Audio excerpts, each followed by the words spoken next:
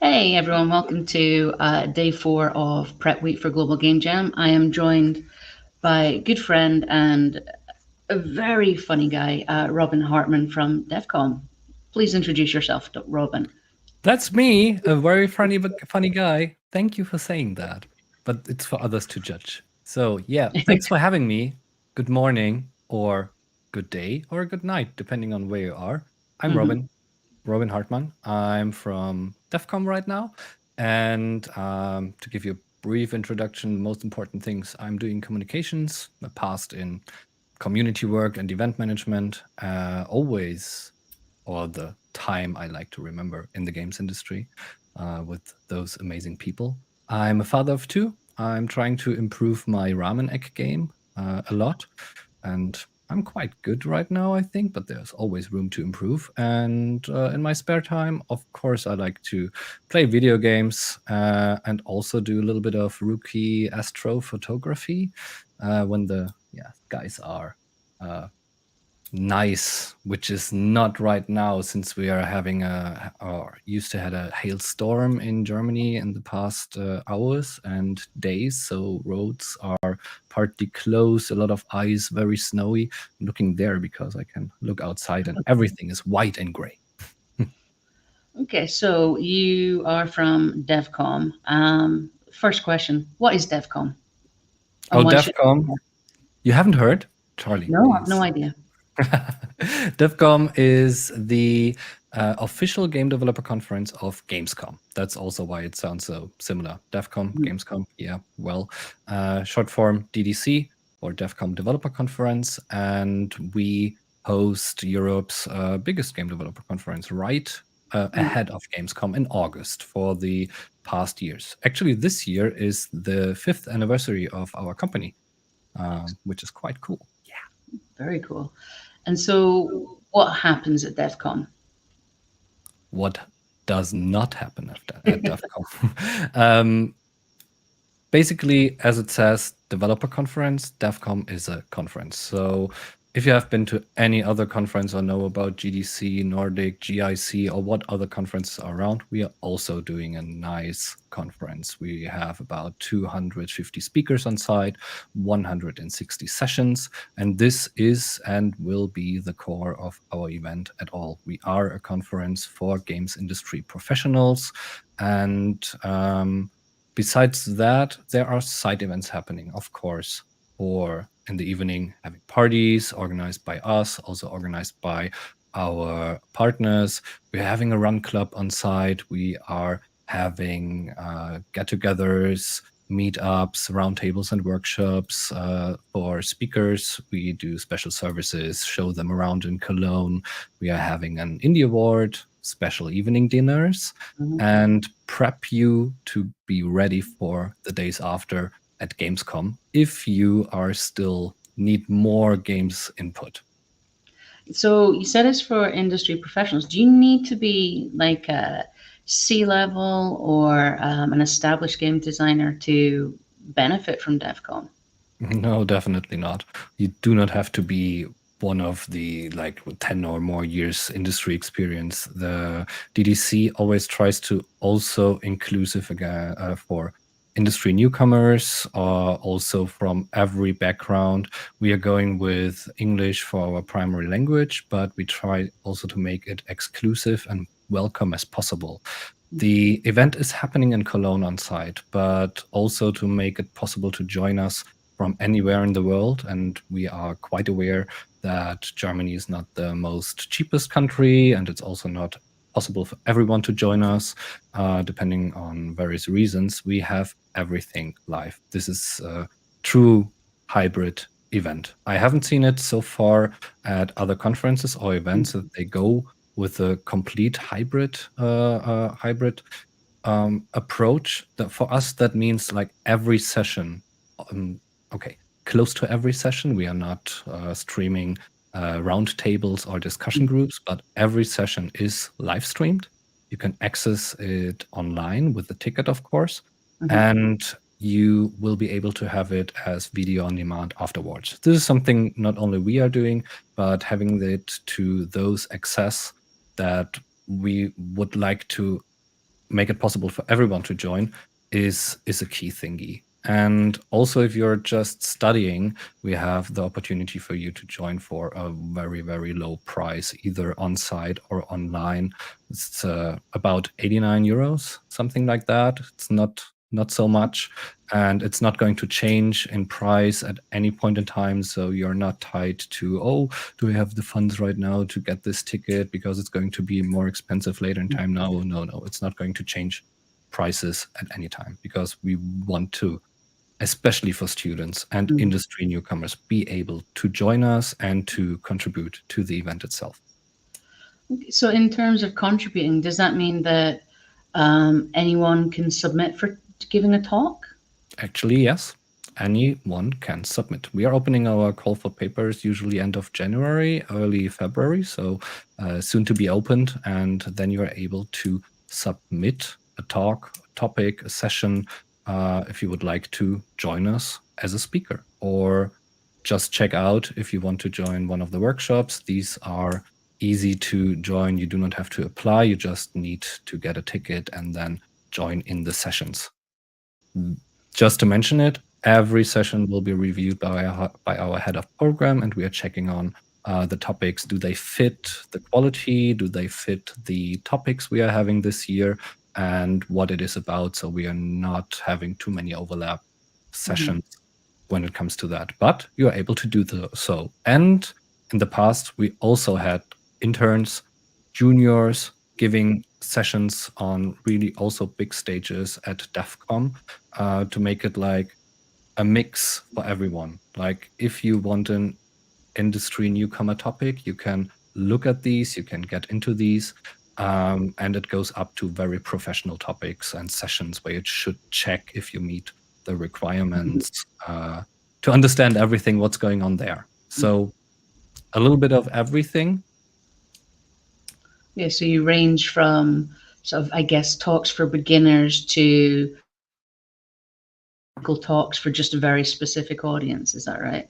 Yeah, it's also described in the session description.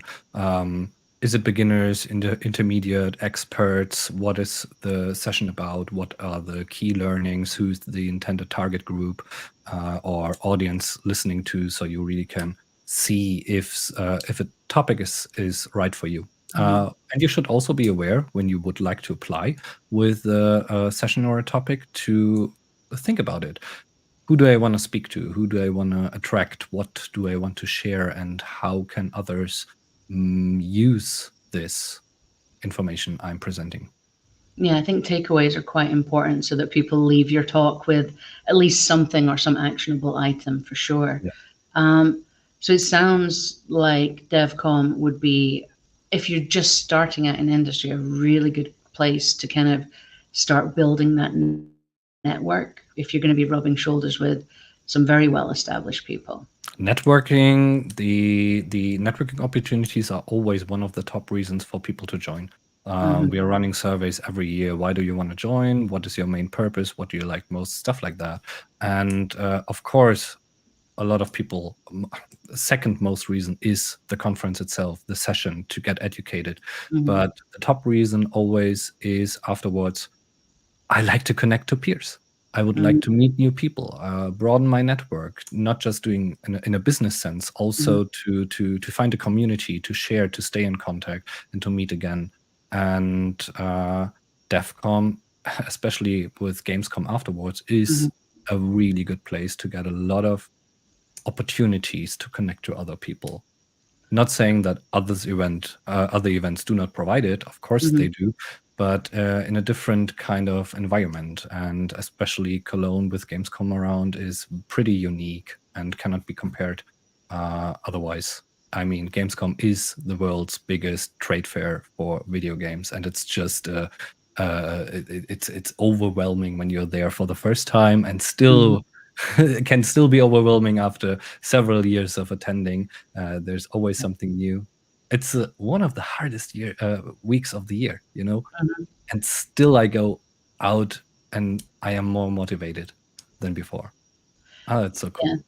it's definitely, the networking. I've made so many really good close friends through DevCom, and it's each year going back, it's like you get to see some people that you would only ever see at DevCom and Gamescom.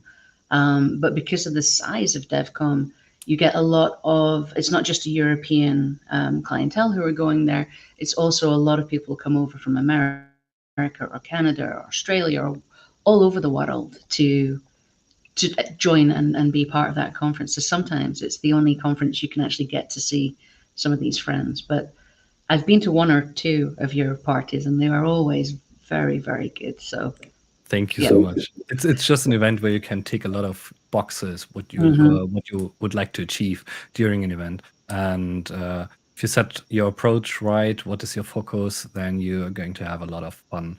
Uh, yeah. But we're talking a lot about that. Maybe I shared just a little bit Okay. of look and feel how it is. We have a 1-2 minute video for that prepared. 2 minutes actually. And yeah, let's watch it together. What do you say? Absolutely.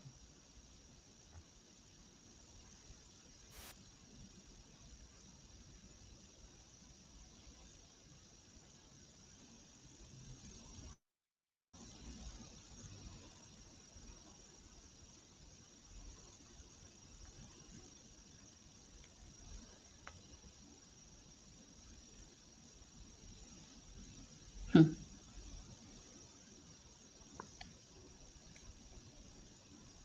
Is there any sound you hear?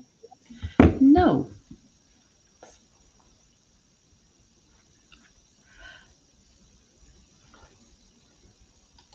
Then we can talk. Okay. Excellent. If there's no sound, we can actually talk. I will just mute it on my side. I will share the link directed to the chat in the Hmm. comment section. I hope this is Absolutely. And visible. that'll go out to everyone that's watching. It's actually nice. Like, I know this was just last year, but so many people I already like, oh, I know him and I know him and I know her. I know them.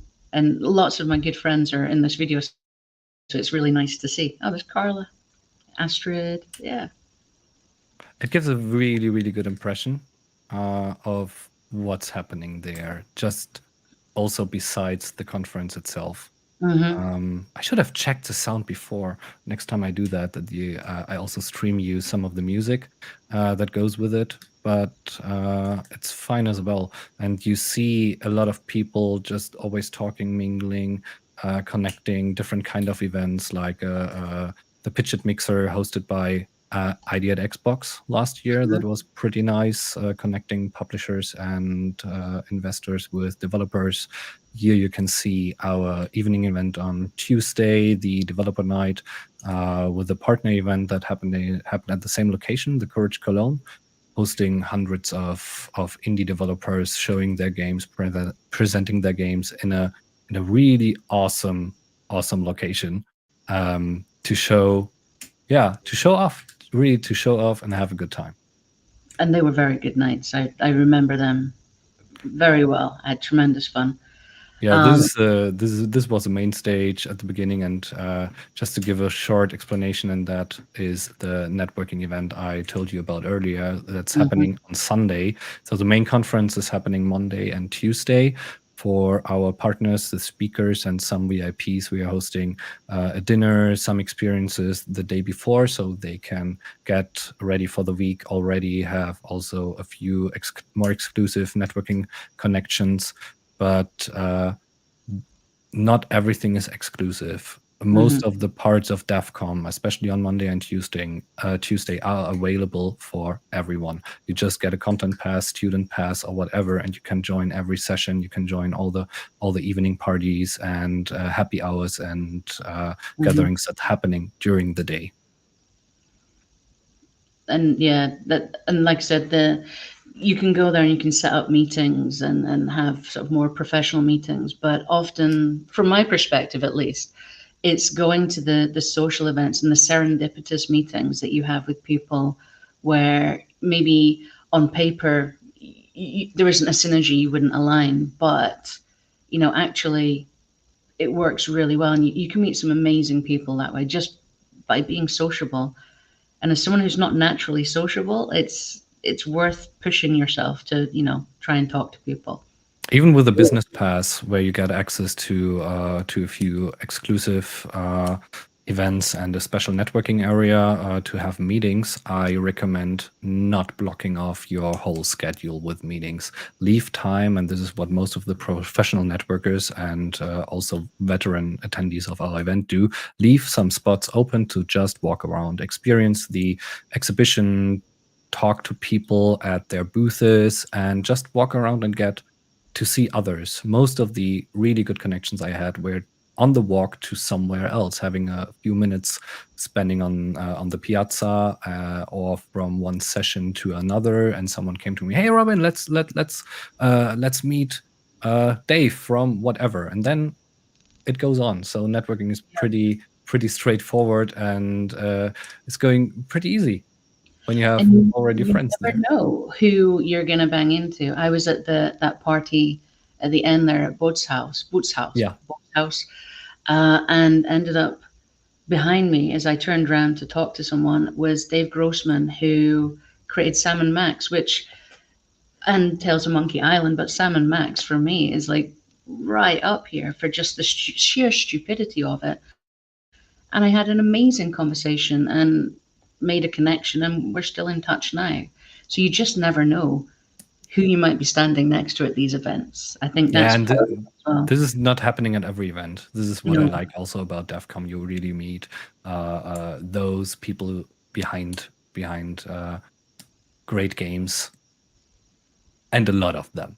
Just Hmm. also a lot of them hanging out at the normal venues and not being overcrowded, like at other international conferences, for example, or which tends to be like this during Gamescom, Hmm. with being like super crowded. With Yeah. Gamescom, I think we're speaking about around 300,000 attendees. Yeah. This is like, wow. Just to compare it, at DevCom, you will meet around 3,400 conference Mm. attendees, which is also quite a lot.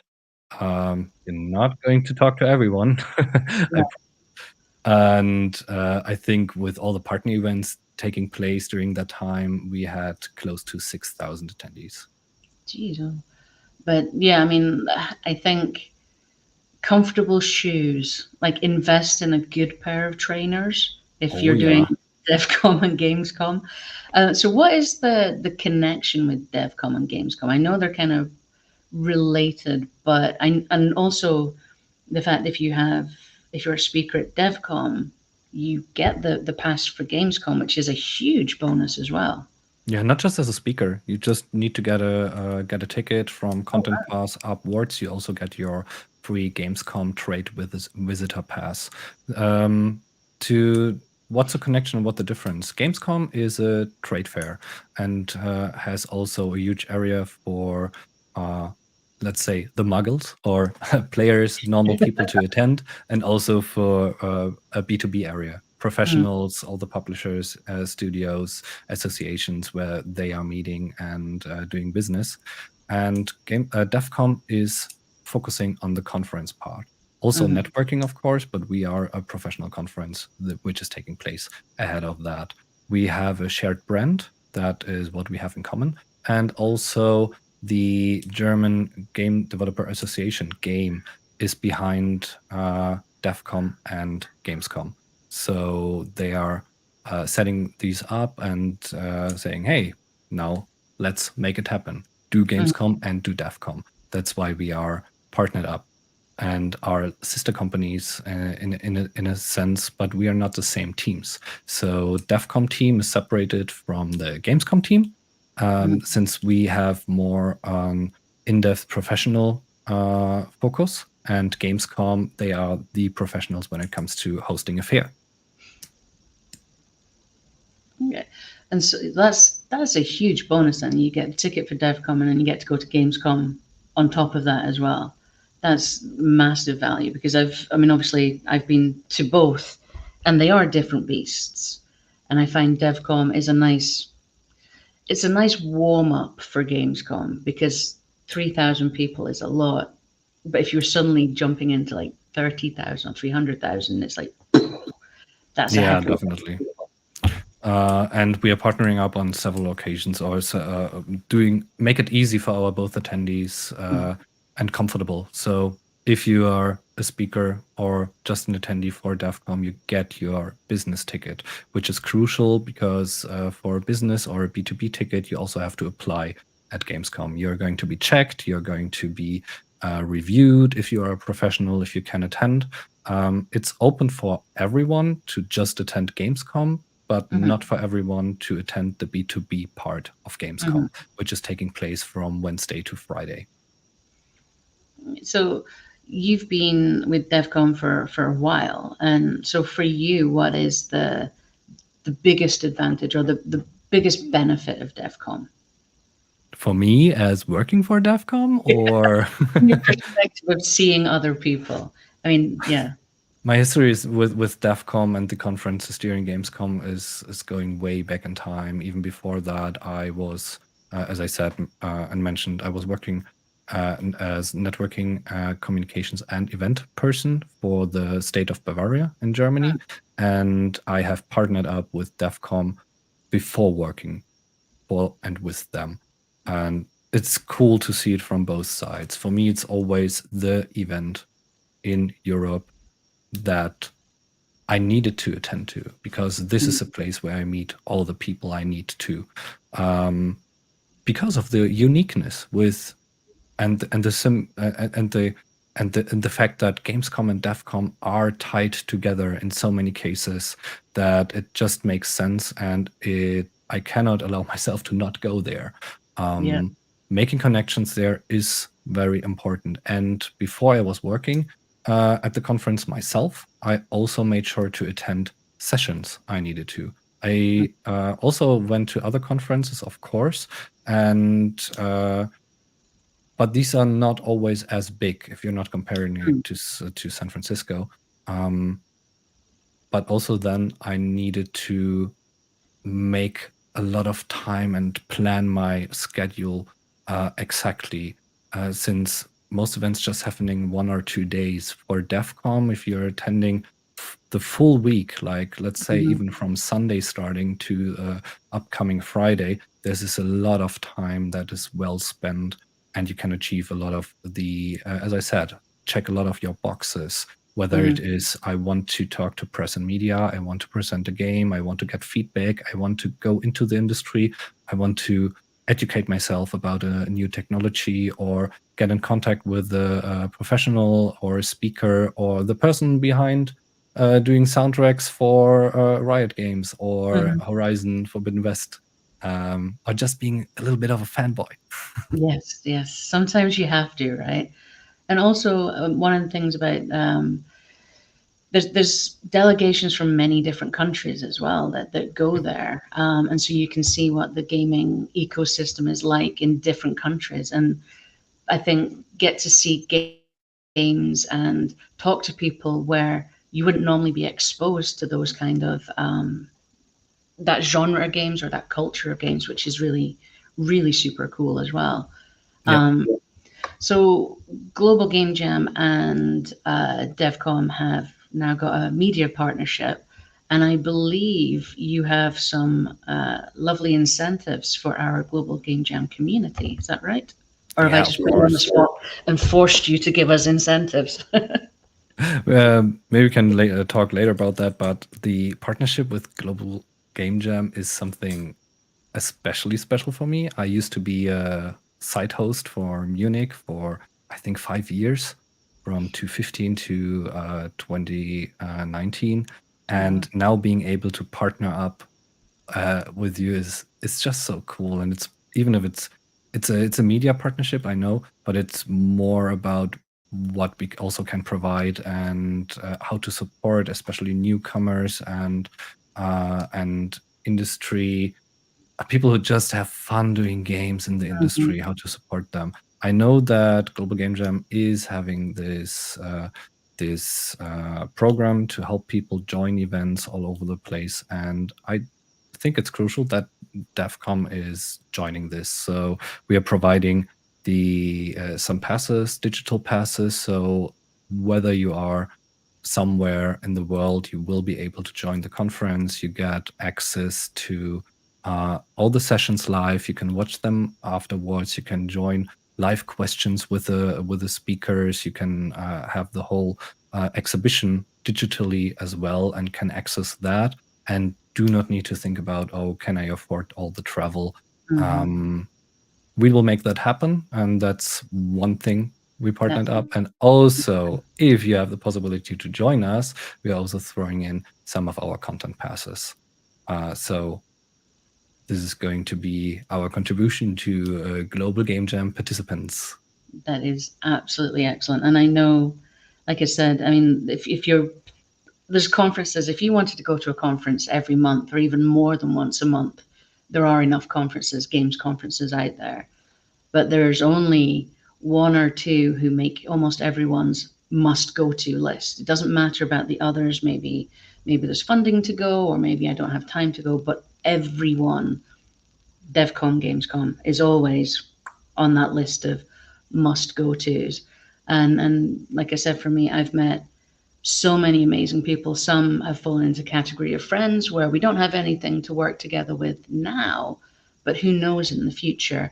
And there's people that we've ended up doing partnerships with or sponsorships with or any. So you just don't know who you're going to meet. And I think that's the really cool thing about DevCon. And the dinner is always vegan as well, which is super nice. And free wine. So that's also good. For the networking dinner, yeah, of course. Yeah. And But I think the coolest memories are happening because you finally see someone from the industry you were looking forward to meet for a long time, or you finally have the chance to talk to that business person you wanted to have set up a meeting before. And a lot of pictures, especially our communities sharing, is from situations where they're sitting in the Cologne August sun or evening sun at the piazza, or during a break between sessions, talking to peers, meeting new people. And this is what DevCom is for me about, that you have this relaxed atmosphere before the crazy part of the week begins. You have the possibility to talk to so many other professionals, but definitely find peers. Doesn't matter what topic you are in, because we have someone for every specialized topic, whether it's kind of programming, narrative design, sound FX, just HR topics. This is part of our program, and this is also what we are proud of, that we can provide. Absolutely. And I've spent a lot of time on that piazza. And the wonderful thing about that is people just go and sit next to each other. So everyone is so welcoming. Don't feel embarrassed to just go and, if there's a space on the wall around the tree or space on a table, obviously ask, is it okay if I sit here? But just you sit down and talk to people, and you never know who that person is. And really good conversations. And again, sitting in the beautiful August sun or hiding from the not so beautiful August rain in Cologne. It's just a really nice atmosphere, and I think that's one for me. One of the biggest things you can get from DevCom and Gamescom, DevCom in particular, because the smaller crowd where you're able to make more connections, and it's those connections that will keep you sane throughout the rest of the week in Gamescom, because you've got people that you know and you can hang with and you can meet up with, and that makes a big difference. And talking to someone from every part of their journey from the games industry, this is a cool thing. Sharing with someone outside of your usual bubble, or getting introduced to new people, this is a really crucial thing. And as you said, to stay sane, just to hear about achievements or struggles of others, and not feeling, especially after Corona, feeling alone at some points.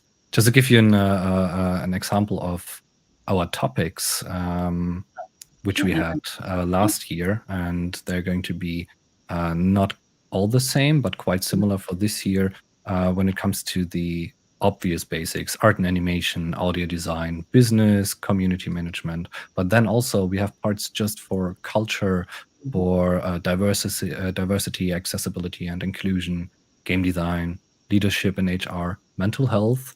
Really awesome addition. I like narrative design, PR and marketing, production and team management, research and education, tech and tools. So there is not just the main topics you're going to expect in creating a video games, Mhm. also a lot of related topics. Just for example, the research and education, where we have teachers, where we have people from universities on what they are studying about, how game design or game approaches are tied into educational situations. I really like that. And for the mental health, it's not that for the last year we've firstly had mental health sessions. We Mhm. are having these for quite some time, but last year it was um, a lot of them specially tied in as a topic, and also one we got really good feedback about, Mhm. that we are having this more visible and promoted in our schedule and as a topic, as quite some sessions were about that. One also of myself.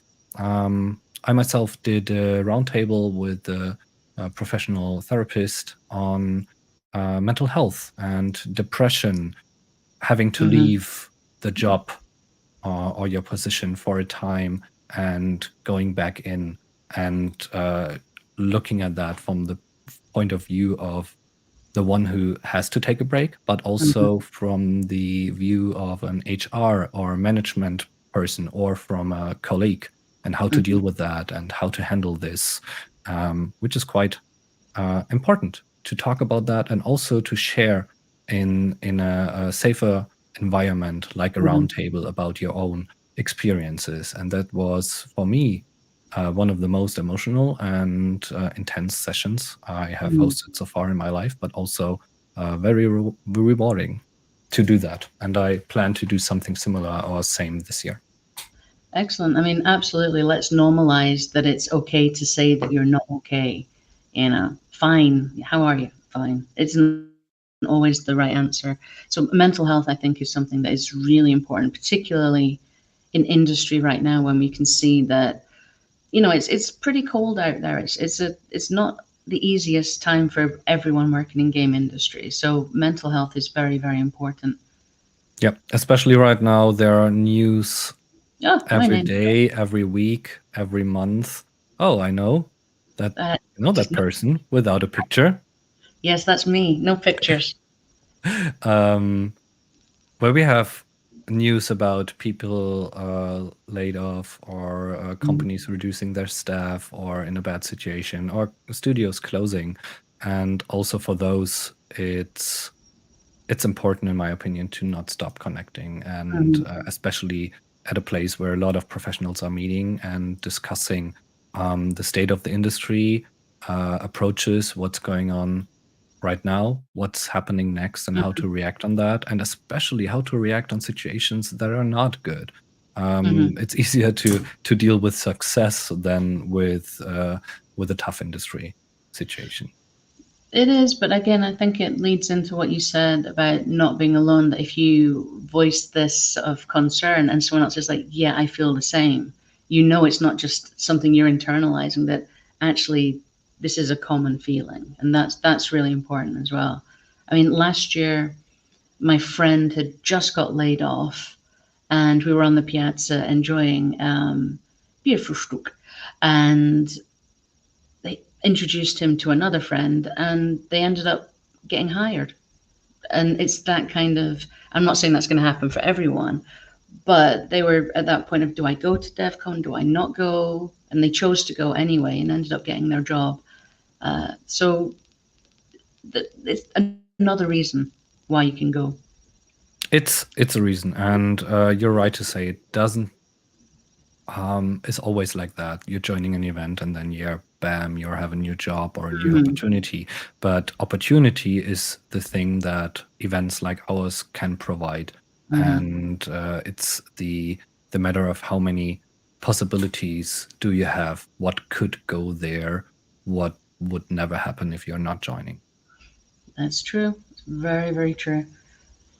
So, are the themes going to be similar for the coming year? Or, so obviously you said you're going to keep the mental health, the topic areas. Is there Yeah. anything, if someone wanted to submit a talk, like what would be the sort of areas that you feel would be more successful or advice for being more successful? um, there is no specific topic that I would recommend. So let's say go with an AI talk, and then you're going to be successful, because we, even if AI is not like a special topic here, we had a lot of AI talks last year, and this will probably also be part of this year. But what's Mm, more important of your session or your topic itself is how important, how intriguing are the mm, insights you deliver? Is this something new? Is it something that people can work with? Do you get uh, really an insight and good takeaways from that? This is what we are looking for.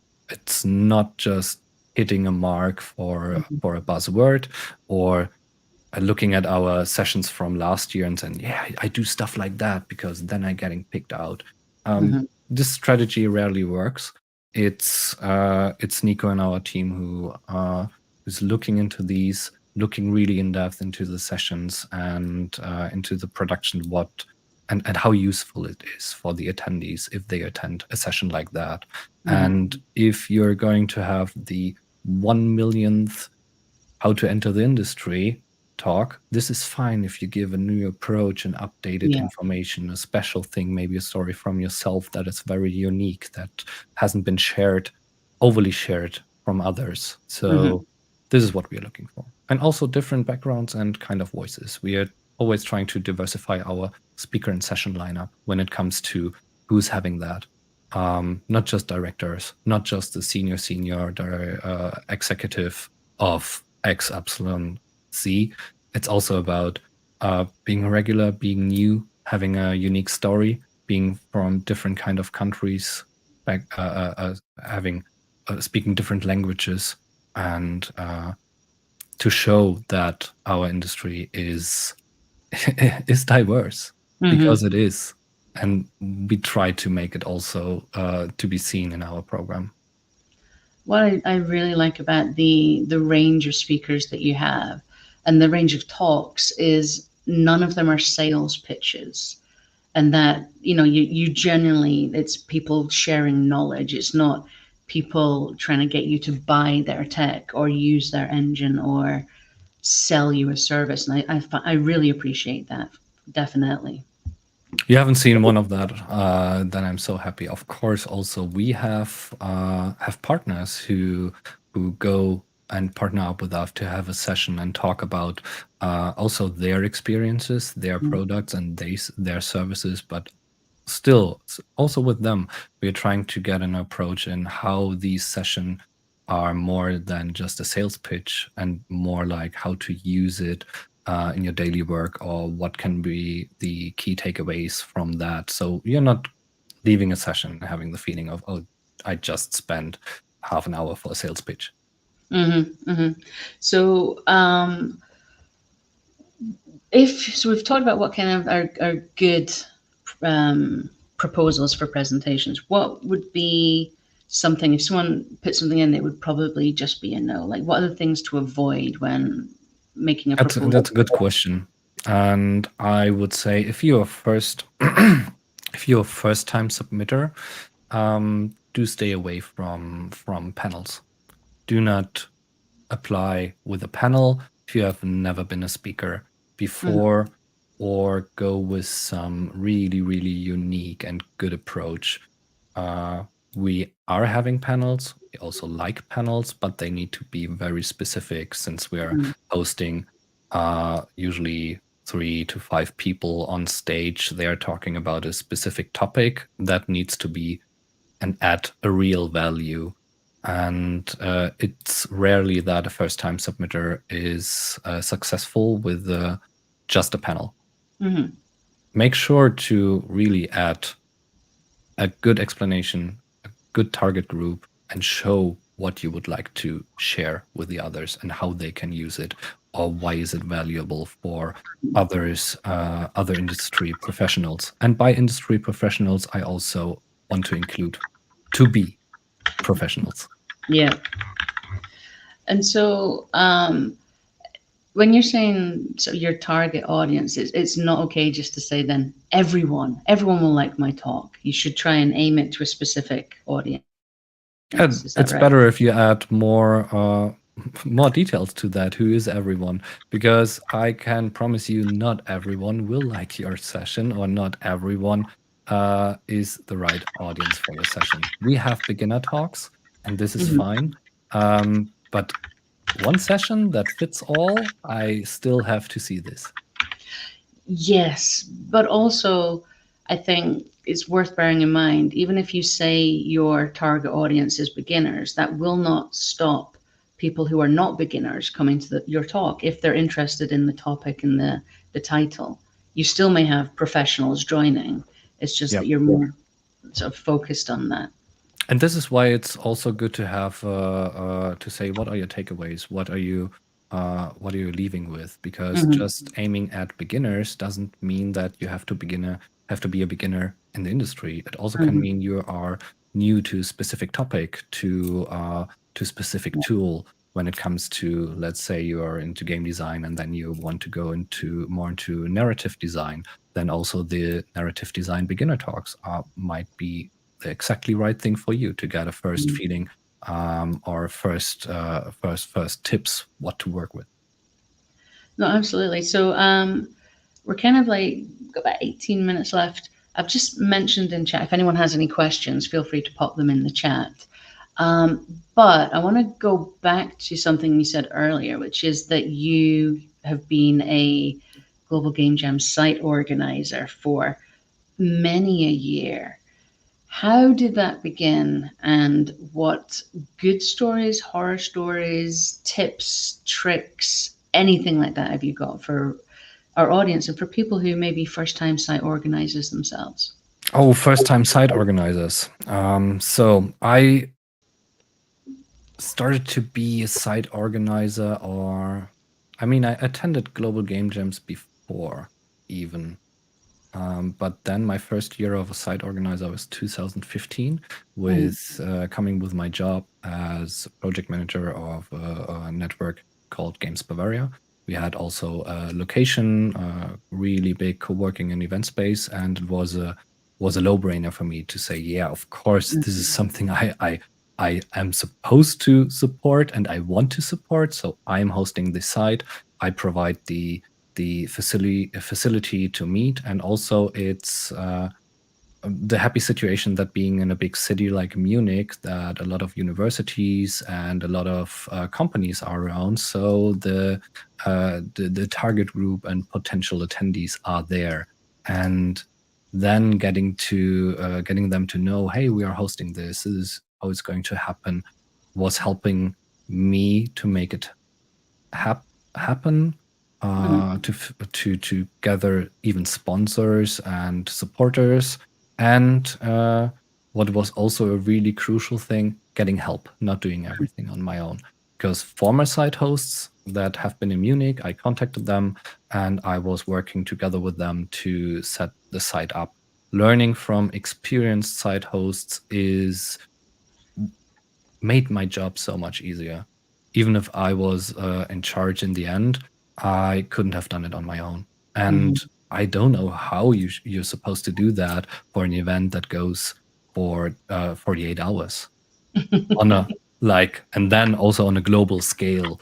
That's not possible without help. So first things, get someone who has experience in being a site host. Mhm, It would be good if it's happened before at your place, but it doesn't matter if you're trying it out for the first time.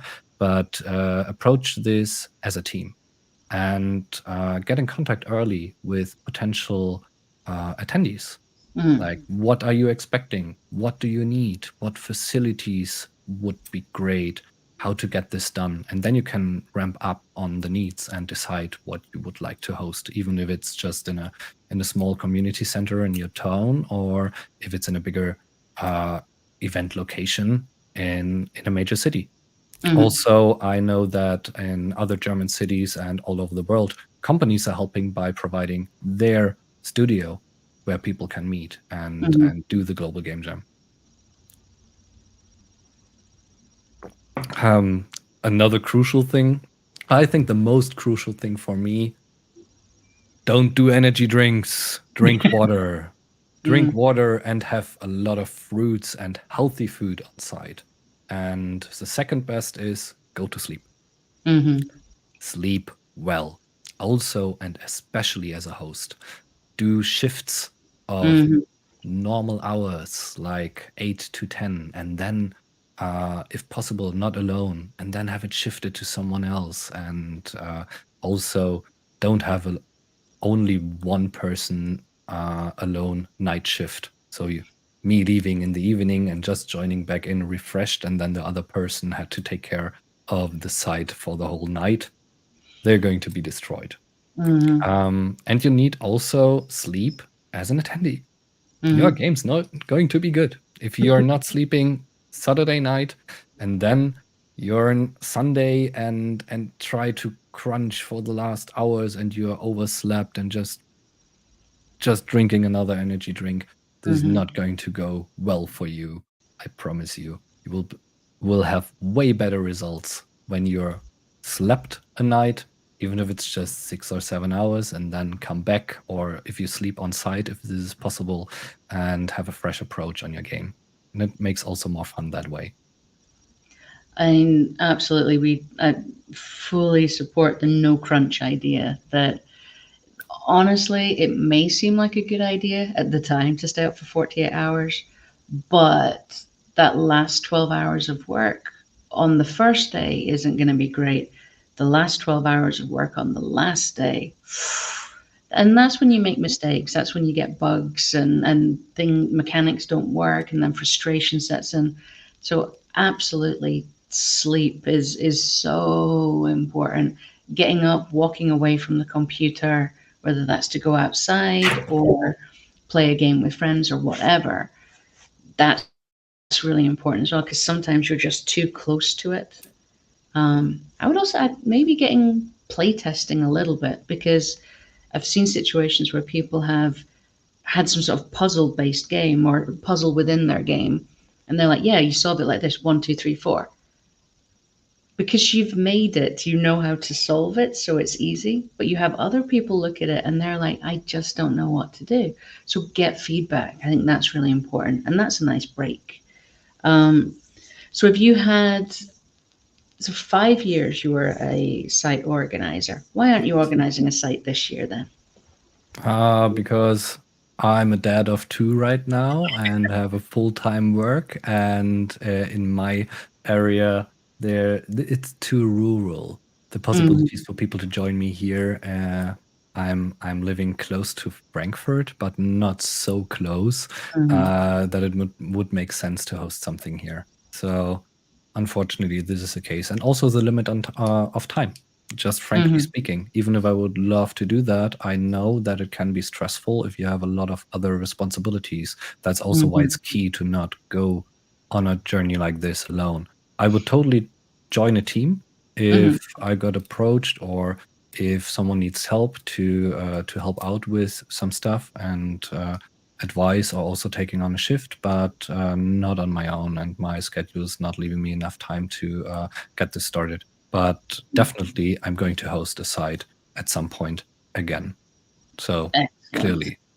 And for another, since you were talking about tips and tricks and what to check for, especially when it comes to what would I like to achieve during a global game jam as an attendee, making a great game is not on the list of goals that you Mm-hmm. should have, in my opinion, and not even on very high priority. The highest priority is having a smooth, nice, enjoyable time with peers and Yes. meeting people. Second one is learn something new, Mm-hmm. or get to learn about someone new. Like connect with someone, broaden your network, or try something out like a technology or a tool or a game idea or whatever. And then when it comes to the game itself, the goal shouldn't be make a great game. Hmm. Just finish a game or make it playable. This is a good goal to set for yourself, not to make it great. It doesn't have to be great. The process should Yeah. make fun. No one will be happy if you're crunching because you want to have the bestest of games, and then you're experiencing troubles, and then you're getting stressed out because your expectation on your own or your team was to make it great and work out. But if your expectations are right, like I learned something new, I tried something out, and I had fun on the process, you're leaving with a way better feeling, and you will tend to do it again, which I can really recommend. Absolutely. And even if you don't finish, submit anyway, Yeah. because we still want to see it. And there are quite a few studios that have formed from doing game jams because maybe the game they created wasn't the absolute best, but the team they created really was, and they sync together. Um, and there's games where people have made them during a game jam, sort of put them to one side, and then as a team have come back to work on them that have then gone on to be published. So there's a lot of potential, but that I fully agree that making a fully finished game or even a fully finished vertical slice is not the absolute goal of Global Game Jam. We literally just want you to get together, have fun, make new friends, make games. And That's it's you were talking so much about DevCom and being a good place to network and learn something new. I also think that Global Game Jam and a game jam itself is a place for this too. I was in the lucky position and always very proud of the Munich location in the past had quite some professionals and experienced games industry people joining as well. Um, Sometimes just on their own because they had fun in trying out something or also teaching during that time and sharing their knowledge. We had some of our bigger studios sending in coders to help review the stuff that the jammers were doing, like professional artists and coders joining in on a Sunday and on a Saturday before and saying, "Hey, I have a few hours just to review your stuff and give you some help on things," which is also smart because if a company is sending in staff, they promote their company Mhm. to others. And but we also had studios joining in with smaller teams, like 5 people from one studio. I knew they started as also students building their games and projects there, also were part of the game jam, and then they founded a company. And even after they founded, they regularly tried to join us with teams, just working on some ideas during the game jam, educating themselves on new techniques, trying Mhm. something out. And this is a really cool and creative atmosphere that you Yeah. can use as a company or professional team as well and facilitate for yourself. It's not always, or it's way too often seen as, yeah, if someone wants to join a game jam or the global game jam, they have to do it on their private time. Mhm. And then it's becoming sometimes hard as you're getting older to say, oh, I have a limited time. And then also I'm spending Friday and the weekend just on work again, and then I have to be back on Monday. If you find, and that is what I recommend to all the companies, if your employees are interested in joining a game jam, help them to do so. Give them half a day or a day off on Monday to reconnect. Let them try Mhm. something out. Let them do good work and talk about your company to other industry peers. It always turns out really good and is very, very good time spent. Absolutely. And I think that's something that people don't necessarily consider that jam sites and the Global Game Jam is not just for beginners. Yes, we welcome absolute beginners. We welcome everyone from every stage of ability at any stage within the game dev journey. But there's people who've been doing it for 5, 6, 7, 15, 20, 15 years. There's people who are professionals. They've shipped many games, but they go and they'll work with different partners or different friends from different companies just to get together, and almost like a busman's holiday. Like, we all work for different games companies, but let's get together and work on IP that's ours, that we're interested in. Um, and some sites will have industry professionals come and visit the sites, give feedback. Honestly, ask your questions, and the same when you go to DevCom as well. If you meet someone that you've always wanted to speak to, or someone who's an industry professional, ask them for advice. We're They're all very open, very welcoming, usually very funny, very nice people. So take these opportunities to ask that person that you've always looked up to the Yeah. question, or um, I'm not saying like walk up to them, please be my mentor, but um, take the time to get these questions. There's no such thing as a stupid question. If you're not feeling comfortable in the beginning of your networking experience, there are a lot of networking 101 talks and advices online. Just check for them. Also specific for the games industry to make you feel more comfortable. But you're totally right, Charlie. It's most of the times just approach someone and ask. Yeah. And most of the times, they are just happy to talk to you. If they don't have time, they will let you know, also in a polite manner. I haven't experienced situations only on exceptional basis where someone was rude or anything, especially to newcomers or to anyone. Yeah. Because that's it. We were all newcomers at one point. Like, none of us came out the womb coding. We had to learn all of that kind of stuff along our journey. So at some point, everyone was an absolute beginner, and so Yeah. you take the chance to speak to someone. Just be brave. And I've not had a bad experience networking and talking to someone, or talking to someone that I've really admired, and then be like, no, sorry, we don't talk to little people. That's never ever happened. So I would say talk to everyone at the jam, at DevCon, wherever. Just use the opportunity to network, build up your professional network, but also build up your friend network. That's just as important, I would say. Yeah, that's also probably the reason because why I cannot work in any other industry in the future and have to stick with the games industry. It's so unique and so close to me. I Mm-hmm. couldn't imagine working again in banking or stuff where I used to work in, and more. I just can't imagine not working in games anymore. No, That's the case. that's it. Once you're in, you're in. You're a lifer now.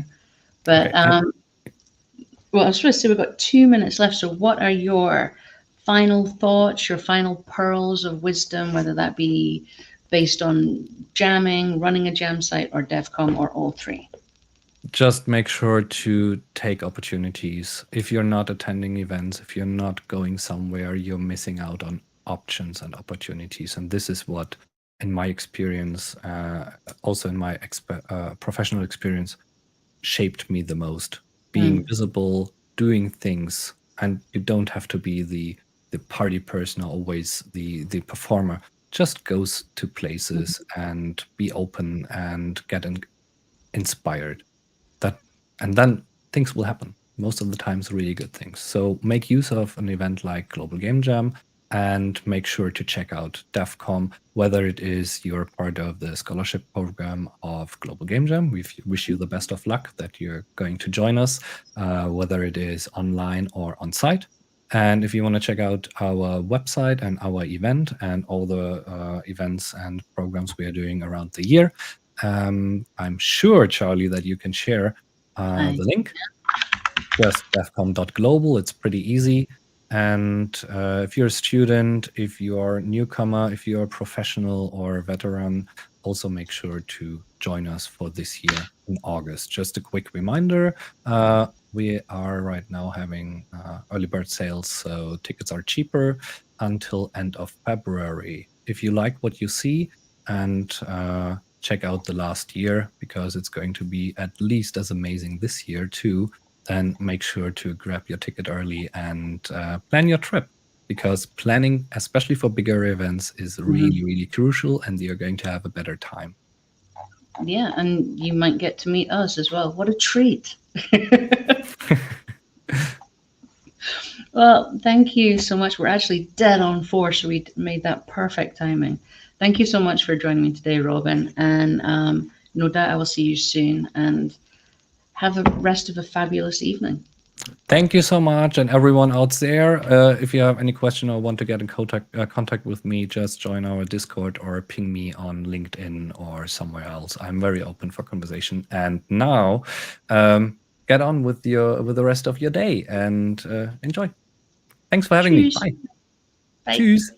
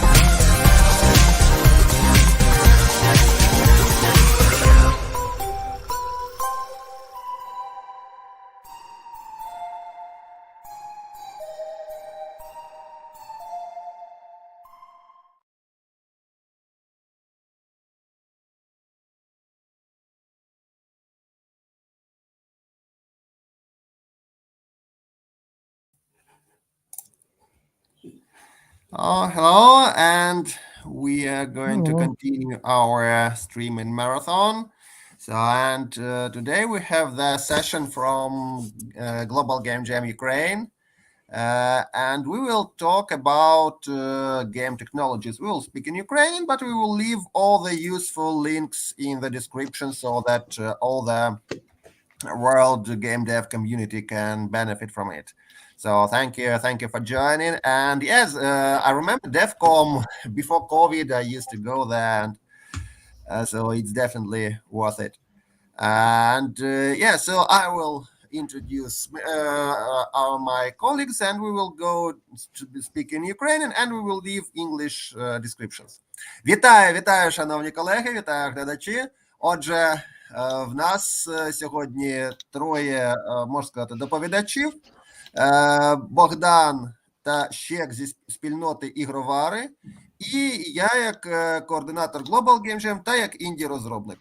І ми розповімо сьогодні про технології ігробудування, які технології можуть вам знадобитися наступного тижня, коли будете працювати над іграми. Вітаю, Богдане! Вітаю. Привіт, Щек! Радий бачити тебе. Привіт. Ми минулого разу бачились на Games Gathering, да, у серпні. Так, вживу. Але були дуже зайняті всі. Так. Ну що, як настрої у спільноті ігровари? Вже готуються люди до джему? Я вже бачив декілька людей, які... А де шукати людей? Ну, ми їх, звісно, в правильному напрямку показуємо. І там, мені здається, люди вже формують команди, вже думають, що робити. Там так, то досить активно вже людей приєднуються, шукають команди один одного. Вже, можливо, навіть хтось вже ідеї якісь попридумав. Ще до теми джему. Ще до теми джему, так. Ну да. Ну, хоча б з жанром можна визначитись, теоретично.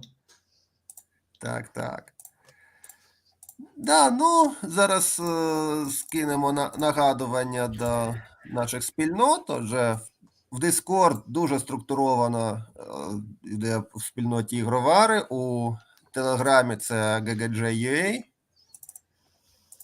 Давайте, да, люди починають приходити. Привіт. Привіт. Напишемо, що технології. Мгм. Пім-пам. О, угу.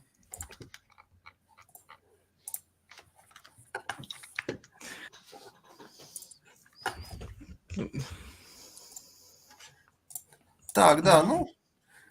Ага. Є трохи є. Може, Так, да, люди все- заходять. Добре. Вже є коментарі. Перший раз бачите на камері. Мгм. Де анонімізація? Приємно так зустріти, всіх познайомитися. Так. Ну, у нас, оскільки може небагато часу, починаємо. Бо я думаю, я почну перший. Стосується тема моя Unity. Зараз я, мабуть, пошарю скрін. Так. Сподіваюсь, ви бачите. Маєте бачити ось картинку з GitHub. Так, гаразд. Я вирішив це організувати в GitHub. Чому? Тому що ви маєте бачити, що тут є вже файли юнітівського проєкту, що означає, що в статті всі посилання, весь код, всі асети ви зможете знайти прямо в цьому репозиторії, просто його завантаживши і одразу читати статтю, розбирати і так далі. Отже, тема погані, викреслено хороші практики розробки джем-гри в Unity. Чому спочатку написано погані? Тому що більшість того, що тут описано, насправді краще не застосовувати в комерційних, великих чи навіть середніх проєктах, тому що там трошки інші підходи використовуються, зокрема там scalability, стабіліті і так далі. Тут же ж ми будемо говорити швидше про швидкість. Бо для джему, мабуть, час – це найголовніше. Попереднє слово скажу, от є така штука, всі знають за best practices, паттерни, підходи і так далі, але рідко хто задумується, навіщо це було придумано. Більшість людей або просто їх використовує, бо навчилися, додали це всі інструментарій, або навіть не знають, навіщо це хороші практики. І ось для мене, я собі керуюся такими 3 принципами, коли реалізую якусь гру, і залежить від контексту, чи це комерційна, чи це геймджемівська. Але основні 3 принципи – це, щоб гра має давати очікуваний результат, відповідно до якогось геймдизайн документу, або до ваших очікувань, як вона має виглядати. Друге, вона має реалізувати ту поведінку, яка задумана. Це теж важливий нюанс через те, що часто ми відхиляємося від наших першочергових задумів і реалізуємо трошки не те, що потрібно, або не те, що потрібно нам, або не те, що потрібно користувачам, або не те, що потрібно ринку. Це теж важливо. І третє, чи вчасно ми її завершили. Тобто, якщо ми задумали якусь гру, яка через 5 років буде неактуальна, а на джемі вона буде неактуальна через 2 тижні, або навіть 2 дні, тому що нам треба її встигнути реалізувати, принаймні основну логіку і механіки, core loop і так далі.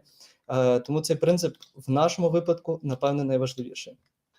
Отже, почнемо з таких ключових моментів. Тут є 4 таких, я розбив на 4 категорії. І перше, що нам часто потрібно під час джему, це швидко замінювати якісь компоненти чи логіку, тому що ми побачили, ось це не працює, треба це замінити, або нам треба швиденько додати багато різної поведінки, але вона має якісь схожості. І тут нам допоможе допоможуть два пункти: це поліморфізм і так званий підхід композиція замість успадкування, або composition over inheritance. Отже, поліморфізм. Визначення я давати не буду. Так, мабуть, з самого слова важко зрозуміти, що це дає. Якщо захочете детальніше, можете почитати за лінками. Я ж зосереджуся на саме практичній реалізації цього підходу. Отже, маємо дуже простий інтерфейс, який називається iInteractable, тобто будь-який предмет, з яким можна взаємодіяти. І він має дуже простий метод interact, який приймає плеєр, але тут типу можна будь-яку кількість параметрів, які нам потрібні в нашій архітектурі. І ще нам що знадобиться, це класи реалізації, наприклад, pickable, тобто будь-який interactable предмет, який має pickable, можна підняти, він реалізує інтерфейс interactable, і він, наприклад, реалізує те, що плеєр піднімає цей предмет. І другий – це, наприклад, readable. Наприклад, ми знайшли книжку, ми не хочемо її піднімати, але хочемо просто почитати її контент. І так само тут інтеракт, і умовно тут би було player read. Зараз вона не реалізована. До речі, це на домашнє завдання. Спробуйте це реалізувати. І все, що тепер нам залишається, це зайти в нашого плеєра, player-controller, так? І він при взаємодії з якимось об'єктом, який відбувається в цьому випадку на onTriggerEnter, тобто чи він дотикається до якогось колайдеру іншого стороннього, не себе. Тут може бути onTriggerEnter просто, можете по-іншому реалізувати через рейкасти, наприклад. І все, що нам треба зробити, це знайти в цього колайдера, з яким ми дотикнулися, цього предмету, interactable інтерфейс, перетворити його. Якщо це якийсь предмет, з яким можна взаємодіяти, ми викликаємо його функцію interact. І це в чому цікавість, що в залежності від того, який ми предмет підняли, виконається або ось ця поведінка, якщо на ньому компонент pickable, або ось ця поведінка readable. І таких поведінок можна дуже багато зробити. Як виглядає тепер сцена в Unity? Все дуже просто. Маємо книжечку, умовно, це такий 2D-спрайтик, в нього є компонент readable і є ключик, який можна підняти. І він має pickable. Все. Це все, що нам потрібно, щоб реалізувати різну поведінку. Відповідно, якщо ми запустимо і стрілочками порухаємося, я трошки зроблю більше, порухаємося, плеєр, от, пішов на book, бачимо в консолі read book. Пішли на ключик, хопа, підняли ключик. І таких поведінок можна дуже багато реалізувати. Тепер це дуже легко. Хочемо, щоб книжка теж піднімалася, все, що робимо, забираємо компонент readable, додаємо компонент pickable, все, тепер цю книжку можна підняти. Сподіваюся, зрозуміло. Мені здається, цей підхід дуже простий, прям, і не обов'язково розуміти, що таке навіть поліморфізм насправді. Йдемо далі. Тепер композиція замість успадкування. Це трошки складніший термін, навіть ніж поліморфізм, але цікаво те, що більшість рушіїв все ж таки використовують це по дефолту. Єдине, що треба свій мозок налаштувати на те, що все складається з компонентів. Дивимося, який у нас тут є приклад. Ми маємо, наприклад, їжу, яка має різні характеристики: колір, смак, нюх і так далі. І ми можемо піти двома способами. Ми можемо просто... їжа ще може бути різна, вона може бути зіпсована, може давати якісь позитивні ефекти і так далі. І, відповідно, кожного разу, коли нам треба цю додаткову поведінку реалізовувати, ми змушені постійно переписувати логіку батьківського класу, відповідно, food entity, як бачимо. Бо якусь поведінку ми хочемо поширювати, наприклад, її запах чи смак, але хочемо додати, щоб, типу, наприклад, коли ми її використовуємо, вона давала негативний ефект. І це дуже проблемно, бо що, якщо нам знадобиться давати кілька ефектів або хороший ефект, ми постійно повинні будемо від цієї food entity успадковуватися і дублювати логіку. Як можна це зробити простіше? От я створив такий food composition entity, тобто їжа, яка складається з компонентів. Та? Це от вона має там смак, колір і запах, все те саме, але вона має додаткове поле ефекти. Відповідно, коли ми використовуємо цю Food Composition Entity, ми і створимо цей об'єкт в нашій сцені, ми все, що можемо, просто пройтися по цих всіх ефектах, виконати їх і, в залежності від того, як ми налаштуємо цю їжу, ми будемо мати різні ефекти. І тут є такий приклад, наприклад, їжа. Дивимося на Composition. Маємо, що наші ягоди беріс, чи зіпсоване яйце, яке жахливо пахне, чи піца. Вони всі, бачите, Food Composition Entity. Тобто я не створюю додаткової логіки. Я все, що міняю, це міняю їхні ефекти. І ефекти можуть бути будь-якої кількості. Можна додати ще якісь компоненти і так само розширити цю поведінку. Тобто ми уникаємо дублювання коду, пришвидшуємо час розробки, те, що треба для джему. Йдемо далі.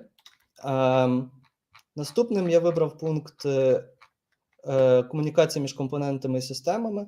Це така дещо важка тема, тому що її реалізації дуже багато, але ідея в тому, щоб ми могли з будь-якого місця нашого коду доступатися до якогось компонента, який ми вважаємо є глобальним для всієї сцени. Це може бути, наприклад, аудіо, це може бути, наприклад, збереження, це може бути купівля якихось предметів в IAP, тобто в Purchasing Story. Для цього нам знадобиться синглтон. Це суперечливий, насправді, паттерн, це паттерн, але він суперечливий, оскільки він створює сильнозв'язність. Що це означає? Що якщо ми по коду всюди будемо доступатися до одного об'єкта, цього синглтона, нам потім дуже важко буде позбутися зав'язаності на цей код і випилювати цю систему. Але в Unity це має свої позитивні моменти, бо, наприклад, той самий аудіосистем, він повинен бути один і доступний всюди. Реалізуємо дуже просто. Також в проєкті ви зможете знайти приклад цього простенького синглтона. Його бувають різні види, але для початку цього достатньо. Все, що нам потрібно, це створити так званий GameHub, я його називаю. Ви можете назвати це по-іншому, можете просто синглтон назвати, можете назвати якийсь там System чи Game System. Зробити його синглтоном, відповідно, щоб він був один екземпляр на весь проєкт. І створити в ньому класи, які групують логіку, от, наприклад, аудіо, чи storage, чи івенти. Так само ми можемо створювати їх як звичайні класи C-Sharp'овські, без зав'язки на інфраструктуру Unity, а можемо все ж таки додавати компонент до нашого класу і витягувати його, підкидувати, умовно, коли нам потрібно. В проєкті цей GameHub виглядає теж дуже просто. Все, що його треба додати на сцену. Ось тут ми додали сам GameHub, тут ми додали аудіосистему, щоб воно його витягнуло потім під час рантайму. І тепер цей об'єкт доступний всюди. Тобто, наприклад, при взаємодії з якимось об'єктом ми хочемо виконувати, програвати якийсь звук. Все, що ми робимо, пишемо ось таку GameHub, це назва нашого класу. One, це я так називаю один екземпляр, часто його називають instance. І все, тоді конкретна система, треки, тут організація може у вас бути різна, і програємо звук. Гейм-івенти.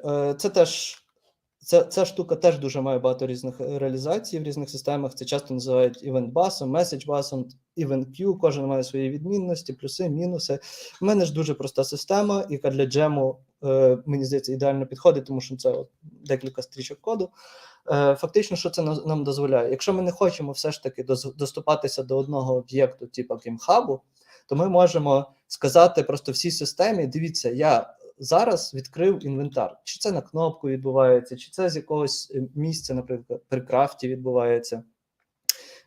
І таким чином будь-хто може підписатися на цю подію і виконати там свою необхідну логіку.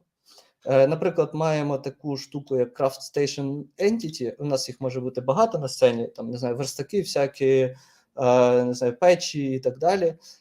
І коли ми умовно взаємодіємо з цим Craft Station, ми хочемо відкривати завжди інвентар, щоб користувач міг бачити, які в нього є предмети для крафту. Все, ми кажемо про це всім, хто хоче на це підписатися.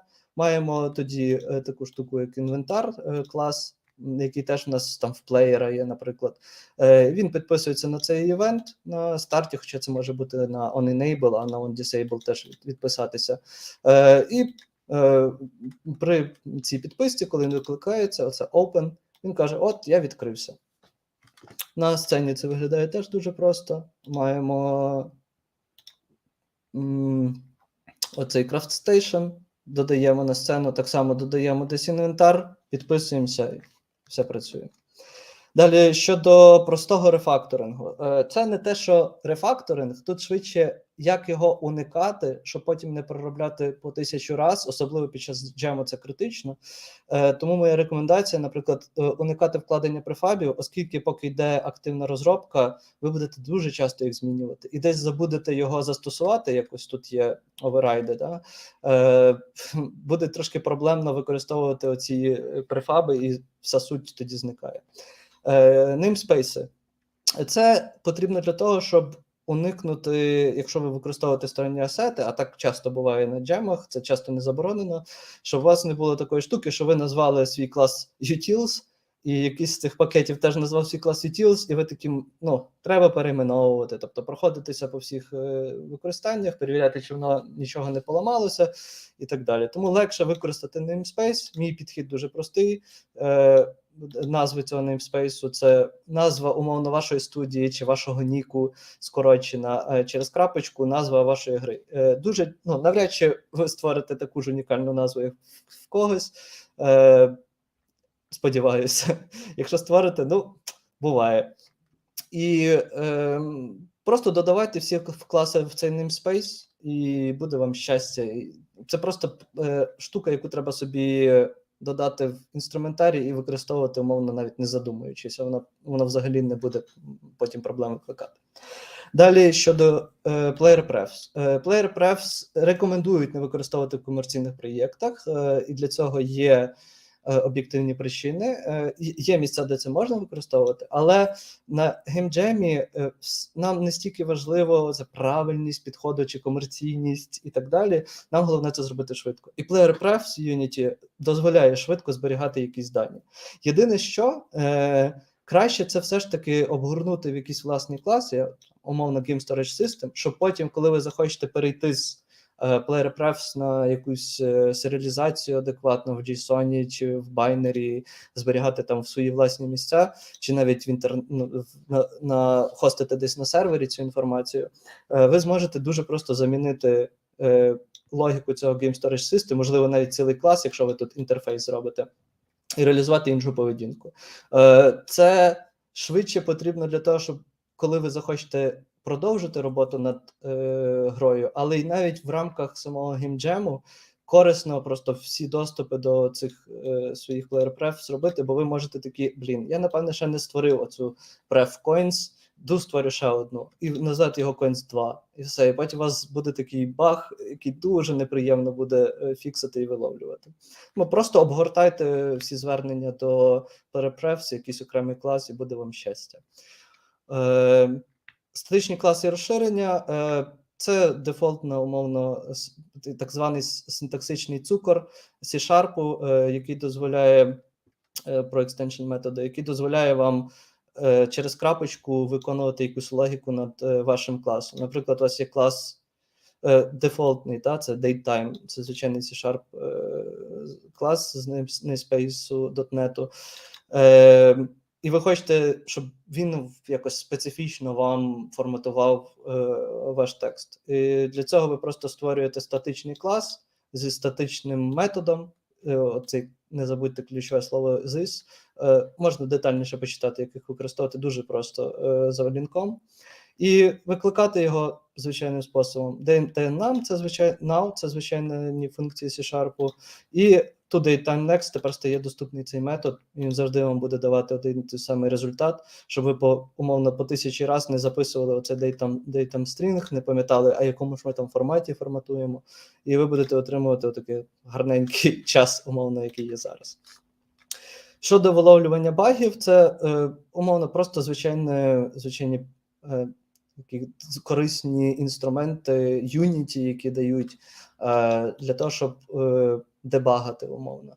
Перше, це контекст меню. Якщо ви хочете створити протестувати якусь логіку дуже швиденько, ви можете написати такий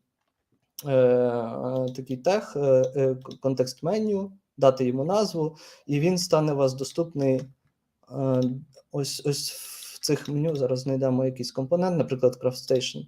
Ось тут буде доступне вам в меню ваша опція, і ви так дуже швидко зможете тестувати виконання якихось функцій. Наступне це Gizmos. Ви, мабуть, про них чули, може детально зупинятися не буду, але це дуже корисна штука. Користуйтеся нею, це дуже допомагає виловлювати проблеми з фізикою особливо, чи з переміщеннями і так далі. Також є штука OnGUI, це умовно можливість поверх вашого UI і геймплею додати такі кнопочки, які будуть доступні під час рантайму, і вони можуть виконувати різну логіку. Наприклад, вам треба зібрати якісь там ключики і переміститись на інше місце, але ви не хочете, для дебагання треба це зробити швидше, і ви такі створили тут кнопочку, хопа, перемістись, будь ласка, сюди, і він сам швиденько переміститься, вам не треба тратити час на проходження своєї ж гри під час розробки. І заключне слово скажу, що не завжди важливо, чи ви добре пишете код, недобре пишете код, чи є там спагеті і так далі, особливо під час геймджему. Суть – це зробити гру, щоб в неї було цікаво грати, щоб її не треба було по 300 раз переробляти під час джему.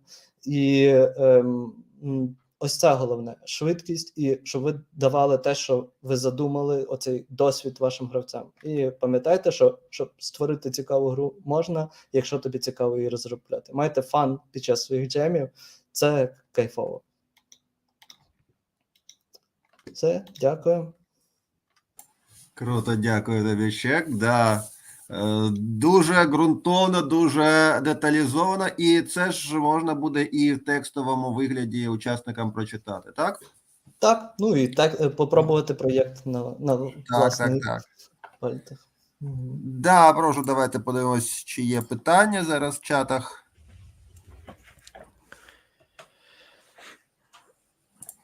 Так, GGJ, да, запинена трансляція. Я просто скажу тоді від себе, сам я на Unity не пишу, а от самі ідеї якраз вони дуже універсальні, вони навіть не суто до Unity, якраз те, що варто розробникам знати і про інкапсуляції, і про composition over inheritance, це якраз те, що треба. Так, трошки мало часу і все стисло, багато інформації, я розумію, але повірте, перетравіть трошки, перечитайте ще раз статтю, спробуйте, і у вас все стане на своє місце, я думаю. Так. Дійсно. І якраз у нас буде час на сам Global Game Jam, щоб оволодіти цим, тому що ми працюємо тиждень, і буде так, щоб працювати за якоюсь структурою. Да, добре. Прошу, тепер будемо продовжувати. Тепер перейдемо до більш лайтовішого і простішого варіанту, де можна буде і потикати також буде і стаття. Можна буде подивитися, і можна буде і попробувати також проєкт. Я зараз поширю скрін. Так.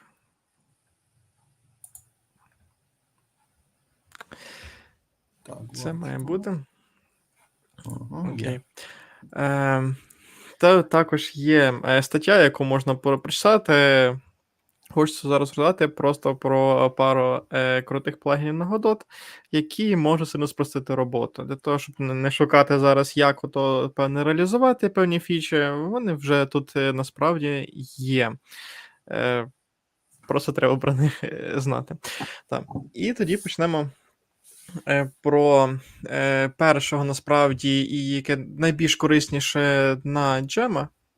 Це і створення рівнів. Створення рівнів, особливо в 3D, це досить довга і муторна справа, а якщо це використовувати Godot, то взагалі ще важче. Бо технологія, яка є частково BSP в Godot не є досить зручною, і вона не є повністю функціональною. І тут на допомогу приходить програма, яка називається TrenchBroom. TrenchBroom, вона використовувалася для досить багато ігор для створення карт, наприклад, Quake, Valve теж її використовувала, і ще багато інших програм. А тут зробили плагін, який назвали Quodot, який використовує саме цю карту TrenchBroom і інтегровує його в Godot. Можна якраз буде зараз і подивитися. Наприклад, відкриємо цю карту, яка, можна бачити, повністю вже, це для прикладу створена якраз карта, де є повністю всі об'єкти, їх можна легко створювати. На початку ця програма досить незручна по керуванню. Вона має незвичайне керування, але загалом, коли звикнути, то воно сильно спростить роботу. Якраз для прототипування, а на джемі це в більшості це саме прототипи, то можна швиденько буде створити. Ще круто в тому, що тут же навіть можна налаштувати фізику, текстури, також тут є фейс, можна текстури підвантажити і додати свої власні.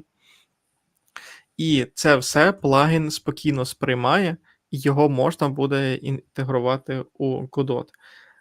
Наприклад, це якраз тут береш Entity, тут вже якраз є імпортована, всього лиш створюється оця Godot Map нода, вибирається ось тут лінк на дану мапу. Не знаю, чи можна перетягнути. Ні, вроді можна перетягнути, воно тоді S-стрінгово сюди вставить. Вона тоді імпортується, є кнопочка Full Build, і вона збилдить повністю цей проєкт, вже настворює різних тут нод. Як ви бачите, вже ноди, які сприймаються повноцінно Godot, є якраз фізичні ноди. І всі решта, які потрібні, саме були на цій карті створені. І можна зразу тоді, поки як буду запускати зараз сцену, показати наступний плагін. Досить простенький, але корисний. Це, звичайно, віконечко внизу, куди дивиться зараз камера. Це все, воно можна переміщати, можна збільшити розміра. Це схоже було в Unreal. Воно насправді спрощує просто поставити камеру куди потрібно, в рази швидше. Так, тоді запустимо зараз цю сцену. Це фізична сцена, де просто падає об'єкт і розбивають інші елементи. Так, спілдиться. Да. Фізика. Звичайно, фізика, окей. Вона кожен раз, коли запустити, працює по-різному.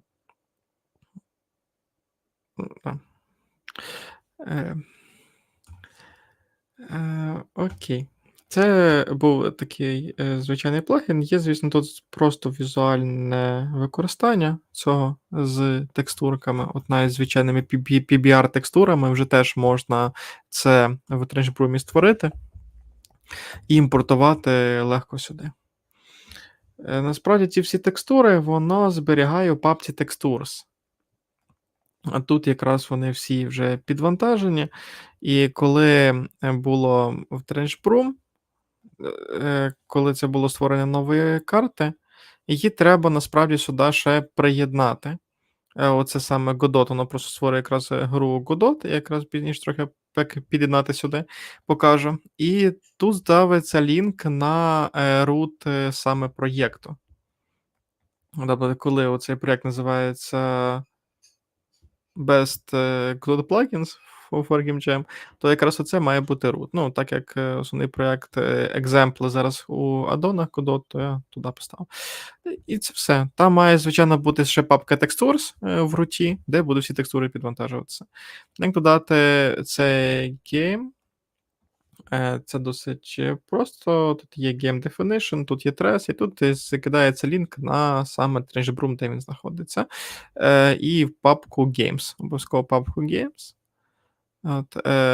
Тут якраз TrenchBroom, і в папка Games, її саме треба вибрати і натиснути сюди Export File кнопку. Це типу як кнопка працює.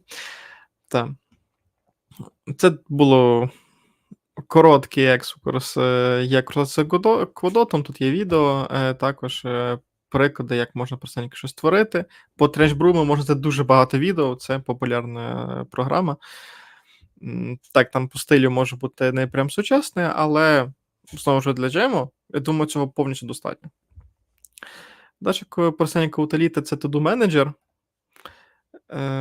Вона насправді досить проста. Це звичайні коментарі, де пишуться to-do, fix, me або hack. Вони, звичайно, тут списком показані всі to-do, що в коментарях написало зробити. Їх тут багато, тому що вони ще з плагінів деякі підтягуються. Це якраз дуже зручно, коли от ввечері там вже перед тим, як спати, вирішили, там треба ще щось зробити, але завтра прокинеться зранку і вже забудете. І якраз туду можна залишити там, що ще не пофіксили, що ще не зробили. І вже тут в списку вони будуть. Тут налаштування можна додати, наприклад, якщо не вистачає туду, додати якісь власні ще назви, патерни можна власне додати. І також змінити кольора, можна також ignore pass видалити, наприклад, якщо видалити add-ons, вже досить багато туду забереться звідси. От. Ну, тут екземпл теж зникли, тому що воно в папці add-ons. А от якраз current файлі, який зараз відкрита мапа, вже є навіть 2 to-do. Коли 2 рази заклікнути на ньому, то перейдеться саме, де той коментар залишився. Дуже, дуже зручно. Наступний плагін — це Panko Console. Він корисний для дебагу. Так, це дебаг більше не про оптимізацію йде мова, а дебаг фіча для перевірки логіки. Так, зараз відкрию екземпл. На прикладі зараз. Так, тут є документація, як воно використовується. Він має пару вікон. От на тильду якраз відкривається це вікно.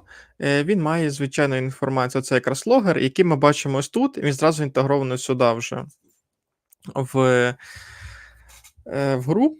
Це теж зручно. Бачите, логи, не треба виходити вже за межами гри. Все в грі навіть є. Є інформація, expression monitor, це вже додати. Expression різні, також от expression можна додати шорт-мапи. Я не сильно зрозумів поки що до кінця, де воно потрібно.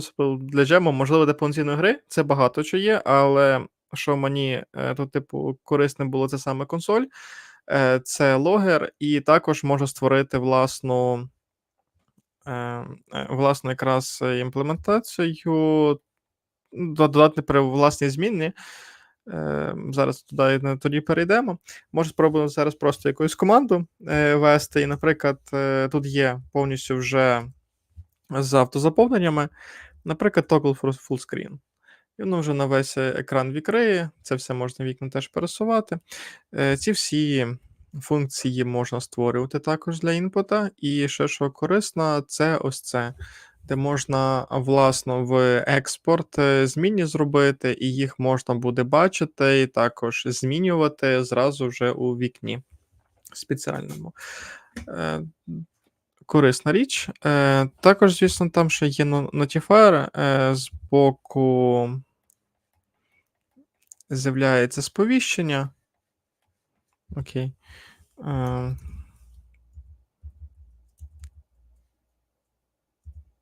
От, наприклад, оновилося, сцени reload. Тут чи корисно просто оновити сцену. І вже є сповіщення, також з'являється. Як на мене, воно для дебагу більше, настільки воно гарно виглядає, що я думаю, навіть і в реліз можна використати. Тільки повиключати певні модулі. І якраз так, їх можна тут виключити. Можна закрити Qt через команду.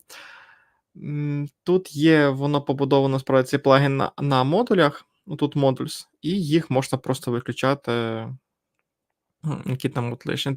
Тут навіть є модулі Snake, де інтегровує маленьку міні-гру. Якраз можете скачати і пограти в неї. Наступний корисний плагін — це Wigglebow. Wigglebone – це що таке за плагін? Цей плагін він дозволяє інтегрувати желе. Тут якраз є пальма. Це дуже класна сцена, де кожен оцей листочок у вигляді желе повністю реалізований. Це кісточки, якраз які мають певну фізику. Також воно реагує на переміщення об'єкта. Можливо, коли воно так досить різке переміщення, то дивно фізика працює. Я думаю, це все треба просто налаштовувати. Тут вона лише для базового, для прикладу показати. Якщо з тим побавитися, можна зробити гарніше. От. Це було Wigglebone і Phantom Camera. Наступний це плагін Phantom Camera. Чим мені сподобався? Тим, що він має вже, як то хтось пам'ятає, Unity з Cinemachine, він вже реалізовує схожу механіку, де follow за плеєрами, але крім того, він ще має ще має корисні речі з налаштуванням вже механік.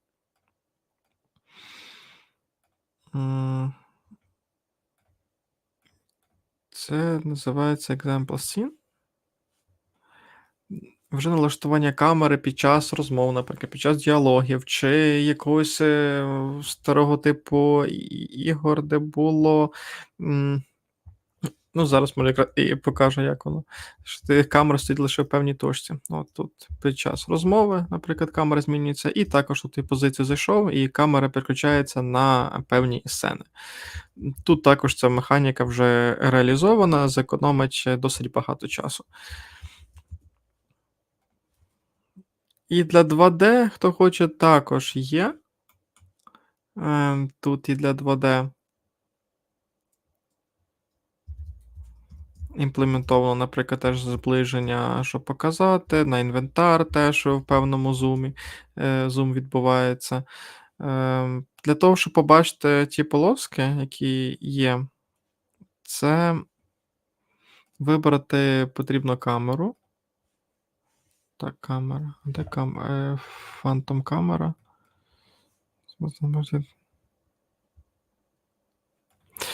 Ладно. Це має бути тут камера. Напевно, не попадає на певну ноду. Відповідно, вона тільки з нодами плагіни працює, де якраз рендерить задні елементи. Також 2D і 3D підтримує повністю камера, динамічна камера, щоб було видно два плеєра на екрані. Це і з 2D, і з 3D працює. Насправді, це не все, що має ця Phantom камера. Це багато вони мають функціоналу, який просто не можу зараз всі показати, і тут буде час попробувати і почитати. Behave – це якраз використовується Behave 3. Реалізовує це для штучного інтелекту. Воно додає можливості більшої логіки. Воно корисне тим, коли логіки досить багато. Штучний інтелект виконує багато речей, які просто з станами реалізувати не вийде. Воно зробить просто такий мес. Behavior 3 виглядає в рази читабельніше, і все через те, що він може мати багато задач, які вирішувати відносно послідовно їх виконувати, і вирішувати, чи зараз не може виконати її, чи не може, і досить багато ще інших речей, які насправді дуже довго розказувати, як Behavior 3 працює. Я думаю, окремо можна буде про це також поспілкуватися, про штучний інтелект. Так, Godot. І можна зараз переклад. Там приклад досить такий простенький по механіці, але Behavior testing. Ось, де є Behavior 3, є селектори, де є багато різних задач, і тут якраз перша та ніби перевірка, чи якщо вона виконується, то ніби пройдемо далі. Якщо ні, то воно просто закінчить цикл. І тут якраз просто в тому перемішується, коли вони бачать один одного, тут якраз і спрацьовує ранінг. Тут якраз для дебагу є інформація. Також для дебагу, щоб було зручніше, є візуальне відображення. Це коли ви виділите Behavior 3.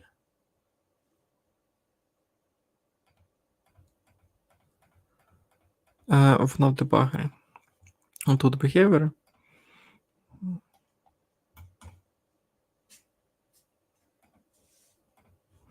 От, і коли переміщуватись, ось спрацьовує анімація, що саме зараз відбувається, що саме зараз раниться, яка нода.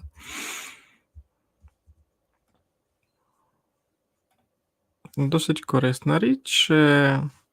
Та, Little Camera Preview, я якраз вже про неї показав, і досить простенька jump count. Я не знаю, чи ви замітили.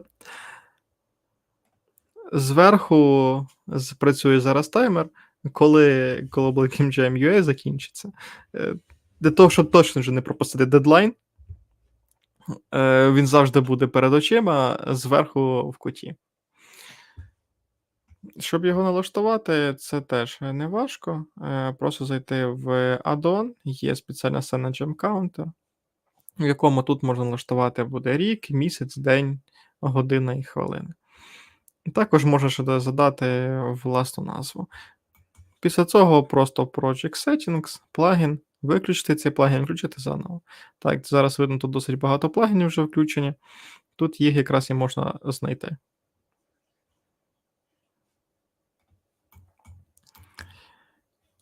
Ну, на тому, напевно, все. Це, звісно, не всі плагіни. Їх можна ще зайти в Godot Asset Library і знайти ще багато корисних. Це просто, як на мою думку, є більш важливіше. Ага, супер, круто, дякую дуже, Богдане. От мені Godot дійсно подобається тим, що там все можна налаштувати, і вони будуть виконувати модулі і на саме середовище, і на гру, ті які модулі для гри, чи модулі в режимі середовища, можна прямо редактор зробити на екрані, а потім одразу кудись завантажити. Я от, коли треба було знаходити якісь питання по Godot, то я в тебе консультувався у ігроварах і запрошую наших учасників задавати питання зараз чи взагалі, коли будете натрапляти на якісь труднощі, складнощі. Тут дуже корисно, дуже приємна сама тулза, цей Godot. Так, да, в нас тут повітряна тривога, я на коридор перейшов, як то кажуть. Я хотів показати 2D-інструменти. Тут питали в коментарях про Pygame. До речі, чому я Godot обрав для своїх студентів для розробки ігор минулого семестру? Тому що вони вивчали Python. Ну, я став не брати Pygame, а взяв Godot, тому що мова програмування в Godot схожа з Python. І підходи ті ж, а плюс ще компоненти, плюс ще. Так, а я зараз відкрию презентацію екрану. Так. Повний екран.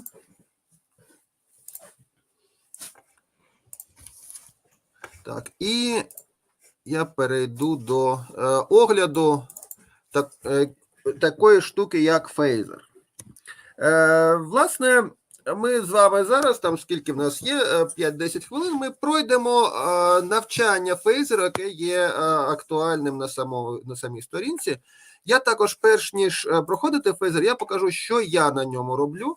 А роблю я на ньому порт свого айдла на HTML5. Тобто фейзер – це рушій, який дозволяє робити HTML. Ось дивіться, це та ж сама Farm and Mine, яку я стрімив влітку, але це вона у браузері. Все працює, кнопочки, там, апгрейди, інтерфейс. Тут перекидується на сторінку звернення до гравців, бонуси. Тобто це все HTML5 гра. До речі, вона була флеш-грою, вона залишається флеш-грою для мобайлу, для ПК, але для HTML5 я її переписав на Pfizer, причому автоматично переконвертував. Отже, давайте з вами пройдемо, подивимось сайт Phaser.io. Як розпочати? Розпочати download and get started. Тут пропонується скачати сам Phaser з GitHub. А далі, ну от, хто на JavaScript пише, хто на TypeScript, я пишу на JavaScript, на самому звичайному JavaScript. Є дві версії Phaser, третій та другий. Другий, він устарівший, я рекомендую одразу починати з третього. Третій активно підтримується, активно оновлюється. Тут спочатку багато тексту, рекомендації по по середовищу, по тому, який ставити редактор. От я рекомендую Visual Studio Code. Ми зі студентами у Visual Studio Code працюємо, і воно так досить приємно виглядає, досить добре конфігурується. Ось він, Visual Studio Code, безкоштовний редактор. Отже, ви собі встановлюєте цей Visual Studio Code, і давайте я відкрию ось цей. І ви отримаєте, створюєте новий файл. Якщо ми дійдемо до тексту тут, от Downloading Phaser, звідки його скачати, ось Hello World Index.html. Тобто спочатку вам просто треба Visual Studio Code, що якщо ви хочете почати розбиратися з Phaser, взяти та скопірувати оцей HTML-код. Ось він, ось я його сюди скопірував, index.html. Тепер, як з Visual Studio Code запустити? Якщо ви от тільки скачали, вам треба зайти до,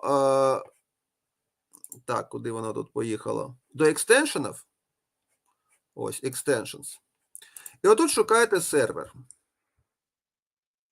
От, Live Server. Ну, в мене він встановлений, а у вас буде кнопочка Install. Ви його собі інсталюєте. Чому потрібен сервер, коли ми пишемо HTML5 гру? Тому що JavaScript, він виконується у, ну, як то кажуть, пісочниці. Ви не можете просто покласти в каталог якісь картинки і знати, що JavaScript їх завантажить. Ні, все відбувається через сервер з точки зору захищеності. Тому ми встановлюємо сервер, і тут знизу у вас з'явиться кнопка Go Live. Ось я запустив цей індекс.html, тепер я натискаю на цю кнопочку, і відкривається нове вікно, і ось демонстраційний проєкт Phaser, де лого так літає з такими партиклами. Давайте роздивимось, що ж там відбувається, що тут написано в тому прикладі. Перше, ми в хеді цього HTML-файлу ми імпортимо сам Phaser. Ну, витягувати його з CDN не варто, краще ви візьміть і скачайте Phaser-min і покладіть кудись собі у SRC, і, щоб він був тут. І тоді ви його підвантажите, щоб це була така локальна збірка. Далі починається скрипт. У скрипті описується клас сцени. Тобто у Phaser є клас Phaser сцена, і вся гра вона складається зі сцен. У сцени є, ну тут показано дві, а насправді є три основних функції. Це preload, тобто те, що відбувається перш ніж ми запускаємо цю сцену. У прилоді що проходить? Ми задаємо тут в прикладі, вони беруть з сайта labsphaser.io, качають з каталогу Assets, скачають оці три файлики. От дивіться, якщо ми зайдемо labsphaser.io, drop assets skies space png. Ось ця картинка, ось вона тут. Ще 5 хвилин, да. Ще 5. 7:05.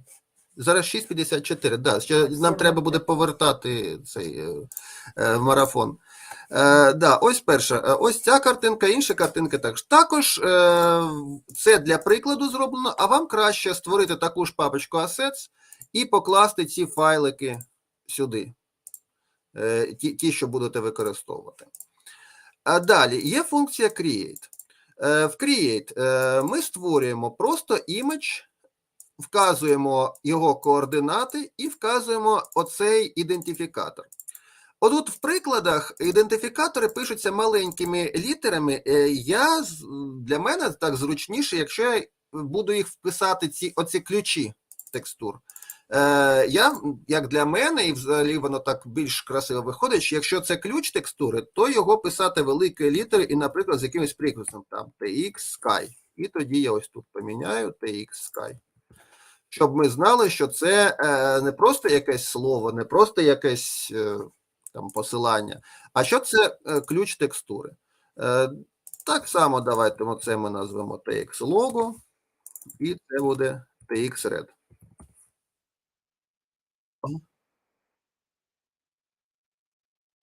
О, yes. Зараз я хвилинку. Да. Отже, так, да, в нас ще трохи часу. Отже, цей ставимо сюди, цей ставимо сюди. Далі, тут багато чого вбудовано у фейсері. От, наприклад, рушій партіклів, рушій фізики. Одразу, тобто, якщо Sky ми додали this add image, тобто додали як картинку, а лого ми додали this physics add image, тобто в цього лого вже будуть фізичні властивості. І задали фізичні властивості, швидкість, відбиття, колайдер баунс, і все воно вже починає працювати. Але якщо ми хочемо, от, наприклад, я люблю, коли я все сам прописую, то тут є вбудована функція update. І давайте спочатку просто напишемо тут ще дві змінних TDT в цьому, і ми можемо console log і напишемо там update TDT. І якщо коли працює цей сервер, я можу не виключати і не включати його, а він вже буде працювати. Ось я відкрию цю консоль.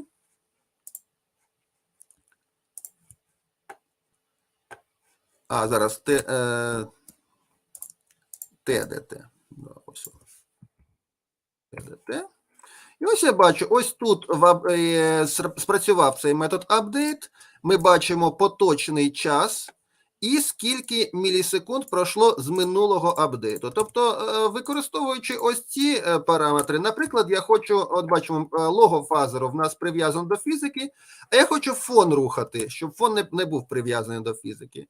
Я напишу так, щоб ми мали список на оцей Sky.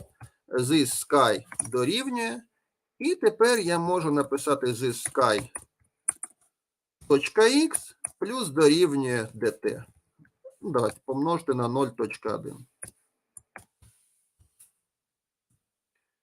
Ось сам Sky також рухається. Тобто фейзер рухаємо по фізиці, а цей імідж ми рухаємо по апдейту за тими формулами, які ми хочемо. Отже, це дуже приємна штука, цей фейзер, і він активно розвивається. Я також хотів розказати ще про... я також напишу статтю, я ще її не писав, і розкажу про те, як можна відслідковувати події, відслідковувати там... робити автосайз, навіть зроблю шаблон, вивантажу те, що є в мене, і зроблю такий шаблон для фейзер-проєктів. Дякую за увагу, бажаю вам удачі, обирайте технологію, яка вам до вподоби, і не забувайте, що брати участь у джемі – саме сенс в тому, щоб навчитися чомусь новому. Так, є питання, щоб тип движка в пункті програмування. Ну, в принципі, да, це цікаво, це треба було так зібрати таку інформацію. Ну, ми, може, окремо проведемо таке ще опитування. Будь ласка, якщо є швидкі питання. Okay, so yeah, we are finalizing our Ukrainian session. It is a technical session. We reviewed Unity, Godot, Phaser. So right now in my city, it is air raid alert. I'm streaming from a safe place. And I'd like to address all our viewers, please don't forget about Ukraine. We have 10 locations, but they're invisible because of the safety reasons. And please keep supporting Ukraine, keep supporting your fellow game developers. And thank you for attention. Have great time with the rest of the streaming marathon, and we're looking forward to a great global game jam. Bye. Bye-bye, до побачення. Бажаємо удачі.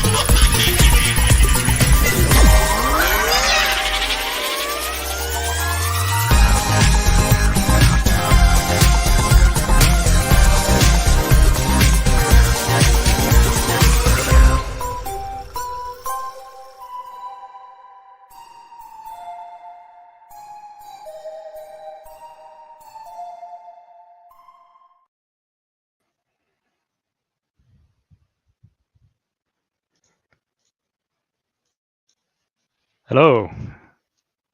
Right, let me see if I can get my screen shared properly.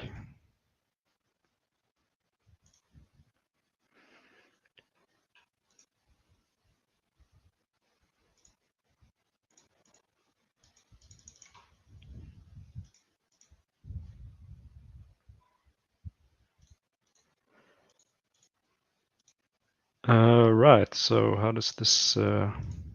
There we go. Okay, perfect.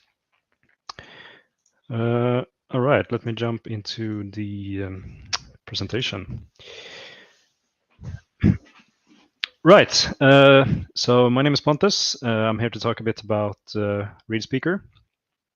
And we will have a focus on accessibility, seeing as we are sponsoring the Accessibility Diversifier in the Global Game Jam 2024. Right, so I think let's just get right into it. So as I said, I will be talking a bit about how to create accessible experiences using text-to-speech, primarily focusing on Unity and Unreal Engine. So to give a bit of a background, I think I'll start to talk about the ReadSpeaker SDK, because all of the subsequent points in this presentation will basically be built upon that. So ReadSpeaker's SDK is a very tried and true product. This has been around for quite some while and been ported to a number of different platforms. You could basically run this on a parking meter if you want.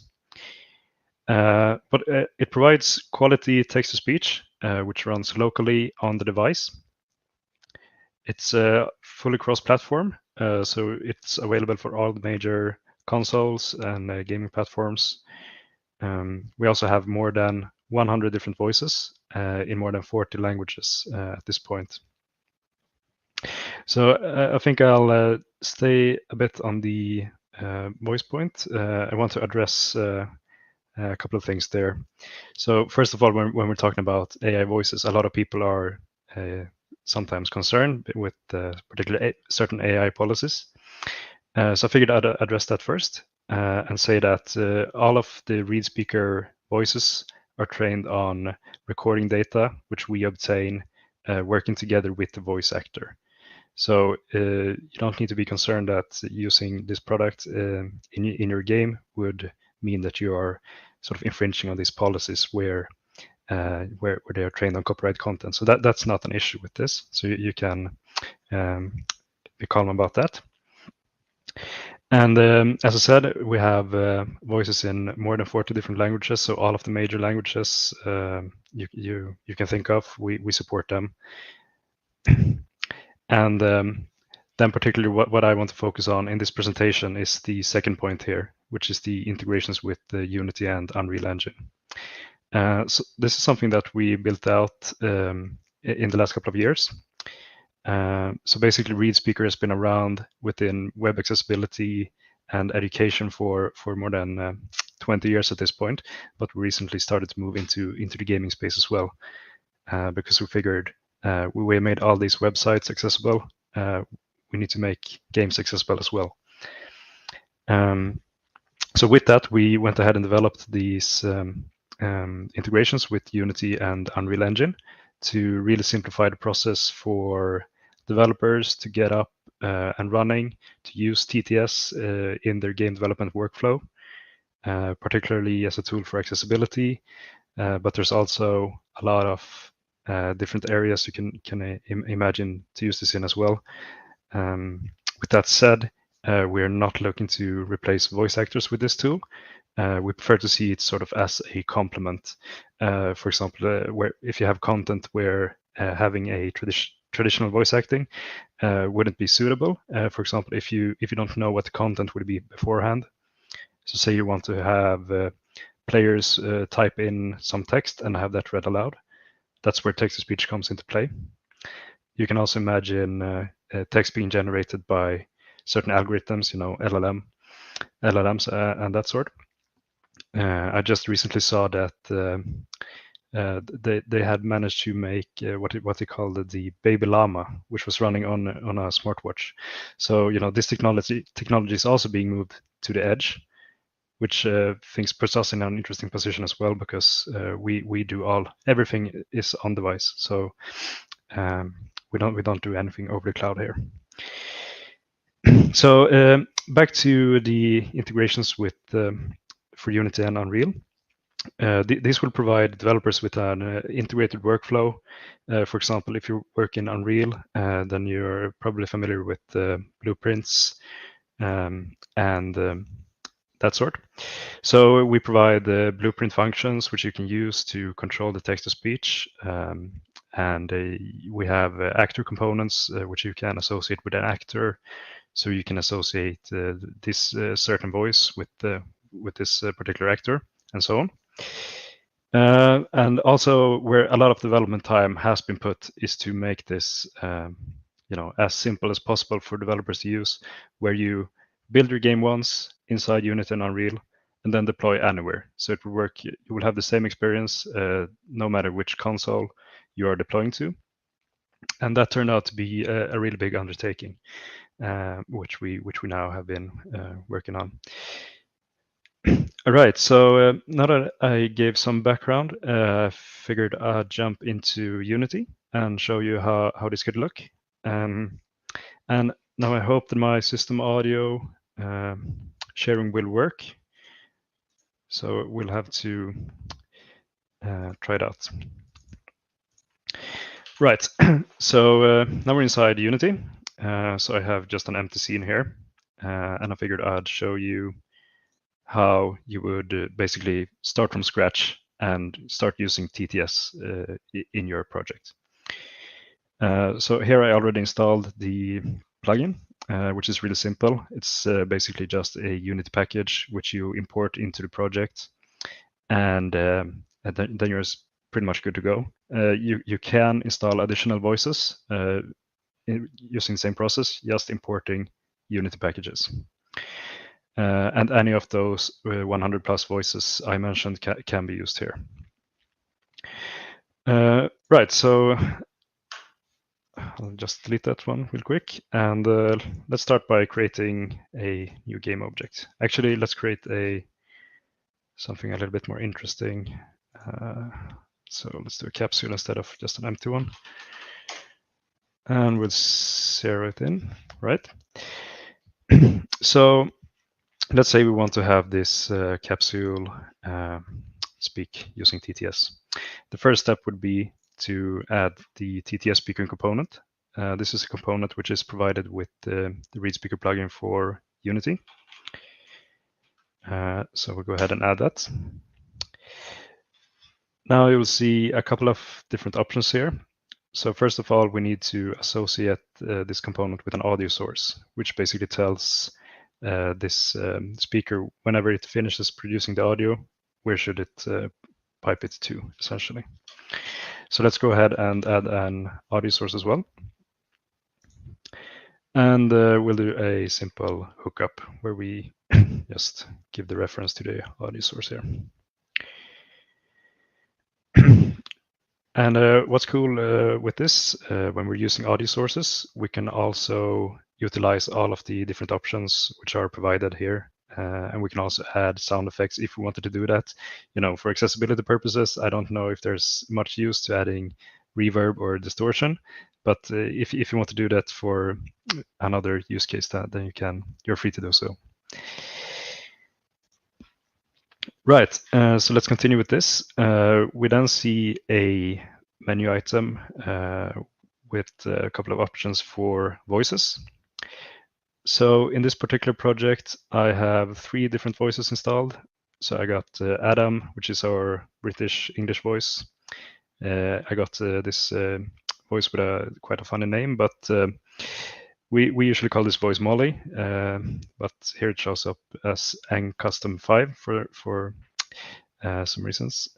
And we also have Sophie installed in this project. So whenever you select a voice, you will get some information here, such as the language and the gender of the voice. You then have a couple of different options in customizing how the voice will sound.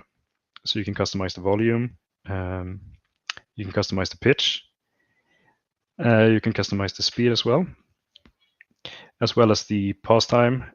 This will be a value in milliseconds in which the speaker will pause between each sentence. And then we have the comma pause, which is essentially the same, but between commas instead. Right, so if my system audio sharing works, then you will hear something when I press this button. So let's hope that you can hear this. I sound like this. So I have no way of knowing if you heard that or not. So if someone could put a comment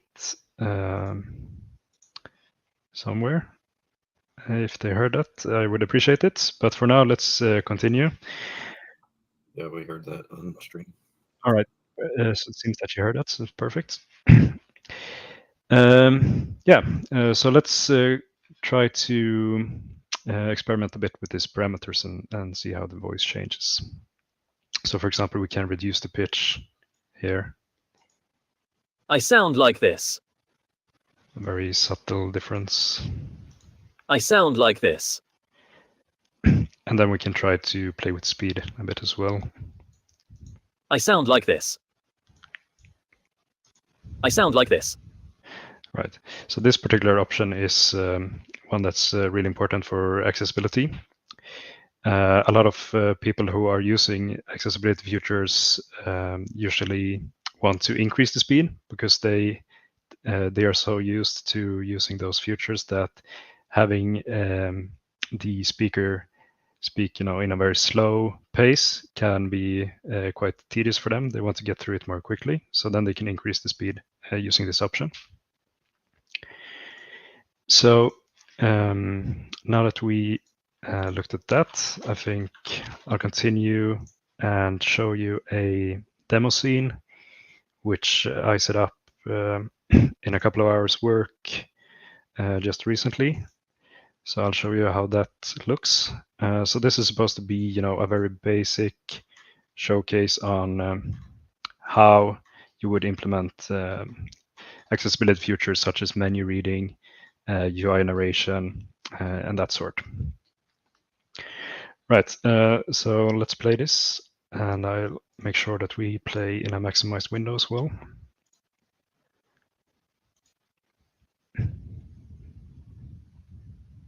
First button.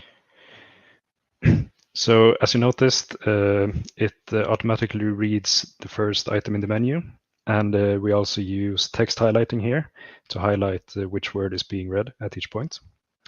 So we can navigate in this demo either using the mouse or the keyboard. For this, I'll use the keyboard. So we can navigate through the menu here by just pressing on the arrow keys. Second button. Third button. Enter text. So as you can see, it's very responsive, very snappy, reading the text, grabbing the text from the UI element and reading it aloud. So one key benefit of this, of course, is the iteration speed, which you will have in the team as well. If you're working on a lot of quick iterations on the UI, using this dynamic text-to-speech plugin, you won't need to, as compared to using text-to-speech to produce audio files, which you then import into the game, right? Then you would need to go back and forth, create new audio files, and hook them up in the right place. So using this, you basically just hook it up in the editor, and I will show you how you do that later. And then you can update the text at any point, and it will be instantly reflected in the end product. So what's cool about this as well, as I mentioned, you could have, for example, player entered inputs be read aloud as well. So let's try something here.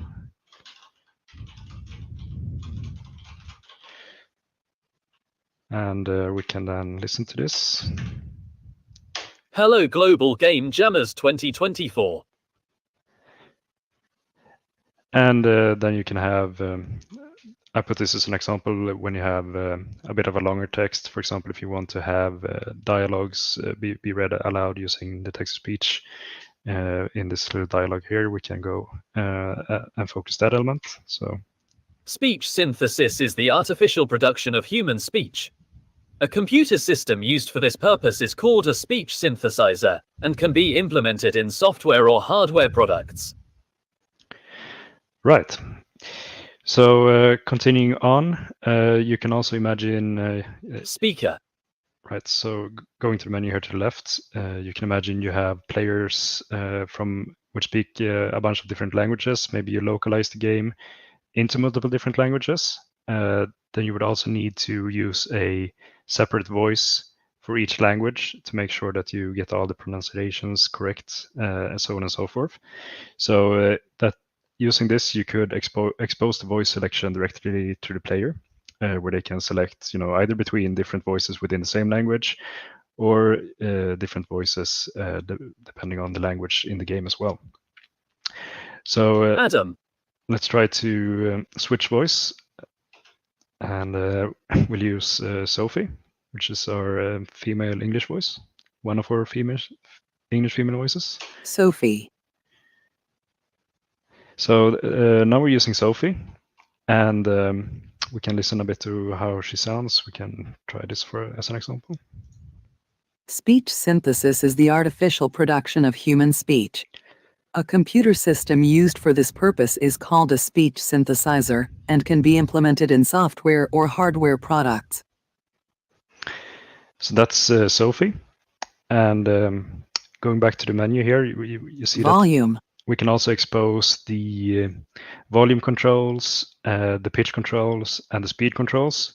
We can expose those directly to the player, so they can use it with whatever preference they like. So if they want to, as I mentioned, if they want to have it read at a higher speed, they can adjust that to their will, and they can also play around with the pitch and the volume.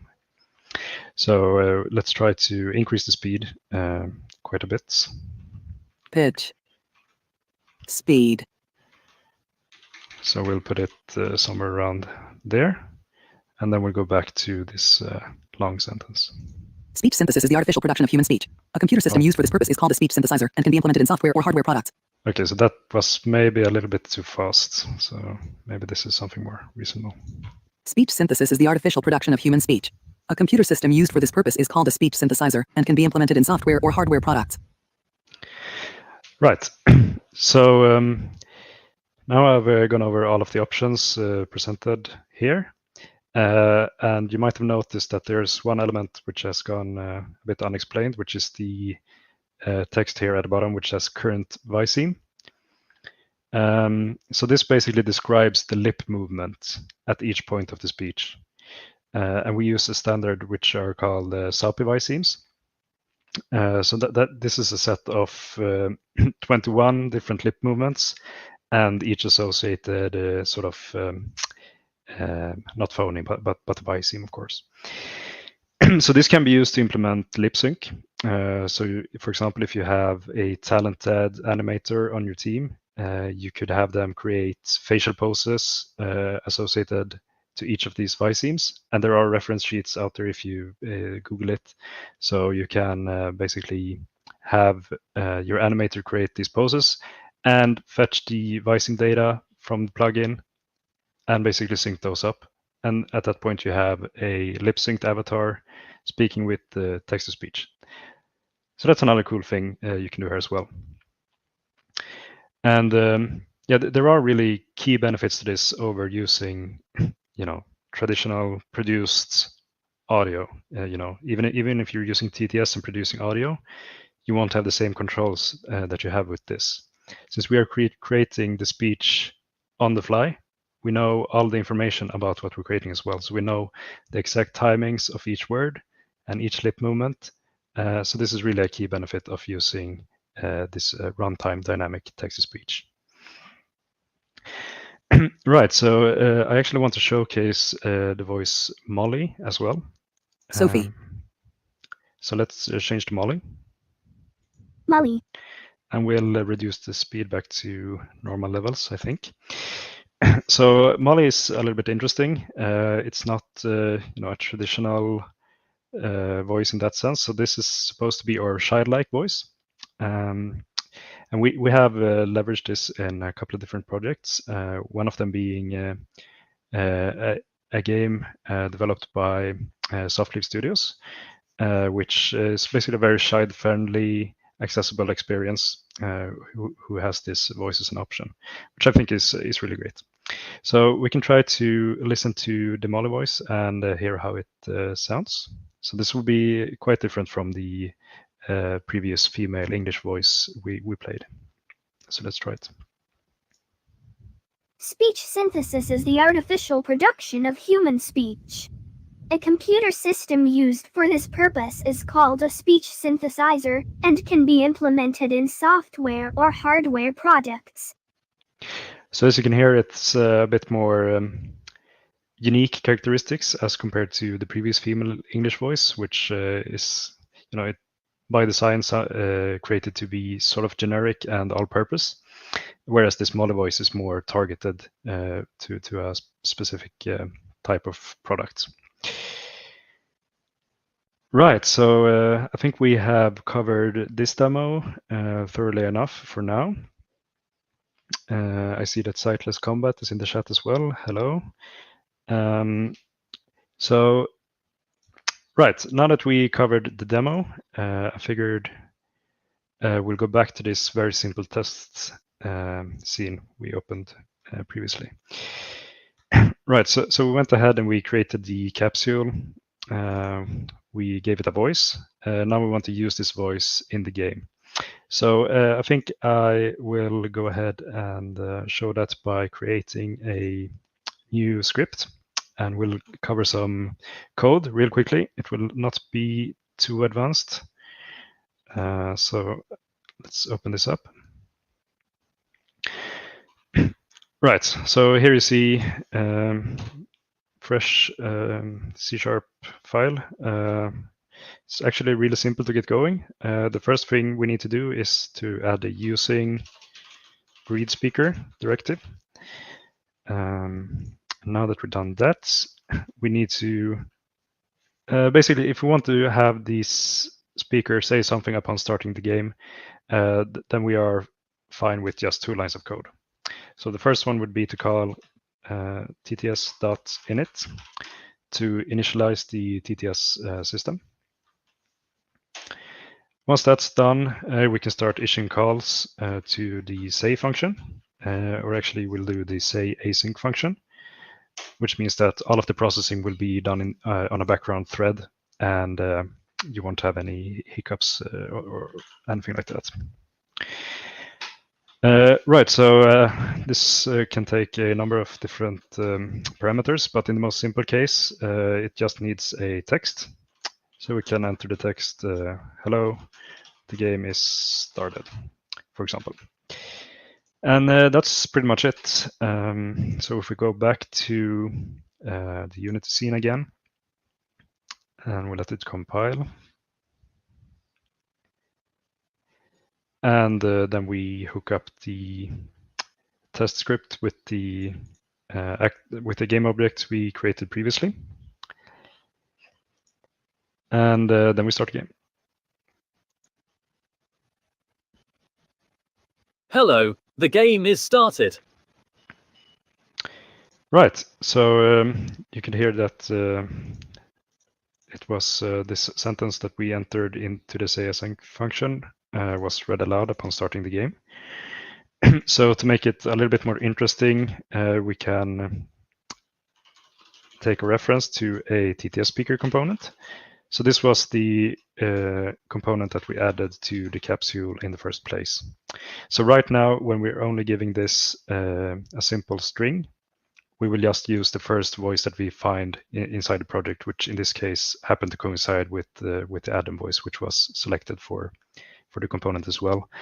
But if we want to use all of the parameters that we set up in editor, then we will need to take a reference to the TTS speaker component here. So once we've done that, we can just go ahead and append another argument here to the sayAsync function, where we also pass the reference to the speaker component. Yeah, that was it. So now when we go back to the editor,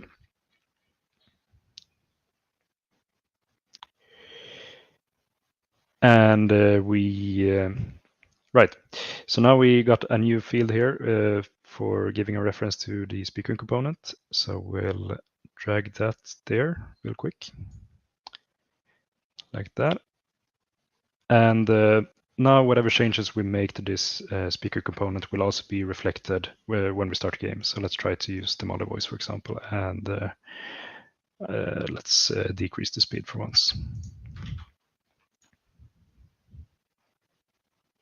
Hello, the game is started. Yeah, so it sounds a little bit funny when you decrease the speed like that, but it showcases the point. So now I showed you how you can, what we have here. We have 3 lines of code, basically to get started using TTS inside your game. And you can also gain a bunch more control over the text-to-speech process. Using the speaker components is completely optional. Using Unity's built-in audio sources is also optional. If you want, you can take complete control of the text-to-speech process and handle the audio data in any way you want. For example, if you're working with different audio plugins, you can pipe the audio data to them and let the playback be handled that way as well. Right, so that's pretty much it for the Unity demonstration, at least.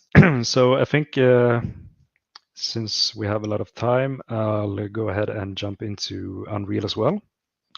So a lot of things will be similar. We have tried to design the interfaces to be as similar as possible. So let's try to move through this one a little bit more quickly and not as detailed. Right, so now we're inside Unreal Engine. And why don't we take the same approach as we did in Unity, where we started from scratch and created a sort of speaker object and have that speak a certain text whenever we started the game. So we'll start by creating a new blueprint class. We'll do actor, and we will call it the global game jam speaker. Right, so let's open up this in the blueprint editor. Right, so first thing first, similar to what we did in Unity, where we added the TTS speaker component, we will need to do the same here. So we can do this by going to the components menu to the left. I do apologize for the very small text on screen right now, but I hope you can follow nonetheless. So here we can actually search for TTS speaker, and there we have it. So let's attach this to the actor. And you will get a bunch of different options here to the right. But what we'll mainly focus on right now is the characteristics menu, where you can define the speech characteristics. So similar to what we did before, we have a menu item for the voice. So in this project, I only have the Adam voice installed, but he will do just fine for our purposes. And then we can start playing around with the volume parameter, the pitch parameter. Let's do speed 100 as well. And then we can listen to how this sounds by clicking the preview button. I sound like this. Right, so we're pretty much done with that part. So let's move on to the next. Right, so we'll go to the event graph. And as I said, we'll take a similar approach as we did for Unity, where whenever we start a game, we want it to read something back to us. We want Adam to read something back for us. So similarly here, we have to start with a call to the init function, which will again initialize everything that we need. So let's do this and hook it up to the begin play node. We need to do some additional setup here. You could do this by attaching another component, but for now, let's do it through Blueprint instead. So what we need to do is to add an audio component to this actor. So this is built in with Unreal. So let's just do that. And then we also need to make the TTS speaker component aware of this audio component, so it knows where to pipe the audio data. So we do that by specifying the set audio component function. All right. And we give a reference to the audio component that we just added to this actor. Let's also hook up these nodes. Right, so that's pretty much it for the setup. And once this is done, then you can again start issuing calls to the say function or the say async function. Again, we'll prefer the say async over just say. And we'll go ahead and hook these two up. And here we can specify a text, or we could hook it up to, as we did in the menu reading example, you could have, whenever an element is focused, grab the text from that element, then you would hook up that text with this pin right here. But for now, we'll just enter a simple text. Hello, Global Game Jam, MERS 2024, for example. Right, so now we save that. And let's jump back to the scene. And then we grab the recently created actor and we just drop him down somewhere in the scene. I think that will do just fine. So yeah, let's try that. Hello, Global Game Jammers 2024.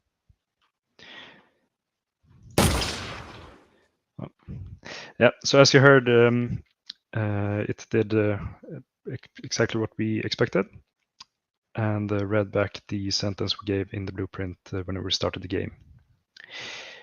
So another thing that's interesting with this is, I don't know if you can hear it in the stream, but because we are integrated with the audio subsystem for Unity and Unreal as well, all of the speech that is produced can be spatialized.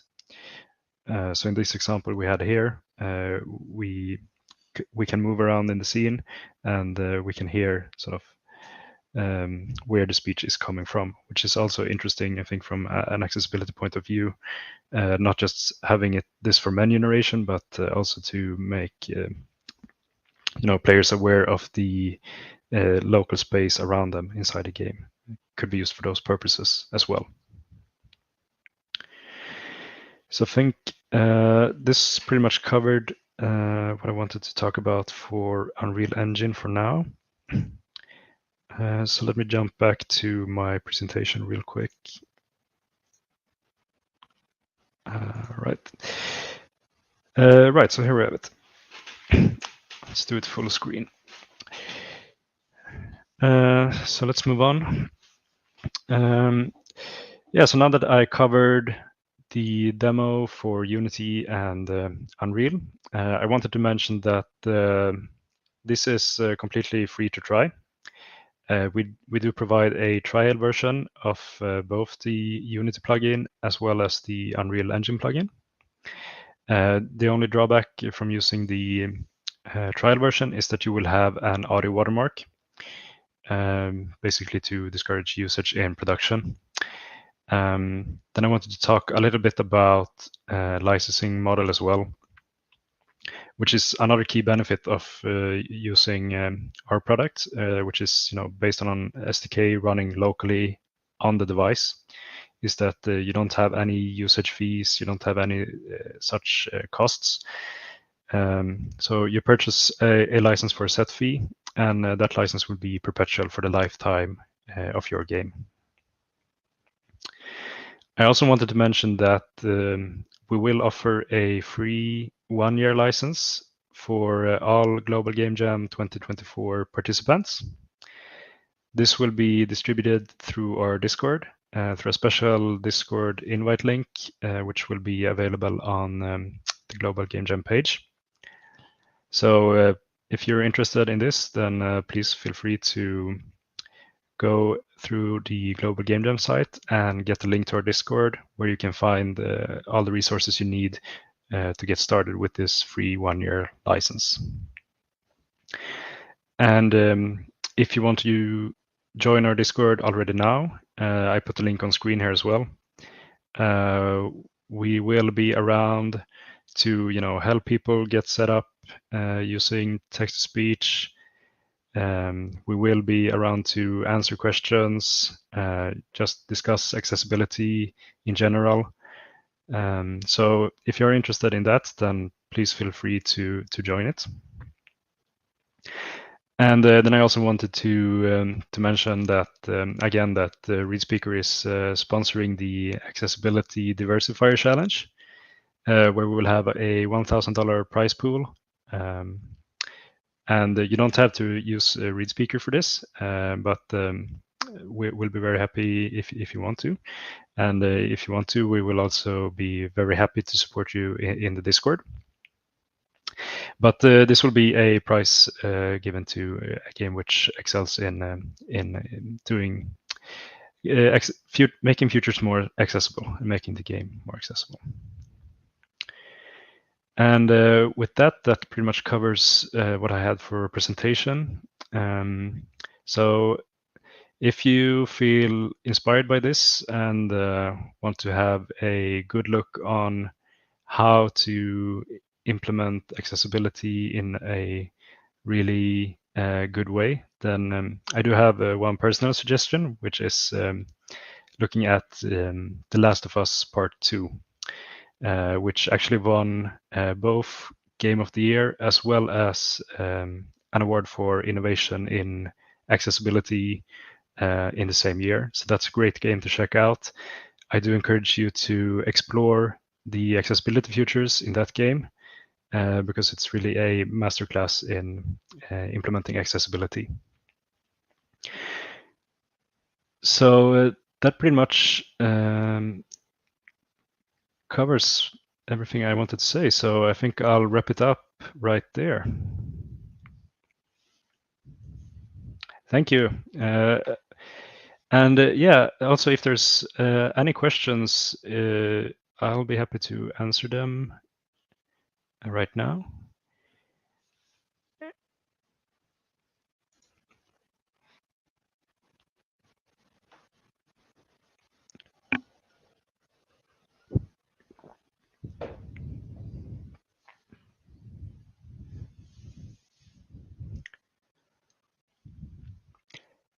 All right, so if seems there's no questions for the moment, feel free to reach out on Discord if there's anything you would like to know. And yeah, thank you for your time.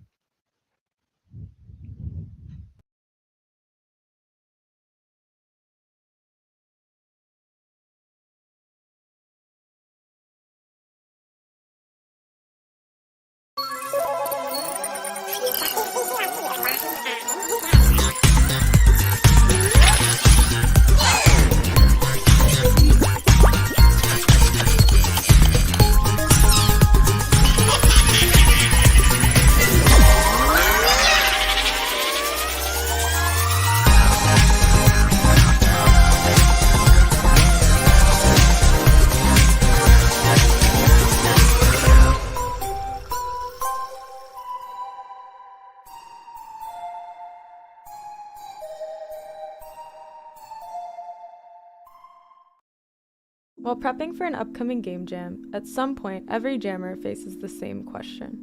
What am I going to use to make my game? Well, look no further. I've got something just for you.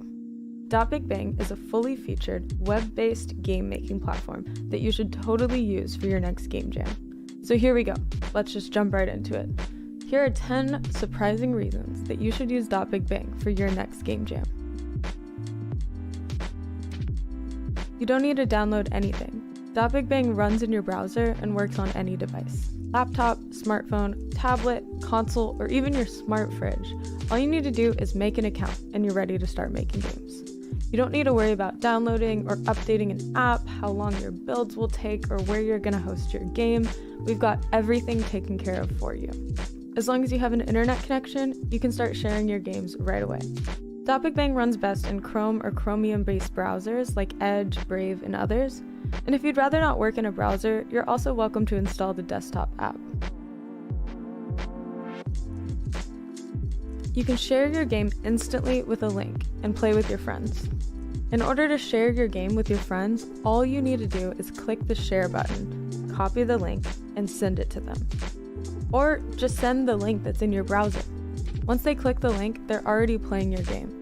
And when you use the share button, you get a multiplayer link. So you can actually instantly play your game live with your friends. This mechanic is great for playtesting your game while your game's in progress during the jam, and really great for sharing your game with your family and friends once the jam's over. Your game will work on any device, console, mobile, desktop, you name it. Like I mentioned before, no need to worry about where to host your game or how people are going to play it. We've got that covered. If you're planning on working with a team, .BigBang makes that super easy for you. Just by sharing a multiplayer link with your teammates, you and your teammates can instantly start building out your game together. .BigBang supports live multiplayer editing with just the click of a button, and you can all playtest the game together while you're building it. Here's a big one. Networking is built in. So if you've ever wanted to make a multiplayer game, .BigBang is the place for you. Every game on .BigBang is multiplayer by default. All you have to do is share the multiplayer link. Our networking system is super straightforward. Entities in your game can be marked as networked by just adding a tag. And there are a ton of multiplayer games and scripts on the platform already that can show you the ropes of writing networking code. Also, we have great articles and documentation introducing you to the various concepts you'll need to know when you want to take your multiplayer aspect to the next level. Did you know you can have all the power of VS Code in your browser? Well, with .BigBang, you can. .BigBang has a built-in VS Code editor with TypeScript, complete with debugging capabilities and autocomplete. You can use the editor to edit code while the game is running and see updates happen in real time. We have plenty of documentation and videos that cover scripting in .BigBang as well. You'll have access to thousands of scripts for your use. .BigBang creators have created tons of scripts that you can use in your own games. Just select an entity, select Browse Items, and you can search for scripts that other users have made. For example, if I want to make this door open, and I don't know how, I can search through scripts until I find a door script that works for my purpose. You can also remix other users' scripts to repurpose them for your own use. Remixing and repurposing scripts can really speed up your game-making process during a game jam, where time is everything. And whenever you write a script of your own, you can easily share it with other creators to use the script in their games. .BigBang allows creators to remix games, meaning that creators can actually get their own copy of another game and edit it. If you find a game you like and you're wondering how it was made, as long as it's set as remixable, you can actually take a look into how they made that game and how everything works. You can even make edits of your own, or entirely make your own version of the game if you'd like. .BigBang has made some starter templates that you can use as well, like a first-person shooter template and an obstacle course template. There's also a template for people who are new to scripting and want to learn more about it, or new to building out an environment and want to learn how to do that. So definitely check those out. You can find the links in the description. You're probably wondering where all these lovely art assets are coming from. Well, .BigBang has a robust, built-in voxel object editor, complete with animation capabilities. You can make your own assets, and then jump into your game and drag them right into your level. There is a huge library of voxel art for use in your game. So if you're thinking to yourself, well, what if I can't make art? You're in luck. Just like with scripts, .BigBang has thousands of voxel objects made by other creators that you can use in your game. If you're working with a team, your teammates can make art that you can instantly drag into your game. And if you're an artist, you can make your own art usable by other creators. You can talk to the devs directly for help. If at any point you're stuck or need some guidance, you can reach out to the .BigBang devs on Discord. The link's in the description. The devs have been making games with .BigBang for years and are happy to help out creators as much as we can. We've also got documentation, videos, and live streams that show you all sorts of ways you can use .BigBang. Whether you're an artist or a programmer, if it's your first game jam, or if you're a veteran, or if you're anywhere in between, .BigBang has a place for you. So that was 10 reasons to use .BigBang at your next game jam. If you want to give it a try, go to .bigbang.com to get started and join our Discord to meet other creators and have your questions answered by the same developers who built the platform. The links are in the description. Thanks for watching and happy jamming!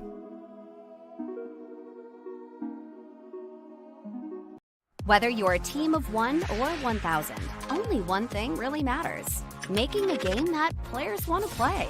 Developers are imagining future games that delight players and require solutions to support their dreams. Players expect games to have fast response times and high-fidelity experiences on any device, anywhere in the world. To achieve this, more and more developers are turning to the cloud. AWS for Games provides a broad portfolio of industry-specific products and solutions from AWS and AWS partners to help you build faster, run smarter, and grow your games. AWS for Games portfolio covers 12 solution areas, spanning the 3 phases of game development. When building, AWS will help you to modernize your architecture and move your production pipelines to the cloud, enabling you to recruit and build diverse teams around the globe, not limited to a physical location. When running a game, AWS can help you streamline operations, deploy the right compute and accelerated networking options to deliver low-latency game experiences, provide real-time and serverless analytics to help better understand player behavior, and help you harden your back-end against DDoS and other malicious attacks. To grow your player base, AWS can help you acquire and retain users with an engaging community experience with Twitch, Amazon Luna, and machine learning tools. With 175 fully featured services and more functionality than any other cloud provider, AWS infrastructure is trusted by over 90% of the largest public game companies, including Epic, EA, Ubisoft, Sony, Nintendo, Zynga, Rovio, and more. Need help getting started? Visit the AWS for Games landing page for a customized onboarding experience. Take one of our structured learning classes or dive deep into the 12 solution areas. Either way, we want to help you create the next amazing game. Welcome to AWS for Games.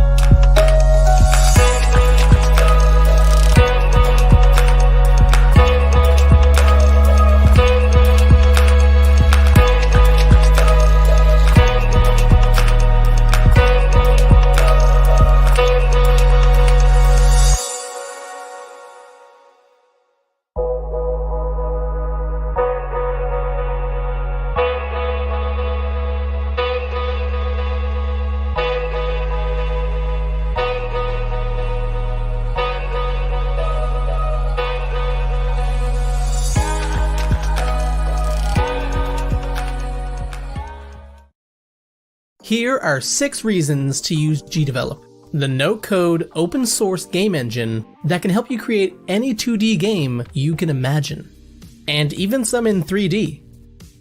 The first reason is the no-code system.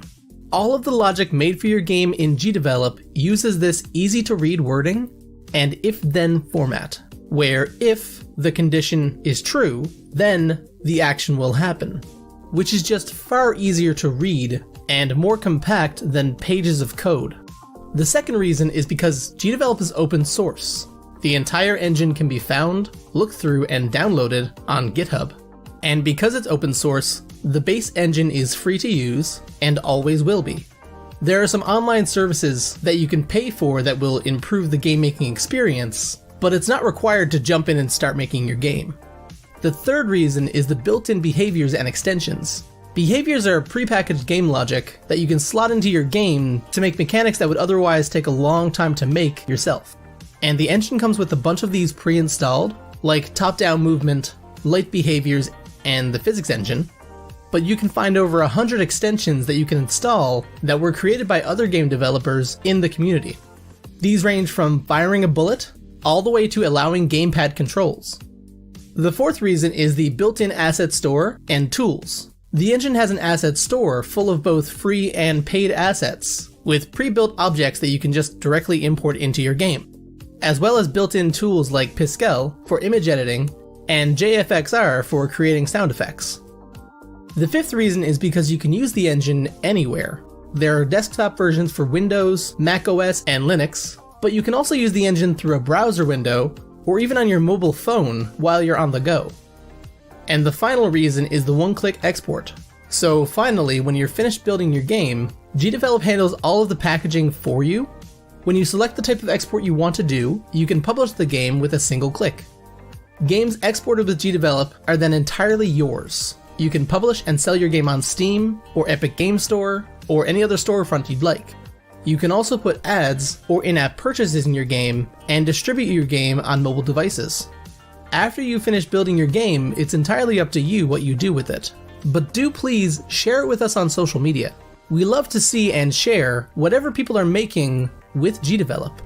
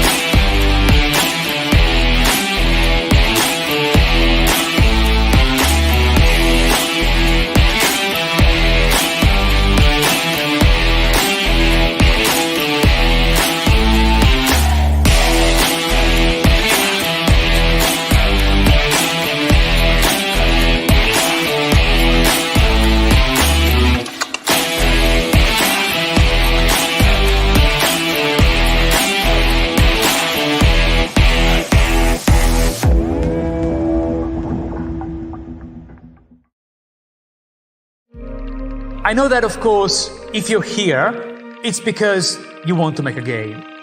But not just any game. You want to make a game in 48 hours.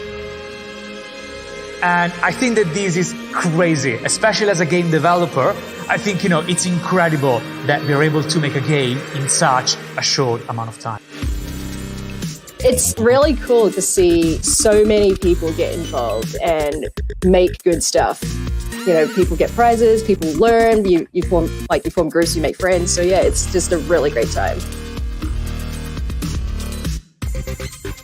I honestly think the kind of ideas that people are going to come up in this game jam are going to be phenomenal because there's no need to think outside the box because the box is so big to the extent that there are so many things that you can do with it. So I'm just genuinely excited to see this.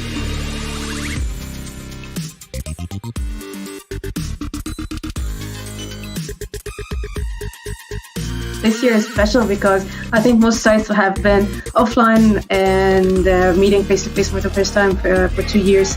This is different and we've missed this.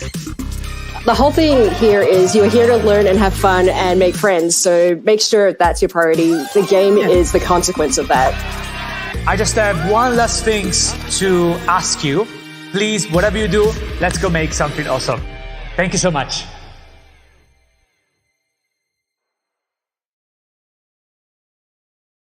Hi everyone, my name is Elaine Gomez. I am a game designer at Brass Lion Entertainment, which is a studio focused on creating worlds that center on Black, Brown, and other marginalized characters, cultures, and stories. I'm also proud to be one of the 6 co-founders of Latinx in Gaming and give developer-related support to the organization's many activations. I really wanted to share my short message with you all without reading my notes, but I don't want to screw it up, so please pardon me as I read along. I've had the privilege to be able to build my career around things that I stand up for and I'm passionate about. I'm so honored to have a few minutes to share a short message with you, and I want to thank Tim Collins and the Global Game Jam team for giving me this opportunity. I thought quite long and hard about what to share. There are so many things to touch on, like not overscoping, not forgetting to eat and staying hydrated, stepping away from the computer and getting moving, or not burning yourself out and taking care of your mental health. But instead of telling you things you shouldn't do, I wanted to focus on something I think you should do, and that is to grow. Challenging yourself in a way to make this global game jam an experience to look back on and to be proud of something that you were able to accomplish that you normally wouldn't be able to do. Growing can take many forms, and it is especially does not mean perfection. If you take on something that you've always wanted to learn or wanted to do, and it's your first time doing it, cut yourself some slack. Give yourself some grace. There's room for failure because failing is not a bad thing. Your art may not be beautiful, your scripting may not be clean, your designs may not be super polished, but it's functional, and that is something to be excited about. This is one of the things that I love about designing in game jams. You have limitations, and finding ways to use them to your advantage can really make for interesting problem solving. And growing doesn't just apply to development, it also applies to social skills. It can be uncomfortable to work with people you don't know, and working on a team with several people when you're used to working on your own.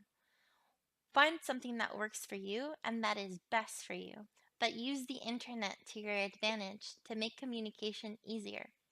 I encourage y'all to create something you've never made before, something out of your comfort zone. If it's a new genre, a type of mechanic that you normally wouldn't, type of story that you have not been able to tell, go for it. Maybe you'll be surprised to find something new to enjoy about making games.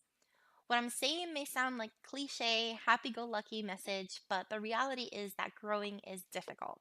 It's not comfortable. You will get frustrated, and sometimes the thing that you're trying to make is just not going to work for the time that you have.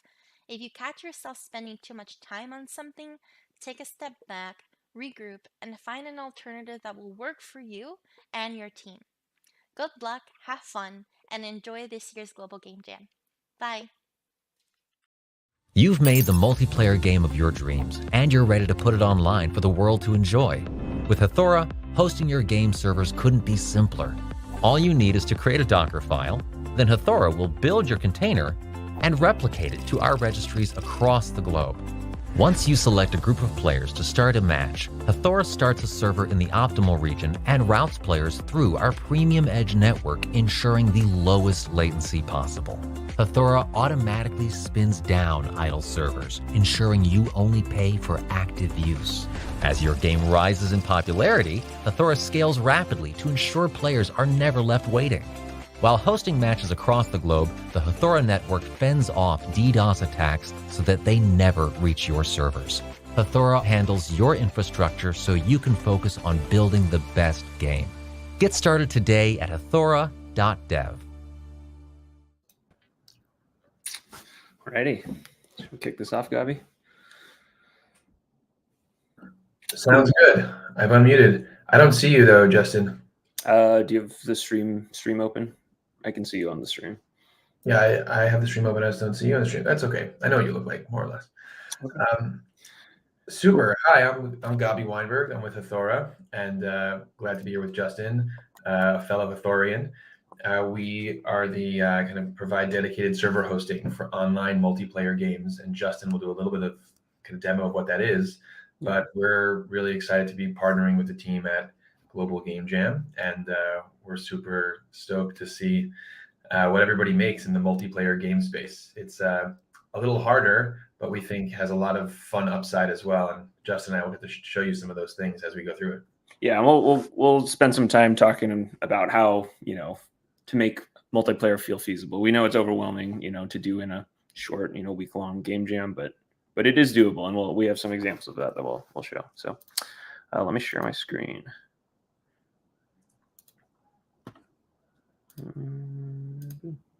Okay. Alrighty. So prepared a small amount of slides. But yeah, basically, as Gabi said, we are Hathora. One of our main goals is just making multiplayer development as easy as possible. And kind of our core mission is like to provide infrastructure and scaling for server hosting for, studios as big as like AAAs and stuff like that. We do work with professional studios, but also like one of the core kind of values is also to make it as easy as possible for any developer to do it. So even a solo developer, building a game, actually, I've worked on my own games in the past, and I use Hathora for my games as well. We work with any engine, so we have integrations with Unity, Godot, Unreal, etc., JavaScript as well.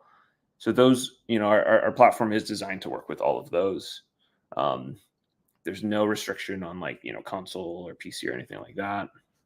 And then, yeah, we're really designed for any game type that needs a dedicated server. So that's kind of our core games that we target. And yeah, I'm Justin. I am one of the founding engineers at Hathora. I work very closely with kind of the ecosystem, so integrations with our Unity plugin that you might use to deploy your Unity game from the Unity editor itself, as well as kind of partnering with a lot of the networking solutions that are out there. Yeah, Gabi, you want to give a quick intro? Absolutely. So just like Justin, I'm privileged to be one of the founding kind of business team members at Hathora, and what I focus on are outreach to the community.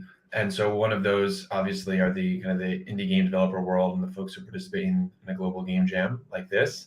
Early last year, actually, we got to I got to help kind of run our first Hathora game jam, which was Justin will get to during this presentation. But it was an awesome whirlwind, and definitely got inspiration from the global game jam community, like what folks set out to build. So we think the most ambitious games of all shapes and sizes can live on Hathora, as long as you need it to be multiplayer.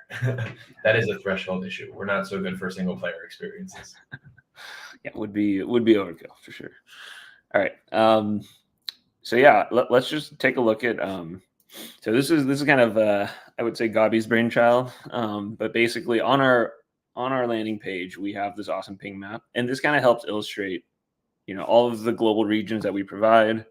You can see what your ping is. We use edge networking to get better ping times than you would get over just the public internet. So yeah, it's kind of a fun little thing to check out. We see a lot of our users really kind of enjoy that. Like, for example, we work with a game, Stormgate, that's coming out, new RTS from a lot of ex-Blizzard devs, and they're using Hathora, they've announced that, and then we'll see players referencing this map, which is pretty cool. They're like, hey, what's your ping going to be and stuff like that. But yeah, if you're curious, you want to know hey, does Hathora have a region that works well for the my target players? This is a great way to tell hey, can I get good pings for my games? And if you're on a computer right now or on your mobile, you just go to the website, you'll see your ping. You'll know exactly which region is closest to you. So don't be ashamed. We have plenty of bandwidth on our website to handle the volume of you guys checking it out. All righty. Let's go ahead and jump over to docs. I just want to kind of show, I guess some pieces of our docs and talk through some important components. This will kind of help, hopefully, people kind of distill like what exactly Hathora is, because I know server hosting is not the most straightforward thing, especially if you haven't done a lot of multiplayer already. Yeah, but basically we're a simple hosting platform. One of our like kind of core, I guess like ideas for the developer experience is just like make it as simple as something like Heroku or kind of like a drag and drop type upload. So at our very core, you're able to just like go to our console, drag your server build, and then deploy it, and it'll automatically get dispersed to all of your all of the regions. So you can spin up rooms in any of the regions, and then you're able to configure it. You're able to monitor it and see some metrics. You're able to see active games. You're able to see logs and stuff like that. So that's kind of the ease of the deployment. And then with our platform, you will need to utilize Docker. So we have a lot for every engine. We have sample Docker files that basically help package up your or containerize your server build, and then that is where the scalability comes in. I'll use the games that I've worked on in the past, kind of my kind of hobby games. Generally, like, when you're just getting started, you would just run a server, let's say like a simple Heroku server, a simple DigitalOcean droplet or whatnot. And then that server would just persist forever. And it would basically host all of the active games.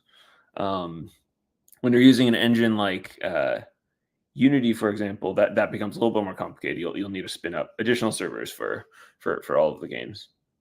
Where was I going with that?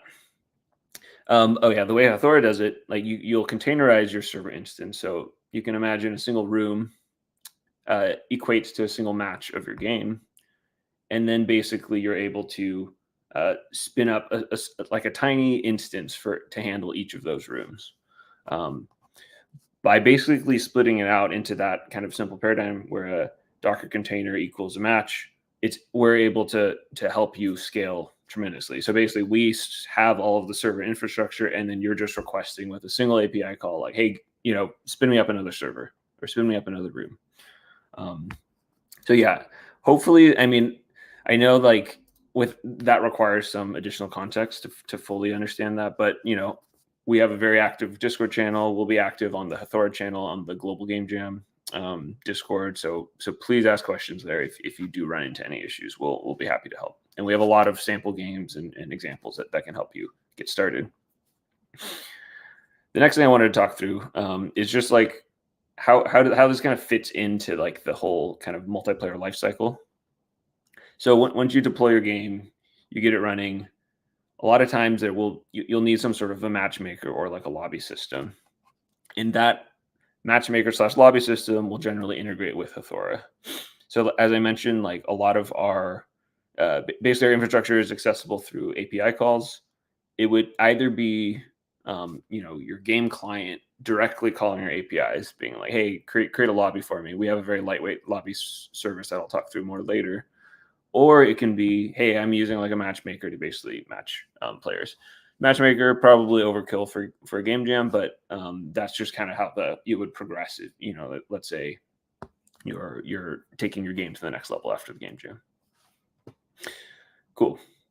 So hopefully that kind of helps people fit, where Hathora fits into like building a multiplayer game.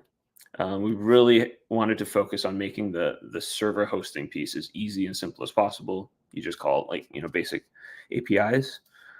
And on that note, actually, let me jump here. We have SDKs for like Unity, Unreal. We have a Godot one coming out soon that make it even easier to integrate from whatever game type you have. And then when you click into like a specific, game engine, we'll have docs kind of targeted, for that engine. For Unity, for example, which I think a lot of the people, at Global Game Jam, will be using Unity. We have like integrations with or examples with Photon Fusion, Fishnet, Unity NGO, and Mir. So basically, all of the kind of the most popular networking solutions that we've seen out there. Yeah, and there's a piece where your networking solution will have to integrate with connecting to the Hathora server, and we have that very well documented. Yeah, so you can go here, you can see some of our sample games. You can also go through our beginner's tutorial. So just wanted to kind of give a quick little showcase of our docs and what we have there. To take it one step further, we even have a live kind of game here that you can you can just connect a Google account to allow yourself to create a game. You can spin it up, but basically we've documented like a lot of this process of how it uses our APIs, some example codes of all of that. This is a web-based game, just so it would be demoable on the page itself, but definitely recommend people checking that out if you're curious, and maybe even playing a match or two. Cool. Alrighty. Next, I wanted to chime in with why, or I guess the overwhelming notion of like multiplayer in a game jam. Basically, a one-wing multiplayer game is like pretty ambitious, I would say. But one of our core things that we wanted to do is make multiplayer easier and easier for developers. So basically taking what we feel is one of the more complex pieces and make that more of an afterthought for people just wanting to build a fun game. So yeah, as Gabi mentioned, we ran our own game jam, but what kind of helped inspire that was this cool game jam that we saw that Photon and Global Game Jam worked on together. It was a multiplayer focused game jam. It was about a month. There were like, I think 75 submissions. This is amazing. It's like, holy crap. So it is doable for people, to do this. And that inspired us in August to actually run our own game jam. It was what was it, Gabi? It was like 8 or 9 days. We had, I think at the peak, 35 entries. Some got removed, but it was a good time. And we were just impressed with the quality of some of the games that were able to be done in such a short amount of time. And yeah, I think if we have time at the end here, Gabi and I will jump on some of our favorite games from that and kind of play through some of those just to help, inspire people to see what is possible. And if folks are on the chat who are watching, it's you can also join us. We can even share the link and you can kind of join the game too. Yeah. Oh yeah, for sure. Yeah. Well, we can post that in the channel. Cool. So yeah, I want to jump back to slides really quick. I want to just talk through okay, why Hathora for game jam? I kind of gave an overview of Hathora in general and how it's used, but it's why would I take on this new tool for a game jam? I think first one is that it's just a simple deployment process. So the first example is hey, I can just literally once I'm able to bundle my server build, include a doc file, I can literally just drag that. It's just a tar ball. I can just drag that in. It'll deploy it. It'll get sent to all of the regions, and then it's there's a few clicks to configure as well. And that's just very, very streamlined. Actually, I'll show you what that kind of looks like. So I'll select an existing build. So one of my previous builds, then I can just pick hey, do I want to do a tiny plan? Basically like a half core, 1 gig of RAM, or do I want a full core for my game? And basically this makes it really easy to, down the road, perf tune your game. We actually have a feature that we utilize for Bullet Mania, that game I was showing previously, our sample game, where you can have hundreds of matches on a single server instance, allowing, if your netcode handles that. So that is kind of like splitting messages to the server to the different rooms. There has to be kind of a netcode layer. So for example, I have gotten a working sample with like Photon. If you're using Photon networking with Photon Fusion, their multi-peer feature is able to work with this. But for like if you're doing like a web game, it's a lot more straightforward to do this. It's just like using web netcode, a lot easier. But yeah. And also, I want to just hop in, like for folks in the jam, when you make an account on Hathora, you automatically get $500 of credit that lasts you for 24 months. So certainly, and if you are an indie dev and you're working on these things, like, reach out to us, and we obviously happy to be helpful. But I would say that there is almost no way physically possible, I'm on the record here, but to burn through all that during the jam for sure. But it really, for AAA level studios, they use this over the course of a year of development. Yeah. So just for context on that front, so don't worry about pricing plans. You could just spend away at this stage. You're very early, and you probably won't need a very large plan anyways. And you'll see those recommendations that Justin will show. Yeah, no, great call out, Gabi. Basically, in talking with a lot of the indies and like game jams and stuff, like people were genuinely surprised at how little credits they use, because actually I don't know if I've mentioned this yet, but the pricing for our let me pull up our pricing. So the way pricing works is actually usage-based pricing.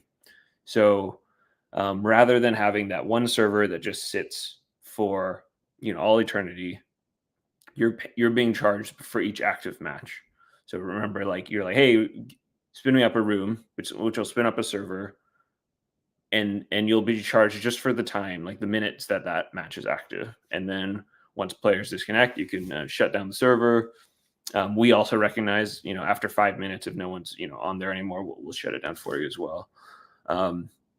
Yeah, you can go around and play around to like see how many matches you can get for $1, basically. But if you hit custom, you can just mess around with our plans and see how cheap it can be. Yeah, exactly. Cool. Yeah, it's a pretty fun little price calculator. But yeah, that is like a kind of a fundamental paradigm shift of thinking about pricing. Because like when I was building my games for fun, like it was just like a single server, an EC2 instance on AWS, and then I'm just paying for that. Like even when I'm like I'm not even actively deving on it, I'm still paying for it, and that would eat away at me, of course. Cool. All right. Once you've done the initial deployment in the web UI, we actually have, as I mentioned, like in Unity, we have a in editor plugin, which basically you download the package here. You install it for your existing game. There's also a demo that comes included, so you can download the version that comes with the demo. And then this just gets imported as a package in Unity. And then from here, you're able to log into your account on Hathora. You're able to do a lot of the same things as a console. You're able to select an application or usually create one. There's also a nifty way to generate a server build. So in Unity, generally, you have to turn a few knobs and make a few selections to generate that server build. Our script here will actually do all of that for you, and then we'll switch it back to what it was. So let's say you're on you're building for Android or something like that. It'll switch it to dedicated server mode and then switch it back. There are a few bugs with that just because Unity has there's some, I don't know, it gets hung up sometimes. And then you can configure your deployment and then deploy directly from your game. So that makes the dev process very, very streamlined. So I use this all the time when I'm working on our sample games and stuff like that. And then once it's deployed, you can actually just start creating rooms to test. So you won't generally create a room like in production or when the game is live, but during development, it's really nice to just be able to. So this works just the same. So hey, I want to create a room. I want to test a room in Chicago. You spin one up really quick. this is great for that like early dev, like, you know, for game jammers, right? It's like in the beginning, like, hey, is it working? Is it working? Like, am I getting the server logs that I'm expecting? And you can check the logs right there. You can see the metrics and stuff like that. So this it's great for that kind of like dev cycle while you're deving. But then once your game is kind of ready for the next level, then you can integrate your client to like hit our APIs to spin it up dynamically when someone is requesting a match. But yeah, I wanted to call that out. Okay, cool. I guess I jumped ahead of myself. Already talked about usage-based pricing, but I guess how it pertains in particular to game jams is, you know, in kind of the more old school, you know, server architecture, you would have that you'd be paying that server cost, you know, while you're sleeping, you know, at any time, unless you're manually going in and spinning it down. But with ours, it's like, hey, like you literally are clicking create room, you know, whether it's in your game UI or it's on our tooling. And then only then are you being charged. So it's really actually cost effective in that early dev process, you know, that all jammers are in.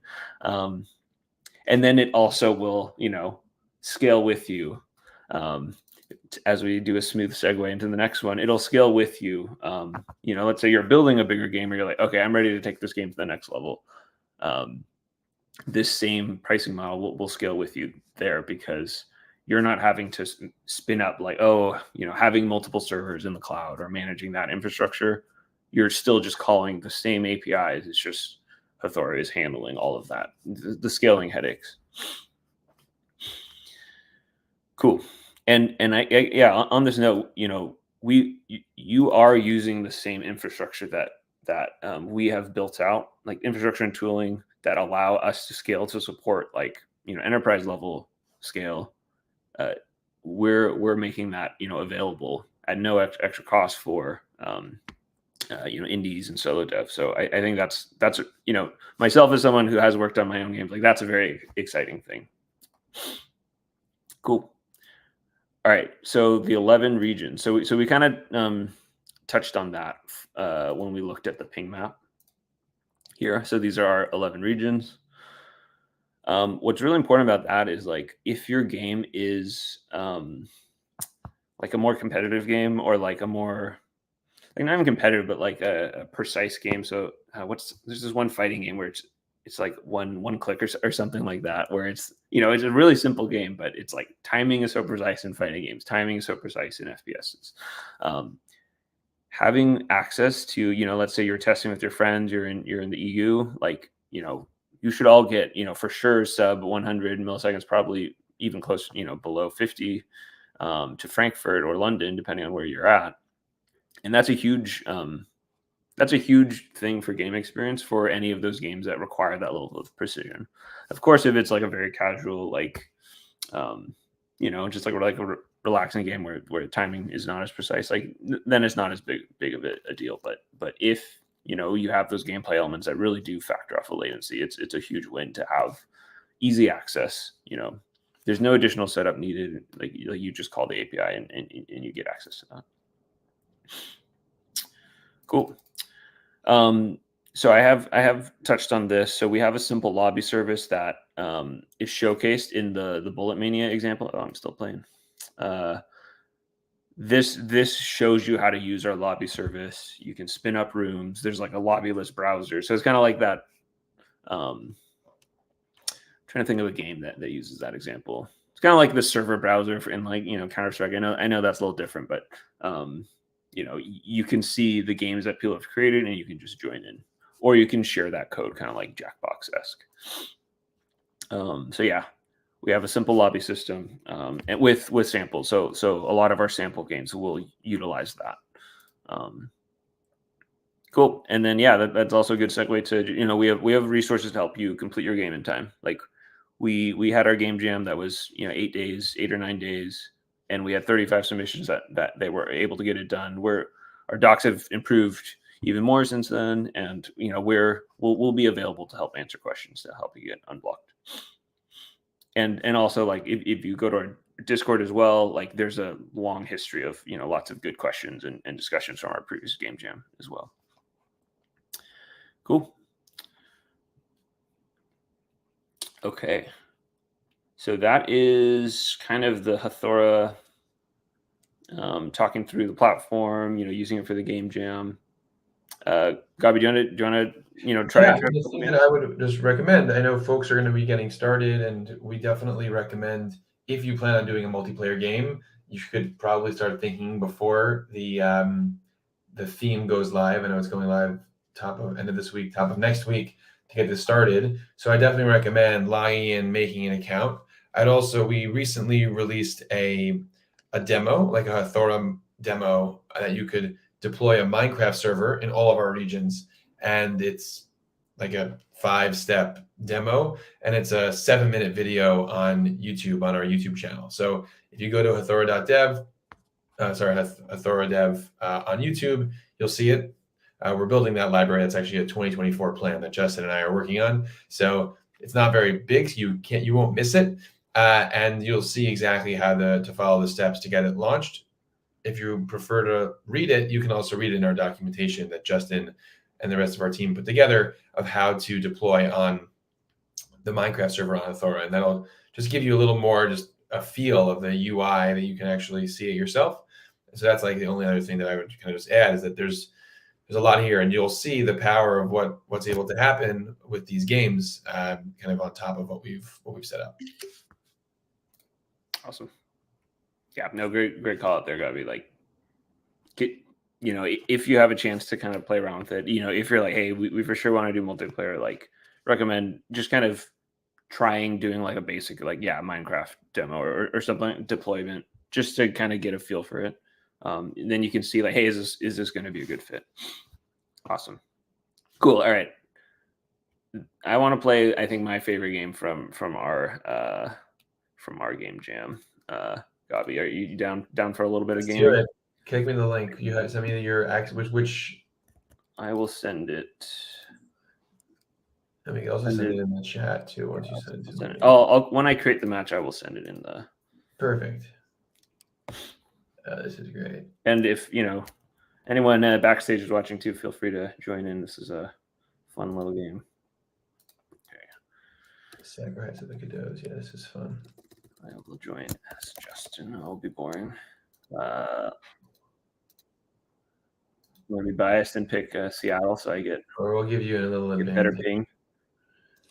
Thanks for sending it around. The good people at the Global Game Jam. Let me join in.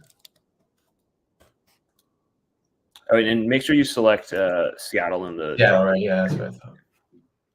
Yeah, it's been a while since I've messed around with this. I hope you don't totally destroy me, like the little FPS massacre. It's taking a minute to load.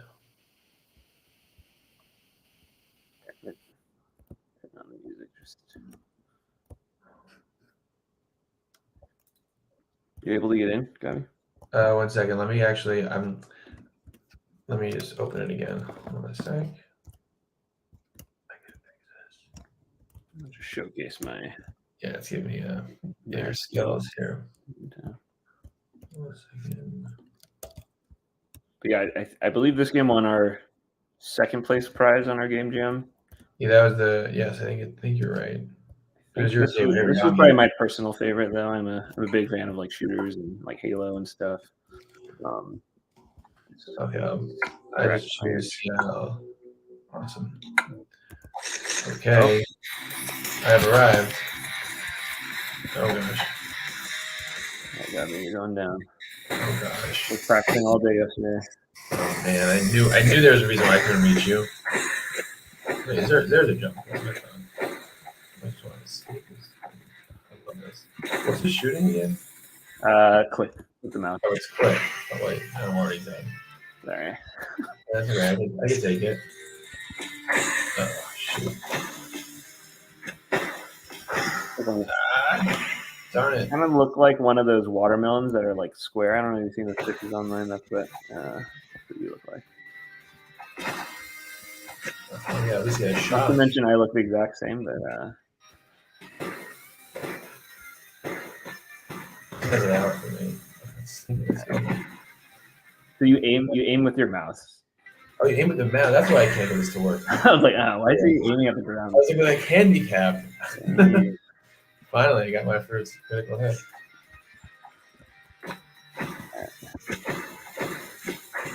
Ooh. Oh, there. Oh, look at that. Darn, that was a nice shot.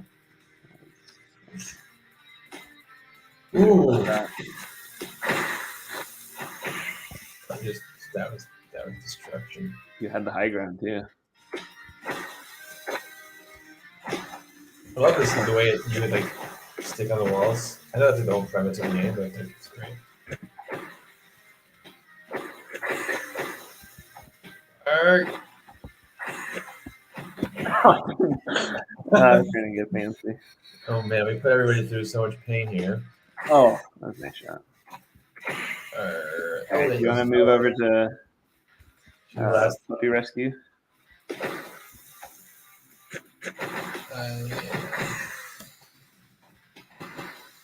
The movement is just so fun. It's great. Oh, I think this could be a whole YouTube channel dedicated to this. Run sacrifice. I think the game's sacrifice of kudos. Yeah. I think it'd be crushed. Mr. Beat should be playing this. Yeah. Oh. Okay. Should we do one more? Yeah, let's do puppy rescue.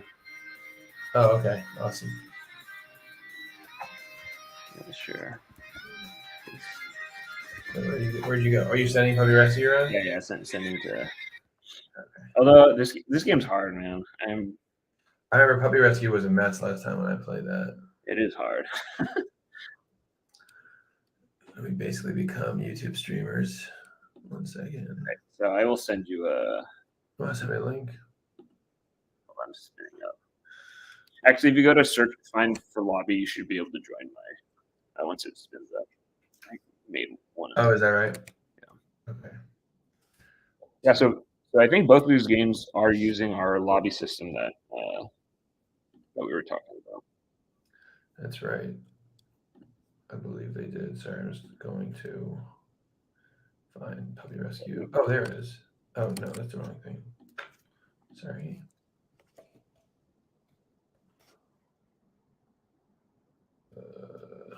Oh, so I just need to go. I don't need to wait for your. Wait, are you in? No, I'm just going into it right now. I'm in now. Okay, cool. Let me know if you need the room ID. I'll send that. Create join lobby. Yes. I think I found you. Yeah. I'm in. And then select. Make sure you get the food. I'm like strategizing already. I think food and rock are very important. And then I'm grabbing the door console thing. Okay, wait. Are you already in? Oh, do you not see me? No, I didn't put in my name yet. That's my problem. Oh, I see. Wait, can you grab some items? Yep. Okay, cool. Yeah. Grab the food. Can you swap food for rock? I think it's actually a requirement. I think I have rock. Yeah, I'll grab it. Okay, so There's the best tutorial. Having a full-fledged tutorial in a 1-week game jam game is just like definitely. I remember this. This is super cool. All right, should we do the tutorial one? See if we can even get past that. It's not easy. Oh, is the camera? We have to avoid the camera, right? I think you have gum that can. I kind of like point it onto it. Is that how it works? Yeah, I think you would have to select it from your backpack and then like click it. I can't see which item from my backpack I'm selecting. I think if you scroll on your mouse wheel, do you have a mouse? Oh, you're on trackpad. Yeah, I can swing through with the trackpad, but it looks empty. My knapsack. Is that possible? Oh, maybe it's maybe that was a bug because you got nailed. I got nailed. All right. We give them puppies the food to get them to leave. Yeah. You don't have a rock. I have no items. I have no items at all. All right, you are bait. I'm sorry. That's fine. We can do. I can get the sacrifice. That's fine. I appreciate that. Just to showcase. Yeah. I can take being embarrassed. All right, I'll the timing for how long I stay there. I have to I think I have to. I need a rock in order to get through here. So you kind of messed over because I did not get a rock. Ooh. Oh my gosh.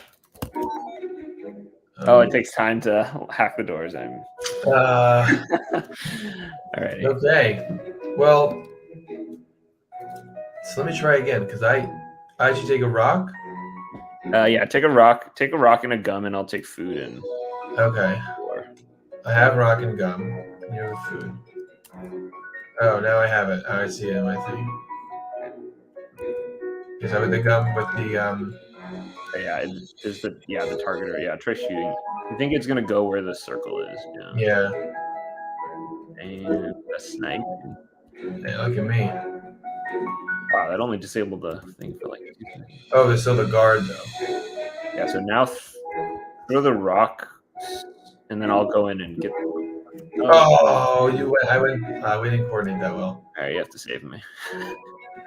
See, yeah, I have the food. Oh, Shrek. Let's see if I can get them to. Oh yeah. Wow. Can you leave now? Can you press that button maybe? You see the button on the outside? Which button on the outside? You see that it looks like an upside down hat. Hold on. Do you see? Oh, this button. Oh, that's funny. I can go into it. Should we get the puppy now? Should I just distract him again? Yeah. Actually, here. Let me hack. No, let me hack the door first. Okay.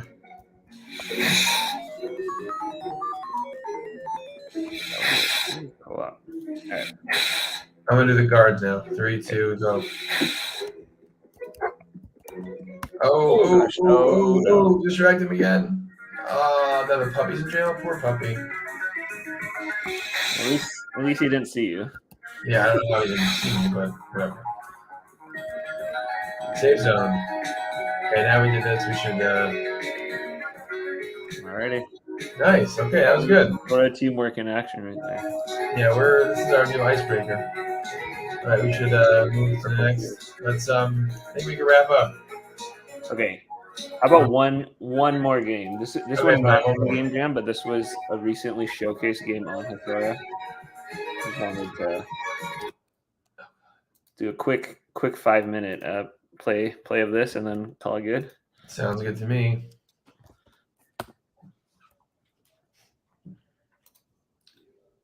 Wait, you send me the link to this one?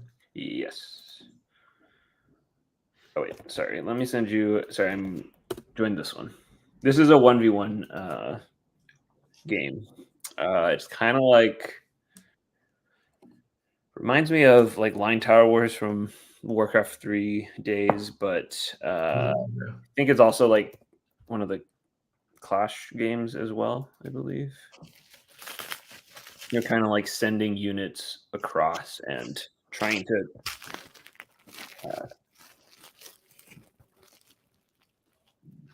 battle. Okay, enter your name and then click battle. Where do you send the link? In the here, I can send it on our.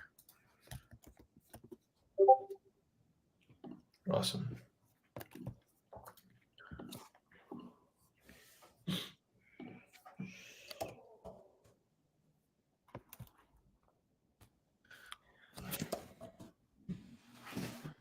Allie versus Justin. All right, it's the opposite of Hathora teamwork. This is competition. Battle, yeah. All right, so you see the cards at the bottom. So you gain coins at the bottom. So I am at 13 coins, and you can select the little cards. Yeah. Build them. So I'm building some. You see at the top, and now it's going across to attack your. Shoot.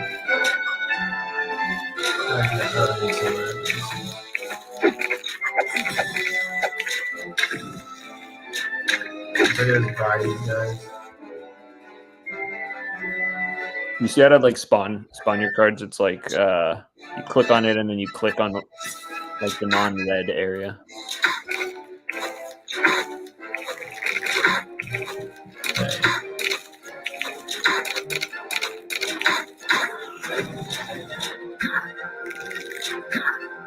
He's my little guy.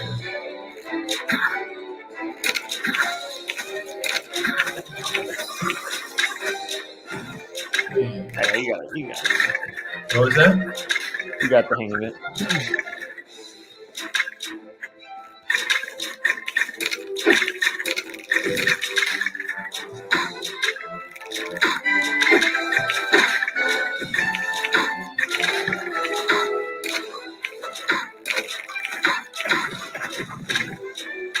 Oh man, here we go.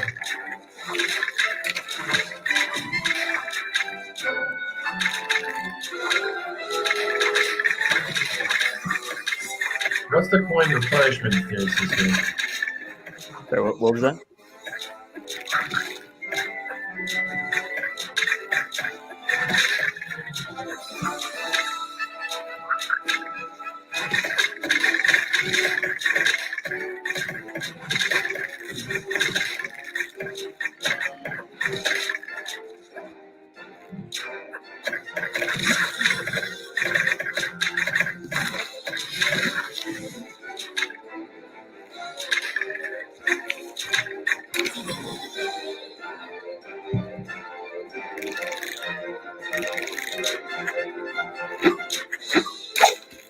Oh man, this is not good. My is going up top.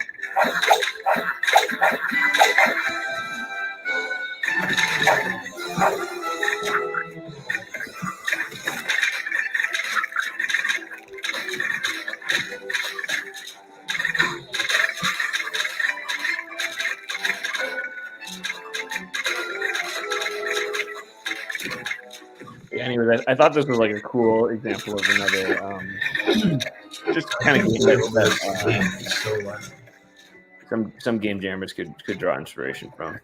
Fun little game. But also there was another one in our game jam. I don't know if people have played like Killer Queen. I think it's like an arcade game. Someone made a barn version of that game, and that was super fun. Justin was shocking. Alrighty, well, this is great getting to show off kind of the results of what happens when folks use Hathora. And now it's up to our participants. And so if you've made it this far into this 3-hour and 45-minute live stream, you should definitely take a minute, make a Hathora account, see what it looks like so you can play the multiplayer, you make a multiplayer game.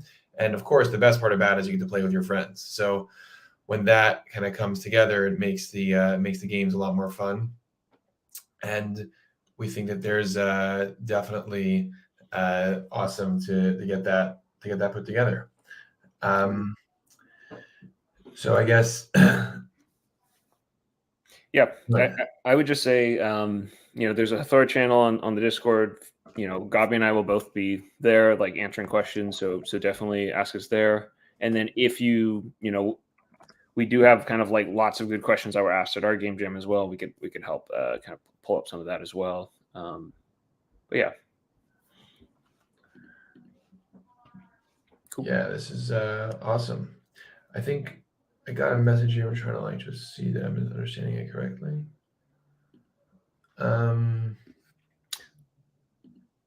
I think we can probably call it there. Yeah, it sounds good. No, I definitely no crazy, no magic other than online multiplayer dedicated server games without a line of code added to your game. So take it or leave it.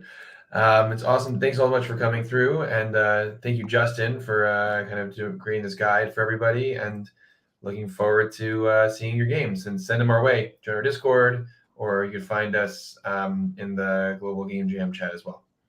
Have a good one, everybody. Thanks, everyone. See you. Bye.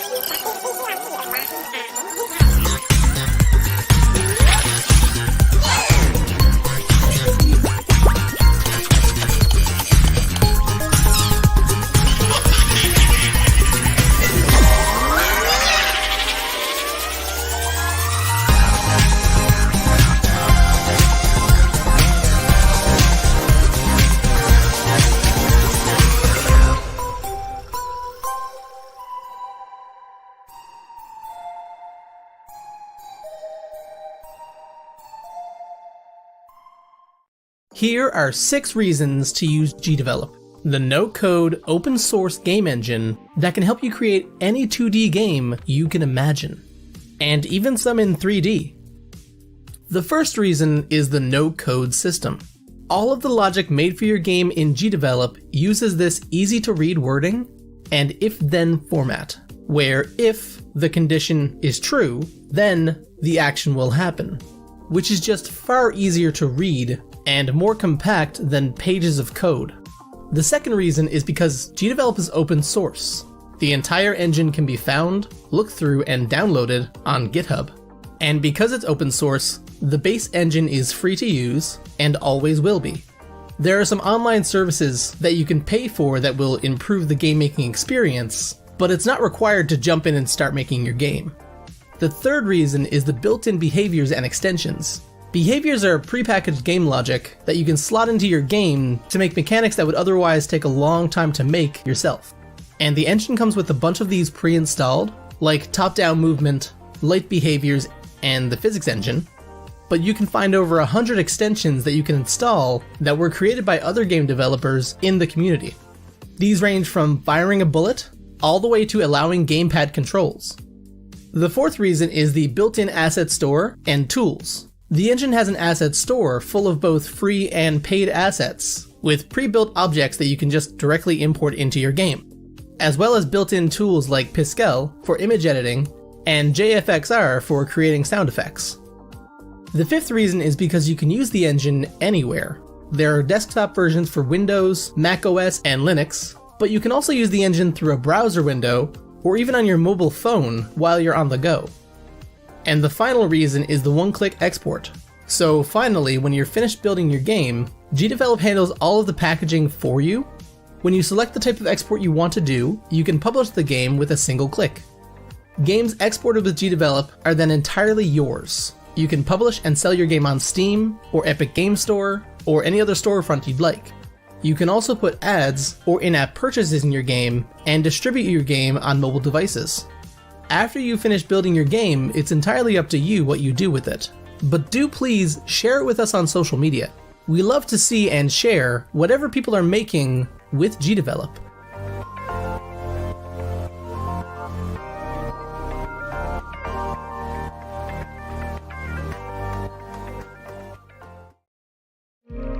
I know that, of course, if you're here, it's because you want to make a game. But not just any game. You want to make a game in 48 hours. And I think that this is crazy, especially as a game developer. I think, it's incredible that we're able to make a game in such a short amount of time. It's really cool to see so many people get involved and make good stuff. People get prizes, people learn, you form groups, you make friends. So yeah, it's just a really great time. I honestly think the kind of ideas that people are going to come up in this game jam are going to be phenomenal because there's no need to think outside the box because the box is so big to the extent that there are so many things that you can do with it. So I'm just genuinely excited to see this.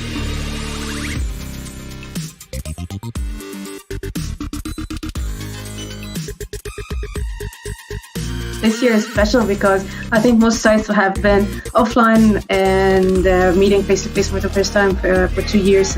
This is different and we've missed this. The whole thing here is you're here to learn and have fun and make friends, so make sure that's your priority. The game is the consequence of that. I just have one last thing to ask you. Please, whatever you do, let's go make something awesome. Thank you so much.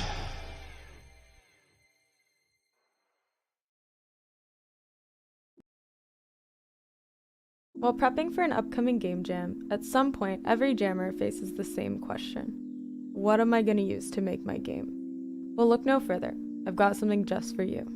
.BigBang is a fully featured, web-based game-making platform that you should totally use for your next game jam. So here we go. Let's just jump right into it. Here are 10 surprising reasons that you should use .BigBang for your next game jam. You don't need to download anything. .BigBang runs in your browser and works on any device. Laptop, smartphone, tablet, console, or even your smart fridge. All you need to do is make an account and you're ready to start making games.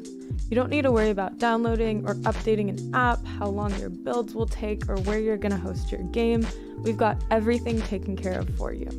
As long as you have an internet connection, you can start sharing your games right away.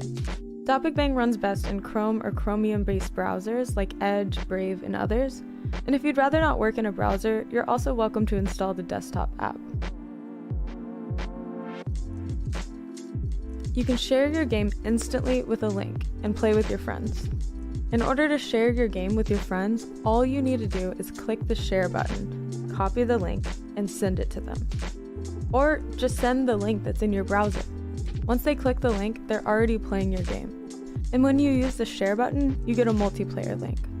So you can actually instantly play your game live with your friends. This mechanic is great for playtesting your game while your game's in progress during the jam, and really great for sharing your game with your family and friends once the jam's over. Your game will work on any device, console, mobile, desktop, you name it. Like I mentioned before, no need to worry about where to host your game or how people are going to play it. We've got that covered. If you're planning on working with a team, .BigBang makes that super easy for you. Just by sharing a multiplayer link with your teammates, you and your teammates can instantly start building out your game together. .BigBang supports live multiplayer editing, which is the click of a button, and you can all playtest the game together while you're building it. Here's a big one. Networking is built in. So if you've ever wanted to make a multiplayer game, .BigBang is the place for you. Every game on .BigBang is multiplayer by default. All you have to do is share the multiplayer link.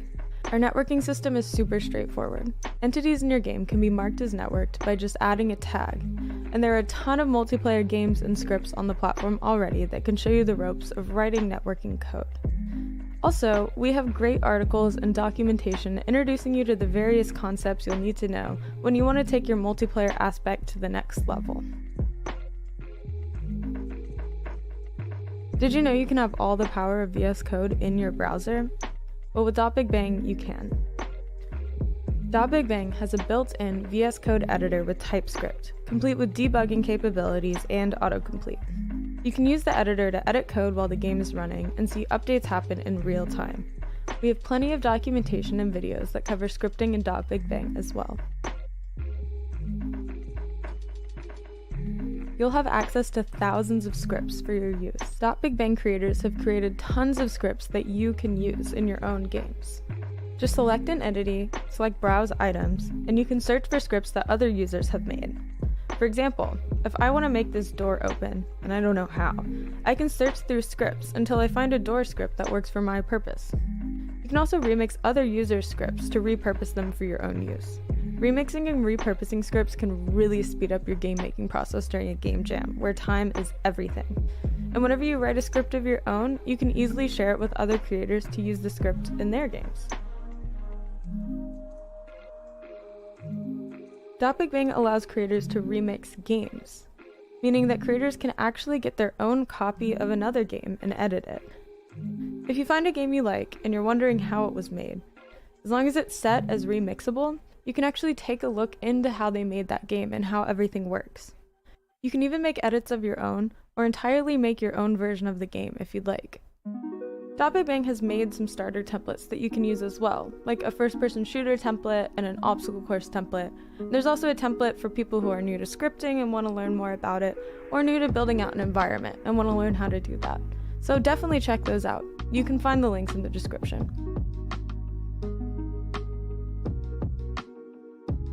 You're probably wondering where all these lovely art assets are coming from. Well, .BigBang has a robust, built-in voxel object editor, complete with animation capabilities. You can make your own assets, and then jump into your game and drag them right into your level. There is a huge library of voxel art for use in your game. So if you're thinking to yourself, well, what if I can't make art? You're in luck. Just like with scripts, .BigBang has thousands of voxel objects made by other creators that you can use in your game. If you're working with a team, your teammates can make art that you can instantly drag into your game. And if you're an artist, you can make your own art usable by other creators. You can talk to the devs directly for help. If at any point you're stuck or need some guidance, you can reach out to the .BigBang devs on Discord. The link's in the description. The devs have been making games with .BigBang for years and are happy to help out creators as much as we can. We've also got documentation, videos, and live streams that show you all sorts of ways you can use .BigBang. Whether you're an artist or a programmer, if it's your first game jam, or if you're a veteran, or if you're anywhere in between, .BigBang has a place for you. So that was 10 reasons to use .BigBang at your next game jam. If you want to give it a try, go to .bigbang.com to get started and join our Discord to meet other creators and have your questions answered by the same developers who built the platform. The links are in the description. Thanks for watching and happy jamming!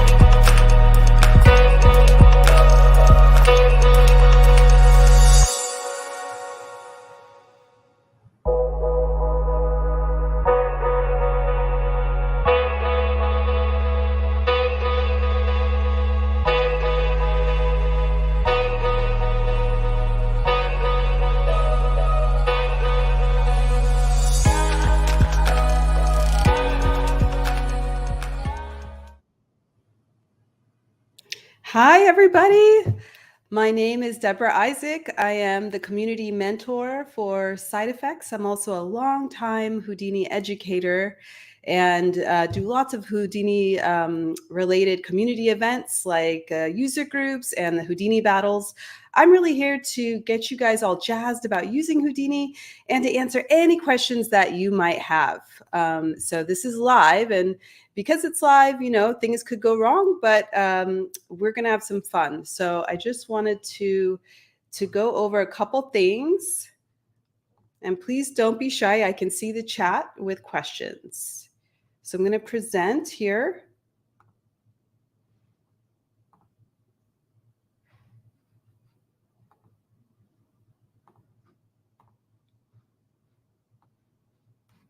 Okay.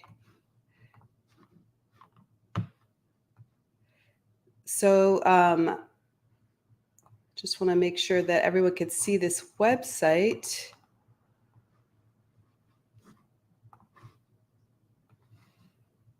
Let me see something.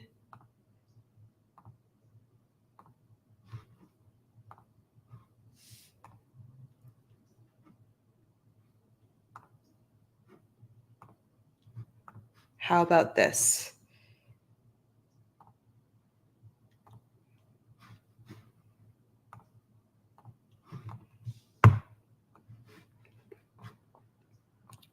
Okay, great. So for all of you guys familiar with the website, you guys can see what's on here. And I'm wondering how many Houdini users are here in the audience and how many intend to use Houdini. So please let me know. First thing I want to say is I just want to talk about the website here, sideeffects.com. And as you guys saw with that previous video, it's an incredibly powerful software that's been used for many, many decades, and in the game scene, almost about 10 years now. So I encourage you guys to just go to the website and explore. And the next thing I want to talk about is the 2023 Houdini Games Reel. Now, this is also a very inspirational video that I wanted to show you guys.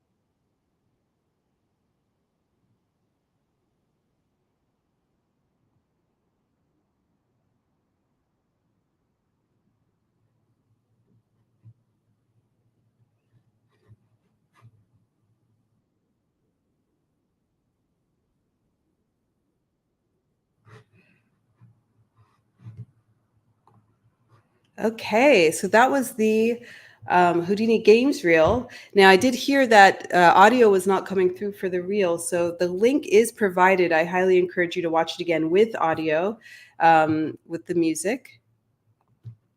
So sorry about that. So here's the page on the Side Effects site about game development, and they've been going to GDC for years. So you could also take a look at the other years of the Games Reel. It's very inspiring to see how these game companies and game developers are using Houdini. Now, these are huge companies, AAA companies, Blizzard, Ubisoft, using Houdini in multiple ways. They use it for environments, they use it for props, and they use it for cinematics. You can see the major companies here. And like I said, it's used for world building, terrains. It's deep in terrains. People spend a lot of times making really complex, photorealistic terrains. They're just absolutely beautiful. Also, Side Effects Labs. It was originally Side Effects Games Tools, but they rebranded it because they realized everyone likes to use these tools. These tools are like standalone tools that get you up and running really quick. to make some really cool assets. Real-time effects as well. And the Houdini engine plugin is what makes all of this happen. Okay, so I'm going to go next. So here's the page on Houdini engine. And Houdini engine is what is the interface. It's kind of like the plugin that goes between the different game engines like Unreal and Unity. So this allows Houdini assets to be used inside of game engines. And you could read more about how Houdini engine works.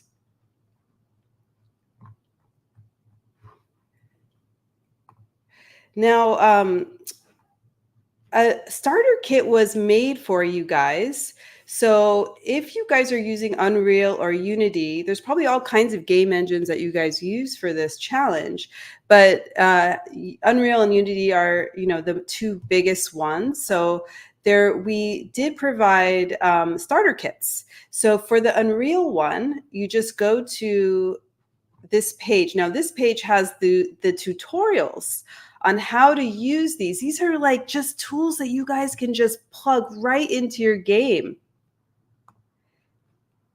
And if you click on that button to download, you can download all of these HDAs and import them straight into Unreal. And what Simon is an incredible game artist, and he made these for you. And basically, you can make levels, and you can import all of these tools and edit all these parameters. Now, these were originally made in Houdini, all the parameters, the whole tool was set up in Houdini, but you import it into Unreal and you change things around and you can rapidly build your game, rapidly build your environment.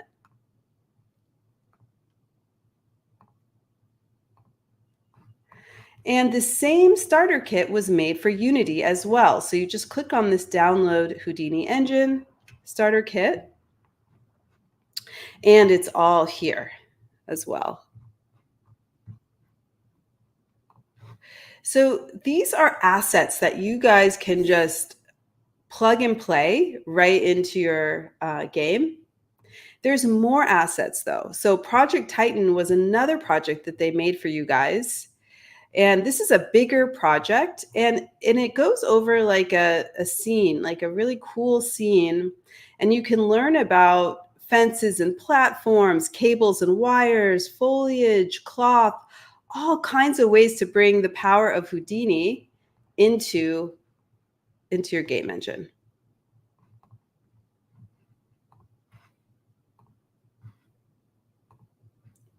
Okay, now recently they made a new one. This is the latest one. It's called Pegasus. And Pegasus is a little different. It's more of an open world environment. So you guys can look at how they made terrains. And it's incredibly fascinating and it looks fantastic. And this is an Unreal project. So you can download the assets and go to the lessons and see how the whole thing was put together.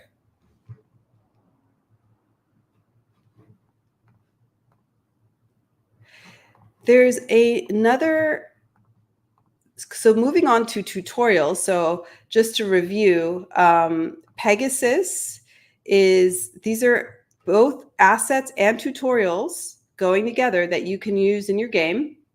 Project Titan is the same, and it also uses Kit Bash 3D. Tons of assets for you guys. Okay. The starter kit has assets. So this is a little more stylized, less photoreal. So these are just assets that you guys can use and learn how the assets were made.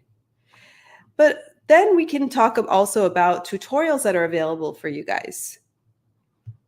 And Houdini Game Jam Basics is a super cool tutorial also made by Simon. And I really like this because he goes over the basics and he talks about what's special about Houdini. Houdini uses these nodes. It's known for being node-based and non-destructive and procedural. So you can make your assets in these nodes, and at any time you can change your mind and insert different nodes and see what happens. It's an incredibly fun and powerful way to work. And the reason it's also called procedural is because you're really making systems. You're not just making one rock. Let's say he's making a rock here. You're actually making a rock generator. That's how this works, and that's why it's so powerful for making games.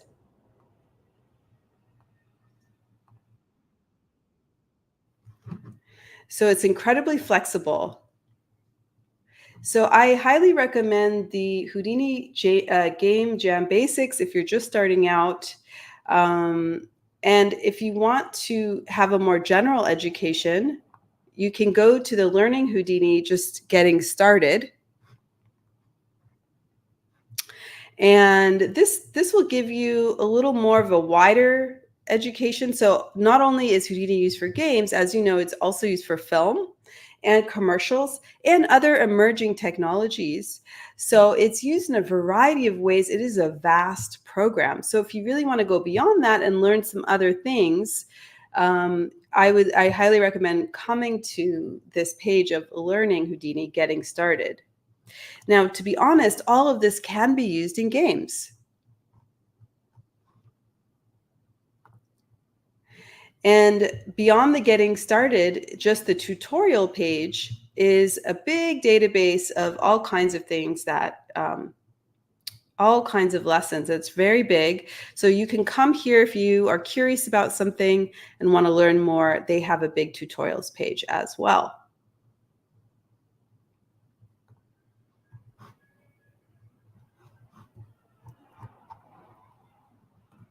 Lastly, you guys have access to a 2-month Houdini Indie license. So you don't need Indie to use the plug and play assets that I talked about over here. But I highly recommend everybody signing up for this. Once you get your license, you have 2 months to use it. And basically you use Houdini Indie to construct your nodes, to construct your networks, to make your tools. And then with Houdini Engine, it goes into your game engines. So Houdini Indie, this typically is about, I believe, around $200 or $300 a year. So I highly recommend everyone using this. You have 2 months for free. And just fill out this form and you should receive your license entitlement for 2 months. So I just want to know if there's any questions. I am looking at the comments to see if there's any questions. Any questions from the audience? Is anyone expecting to use Houdini?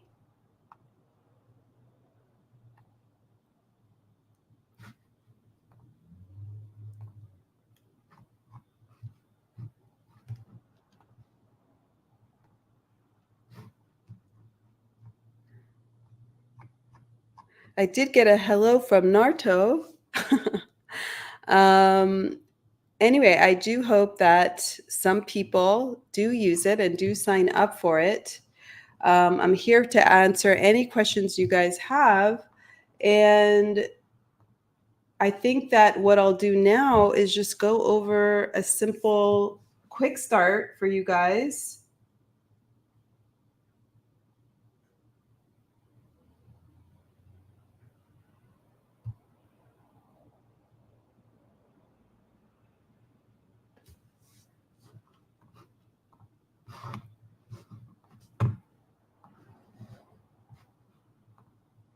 So I'm going to reshare.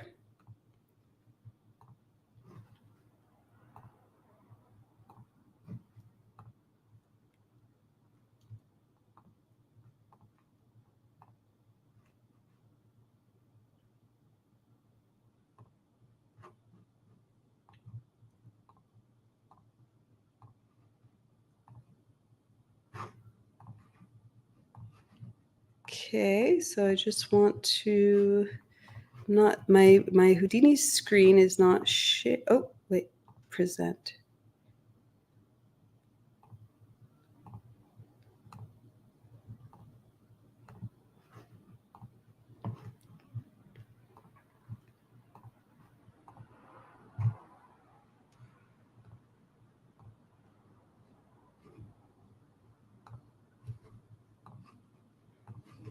There we go.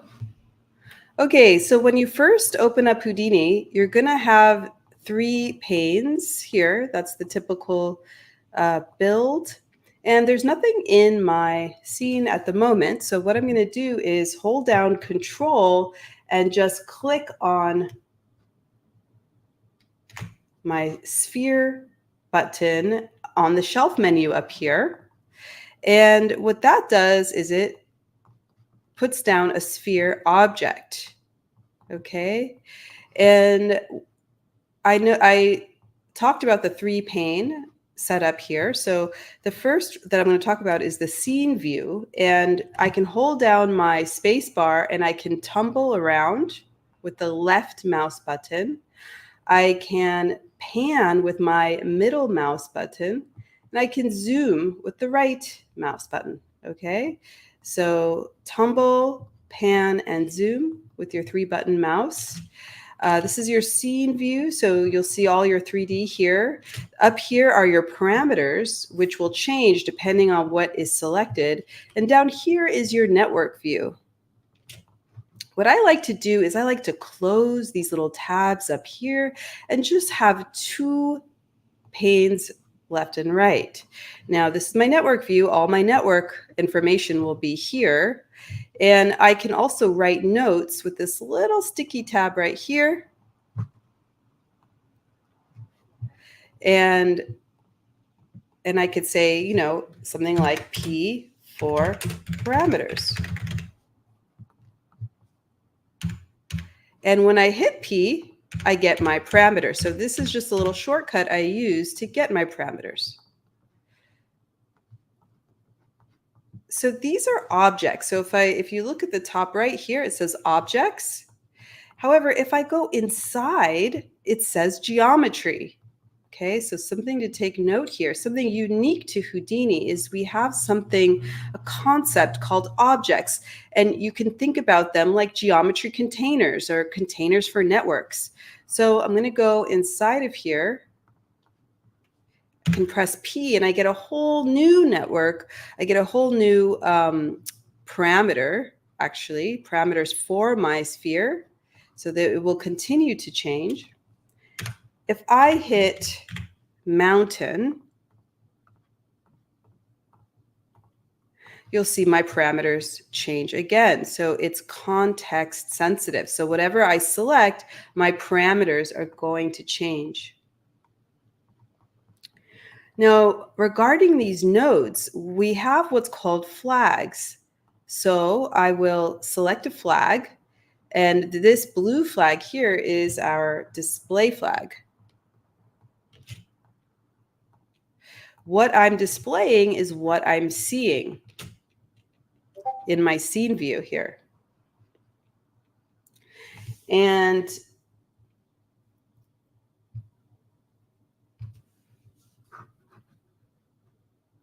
what I select is what I see in my parameters.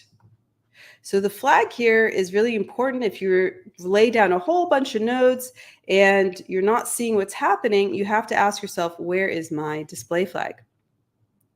The next flag is the template flag. And template just means it's a ghosted view of your object. See that? The other handy node is the bypass. Bypass means just ignore me. So these are really handy flags to use as you're laying down your nodes. And I can, at any moment, go up here. This is the non-destructive concept, and change things. So I can make this a polygon, which means that it's not quads. It's all triangles now. There's no poles. I can change the resolution at any time by decreasing or increasing this number. If I hold down my middle mouse, I can change the amount if I go right and left, if I just hold down the middle, but going up and down changes the increment. This is called the value ladder.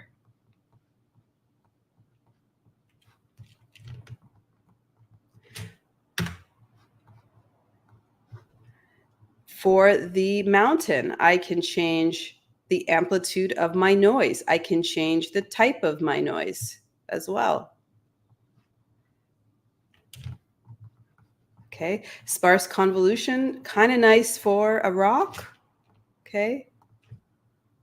Now for this one, the animation is not highlighted, but I could do something like $F and press play.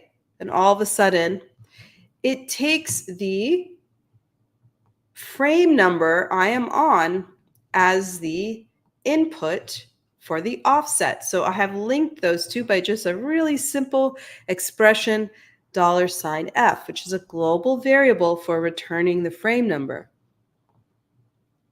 And I can click on the name offset to reveal the number. So I can confirm these two numbers are linked.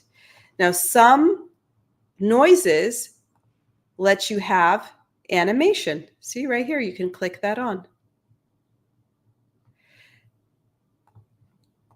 But if you don't, you can always put this $F anywhere to get some animation. And I can slow it down as well by just multiplying it. And there we go.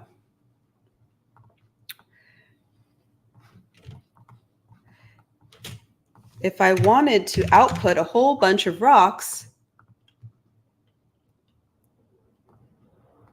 I simply put a file node down here, and I can say rock dot $F for padding. That's going to give it 3 leading zeros .obj. If I just wanted a whole bunch of OBJs, and then I say write, it's going to write to disk every time I click somewhere on the timeline. I am literally writing OBJ files to disk. You can specify where just by clicking right there.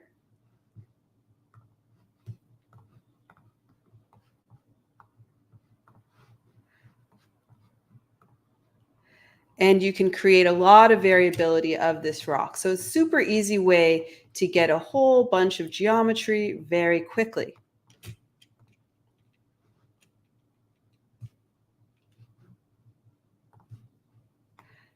If you want to get rid of your wires, so some networking tips, hold down Y and you get this cute little scissors here, and you can just slash it right there.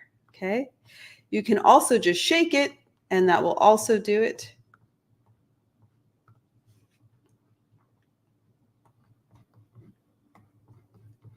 You can color your nodes. You can make net boxes.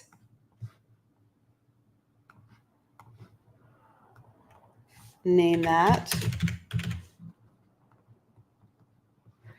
And you can even change the shape of your nodes as well. A lot of people use all this stuff. Hold down Alt to create a little connector and design your networks really nicely. So these are just some handy tips to get you started. One thing to note too, so like I mentioned, these guys, these geometry containers, they're called objects. Hold down grid, and I've just made a new object. Okay, I can also just make an empty geometry object by clicking on the tab menu. Okay, so the tab menu brings up all of the nodes that are available in your context.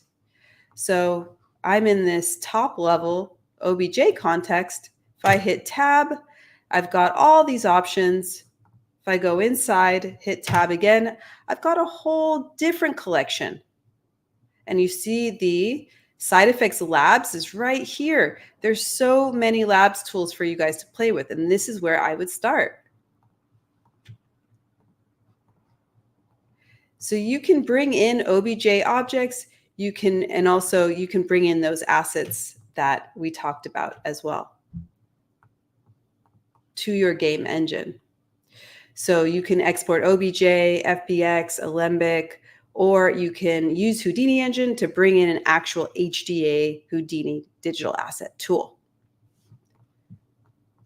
One thing to note is I've just put down 3 of these container network objects.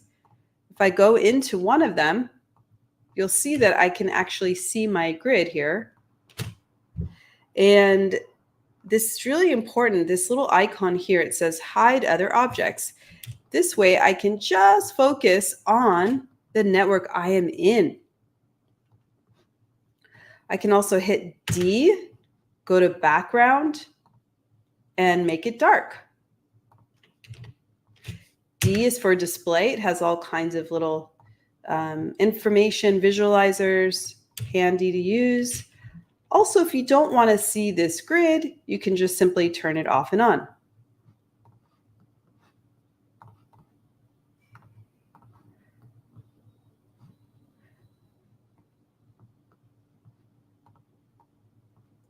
So I think that wraps it up for this little intro that I wanted to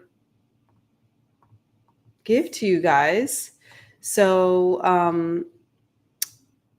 I hope this was informative, and I hope you guys really use Houdini. It's a great opportunity, and hopefully some of you guys already know it. But if there are any questions, I'm looking at the comments, but not sure if there's questions somewhere else.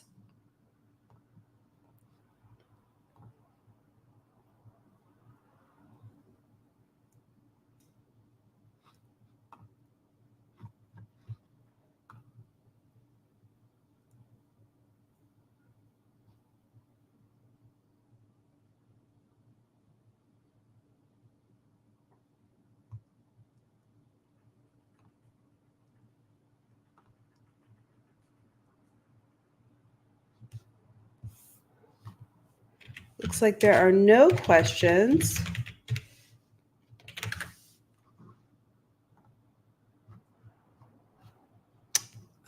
I will say to go to the website, the Global Game Jam website, to the Houdini page, and the link to get your Houdini Indie license is there. And the link to most of all of the resources I talked about today are also on there.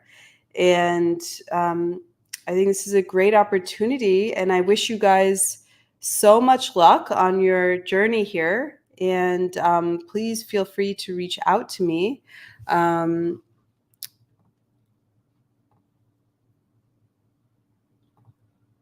going to put my email right here.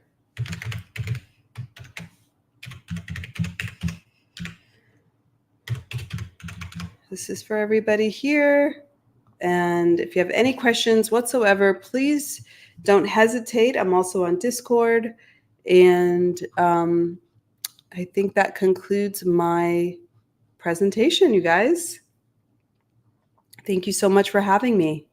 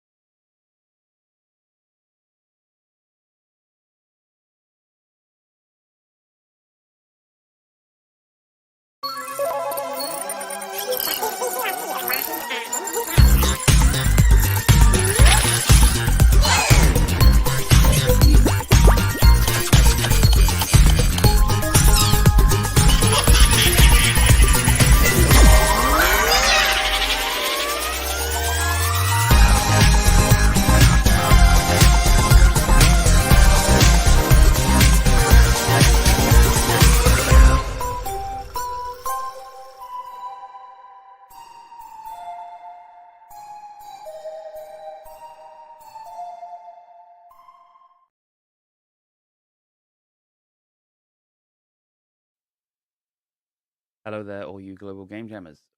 Welcome to 2023. My name is Adam. I'm one of the game jam sites over in the UK, one of the hosts at Game Dev London. We host one of the biggest sites here in the UK, and I'm super excited to be taking part in Global Game Jam 2023 because this is actually my 10th Global Game Jam. So that's a whole decade of Global Game Jams for me, which I'm a huge fan of game jams. I've been doing them. It was basically one of the first things I did when I sort of started working in video games as a student, getting really excited about making the most basic game that I could, and then got overly ambitious every game jam since, and I keep not making games, but we'll ignore that for the time being. Today I wanted to take a moment out from this fantastic event and talk about neurodiversity in games. And the reason I want to talk about that is because this is my first game jam since I was diagnosed with ADHD last year. So what I've found over the last kind of year is that it's really important to take into account that the people around you are not you. They don't think like you. Haven't lived with the things that you've lived with. They work in different ways. And we all know this because people around us might not be the same discipline, or they may not be from the same country, or they may not even be from the same city. And all this can play into effect how we approach stuff. And neurodiversity and neurodivergence is another aspect to this.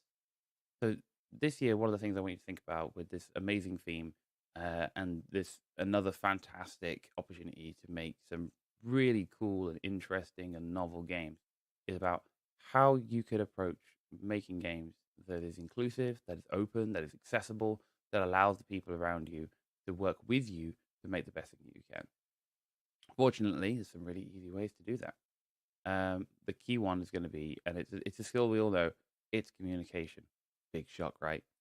Think about the people around you as people who they want to help, they want to get involved, they want to make something cool, but they may not have the best ways of being able to explain that to you, and you may not have the best ways of explaining it to them.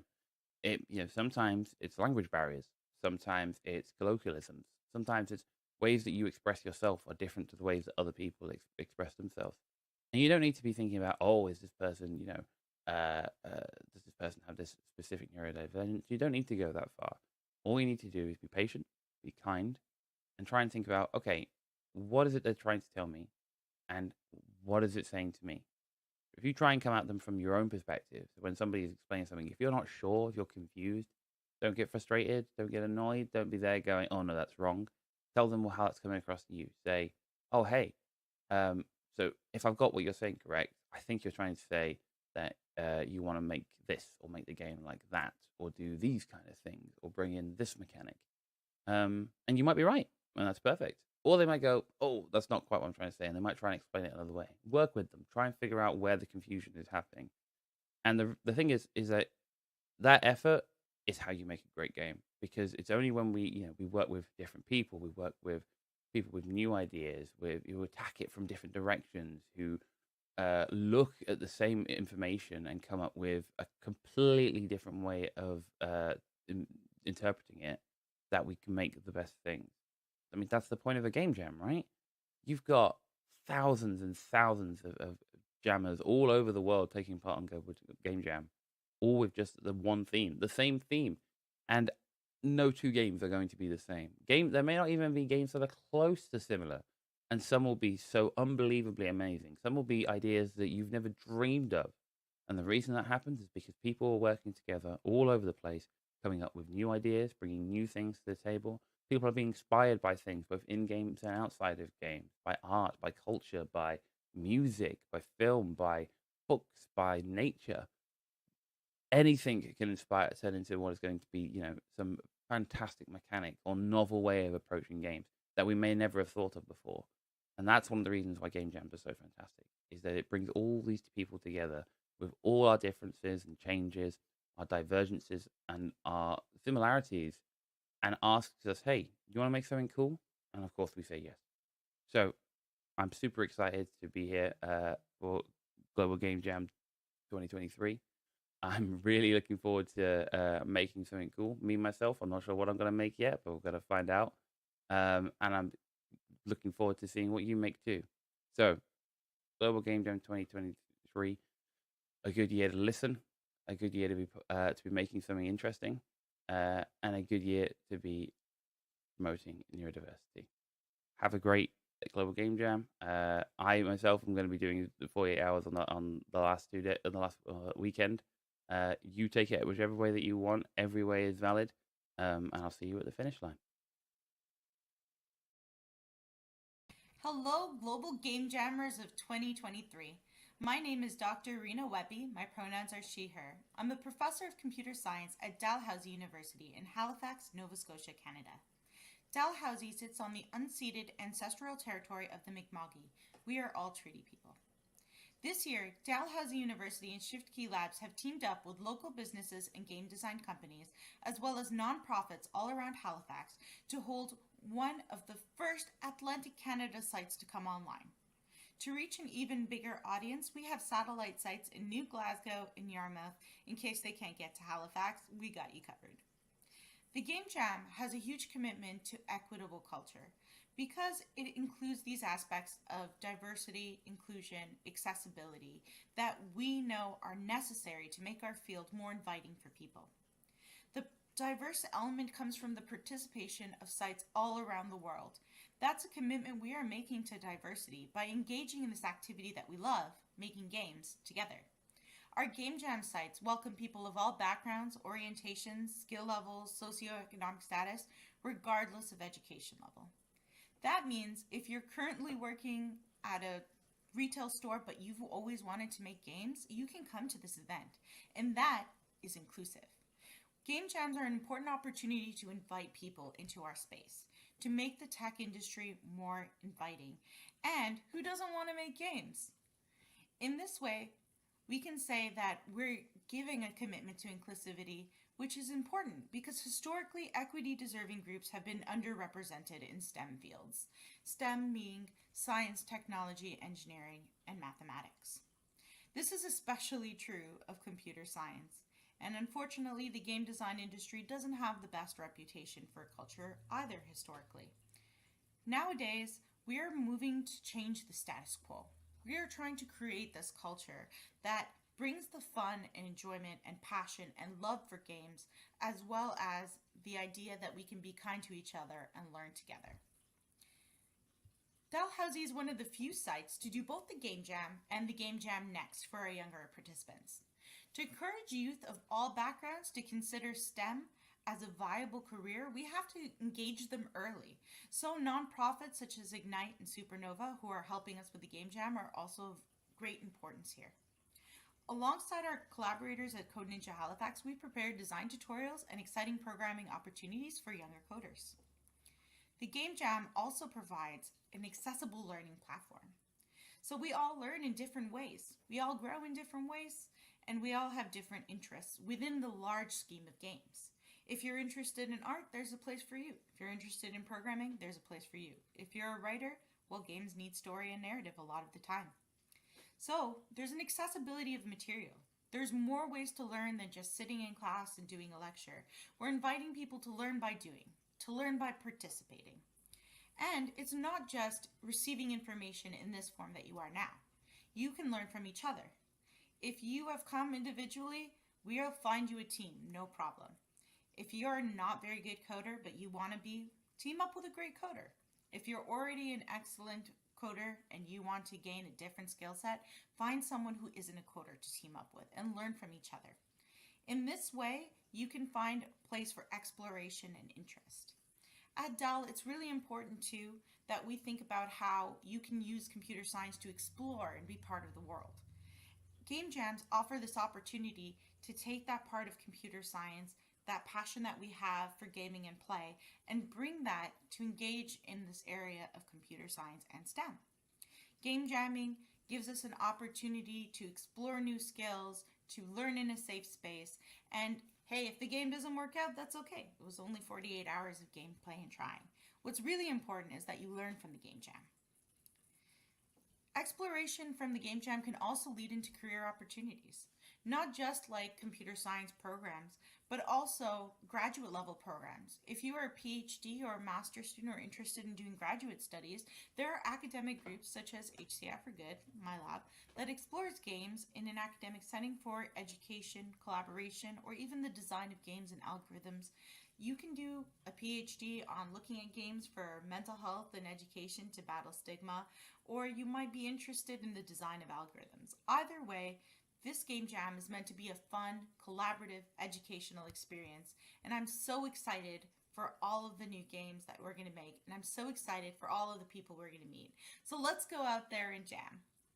Bye from Canada. Alaikum. Welcome to the 2023 Global Game Jam all the way from Saudi Arabia.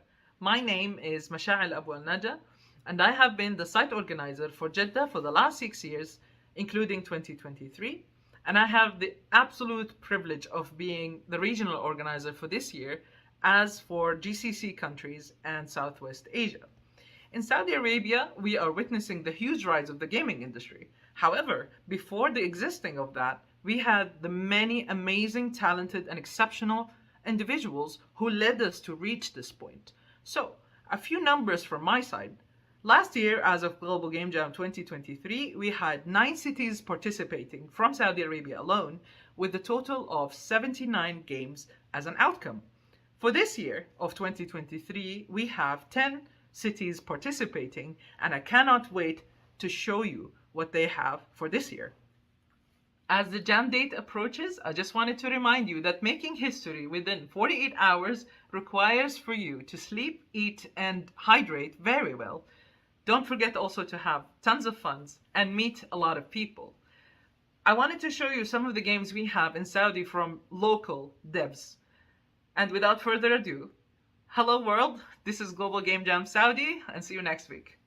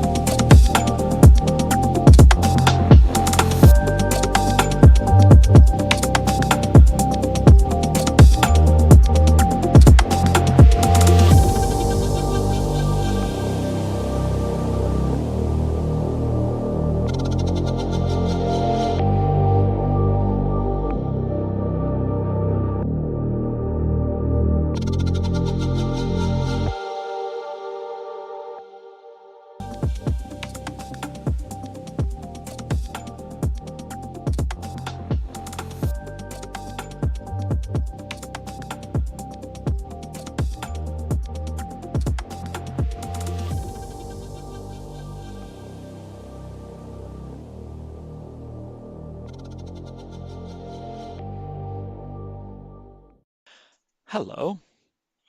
My name is Daniel Cook, and I co-founded a company called Spryfox. Some people blame me for starting the merge genre, and as an apology, I thought I would read you a little story. So,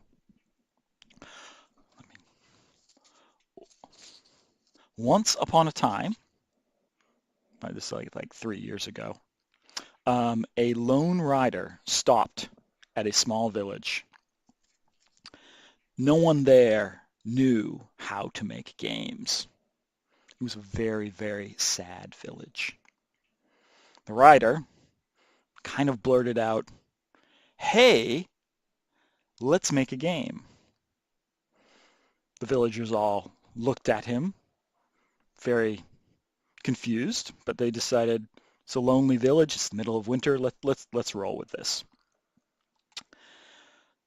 "I want to make Zelda," said one villager. "Halo is the only game that exists," declared another. "Stupid rider, we don't even know how to make a game," yelled the villagers. It was a tough crowd. The rider, however, was secretly the rarest of magical creatures. They were an optimist. "No problem," said the rider.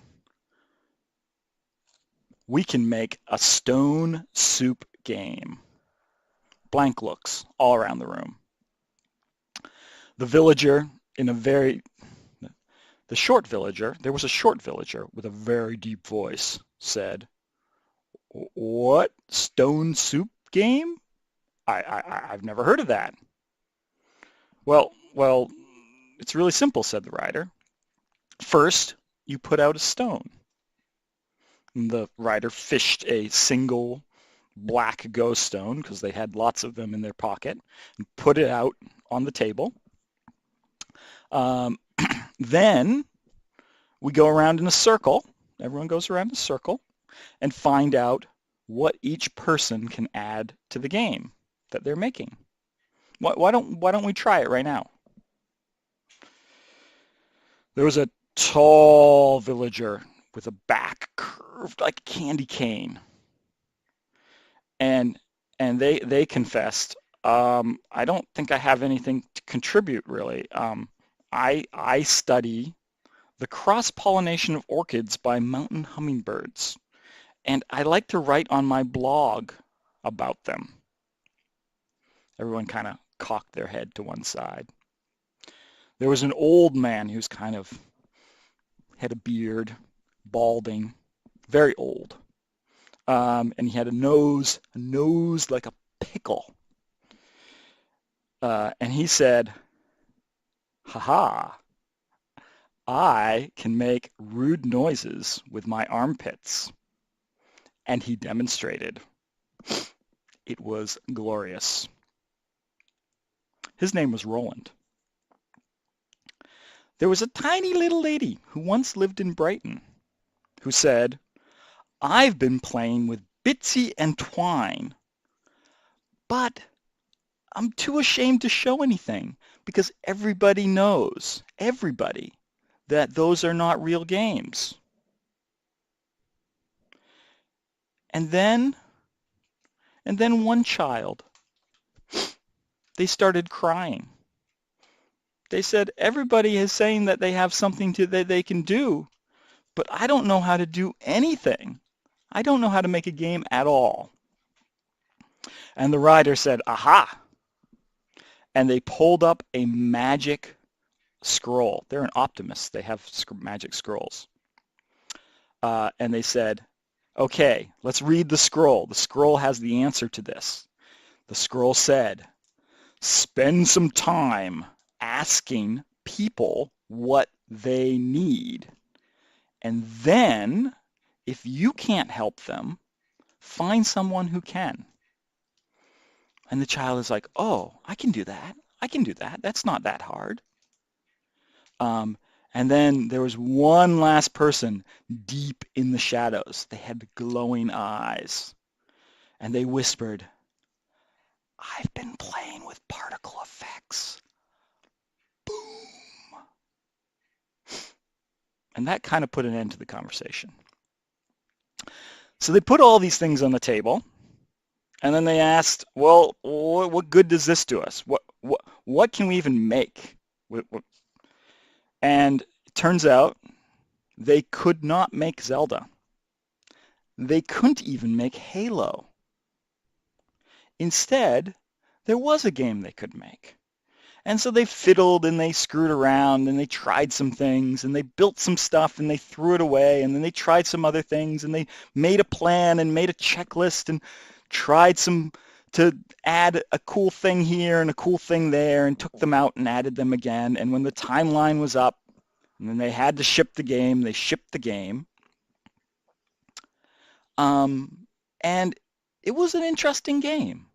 It was a game about hummingbirds and blowing things up in Bitsy, and all the characters talked by farting. Just that was the whole conversation. And I'll be honest, this was the best game ever. Like literally the best game ever. And it wasn't the best game ever because it sold the most copies. It was the best game ever because it was their game. It was their unique, no one else could have done it, contribution to the world. Anyway, so that's the story. And I suppose because you're very value-oriented people and you want to get something out of this and get things done and check things off and figure out what you've learned, you want to know the lesson to the story. So here's one thought. Every game I have ever worked on is a Stone Soup game. Every team has unique talents, things that only they can do. And all you have to do to find that out, to find those unique talents, is to ask. So just ask them. And every team also has a game that only they can make. So embrace your weirdness. Embrace your limitations. Good luck. Be kind to one another. And if all else fails, don't forget that magic scroll and listen to what people on your team really need. All the best. You've made the multiplayer game of your dreams, and you're ready to put it online for the world to enjoy. With Hathora, hosting your game servers couldn't be simpler. All you need is to create a Docker file, then Hathora will build your container and replicate it to our registries across the globe. Once you select a group of players to start a match, Hathora starts a server in the optimal region and routes players through our Premium Edge network, ensuring the lowest latency possible. Hathora automatically spins down idle servers, ensuring you only pay for active use. As your game rises in popularity, Hathora scales rapidly to ensure players are never left waiting. While hosting matches across the globe, the Hathora network fends off DDoS attacks so that they never reach your servers. Hathora handles your infrastructure so you can focus on building the best game. Get started today at hathora.dev.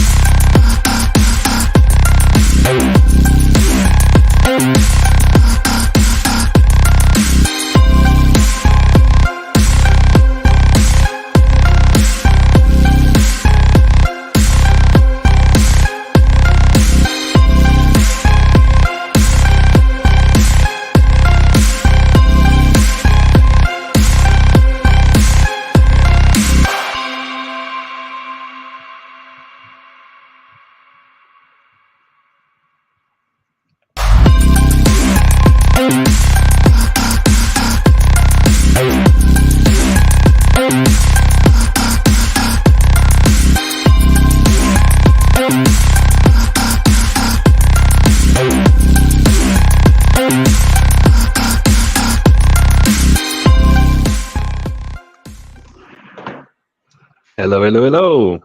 Hello. How are you doing, Trey? I am doing fantastic. Manu, how are you doing today? I'm doing great. And hello, everyone. Welcome to the Global Game Jam Unity live stream. This is going to be a very just chill time with me and Trey. I'm a Unity advocate. And Trey, you are? I am one of your friendly neighborhood community managers. You might have seen me around on the Unity forums or in the Unity Discord. I'm all over in our virtual spaces. Love that. And today we're going to basically show you around a few things that we think could be very interesting for you to know about, especially with the Global Game Jam coming, how to get started with Unity, what is available for you to build great games and cool prototypes. So we're going to show you a few different things. Without further ado, let's get into the agenda. So we're going to quickly show you our previous 2023 Game Jam, the Global Game Jam from last year. Then we'll talk about community spaces for users, some assets and tools that you can get started with today, including the Asset Store, a little bit of an overview of Muse, or Unity AI platform for generative AI, and our latest URP samples updates. And finally, some closing remarks. And by the way, there will be some links that we'll be dropping. We'll be sharing them on the screen, but also in the chat, depending where you are. If you're on Twitch or on YouTube, hopefully you'll be able to click on these links, but also feel free to screen grab whenever you need. All right. So I'm going to launch this little video from last year, and Trey is going to talk over it. Yeah, so last year, prior to the Global Game Jam, we had this kickoff panel with our leader of our insiders team. He brought a few of the insiders on, as well as a member of the Unity team, and they shared some useful tips on forming a team, the different roles that you can take in those teams, what it's like to game jam. Yeah, I highly encourage anyone to check that out if they're sort of first-time jammers, they're unsure about joining a team, what their role might be, what it takes to start a team. All of these folks here have participated in many game jams and had some awesome projects come out of them. Oh yeah, and shout out to Cal, which is doing an amazing job at Unity with our community of creators. Okay, next slide.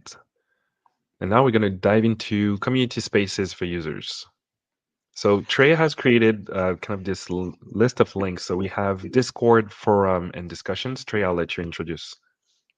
Yeah, so in order to help support our users that are participating in the Game Jam this year, we have our 3 community spaces with some places carved out for them, specifically for the Game Jam, and some of the resources that we're advising and suggesting our users to use.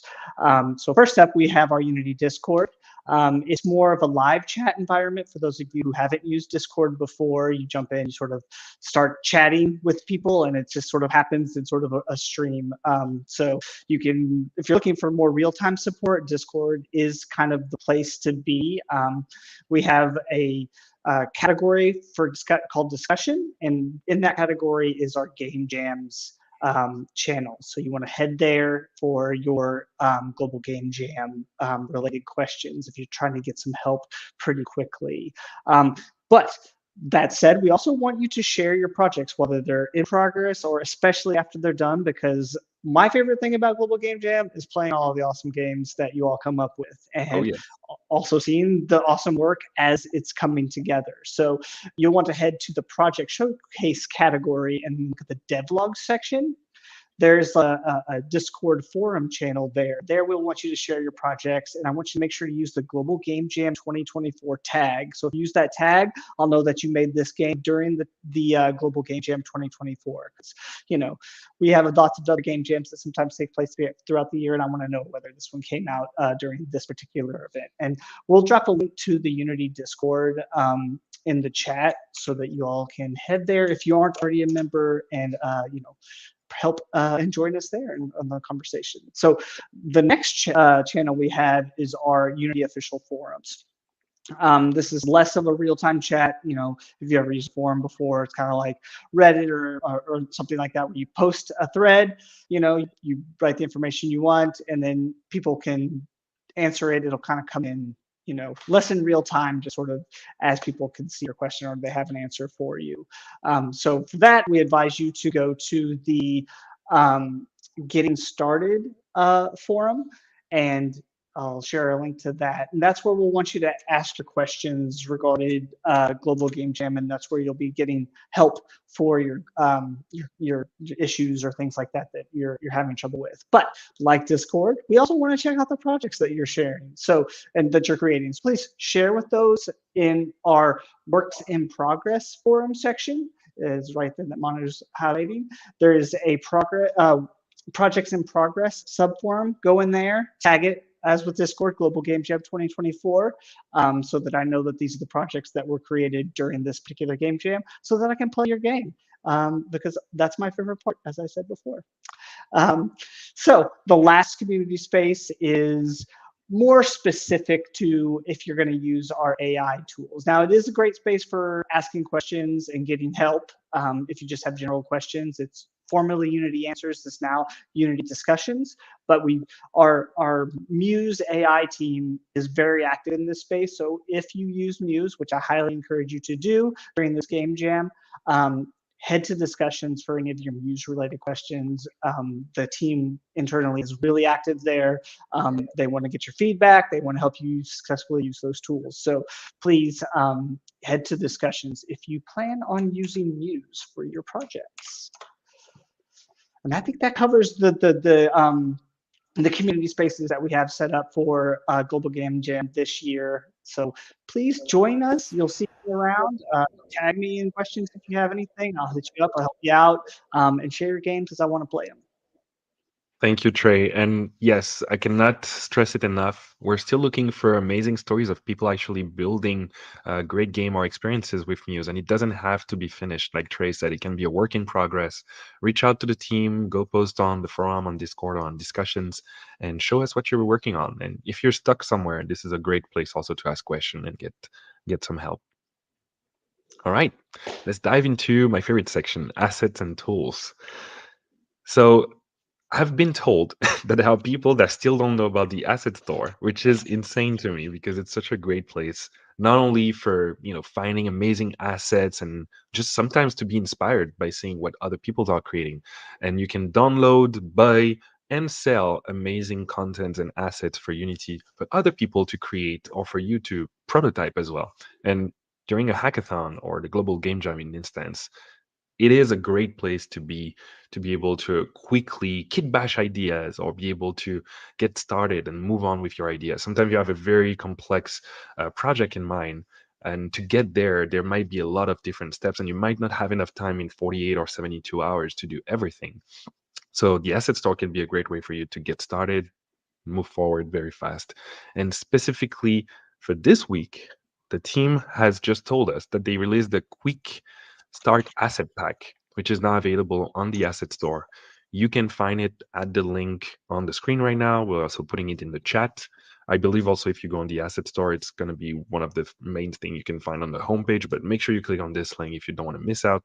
The value is actually insane. So I was looking at this with Trey earlier. We tried to make the calculation. It's $19.99, which is less than $20 by 1 cent. But in total, you get access to all of these cool assets from the asset store. And some of them go up to $80 per unit. So in total, you're making about 94% savings. You're investing in a community with great creators, and you have access to super cool assets that can help you build your games or experiences. So I really recommend you do take a second to look at it. I'm actually going to quickly just to show you what it looks like. This is the asset pack, quick start asset pack page, and all of the different assets that are available. So you have stuff like Polygon, for example, which is great for low 3D assets, and you can download that and be able to create a scene or an environment, characters. You have the modern UI pack, which is full of great UI elements. If you're building an interface for your game, this is a great way to get started with a lot of cool assets. You have the basic motions, so for character, animations, and things like that. I'm not going to go through everything. I'll let you take the time and look at it yourself. But like I said, almost $20 and you get a crazy, pretty cool deal on a get started bundle. So highly recommend you take the time to look at this. Yeah, we'll do a lot of the heavy lifting when the need is for speed in a game jam. So The need for speed. I love that. All right. And now quickly we'll get into a Muse overview. So those who don't know, Unity has been building platforms for AI. We have Centis and we have Muse. Today we're just going to focus on Muse. And what is Muse? So Muse is our platform for AI-driven creation. You can now explore, generate, build, and test faster on Unity than ever before. From generating code to generating usable art assets, Unity Muse includes a growing set of features to enhance all areas of game creation. And you can start today with a 15-day free trial. So this is actually a good time to get started with it, even before the Global Game Jam. If you want to get used to it, you can start today. It will still go for the next 2 weeks. And we're, like I said before, we're looking for stories to tell in the future about games that have been built or experiences that have been built using Muse. So if you happen to be playing with it during this week, please send us what you've been creating. And that would be amazing to hear your stories. So to get started with Muse, a few different links. So we have the unity.com/product/Muse, which is our Muse product page. I'm going to click on it quickly right now just to show you what it looks like. There you go. So we have a video I'm going to show you in a few that shows you what is Unity Muse. You can ideate and iterate faster. This is an example of an HDRP demo scene that I've been completely reimagined using the texture generation feature. And we have a bunch of features that are also coming in the future. So texture, sprite, and chat are already available. We have animate and behavior in pre-release, and sketch is coming soon. If you don't know what those 6 different products are, we have a demo for that. And we also have an onboarding page that allows you to dive into how to get started and how to install, for example, the package names for Muse texture. So before we dive into this, let's quickly look at this video.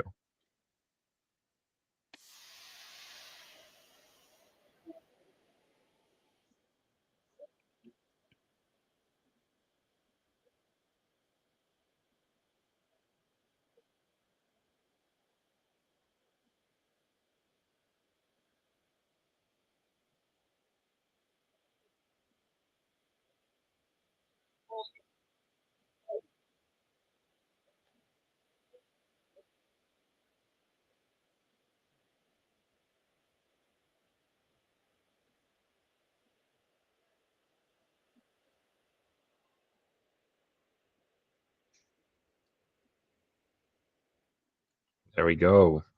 man, how cool is that? How cool and quick and easy is it going to be for prototyping games? Perfect for a game jam. I think this is what I'm excited the most about is how this can help people get to their ideas faster. You know, we've been very, I would say, intense on how we're trying to really make sure we're building responsible AI tools that are helping artists and not replacing artists. Actually, on the unity.com/AI page, you can learn more about our responsible AI best practices and guidelines. We've been working with artists and creators as well to hear the feedback and make sure we implement it in the best way. And the way that you can think about it is for people that have never been able to actually achieve some of their visions because they're lacking certain set of skills or they're lacking time to be able to produce better ideas. So you have different type of tools. So we've seen in that video sprite generation, texture generation, as well as a chat option, which allow you to talk with an assistant. If you want to understand better what you can do with these different tools, we have a blog post on the onboarding page all the way at the bottom here. For example, you have this blog post, Tips for Chat. This is great because if you ever heard the term, for example, prompt engineering, so the structure of your prompt, how you actually build proper prompt to get the result that you want. There's a lot of cool tips here that have been written by our PM. Shout out to Martina. She's doing an amazing job at Muse Chat. So, for example, how to ask questions such as, "Hi Muse, give me detailed steps on how to build a 2D mobile game with Unity, including the tools I need and how to get started." And by asking this question, the answer will give you thorough answers. And it's not the same as any other LLM because it has been trained on Unity primary data. So everything from our forums or learns that has been very designed and trained to make sure that the answer helps Unity users. You can help generate code, but also debugging, which is for me the best part when you're in a game jam. Something is not working. Copy paste the entire console red lines into Muse and say, "Hey, I'm stuck here. What do I do next?" And usually you'll be able to get a clear answer how to unlock yourself, troubleshooting your issues, and so on. It's Yeah, I also a mean, great way. in lieu of we have the community. You can ask your questions there, but sometimes someone might not answer you. Muse is going to answer you, right? So Exactly. And there are things like you just don't know where stuff are. You have so many different links sometimes and you're a bit lost. Muse also knows where everything is. It has been trained again on our Learn platform, for example. So it's a great way sometimes to just ask a few questions before even going on Google or other search engines. Ask Muse first. Maybe Muse will get you going a little bit faster. And there are links that provide you within the interface the direct link to what you're looking for. So that's Muse Chat. And evidently, you have access to also texture and sprite. Like I said, go on the onboarding page if you want to get started. It's very simple. You just need 2022.3 LTS and above. And those package, sprite, and texture will be directly installed when you click on those links, or you can add them by name with those titles. I won't get too long on these slides. Just wanted to show you what it looks like. So rapid prototyping, iterating on sprites in the editor faster. And those who knows the T-Rex chicken meme, it's there for you. Crafting the perfect texture and finding answers to your question. We also have the unity.com/AI webpage. I'm putting that on top of everything we just said because it's a more global page that will talk not only about Muse, but everything else like Centis, which is another great platform at Unity for AI, as well as our new AI section in the asset store. So make sure you click on that link and look. And finally, the last section me and Trey wanted to show you is the URP samples. So we just got a new release of 3D samples that are amazing right now. Let's look at them in this quick video.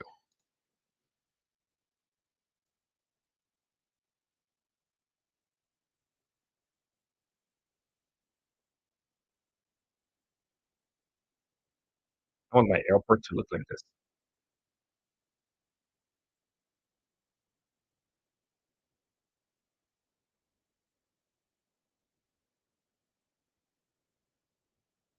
I don't know if you noticed, but at the bottom left, it tells you on which platforms those scenes are the best are working on. So the previous platform were iPhone 6s.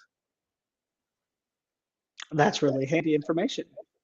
It's like that people will be jamming different. I'm assuming most games will be for PC, but we'll see.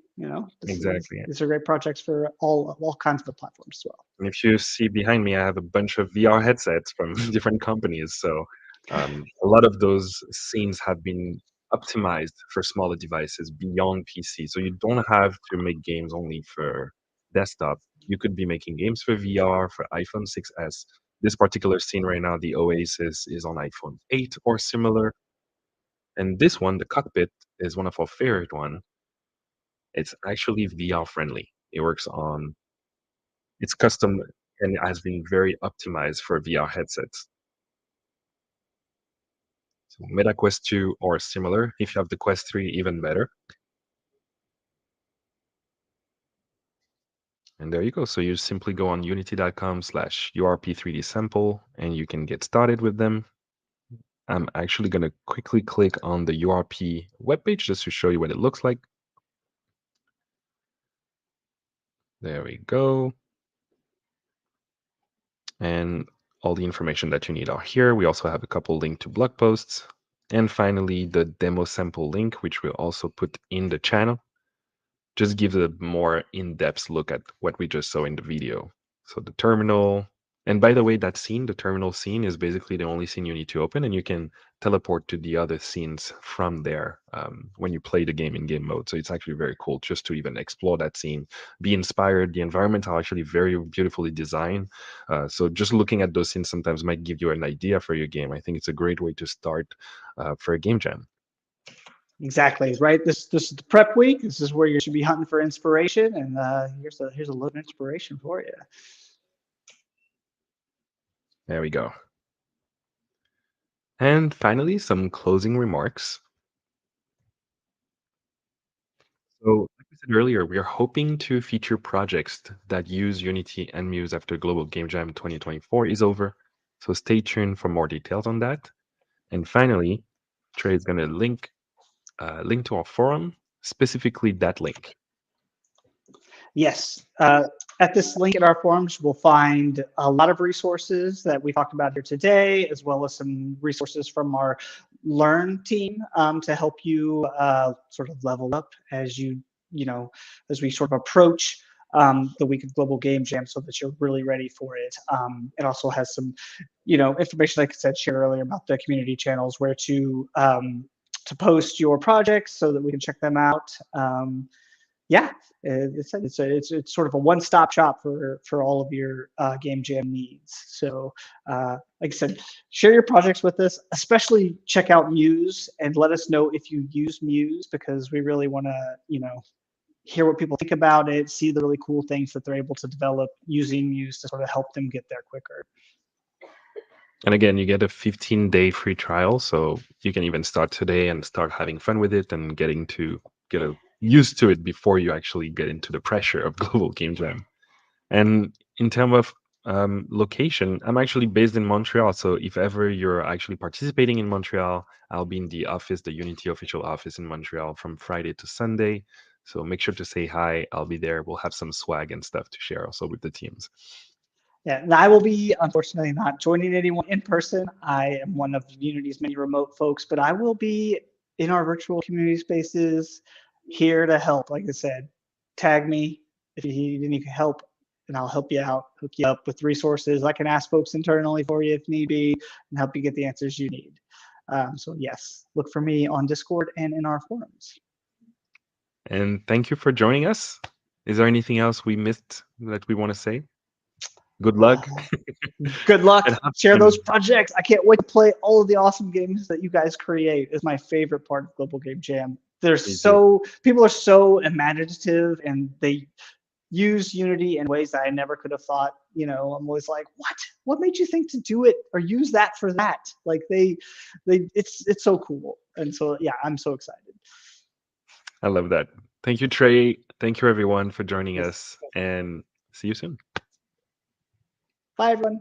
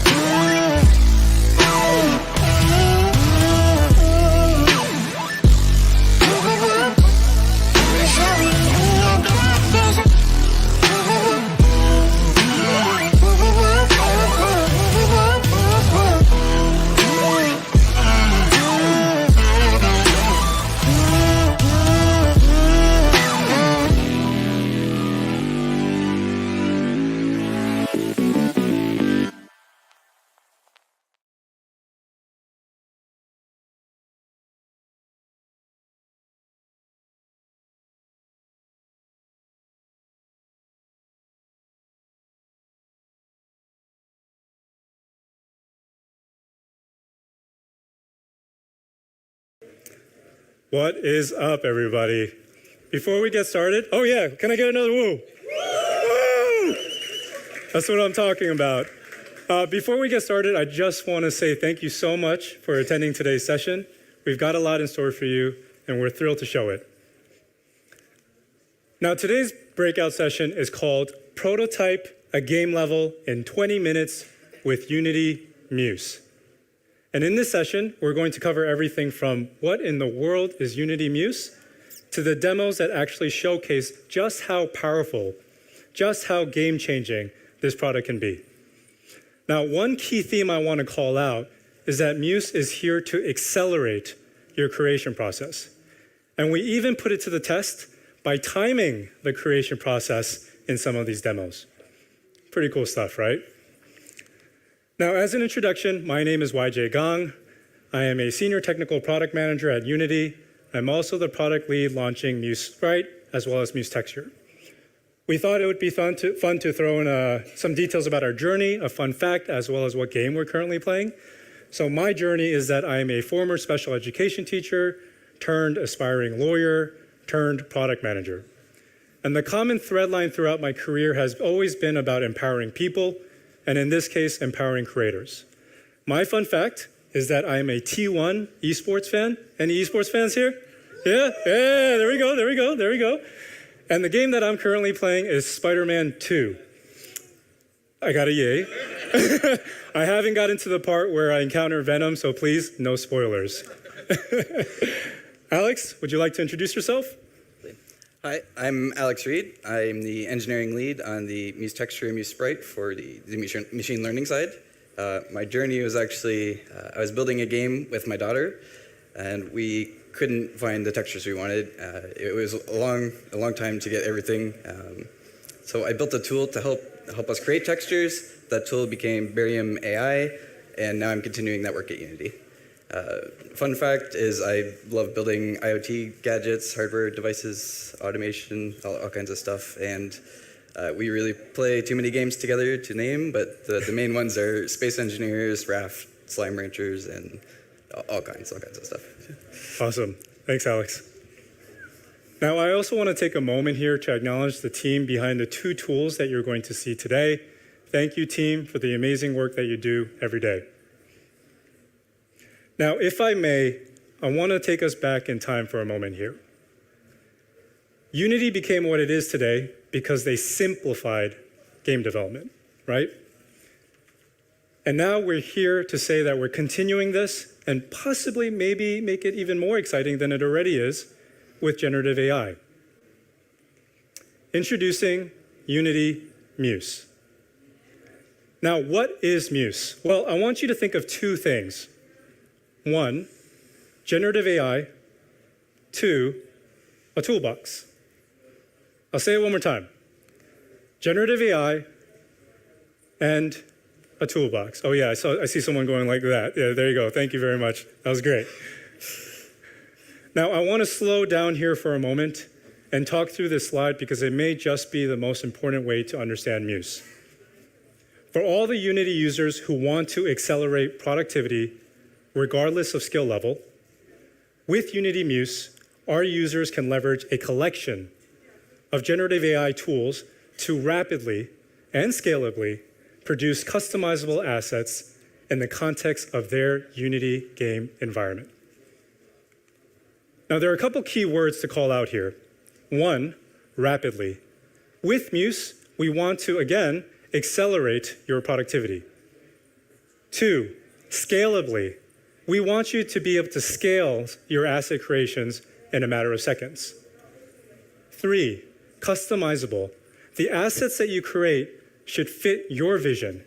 It should match the style needs of your game. And then finally, four, regardless of skill level. Muse is for anyone at any level. In the end, our North Star has been a simple but powerful goal. And that is, we want to give our users AI superpowers to accelerate their productivity. Now, there are two tools that I want to call out today out of the generative AI toolbox that we have called Muse. The first is Muse Texture, and the second is Muse Sprite. We'll start with texture. Now, textures can really be anything, right? There's an infinite variety of textures. By the way, most of the textures that you see here were generated by Alex's 5-year-old daughter using Muse Texture. Pretty cool, right? And it's these textures that help create the compelling and exciting worlds that you see in games today. But as one user describes it, the process of creating and exploring textures is slow and it's painful. But what if in a matter of seconds, you can generate a rich variety of textures? What if by simply dragging and dropping it into your scene, you go from an untextured scene to one that is completely textured?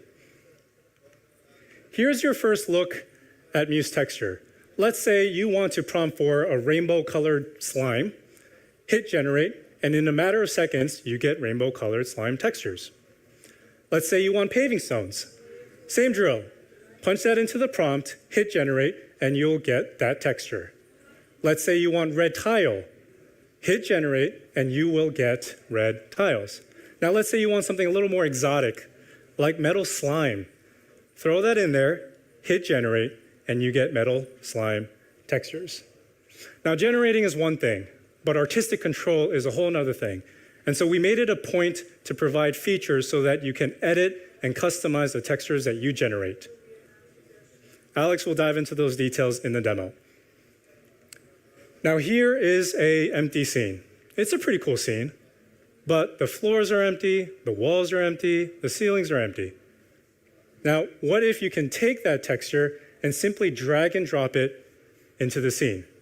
So you can do that with the wall as you're seeing here, and it goes by really fast. Really just takes a second, right? Now, as you generate more textures and you drag and drop all of them into the scene, you're going from one that is completely untextured to one that is now completely textured in a matter of a few minutes. Pretty cool stuff, right? Now, let's switch gears and talk about Muse Sprite.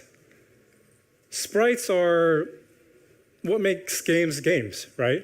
You play as sprites, you interact with sprites. By the way, these were all generated using Muse Sprite. Now, I'm curious to know, by a show of hands, do we have any folks who participated in the beta program? Yes, that's what I like to hear.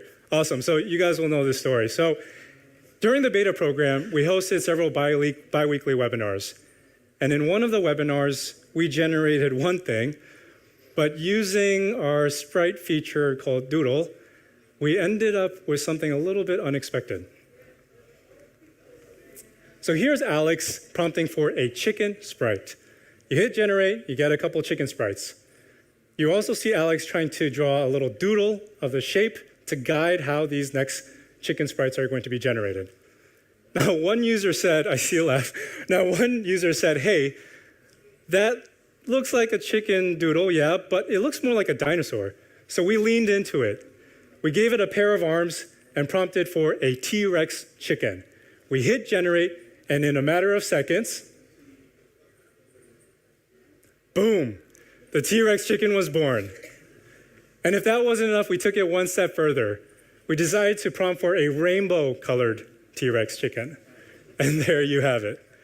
So the whole point is this. With Muse Sprite, you can generate something that is familiar, but you can also generate something that is a little different, a little new. And so I'm here to announce that starting today, we will have T-Rex chicken pop-up shops all over the world. I'm obviously kidding, but wait for it. We do have T-Rex chicken stickers that we will be giving out after this session. Pretty cool stuff, huh? Awesome. Now, we're about to switch gears again and go into the actual demos. And in this demo, we're going to showcase Muse Texture. And the demo's purpose is to texture a 3D scene in under 20 minutes. Now, to make sure everyone's following along, I created a little bit of a cheat sheet, and I'll talk through them. First, we have the generate feature. The generate feature is pretty straightforward. You create a texture with just a text or image prompt. 2, you have variate. Generate variations of what was already produced. Again, this whole idea of being able to scale, right? 3, in paint. Draw over the parts of the texture that you feel like needs to be corrected, and then generate the corrected versions of them. And then 4, upscale. Increase the resolution of the texture from 512 pixels to 2048 pixels using AI. And then finally, reference. Provide a reference image to guide the shape and the color of your generations. Alex, over to you. Thanks. So on the left here, you see the default HDRP demo scene, and on the right is Muse Texture. This is actually me texturing this, and just keep in mind, I'm not a technical artist, I'm an amateur. So I just start out prompting for some concrete and some dirty concrete. I find one I like of each, so I convert those to material. I noticed there was actually after tweaking the map there, there's a little blemish that I come back and fix, but you can see, you can just quickly adjust the maps if they're too intense or not intense enough. And also likewise for the dirty concrete here.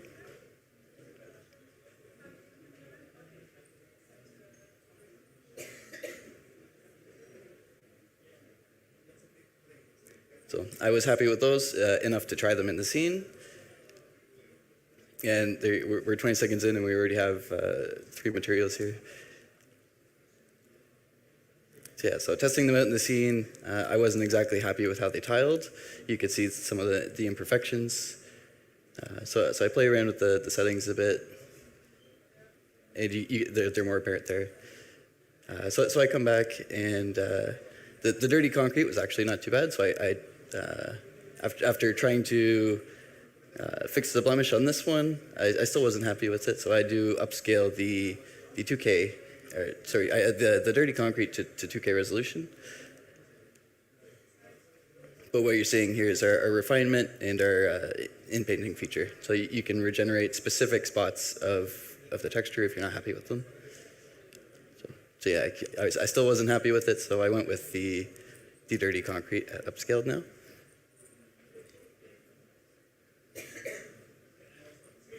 And at this point, so you don't have to sit around for 19 minutes watching this, it's sped up. So yeah, while that's upscaling, I moved on and I wanted some nice brown square tile floor. So you just prompted for brown tile using the pattern feature. So with the pattern feature, we provide a bunch of pre-created patterns, or you can supply your own pattern. And the generation will follow it very closely.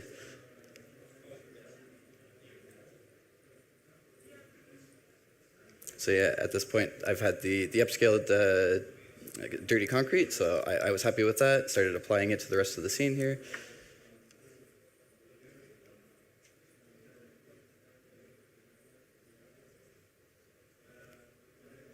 But at this point, I noticed that the brown tile had a bit of a grout line missing, so I tried a couple more. And I ended up with one that was had a bit more color variation. It looked a lot nicer, and the grout was pretty good. So that would be the third one here. So still at this point, we're only in a few minutes in. We've already got 7 materials. So yeah, same thing. Moving on to the frame for the plant box. I was aiming for some kind of aluminum or steel with a bit of worn look to it. But it was directly under the lighting, so I wanted the tiling density to be a bit higher so that if you look at it closely, the shadows look very nice. And the first one you can see came out with a pattern that was really visible when you repeated it, so I tried a bunch more. This is the beauty of this, you can try as many times as you want. Yeah, tweak the material just a little bit, and it came out quite good. Yeah, so I was happy with that. I used the same thing for the trim on this room here. And now I start adding some color to the room, so I wanted some gold for the railings. I was actually happy with the first one that we got, even though I generated a bunch.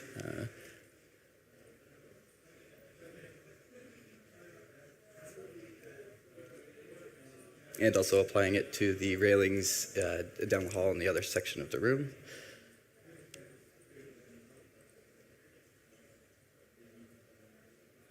Yeah. So at this point, I wanted a bunch more color where you will see the red tiles that you've seen before, and also some copper for the divider between the rooms. I actually spent a good amount of time on the copper, probably a fifth of this entire recording was spent messing around with the copper. It's got, on the back side of that divider, there's some really intense spotlights.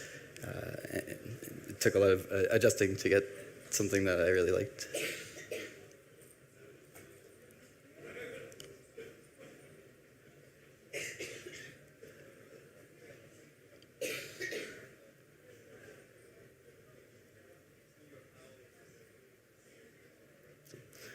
Again, we're at like 14, 15 minutes in, and we have almost the same amount in materials.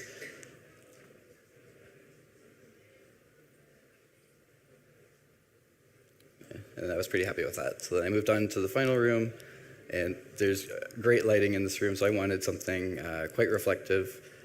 And the materials I had already created before looked pretty good on these props, so I went with that. The only exception was the tiling on the frame of the chair. So just keep in mind, everything in the scene is UV unwrapped in a way that works really good with seamless materials. So these are all seamless materials. So yeah, adjusted a little bit for the frame, got some nice fabric for the chair.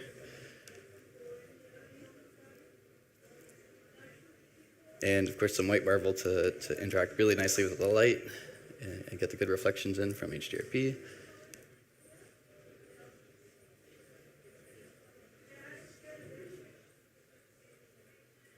It's awesome how quick the room can come together with just one material.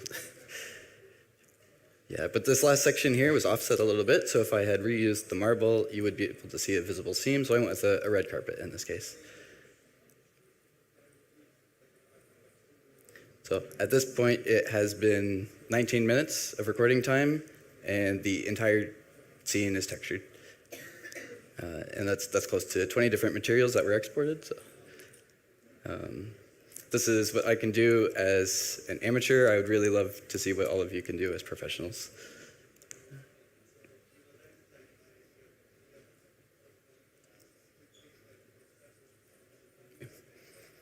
I do.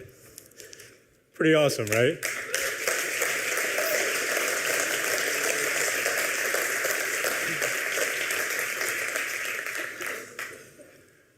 All right, so we're going to switch over to another demo. And to Alex's point, what happens when you put this tool into the hands of a professional artist? I want to spotlight one of our beta users. His name is Hugo Kostic. He is the founder of Far From Here Studios, based out in France. He's also a technical artist as well as a generalist game developer. Hugo used Muse Texture to create an incredible world, and we thought it'd be great to showcase that today. So Hugo, thank you so much for allowing us to showcase your work. Alex?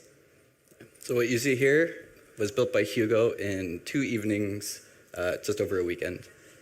The entire world was built from scratch. He sculpted all of the terrain. Every texture you see here is made with Muse Texture, with the exception of the 3D foliage. Even that dragon you saw on the shield was made with Muse Sprite.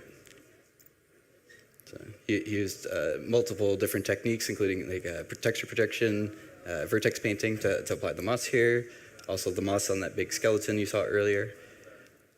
And this is, for just 2 evenings of work, really amazing. Definitely better than anything I could build myself.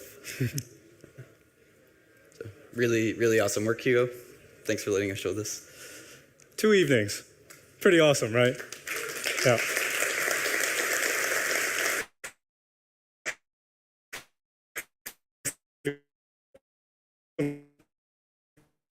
One more demo, and that is create a 2D scene in under 20 minutes using, in this case, Muse Sprite. Alex had created this scene with the assistance of his 2-year-old, right? This time? Yep, his 2-year-old daughter. Now, I want to call out 5 key features as a little bit of a cheat sheet once again. The first 3 you're familiar, but I'll still talk it through. You have generate, being able to create 2D sprites with a text prompt or reference image. You have variate, generate a variation of what was produced or supply your own image as a reference. You have inpaint, draw over the part of the 2D sprite that you don't quite like, that you think needs to be corrected, and then generate corrected iterations of them. And the last 2 are quite interesting. So you saw the doodle feature with the T-Rex chicken. So with the doodle, you can hand draw a doodle to accompany and guide a text prompt to generate your 2D sprite. And then finally, style. This one's a big one. Train the style generator to create the assets that match the look and feel of your game. And Alex will dive into that as well. Alex, right back at you. So like YJ said, I had a 2-year-old sitting on my lap for this whole video. And I am also not a 2D artist. I've done very few 2D scenes, so everything was built at the request of my daughter with the exception of me adding a couple extra things. So she wanted a game where you could feed and pet and wash a horse. So we start with just a basic empty barn, and she wanted a brown horse. So we try out a couple variations, and she picked this one out. And she immediately wanted food and stuff for it, but we needed some props to put the food and things on. So we go for some barrels. After the barrels, we do some crates, some boxes, you'll see.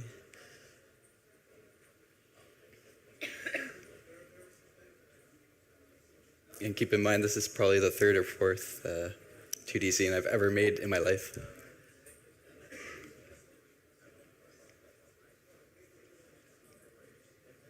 Yeah, you can actually see there's an animal in the box, and that was because the style that this was done in was trained on Happy Harvest, only on the animal sprites.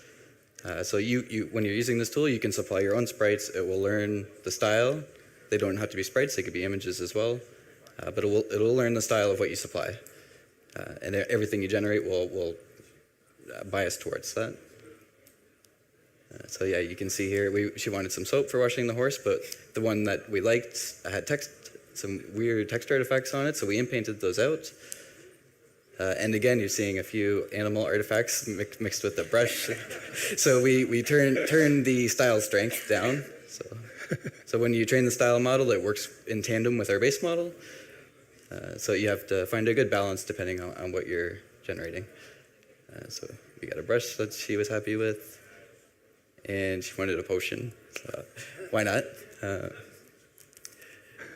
So yeah, here you go. We're fixing up the potion with some inpainting. And of course, you have to be able to feed this horse. You cannot forget the food. So yeah, we generate some carrots and some apples. Yeah.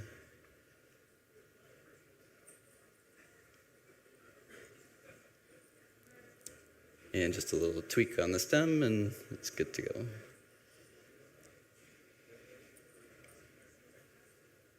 And this whole thing took 17 minutes, real time. Budget? 17 minutes. Awesome stuff.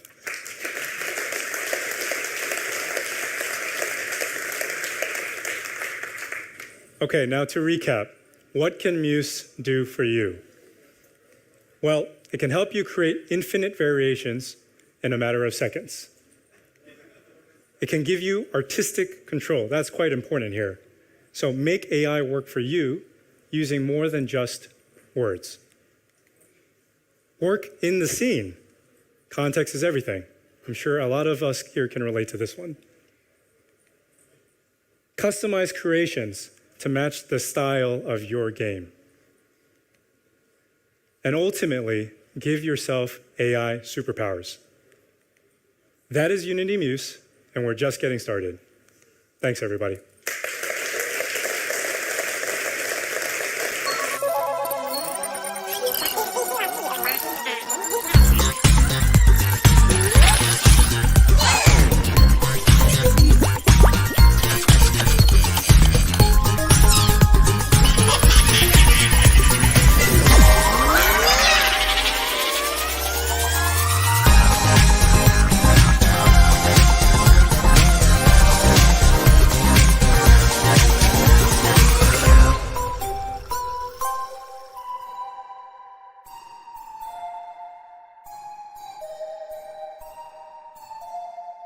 Here are 6 reasons to use GDevelop, the no-code open source game engine that can help you create any 2D game you can imagine, and even some in 3D. The first reason is the no-code system. All of the logic made for your game in GDevelop uses this easy-to-read wording and if-then format, where if the condition is true, then the action will happen, which is just far easier to read and more compact than pages of code. The second reason is because GDevelop is open source. The entire engine can be found, looked through, and downloaded on GitHub. And because it's open source, the base engine is free to use and always will be. There are some online services that you can pay for that will improve the game making experience, but it's not required to jump in and start making your game. The third reason is the built-in behaviors and extensions. Behaviors are prepackaged game logic that you can slot into your game to make mechanics that would otherwise take a long time to make yourself. And the engine comes with a bunch of these pre-installed, like top-down movement, light behaviors, and the physics engine. But you can find over 100 extensions that you can install that were created by other game developers in the community. These range from firing a bullet all the way to allowing gamepad controls. The fourth reason is the built-in asset store and tools. The engine has an asset store full of both free and paid assets, with pre-built objects that you can just directly import into your game, as well as built-in tools like Piskel for image editing and JFXR for creating sound effects. The fifth reason is because you can use the engine anywhere. There are desktop versions for Windows, Mac OS, and Linux, but you can also use the engine through a browser window or even on your mobile phone while you're on the go. And the final reason is the one-click export. So finally, when you're finished building your game, GDevelop handles all of the packaging for you. When you select the type of export you want to do, you can publish the game with a single click. Games exported with GDevelop are then entirely yours. You can publish and sell your game on Steam, or Epic Game Store, or any other storefront you'd like. You can also put ads or in-app purchases in your game and distribute your game on mobile devices. After you finish building your game, it's entirely up to you what you do with it. But do please share it with us on social media. We love to see and share whatever people are making with GDevelop.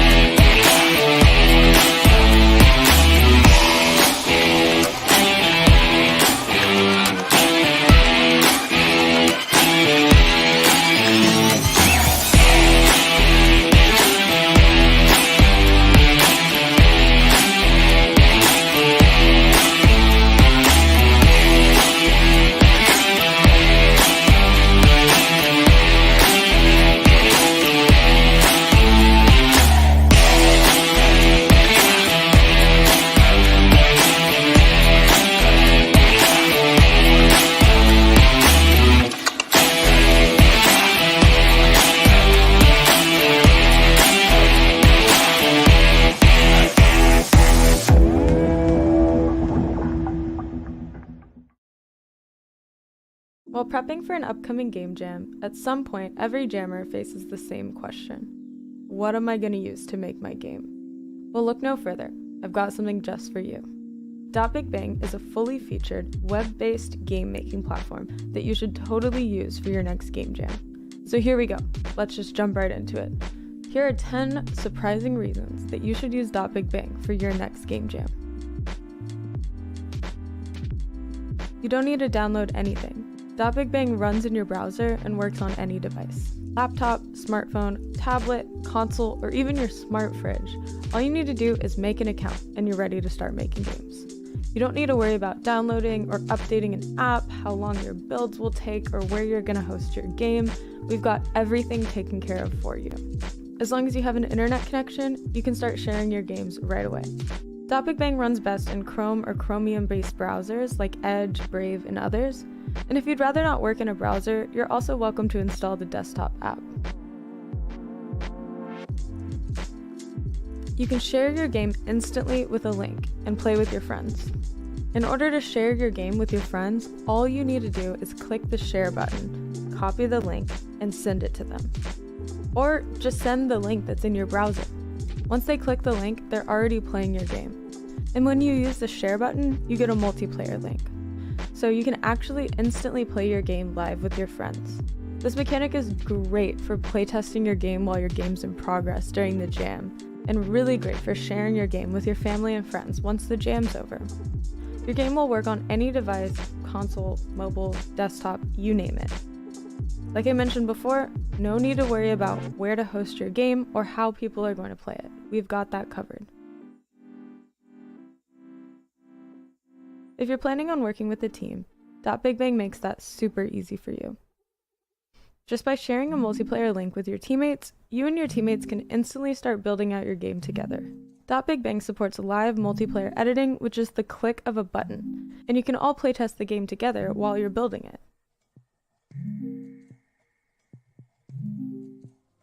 Here's a big one. Networking is built in. So if you've ever wanted to make a multiplayer game, .BigBang is the place for you.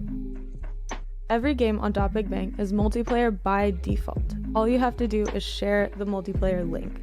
Our networking system is super straightforward. Entities in your game can be marked as networked by just adding a tag, and there are a ton of multiplayer games and scripts on the platform already that can show you the ropes of writing networking code. Also, we have great articles and documentation introducing you to the various concepts you'll need to know when you want to take your multiplayer aspect to the next level. Did you know you can have all the power of VS Code in your browser? Well, with .BigBang, you can. .BigBang has a built-in VS Code editor with TypeScript, complete with debugging capabilities and autocomplete. You can use the editor to edit code while the game is running and see updates happen in real time.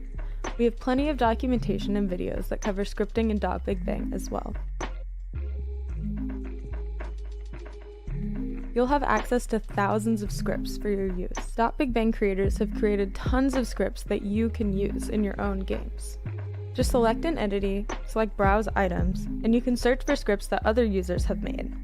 For example, if I want to make this door open, and I don't know how, I can search through scripts until I find a door script that works for my purpose. You can also remix other users' scripts to repurpose them for your own use.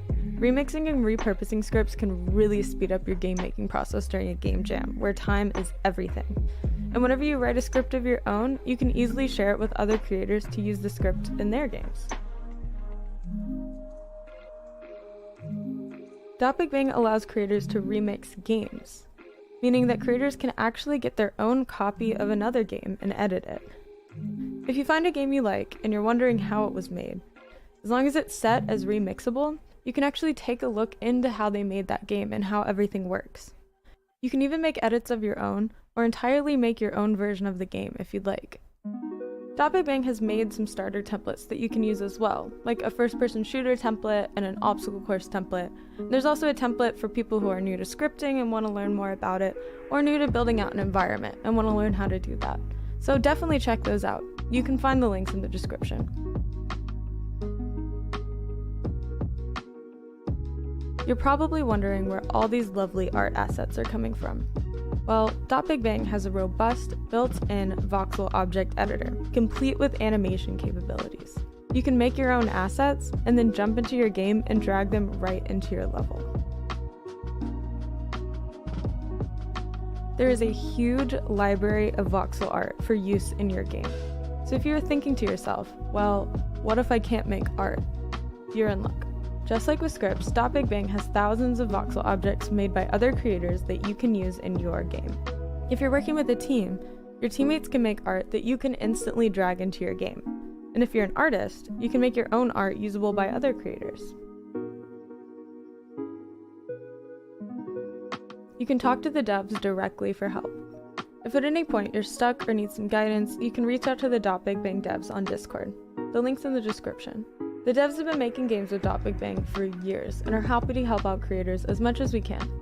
We've also got documentation, videos, and live streams that show you all sorts of ways you can use .BigBang. Whether you're an artist or a programmer, if it's your first game jam, or if you're a veteran, or if you're anywhere in between, .BigBang has a place for you. So that was 10 reasons to use .BigBang at your next game jam. If you want to give it a try, go to .bigbang.com to get started and join our Discord to meet other creators and have your questions answered by the same developers who built the platform.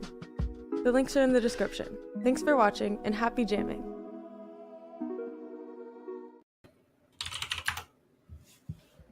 Sweet. Hello, everybody. Thank you for joining us today. My name is Chris. I am joined by Wesley and Thomas, and we are from Jamio, which is a bot that we have created for Discord to help organize events like this. So predominantly game jams, but hackathons, D&D sessions. We have people that use it for classroom activities, all sorts of stuff. So we're super excited to be partnering with Global Game Jam this year. We have been doing Global Game Jam for, I don't know, like 15 years now. We are a small studio, multivarious, located in beautiful Columbus, Ohio. And we also help to foster the game development community here in Columbus, Ohio, and the Midwest. And part of that is hosting events. So we also host a game jam associated with our expo, GDEX, GDEX, thegdex.com. To help support game developers and build an industry here in the Midwest region of the United States. So Jamio came about because we were doing our own game jams as well as doing events like Global Game Jam. And we found that as the events started to get larger and larger and more people were involved, the prep time and the execution time just ended up becoming a lot. So we started working on this, and then when COVID hit, we did our own GDEX game jam because we couldn't do things in person. And that's sort of where Jamio really got its legs, as it were. We began to keep building that out over the past couple of years. We've built it out as sort of a side project. And then this year we decided to turn it into a full project for our team. And so we entered into beta a couple of months ago, and now we are pleased to showcase it to you all. So just very, very high level before Wes kind of describes some of the features of it. It is a Discord tool where you can connect to your Discord account, your Discord server for free. There's no cost to it, and it allows you to start jams, register people, throw people into teams, and then at the end of the event, it does easy tear down for you. So it's really a time-saving tool. It's totally free to install on your server. It is free for events that are 20 people or less. And then if you're throwing larger jams, so for example, if your site has 50 or 100 people, we have a graduated subscription, annual subscription. And we are excited that as part of our partnership with Global Game Jam, we are giving a discount of 25% to any subscription for any of the Global Game Jam participants using the code GGJ 2024. And additionally, anybody who uses that code, we are going to give 10% of each purchase back to Global Game Jam to help support their mission of fostering game development across the world. So again, thank you all for being a part of this. And with that, I will pass it off to Wes. Hello, everybody. Can you hear me okay? At first, when I jumped back in, I was kind of like, oh, I don't hear anybody. I'm like, oh, shoot, my settings are off. So, but yeah, greetings, everybody. I'm Wesley. I've been working with these two for a long time, through many different endeavors, like Chris mentioned. But one of the biggest things that we kind of struggled with, especially when we started going online, is like coordinating a lot of teams through Discord or what have you. So I'm excited to show this off. So let me go ahead and jump into it and see if I can share my screen. Is it too much sharing works best? Okay. Let me do. Perfect. All right. Let's see if you guys can see that okay. So this is our website. It's Jamio, JAMMIO.xyz. So this is really where you're going to start off with. It's got a lot of what Chris was describing about in the actual like description of what it does. But kind of starting off here, what you would want to do is you can kind of go through this. You'll have some new stuff kind of being popped in. And a little bit of the descriptions. And then there's some buttons at the top. So if you want to learn more about the commands, the nice thing about the commands is they don't need any kind of initiation, character. They just type it into the channel once you go in there. So I'll show you what that means. But you can kind of get an idea of some of the things it works on. So the way that it's broken down into, in the short term is just you've got your organizer tools and then you got your jammer tools. So when you first bring this in, you will need to be an owner of the Discord server that you're using. That way you have the commands to be able to kind of control whatever you want Jamio to do. And then once you set up the jam, then jammers can then register to your jam site. And then as a jammer, their roles will be allow them to go in and make their own teams. It can make both multi and solo teams if you want to. You can assign things like the color of the team, an icon, and some other different game jams. You can, obviously put in a URL if you're uploading things. And it will basically give you for each of those teams, whether they're solo or multi-team teams, they will allow you to have, or they will create for you a category and a text channel and a voice channel. And so those are specific for you so that you can go in there and brainstorm and do whatever you need to. So especially that first night, next week, I think we start on Sunday, right? You'll be able to use this as a way to do your break-off teams, get people kind of coordinating. Even if you're in person, this is a really useful tool to get people like a place to kind of scratch a board and kind of work things out. So I've got kind of this dummy account up here. I've got like a alt account called Randy Bojangles. If you want to, basically you would go into your dashboard. I've already got this signed in, but it will give you like a little place to say, hey, you want to log in, you can click log in. If you don't see that or you're having a hard time getting in there, sometimes you can just go to discord.com and actually sign in there. Jamio website is actually able to understand that you're logged in and it grabs that information so that you can be in here. And this is the only server I have right now. This is kind of my test server I've been playing around with. You can see right now it is connected to a plan called Community. So the good thing about this, if we kind of go back to the main page, if you have a site that's fairly small, it has a free version for you guys to try out for up to 20 jammers. And then there are some other different features or whatnot. But for the most part, we're kind of tiering this up into depending on how many jammers you need. So take a look at some of this, but what it'll allow you to do is once you're in the dashboard, you can connect that to your server. So what I'm going to do first is kind of start from scratch. I've got Discord up here. You can do the web version or you can do the app on your desktop. Either one's okay. And if you're starting here in Discord for the first time, you can create a brand new server here with this little plus sign. So this is kind of more like Discord stuff. I'm just going to say create my own. And I'm going to skip this question. You could do clubs or friends or whatever, but I'm just going to skip it for now. And I can call this whatever. My GGJ Discord. Do a lowercase I. I'll create that. So this is like a brand new one. Now you can obviously like invite JamioBot to your own server, and it kind of respects all your different channels and everything else. So it kind of work with you with your own integrations. So right now I just have a general channel, text channel. I have a voice channel that I can use. I'm a owner, so that's really important. So I am the admin of this server. So if I go back in here and if I hit just refresh on this page, you'll now see that it shows up my GGJ Discord. And so what I want to do now is just invite Jamio. Oh, wait, is it? Oh, it's preventing pops up. Sorry, that was my bad. There we go. Hit continue.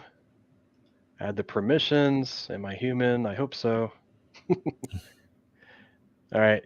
And then you can just close this from here, because if I go back to this, you'll notice I've got a couple of new channels. Over here on the left side, there's a new channel called Jamio Admin, and it gives for me admin Jamio text channel. So this is kind of like a great place for Jamio to give you a lot of different information. You'll kind of see some of the stuff that's already in here, like the commands section is information that you kind of saw on the website under commands. So Jamio is trying to allow you to get information that you already need right there in a server. So it's good to kind of read through some of this, just if it's your first time working on this. It kind of gives you some instructions of what Jamio is and how to use it. Using things like you can say cancel or in for responding to Jamio when it asks you a question. So in here, usually what I like to do, actually just kind of as a side note, there is an audit log. You'll see these throughout. Some of them will be for you as an admin, and some of them will also be for jammers or for the game jam in general. And they give you basic information to kind of troubleshoot if there's issues or if there's questions about what's going on in your jam. And then as soon as you invite Jamio, it actually sends you a direct message right here, which is really useful. So I've had some test stuff up here, so just ignore the top part. But at the bottom, which is the newest text message, it says, hey, I've joined your My GGJ Discord, which is great. And it gives you information about the website. It gives you like the support page. So if you want to go to the support page, you can actually go there if you ever have any questions. That's our own Discord that you can go to. And then this link down here is really important. For some reason, if somehow you get disconnected, this will allow Jamio to re-authenticate itself back into your server. So if it ever gets lost, you can kind of have it do that. You'll notice that if I right-click on Jamio bot up here, and I go to roles, Jamio has its own role called Jamio, and then there's another role called Jamio_admin. What this means is that actually right now, I'm the only one, because I'm the site owner, that is allowed to talk to Jamio, essentially like use its commands and everything. Yeah, and I actually have that role too. So if you have other admins or site organizers and you want them to do some of these commands with you, all you have to do is assign them this role, and they'll be able to allow to do that, talk to Jamio as well, in terms of like the admin sites. So in here is another good tool to use. Usually I like to go in here and in the text channel, I can just type in help. It's actually the first command up here, which will provide instructions in the command list. And Jamio then gives you like a little bit of information right here, colored in orange or yellow. So it gives you some of the basic commands. So feel free to kind of go through some of these. I'll kind of go through some of these in general, but a lot of this is probably more overkill than what you need. But for the most part, we'll be using these as a reference, so you can kind of do a deep dive and kind of play around with some of these as well. So if I go in and I say, cool, like I want to onboard, you can do onboard. It's also up here. And what this does is allow you to change the name of your admin role. If you want to change from Jamio to something else, you could do that. So you kind of see how it gives you this section in here. That's one of 3 steps, right? So the big part to look at is this bolded section. And so it's asking you, okay, admin resolver, keeping or replacing Discord role, which is currently Jamio admin, which is we just saw up here, and the role is named Jamio admin. So you could specify an admin role. So you could specify it. Down here is a question saying like, if you want to reply with the full name displayed, or specify an existing role. So if you have another role you want people to go to, say if you have a mod role, if you want people to do that, you can do that. I'm just going to say skip because I don't really have any roles. And then it takes you to the second step, C2 of 3. So now it takes you through here, and we're replacing or renaming the text channel. Again, I'm going to hit skip because I like the name of this channel, this admin Jamio. And then the last one is the time zone. Just for the sake of things, I'm going to skip this as well. But this kind of uses the UTC offset time zone hours. So if you can calculate based on what you have, that's a great way to get your time zone. It's not the end of the world if you don't get it exactly right. It's not going to stop you from doing things. It's just good to know when you're looking down here at this this italic section, it does give you a time zone, so it's kind of nice to know when things were time stamped. But you can always go back in here and change this later. So I'm going to hit skip again. But this was just kind of a demonstration of how to talk to Jamio. So we're going to go ahead and do another thing, and you'll notice that after a while, these messages that Jamio is talking to you about is going to self-destruct after a couple seconds. So this one is actually 60 seconds, so about a minute. Some of them are longer, depending if they're longer to read. So what I want to do now is really I just want to start a jam. So if I go up here, it says initiate jam, which creates a new jam or modifies the course setting of an existing jam. So let me go ahead and do that. And if you guys have any questions or comments, let me know. I can try to post in there too. Let me see. Let me see if I initiate. Yeah, so I might be having a struggle in this one. Let me double check. So if this does happen, the first thing I would want to check, so if it's like troubleshooting in terms of trying to figure out if Jamio is able to kind of see some of these commands, I want to go back in here into my dashboard and make sure Jamio is connected. So if I hit refresh,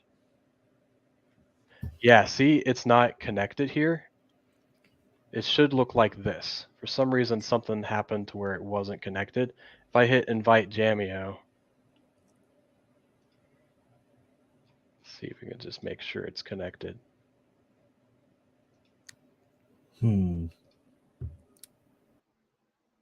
Yeah, that may not work. Let me see.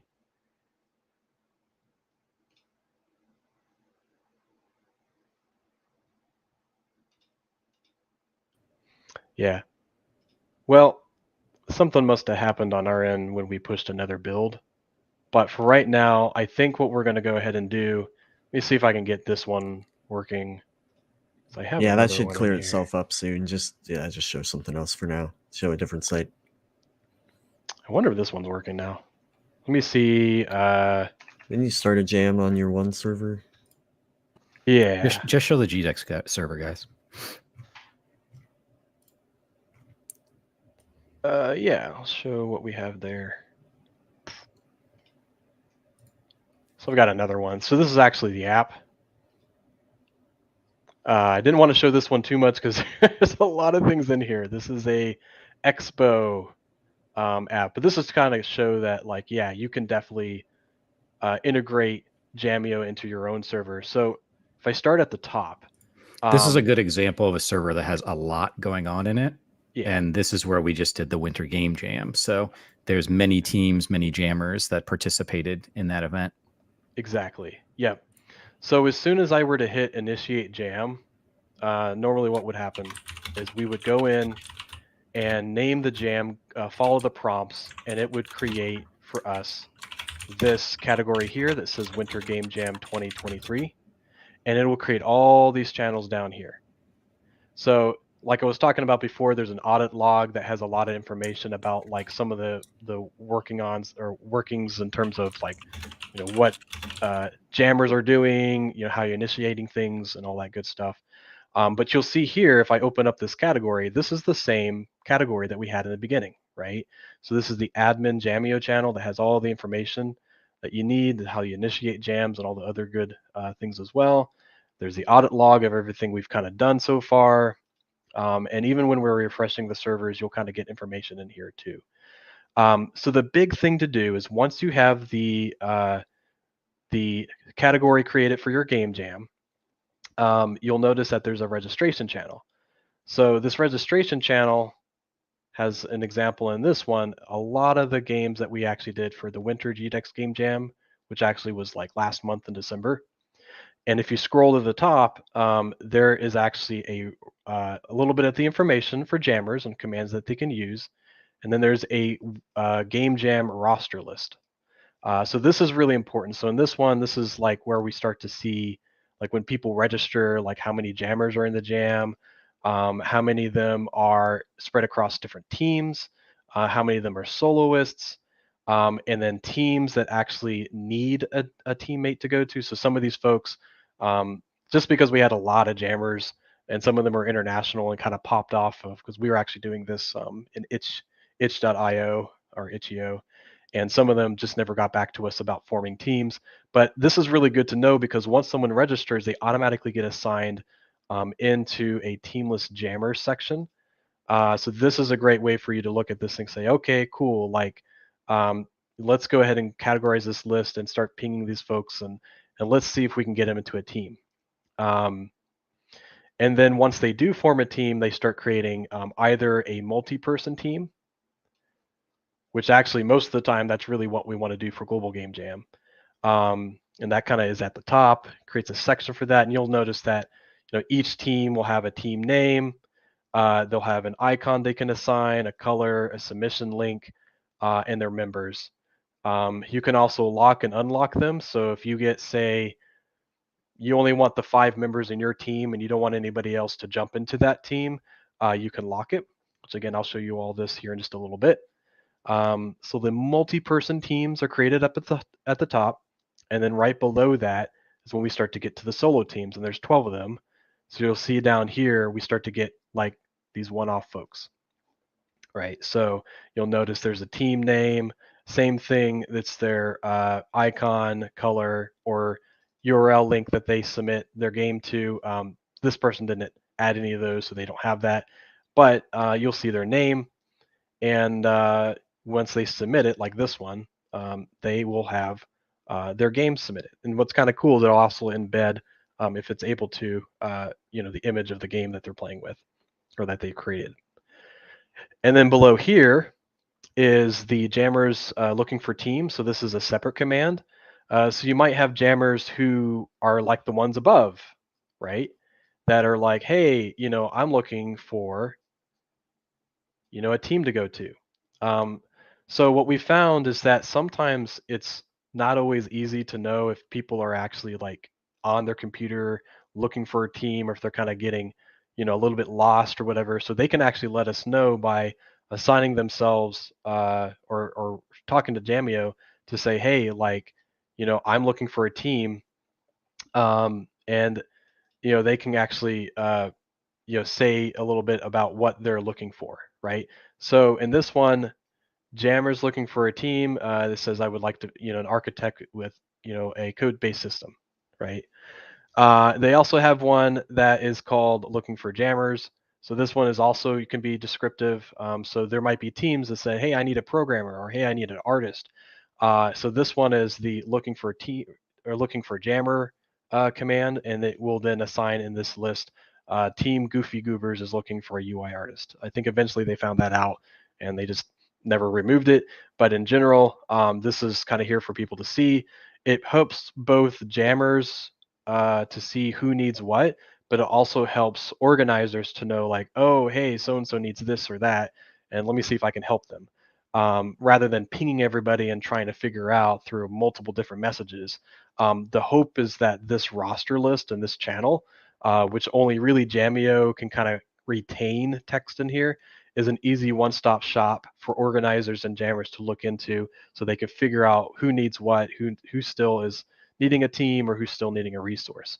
There's also a final notes section. So for us, through the Winter Game Jam, we have a couple of roles that we call VIPs. For us, we have game developer professionals coming in to do peer reviews and helping us out, like give feedback for jammers. And they have a special admin role that allows them to see all the different teams and be able to jump in between different channels and talk to people in a more broad way. So they were a great, this is a section where normally we can have like a list of those, although I think we've removed those since then, since we're closing down this jam. But for the most part, the idea, the VIPs are like the folks that you want to be like your speakers or your peer reviews, or maybe your site organizers, but maybe you don't want them to have admin roles, that kind of stuff. So that's what those are entail. So if I were to go in here, and again, I'm an admin of this Discord, so a lot of these are roles or channels that, I can see all of them. Normally, as a jammer, you would probably only see like your team or if you're part of the soloists, I think you see all of these teams. And correct me if I'm wrong, Tom, but if I remember right, all the soloists can see their categories. And if I kind of open these, you'll notice that each team has a text channel and a voice channel. And then the cool thing is if they ever want to create a thread or if they ever want to create another channel, they can do that. They have control over all of that. So one of the big time savers of Jamio is just kind of role permissions, because a lot of times it's like a lot of work to duplicate categories and get the roles right. And if you get one thing wrong, then you have to update every single one of those. So you'll see that there's a lot of them in here that Jamio just kind of supports for you. You don't even have to kind of work on that. So, and then it's kind of easy to open and close. And when someone makes a message, it can pop up and you'll see it highlighted for you to kind of click on. So let's kind of go in and let's do a little bit of registering. I wonder if Randy, is Randy in GDEX? Oh yeah, okay. So Randy's in GDEX, so I guess I can show that. So right now, this is kind of what it would look like if, yeah, this does look like I haven't registered. So if I were a jammer and I was like given an invite to this Discord, this GDEX Discord or whatever it is, and I was like, cool, now I want to register. This is kind of what I would see. Now, the jammer space is like specific to our GDEX channel, so just kind of ignore that. Some of the stuff up here is, but normally at least what you would see is this Winter Game Jam, or not Winter Game Jam, but whatever the Game Jam name is, and then these channels down here. So if I go into register, this is a lot like what I saw before, and what I can do is look at these commands and kind of figure out what I need to do. I know the first thing I need to do is register. So if I just type in register, Jamio says, I've accepted your username and I'm about to finalize registration. So you just kind of wait for it to kind of figure that out and get that ready for you. And what's kind of neat on this end, let me see if I can switch back over. As an admin especially, I can look in here and start to see what's going on from Jamio. So like I kind of get a behind the scenes of like, what kind of commands are being created. If someone's like trying to create a team or if someone's trying to register, as an admin, I can see those things on the back end. So in this one, it looks like guild member Randy Bojangles is trying to register and received a role and just granted jammer role. Yep, so it looks like that got completed. And if I were to look, let me see, if I were to go into public and I were to look at Randy, we have lots of people in here. Are they alphabetical? A, B, C.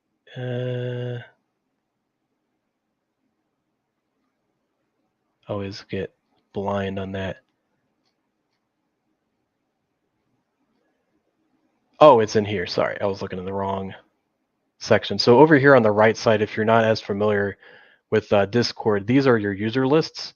And depending on their roles, depending on their hierarchy of the roles in their list, these will display from the top down, top being the highest role, bottom being the lowest role.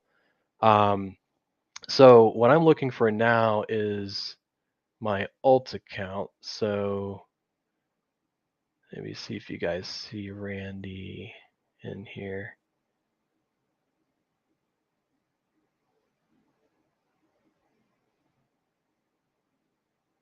I know he's in here, but I guess I don't see him. Let me see if I can just do He a was nice right search. above where you were a second ago. Oh, he was? Yeah, go up. It's and teamless Randy Bojangles. Oh, yeah. Duh, I forgot we did that. That's a new feature. So we have a new list that pushes all the teamless jammers above. So if I right click on this and I go to roles, you'll notice that Randy now has the both the jammer winter game jam role, which is what all registered jammers have, and the teamless role. So what that means is that if I go into registration, you'll start to see that I start to get stacked into that roster list at the top. And you see them right here. So it kind of adds the names from the top down. and then you'll notice here that Randy with Jingles is right there. And even as a jammer, I can see that too. So if I actually go into the registration channel, again, this is kind of like your main channel to go to for most of what you're going to be doing. And I go to the top, I can see my name in there. So cool. All right. So I'm not part of a team. So there's two things as a jammer I can do. If I know that, I'm going to be part of a team of a group of people, or I want to create a team group and then invite my friends over, I would need to start to create that team. Again, most of the time in Global Game Jam, you're going to be making multiple teams. So I'm going to show you how to do that, but there is the possibility to do a solo team. They are a little different. I think the main thing is that they're categorized a little bit differently, but they kind of serve the same purpose. They will have a text channel. They'll have your own voice channel. I think the big one is that you can kind of add more people to your teams and search for different teams. So let's kind of do that right now. So if I look in the team commands, I can go ahead and actually, yeah, Jammer commands is actually what I need to do. Use these to create or find a team. Okay, so right here I'm going to hit create, because that'll allow me to create a new team, make it me as the first member. So you kind of find your head person and allow them to create that team. So you type in create. It said creating brand new team, awaiting the names of your team. So if I can say Happy Days, sounds like a good name. Desire name Happy Days. Your channel role will be Team Happy Days. Are you sure you want to create this? And this, again, down here is you can say why or yes or confirm to confirm that, or in, no, or cancel to deny. So I'm going to hit yes because that's short. So creating brand new team, going to confirm, and you'll see there's a brand new category, brand new text channel, brand new voice channel. I can go in here and I can start to invite people. So right now, let's just say I've got my other, let's just say I try to get, I mean, not that I would need to, but maybe I can get, Wesley in there, my main account, since I've got that open.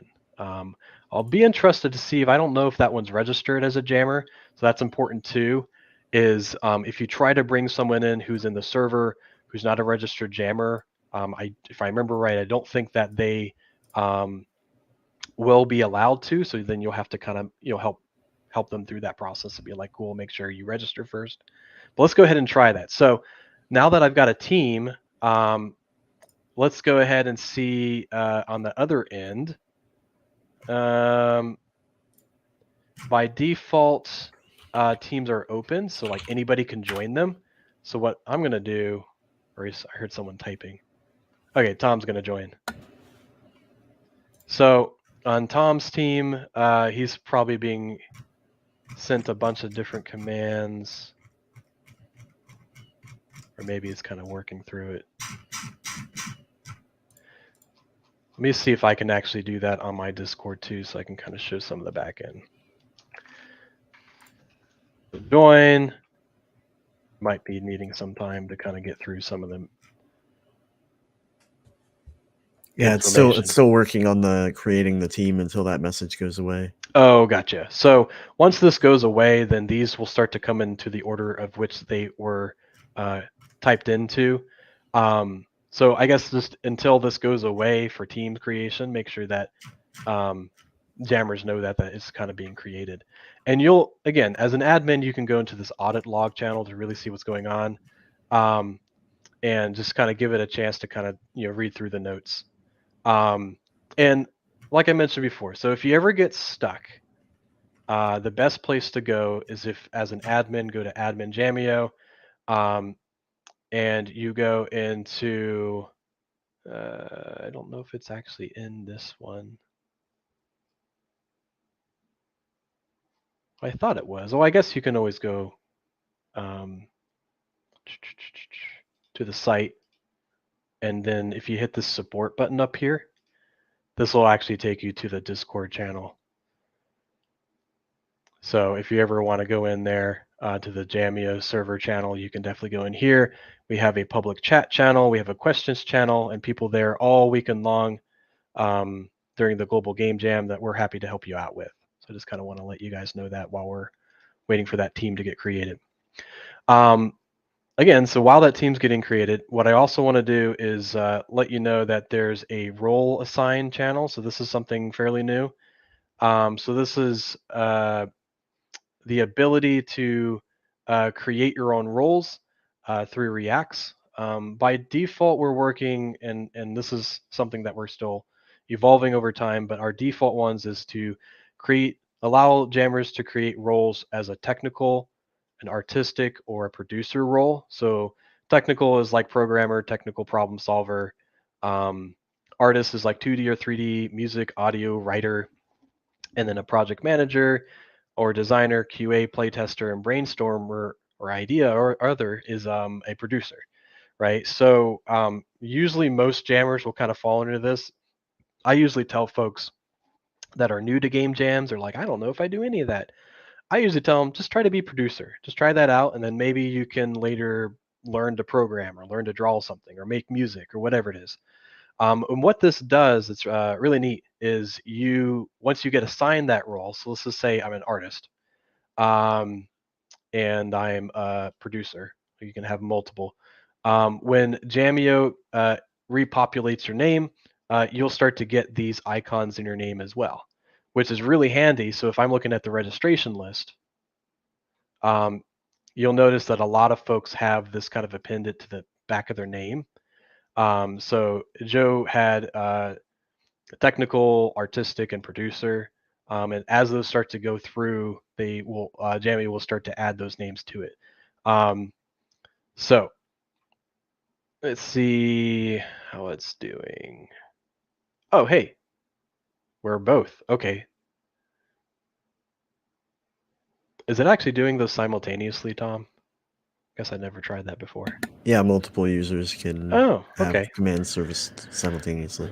So right now, if I focus on this bottom part, it said so far. Well, actually, sorry, I got to get back into this one because I was trying to register through my other account. Oh, sorry, wrong. Boop. And boop. All right, so this one's focused to me. It says recognize your command join, but the functionality is only for register jammers, and you don't seem to be one. Okay, so now see how that it knew that I wasn't a jammer. So now I need to actually type register so that I can become a registered jammer. Of course, I think it's trying to finish Tom's joining team. So once Tom's through I think that, the real problem here is that this jam is already over, so it's like low priority. Oh, okay, yeah, probably. But either way, this will be a great way. Like if you get that through, then you can kind of use that.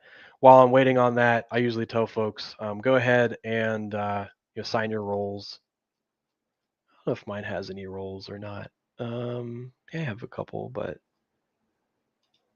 if I go up here, oh yeah, I have the same ones. I have art and producer. So I kind of want to go over some of these other ones. So these are other ancillary ones that we've done through GDEX, but not necessarily a Jamio feature. But they are something to consider if you want to make new roles yourself. They are the Hourglass and the Life Preserver. So we've done this in the past where like an Hourglass was a great role if someone says they don't have a lot of time. I wouldn't suggest this for Global Game Jam because like we've done this for longer game jams that are like a week or a month long, like a Winter Game Jam was. But honestly, like a weekend, 48 hours, if someone's not able to do the full 48 hours or do most of it, this may not be good for them. But I mean, you can use it. It's subjective, right? Like if you really have someone who's like, I can only do Saturday. Say if you guys are doing Friday, Saturday, Sunday, or something like that, you can choose to do so. And then what that does, again, gets appended to someone's name and allows them to see that, okay, cool, maybe they don't have as much time. What time do they have, and how can we coordinate a schedule that works with them?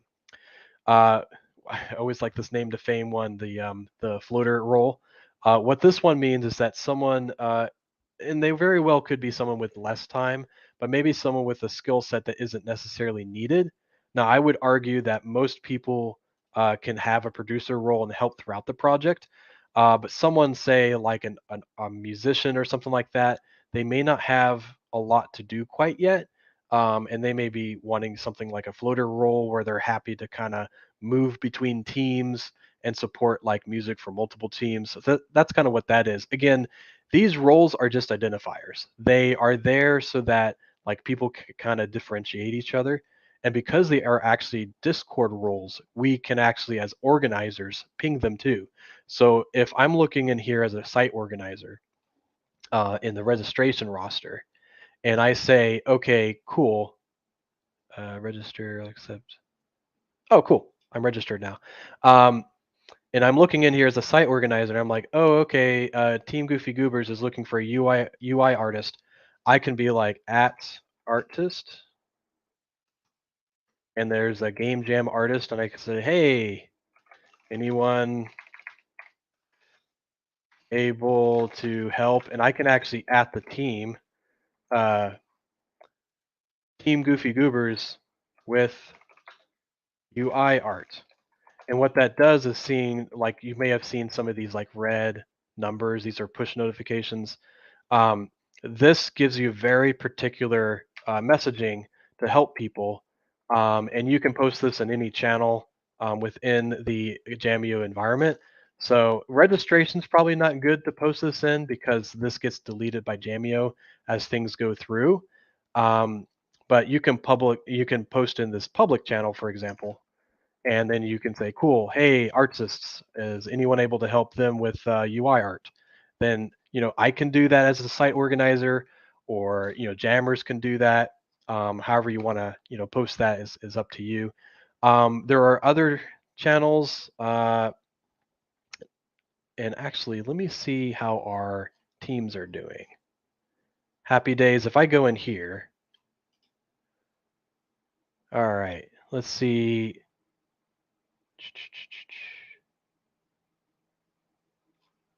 I don't see them in yet. Oh, sorry. Did you join, Tom? No, I actually canceled my join. Okay. Well, then let me go ahead and join now so you guys can see that. So I'm going to try to join the Randy Bojangles team. So I hit join.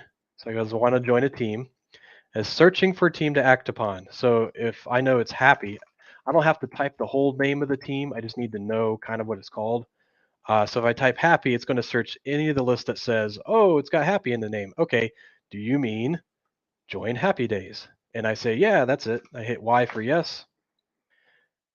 It says, now I am part of that team. So if I go down here, now I see all the teams, but if it were just a normal, like, again, this is my top admin count. I see all the teams. You would only see this category. So if you look over here on the right side, let's see. Yeah, might need, let me double check on this one too, because it might be easier to see here. Yeah, because I know I'm up here. Yeah, I'm going to be an admin anyways.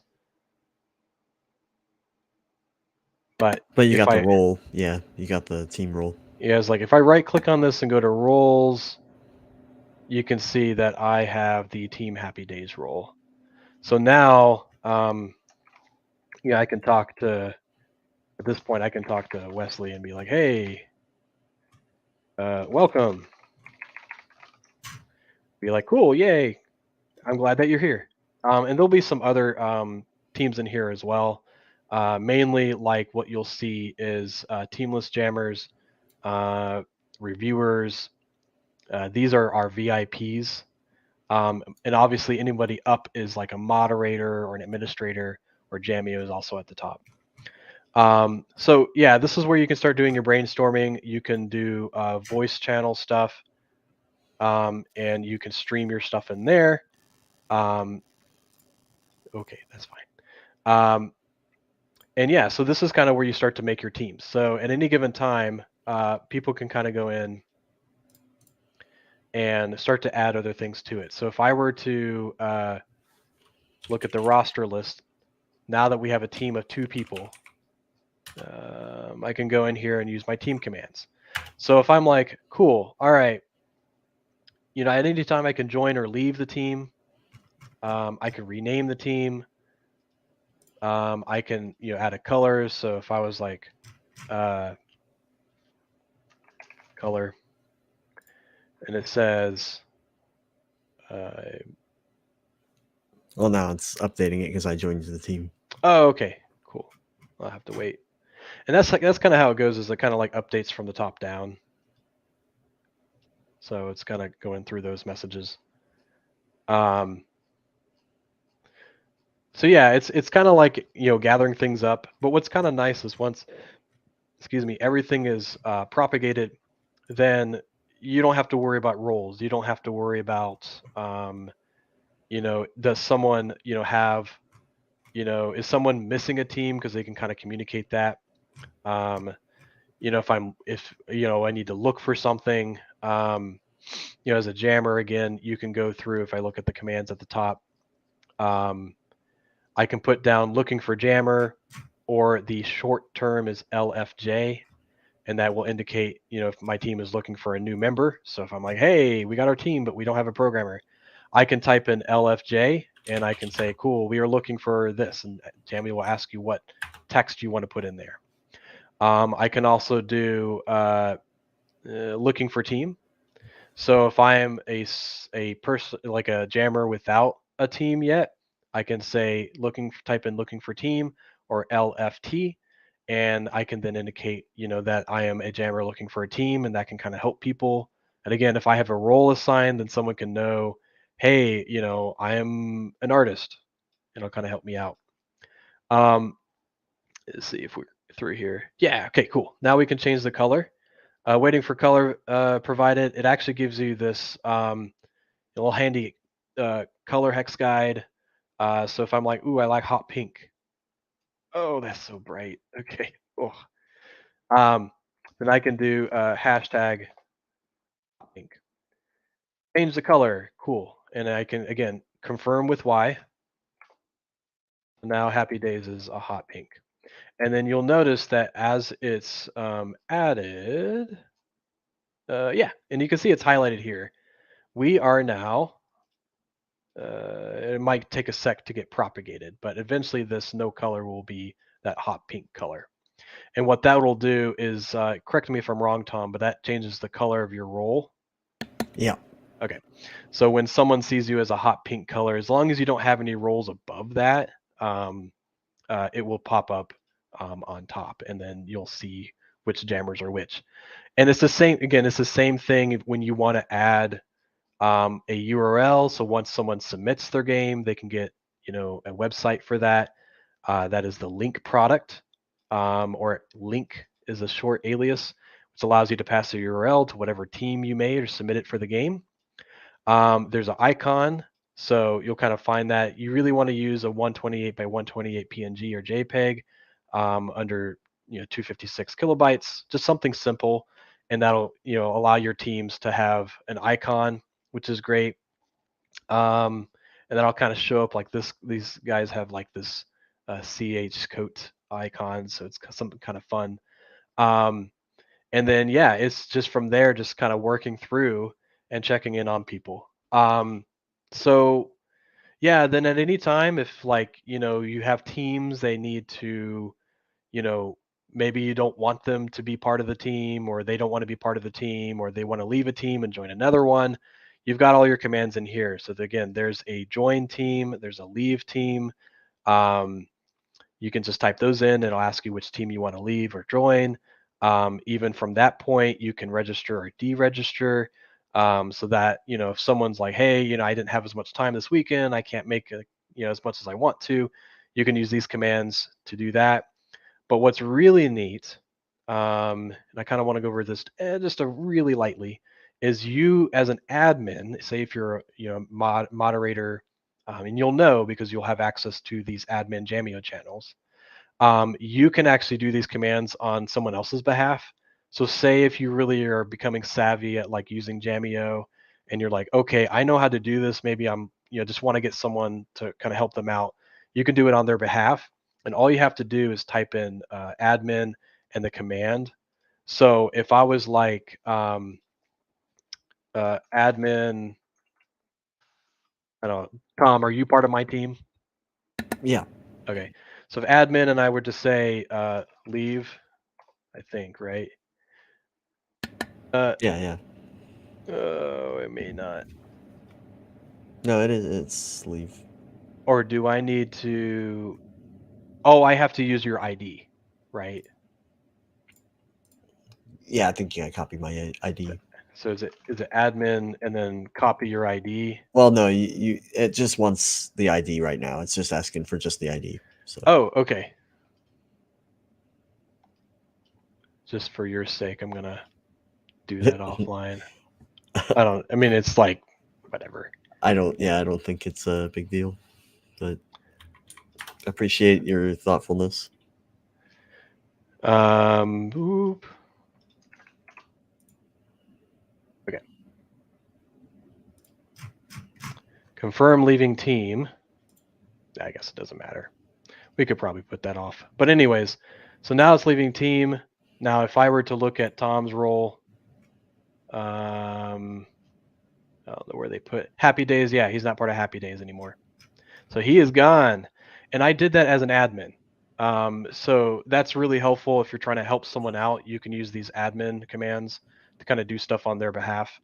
And then there's just some other things too as an admin that can be helpful. So if you get stuck, like I might do this with one of the other servers I have, there's a refresh command. So you can try to refresh the server, say if there's things that are stuck, maybe there's roles not showing up, or someone isn't getting assigned a team like they should. But yeah, so for the most part, we want to be able to go in and make sure that we have everything that we need once we've got everything going and working pretty good. So let me see. Then once the jam ends, you can actually use the banish Jamio, which allows you to go in and remove Jamio from the channel. If you're done with a jam and you don't need Jamio anymore for whatever reason, you can use that command to remove it. And what that allows you to do is remove the roles, remove the channels, everything that Jamio kind of created. So make sure that when you do that, you let jammers know so they can collect all their information. And we are working on an archival feature. So that'll be a great way to kind of take that information and allow people to kind of have a place to grab what they worked on. But that's part of one of the higher tiers that we're working on too, so that people can save their images and their files and all that good stuff. Awesome. Well, we're about out of time here. If there's any questions from the audience, we're monitoring that. But Wes, Tom, do you have any last final thoughts to leave everybody before I do a quick wrap up? No. The only thing I just want to kind of reiterate is if you do get stuck for whatever reason, again, just go to jamio.xyz and go to the support page and join us on our Discord channel. That's our support page. It's the easiest way to kind of get a hold of us. And it's a great way to kind of just talk to us in person, so to speak. So definitely let us know if there's anything we can do to help you there, and we'll be happy to kind of support. So awesome. Well, thank you all again, everybody, for joining us. Thank you to Tim and his team at Global Game Jam for having us. Again, the website is Jamio, JAMMIO.xyz. You can install it on your server for free. You can create an account for free. And I think it was mentioned all of the pricing is done through Stripe, so it's a secure platform. We don't keep any of that information. And if you use the promotional code GGJ 2024, you'll get 24% or 25%. We should have made it 24 just for fun, but 25% off on any of the subscriptions that you want, and each subscription lasts for a year. So we did annual subscriptions. So again, thank you all. We're super excited to be a part of Global Game Jam 2024. We will be around in the Discords, and we hope that you all have a wonderful jamming session. So take care, and we will see you around. Thanks, everybody. See you later. Bye.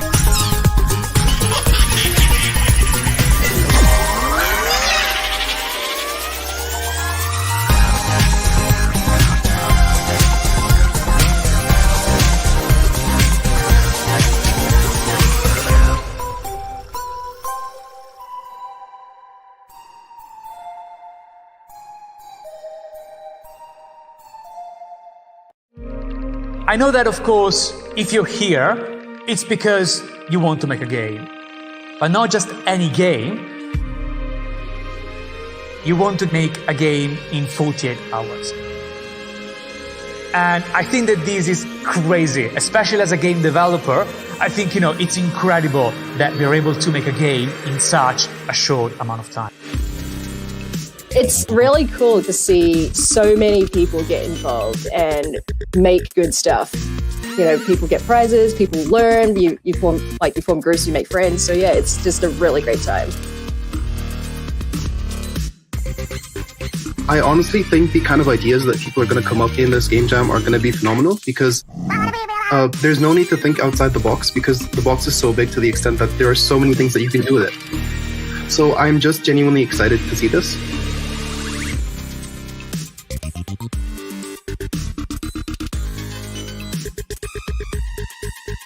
This year is special because I think most sites have been offline and meeting face to face for the first time for 2 years. This is different and we've missed this. The whole thing here is you're here to learn and have fun and make friends. So make sure that's your priority. The game is the consequence of that. I just have one last thing to ask you. Please, whatever you do, let's go make something awesome. Thank you so much.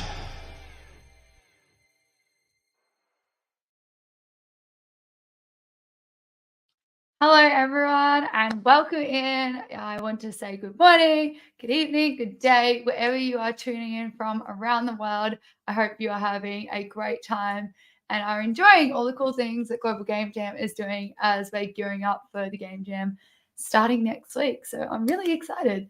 Let's just jump in. It's already, I think we're at time. Yeah, we've actually got 1 minute till we go live. So we're early today. I have been up for the last few hours. It's quite early here in Australia. So I'm tuning into all from Australia. I've been listening into the Xbox Live and the Bethesda Showcase this morning. So I've been up very early.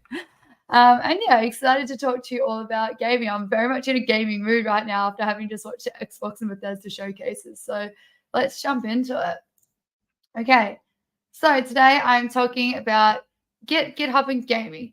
Now, I'm not going to go and dive a lot into the Git side of it. I will kind of skip over that a little bit and a little bit on the GitHub stuff, mainly because we did that yesterday. So if you missed that stream, please tune in or go check out the VODs and the highlights from yesterday's stream where I talked more about Git. I gave a demo and a walkthrough GitHub. Today, I'm going to focus a little bit more on the gaming side of it and the open source and source control when it comes to video game development. So I'm looking at the chat as well. So please put in your questions and comments and anything you like as we're going. So if you are in chat, if you can drop in a comment about whether you have done a game jam before, whether you've done global game jam before, whether you've done some game development before, or whether you've used GitHub before. That will just let me know the kind of people I'm talking to. And yeah, really excited to do this. I also want to apologize for yesterday's stream. I believe I found out afterwards that my microphone had this horrible buzzing sound the whole time. So apologies for that. I believe I fixed it today. So yay, that's really good. It wouldn't be a stream without some technical problems, right? That's usually what happens. Okay, so before I jump in, I thought I'd just introduce myself really quickly. So I'm Mish Manners, or Michelle. I'm on the developer relations team. There's our cute little developer advocate there. So isn't it cute? So awesome. That is our developer advocate logo. Now, if we were in person, I have stickers of this. I would give you stickers, but we're not in person. Stickers don't really go through a camera, so apologies for that. You can follow GitHub on pretty much every social media platform known to man. We've got Instagram. We've got some TikTok videos as well. So some people dropped into my stream last night when I was playing Fortnite asking about where to learn GitHub and find tips and tricks. And I'll give you the skills link at the end, but we also have such great tips and really good little videos and shorts on how to do, or a quick tip with GitHub on both our TikTok, YouTube, and Instagram Reels as well. So just usually a quick tip, 30 seconds to learn something. So Katie's in the chat has done Global Game Jam 3 times. Lumen Dare, nice. We feature a bunch of Lumen Dare games. One of our head of gaming people who runs GitHub Game Jam, GitHub Game Off, he loves Lumen Dare, so he often showcases Lumen Dare. So yes, go follow GitHub on every social media platform. And also you can follow me, Mish Manners. So if you're tweeting about this or putting it on Instagram or anywhere, please feel free to tag me. I also do have my own Twitch channel. So this is me here. And you can either follow me. But yeah, if there's questions you'd like to ask either during the stream, please just post them in the chat. I'm happy to answer them as we're going. If it's something that I think we're going to answer throughout the presentation, I'm more than happy to let you know that. And I'm also happy to answer questions afterwards as well. So if you think of something afterwards or you don't want to ask it here on the stream, feel free to tweet me or send me an Instagram DM or just drop into a Twitch stream. I'll be streaming tonight playing some Elder Scrolls. But as I said before, I'm also always happy to answer questions, non-gaming related while playing games as well. Like last night, someone dropped in while I was playing Fortnite and said, hey, how do I do this on my GitHub profile? And I was like, I'm about to win this game, so let me tell you in 1 second. Turned out we got a second, but yes. Next thing is, this is my cute little Octocat. So these are absolutely adorable, and you can make your own as well, myoctocat.com. Again, if we're in person, I give you stickers of this, but it allows you to customize and create your own Octocat, and then you can save the picture if you like. You can print it out as stickers. You can put it on whatever you like. So yeah, that's really cool. Okay, what are we going to cover today? So we're going to cover a few of these things. As I said, I might skip over a few of them because we did some of them yesterday for the Git and GitHub streams. So I'll just briefly cover this again. I'll just skim over it. If you really want to see it, you can watch yesterday's highlight video. And then we'll talk a little bit about collaboration, and how Git is so good at that. GitHub, I'll again briefly go over this because we did it yesterday's stream. Then we'll start focusing on this source control when it comes to gaming. I'll talk about some open source game engines. You're all in a game jam, so there are some open source game engines that you might like to check out, and you might be able to use those for your game. And also how to get involved. Now, you're all being involved. You're here with the game jam, but other ways you might want to be involved as well. Okay, so really briefly, what is Git? I'll just skim over this because, like I said, I did this yesterday. So it's a distributed version control system, which means a version control system is something that is everyone has the one file and everyone has access to that one file that's distributed. And the version control is one file or one project or one thing that has all the information about how that project folder or file has been changed. Crews make changes and usually why as well. So, and when that happens, we have a lot of good times because it means that we're working on the same file, we're working on the same system, we all have the latest updates, the latest changes, and we're all able to see who's done what and collaborate much better. So collaboration, GitHub is amazing for collaboration, has some really great collaboration features. I didn't actually go through all of these yesterday because GitHub is such a big thing. As someone jumped onto my Fortnite stream last night and said, but GitHub is really big. I'm like, we have a ridiculous number of products and features, and there's just so much to do. So I can go through a bunch of these because I didn't get a chance to go through all of them yesterday. So, but first of all, why is collaborating important, and why is it important to collaborate across teams and across cultures? So let's just say as an example, we have 4 separate teams here. We might have a sales team down here, we might have an engineering team, might have a community team, might have a management team. Now, if all these teams are working in their own little silos and they're not communicating or collaborating and working together, the engineering team is building something. The sales team is selling something that is actually not what the engineering team is building, or they're selling capabilities that the product doesn't actually do because it hasn't been built. And over here, the community team is listening to feedback from the community, and it's not going through to the product because they're not talking to these teams. And the management team over here is going, I don't know what's going on because no one's talking to anyone. Now, if we actually communicate and collaborate, now I've only put 2 lines for sake of making this not an absolute mess, but basically if all the teams are working together really nicely, we get much better interdisciplinary engagement. The engineering team is building what the community and what the users actually want. The sales team is selling what the engineering team is building. The engineering team is telling the sales team what they're building and how it works, that they can sell the right thing. And the management team over here is happy because what they are seeing from the top down is actually being implemented, and they're able to see what all the team's doing, right? Now, because we live in a world driven by technology, usually there's something in the middle here that helps all these teams communicate and collaborate together. GitHub is one of them. So I will talk really brief about this, but there's a whole bunch of different things people use in the middle to help them collaborate, communicate, things like Discord. It's a big thing in the gaming community. But yeah, Discord, Slack, Teams, calendars, shared workspaces, Google folders, Microsoft 365. So all these things help different teams collaborate and communicate better together.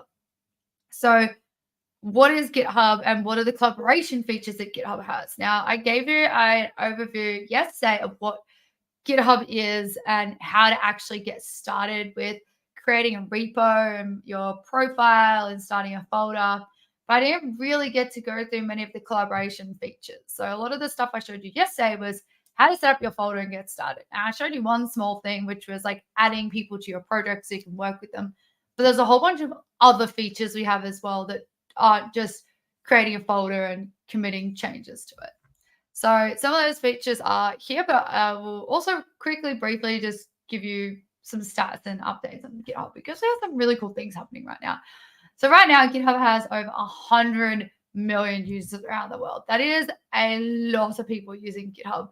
GitHub is free as well. So if you're sitting there going, this sounds like it's really, really good and too good to be true, it is good and it is amazing, and it isn't too good to be true. It is free, and most of the stuff I showed you yesterday, bar one thing, was all the free stuff. And as a student, you get all the stuff I showed yesterday for free anyway. So again, go and watch yesterday's stream if you haven't. But GitHub is free to use. You can now have unlimited repositories. You can work with people. You can commit your code. You can do so securely. There's all sorts of really cool features that you can use as well. So some of the features we have specifically for collaborating are listed here. So code review, teams, issues, forms, project documentation, discussions, and social coding.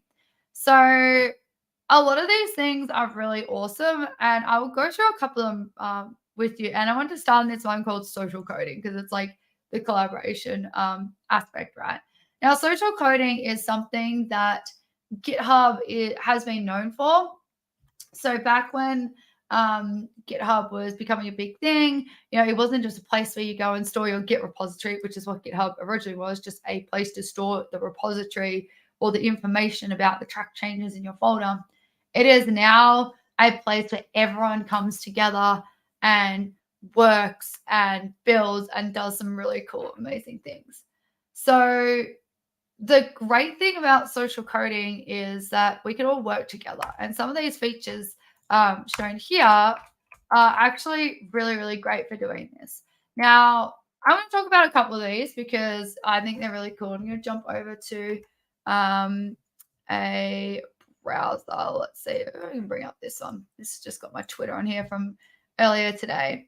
So some of these things are really cool. So if I jump onto my GitHub profile, now I showed you yesterday how to add teams. So if I go to the repository that I set up yesterday and showed you all, which was our GG Snakes, now we can add people to this and collaborate with others by going to our settings and adding different collaborators here, right? It's going to actually ask me for a password. So I will add that in so I can show you a couple other cool things. Now, again, all the security lockdown features. It's a good idea, but it does take a little bit longer. So I can add collaborators here. Now, as I said, I didn't add anyone because it just wasn't what I needed to do. So I could add another GitHub account. Now, that's my old account. If I added that, Hackathon Queen, which is my other account, would get a notification saying you've been added to this repository, right? So we've got that. That's a way to add collaborators and work with people. Now, this becomes my team for this repository. Now, if I had an organization set up, so if I go back to my profile and I have all these organizations, going back to my profile, let's just take it a little bit. So I have all these organizations here, right? Now, if I'm moderators on any of these, if I jump over to the, I'll just pick this one, that's my one. Now, if I jump over here, I can actually add all the people here in my team, right? So I can go and add every single person that I need to have for this, okay? Which is good. Now, another thing I wanted to show you was GitHub projects. Now, this is one I'm working on, as in a talk I'm working on coming up. This is the project board we use to move our house. So projects is a really, really great way to organize the way you do something. So if you're working on a game, which is what you're going to be working on, having a project board of things that you might want to do is a great idea. So this is one I set up for our house. Now this is the one I actually set up for when we moved house. So I even set up one for my wedding, as you can see that. I'll show you that too. So this one's a bit more like complete. So you can see I had like, again, moving house is a big project. So I set up these little columns for overall, and then 6 weeks out, 4 weeks out, 2 weeks out, which is kind of similar to how you do a project. You might have them a little bit different. You might have like them in 2-week sprints, or you might have in progress, or to do, in progress, done, tracking, improvements, or something like that. But we've done it this way because it just made sense for our project, right? I've got other projects here. I even have one for my wedding, or our wedding. Again, not as like pretty and colorful. I spent a lot of time doing this on. I really wanted to make sure it was good, that when I had a quick glance that I knew exactly what was going on, and so did my husband. So we even did things like we can have a look at timeline views. Now we're over the timeline, but if we scroll back to where everything originally, oh, it's gone too far.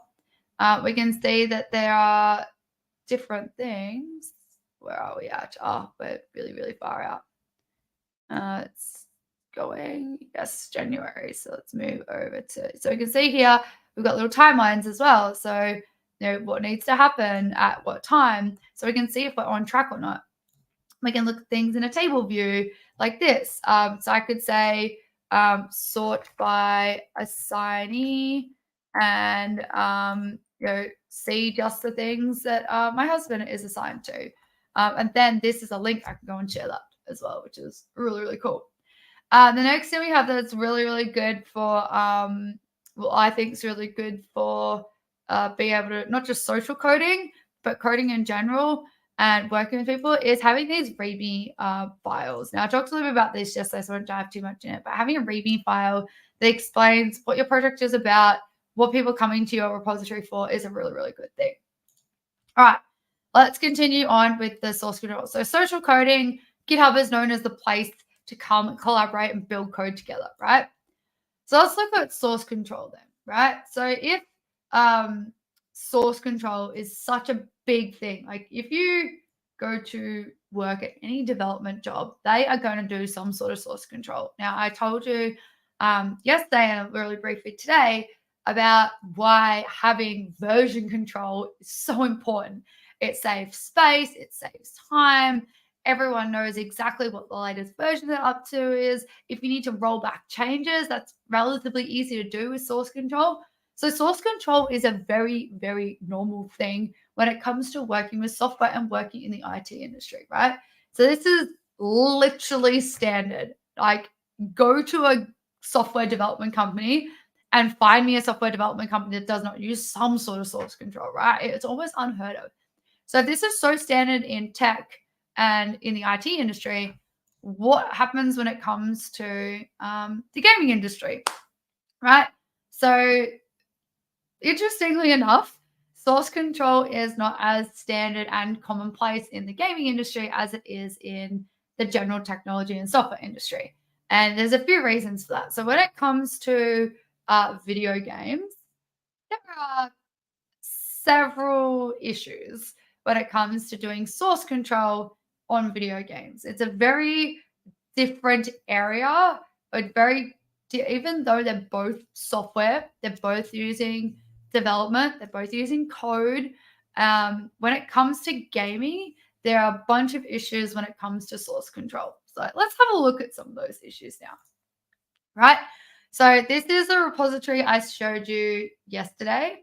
So I built this back in 2021. Gee, it was a while ago now. So I built this and I had been using GitHub for a little bit. So I was like, well, source control, that's normal. I'm going to use a GitHub repository to store all the files and stuff for this game. So you can see here, this is a repository I showed you. And as I was going through this, I realized myself, and I came up against a bunch of these different issues around source control. And some of them have solutions. Some of them have solutions that are okay. And some of them need a little bit more work. So let's actually look at some of these and some of the reasons why source control is so much more difficult when it comes to video gaming. Okay. So one of the first issues is file types. So we can have a look here. This is my repository again, and I showed you this yesterday. We've got a bunch of different file types here, right? So when it comes to source control and using Git for source control, Git is really good for text-based files, right? So code is text-based. So if we have a look here, even GitHub isn't able to display that MP4 file because it is a video. And we can see here we've got not just we've got MP4s, we've got MP3s, we've got that's my Premiere profile. We've got images. Now images do show up, but like in a different kind of way. So we've got all these different types of files when it comes to building video games. We don't just have text-based files. When we're working on a software project, we might have a few images and things like that. We might have some little bits and pieces that are like the logos and things. But when it comes to video gaming, we have a lot of different file types, which can make doing Git actually really hard. So Git is really good at just doing text, right? But it's not that great at doing binary assets like anything that's not like text, right? So non-binary is like text. Binary is non-text type images. So that includes non-text type files. That includes images, sound, video, like anything that isn't text that gets saved into a project those are binary assets, right? Those are incredibly hard to do Git on because when it comes to text, it's just ones and zeros. That's easy to save, right? Or it's easy to do source control on text. When it comes to binary ones and zeros, it's much, much harder to save that kind of information. So backtrack, binary ones and zeros, that's all types of files that aren't text. Text files are just text. It's relatively easy to do source control on text files. Now we're seeing GitHub is getting better and better at showing these types of things. So originally GitHub didn't even support doing JPEGs. Yes, we can't see videos, but we can now drop small videos into README files and things like that. So it is getting better and better at showing some of these assets. But this is just like a little micro game. You saw it yesterday. It's quite small. It's a micro game. Now, what if we looked at something much, much bigger, right? So if we have a look at, say, for example, a AAA studio game. So one of my favorites when this decides to load, it's a little bit slow because, yes, all the files are giant. Now, if we look at something like, we're going to go, no, there we go. So look at something like this, and again, it is being very slow because my computer doesn't like it. If we look at something like this, this is Final Fantasy VII Remake, and this is just the opening credit. And this is a GIF of the opening credits, but this is inside the game, right? So some of these giant big AAA studio games don't just have a bunch of different types of files. They also have a bunch of really, really large files, right? So these large files are part of the game. They are an experience of the game. There's cutscenes, and these like would most certainly have more than one iteration of the file. There's no way that a cutscene is just one type of file and it's done, right? So how do we do source control on stuff like this, right? How do we save different versions of this? Now, we do have things like this, and you've probably seen, if you ever watched a behind the scenes or making of, you would have seen the development process of how people create these types of assets, right?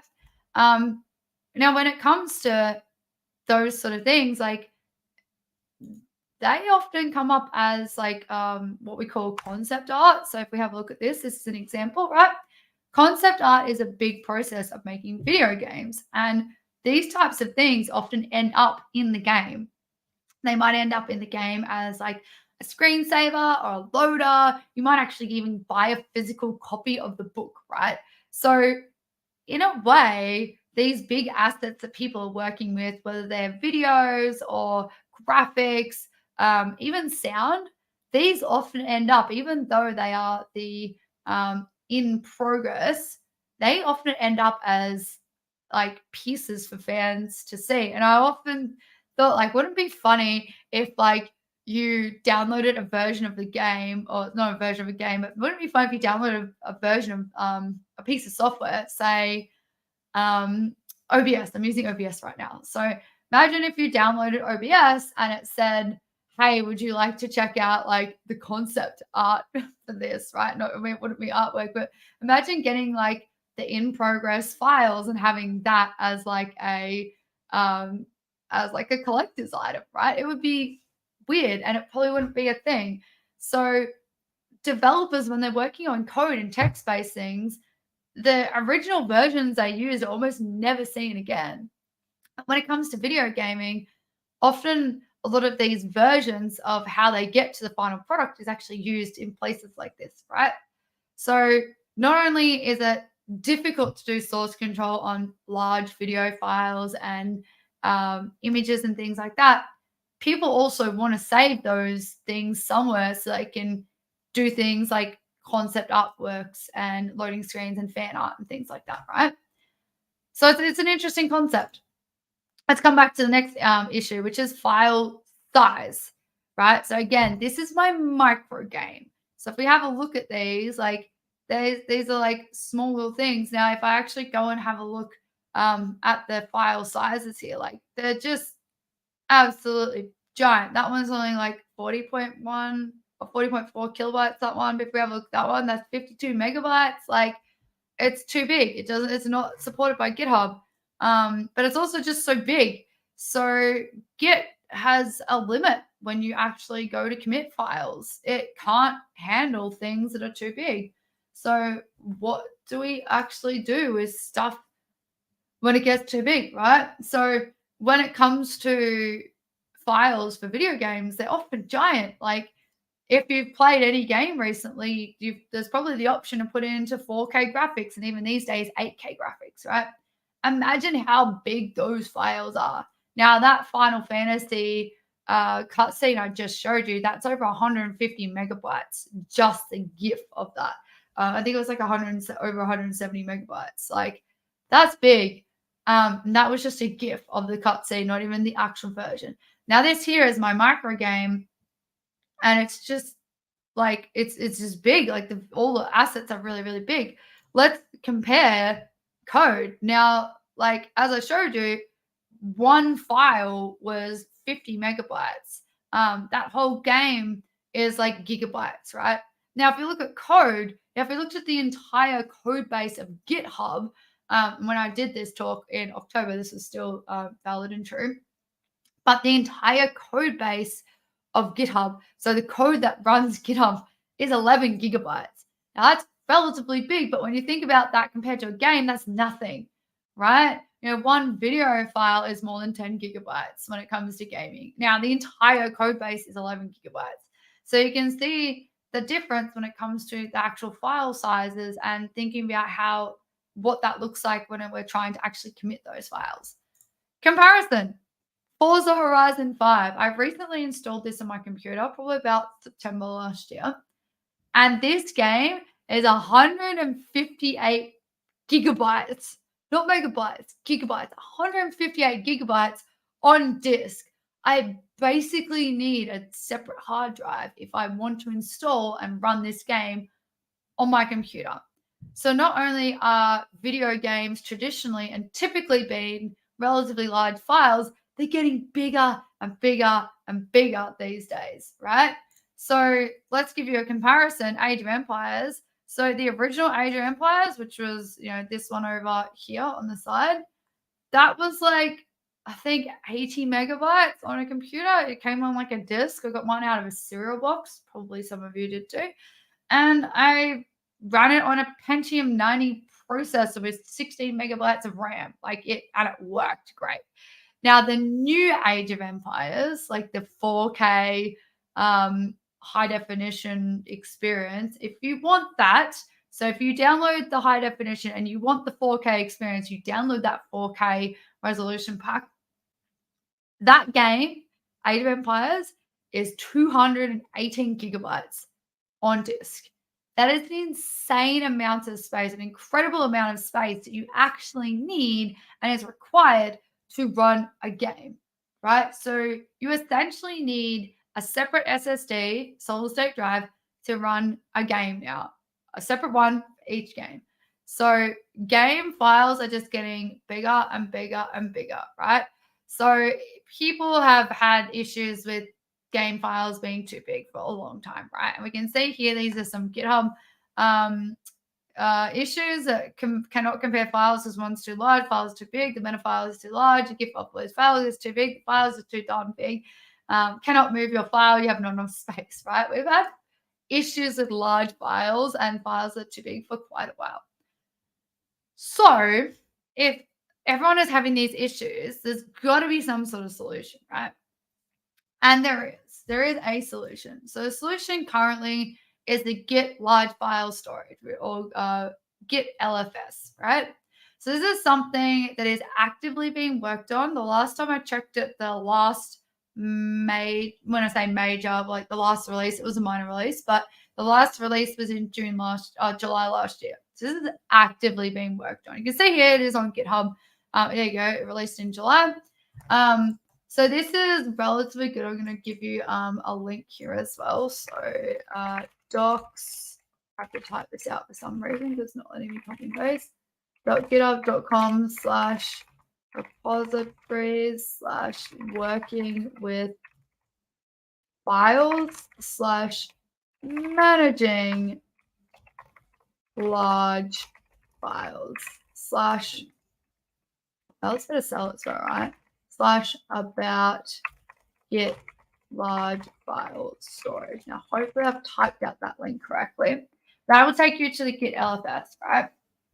So this is a way for you to, store those large files. So what it does is it in simplistic terms, it creates like a link to the file and saves that as like as text. So rather than trying to commit and store the binary file itself, it actually just stores the text. So it's kind of like pointing it to a link of where it actually is located, rather than trying to commit it itself.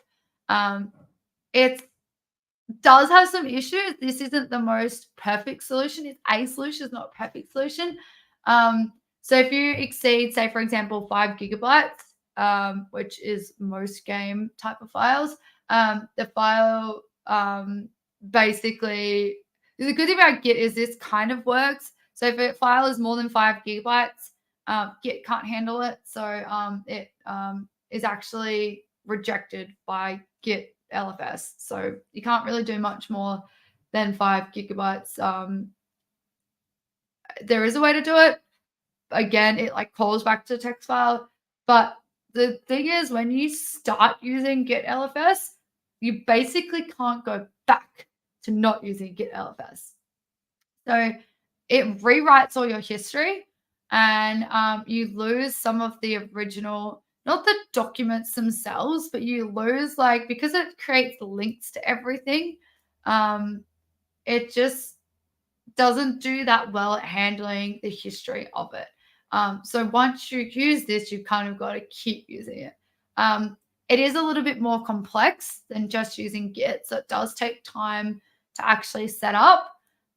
It also requires more maintenance as well. So if you are going to use this, you need someone who is actually dedicated and is going to like actually use this, because it does require the time to actually maintain it. There can also be some issues when it comes to cloning and losing some of the history, because it's trying to clone and have those file paths. And this doesn't often play well with artists, and like this might work for some of the large files that developers might be working on, but if you're an artist and you're working with images and videos and things, a lot of artists don't really use this anyway, so it doesn't work nicely with a lot of the tools they're using. Git LFS does support file locking, so you can lock certain files so that they aren't being looked at when you're trying to commit. But yeah, it's not the best thing. There is some alternatives as well, and we'll talk about those in a little bit. But these large files are only one side of the problem when it comes to, so we've got file types, we've got file sizes, and next of all, which you were saying in the slide as well, is the sheer number of files when it comes to creating a game.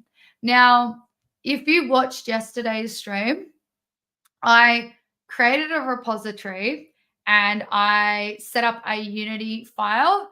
I didn't even put anything in the file, and I committed the project to my repository, and it was 3,800 files, and I hadn't even done anything. I haven't even put a block in or anything to it. As soon as I added a block, it was 4,700 files. So just the sheer number of files you're working with is just mind-blowing when you're working with video games. Now, if we have a look at my micro game, now I downloaded this on my computer just to see like how big it was and all that kind of thing and how many files. If we have a look at that, and again, remember, this is a micro game. This is my Lego Unity file. Now, this is all the files there. Now, if I go back and have a look, so again, those are the actual files.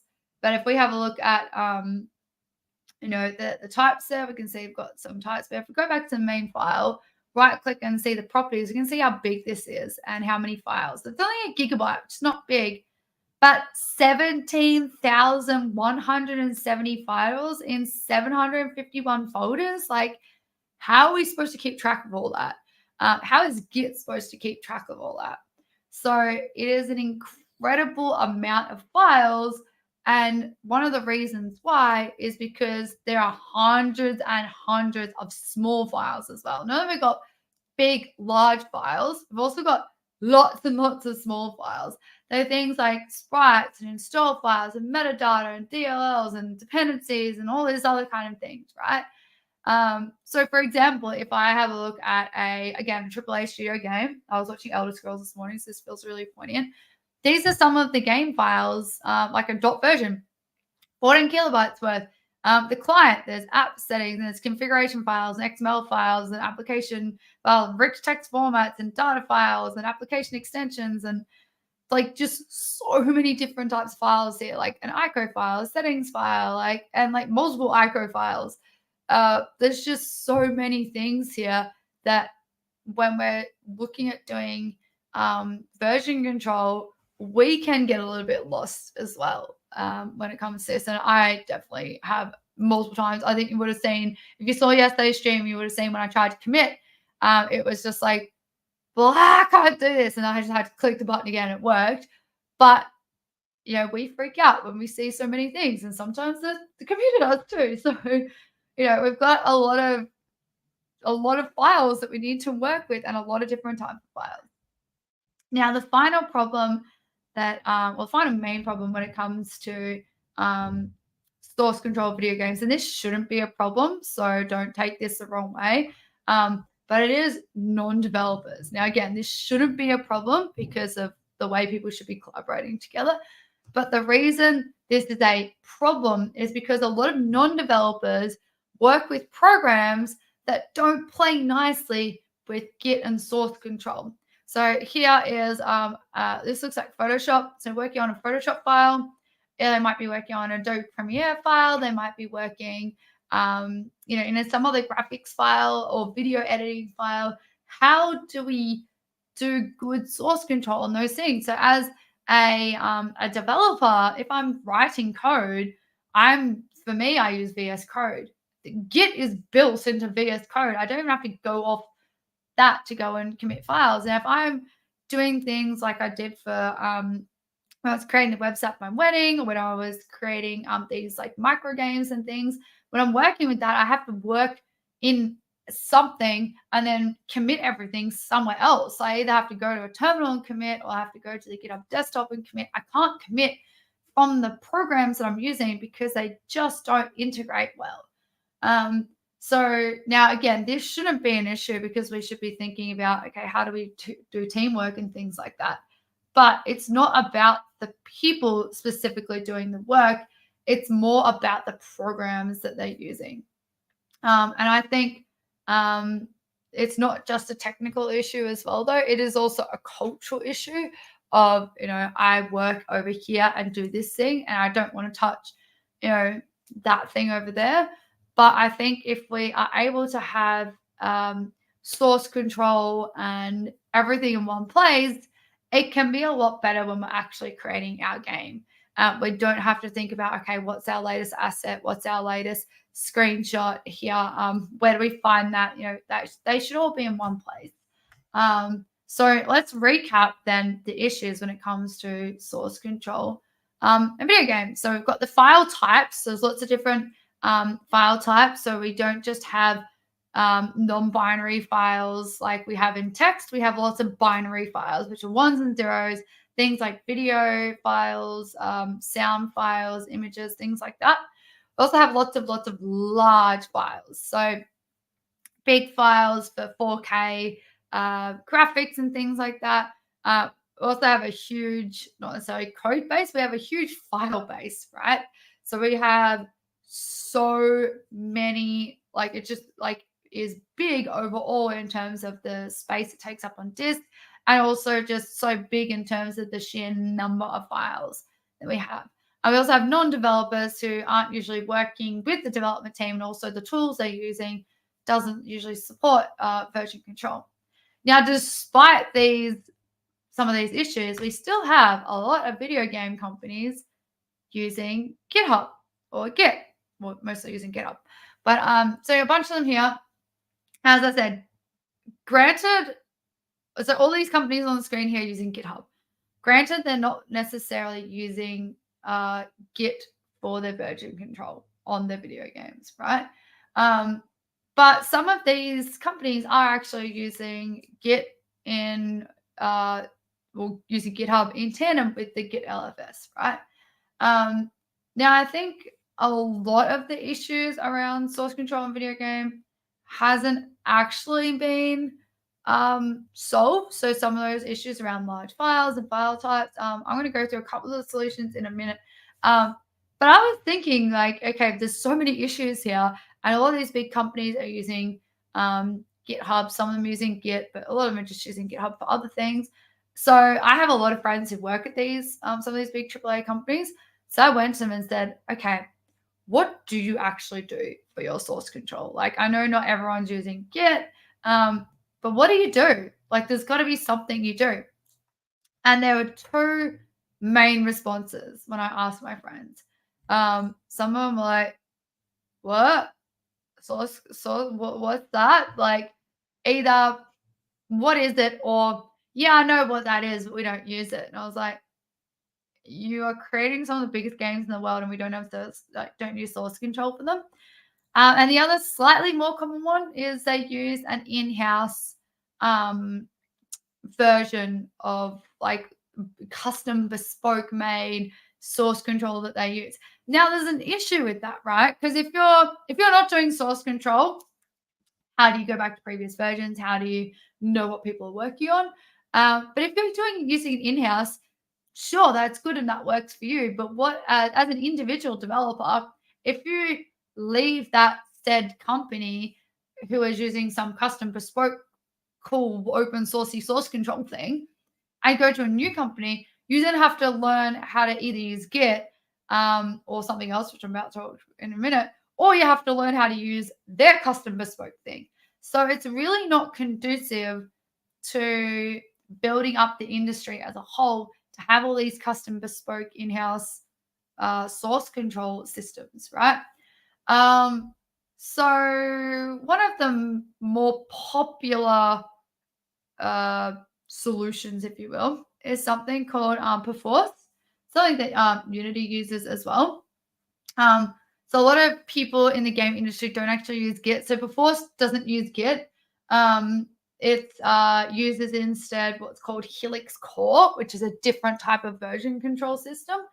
And it's part of Perforce. A lot of game devs prefer this because it's much better at handling that binary data, those like game assets and things like that. And there's also a really, really good system for managing and storing and versioning those types of artistic data, whether it's images, videos, sound bites, those types of things, right? It is designed really well to scale, and it's much better at file locking than, say, Git is. So it's Helix Core rather than Git. And while it's not actually Git, there is a Git connector. So if your development team is using Git for their code files as part of the game, then you can kind of link that in. It's can be positive and negative depending on how you're using things. I think it's an interesting thing that artists and designers would be using one type of version control system, so Helix Core, versus developers who are using Git.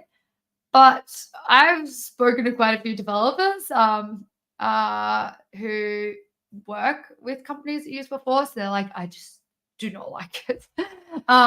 So again, it's more a personal preference thing as well. But I think developers don't like it because if they've learnt using Git, then it's something else they have to learn again.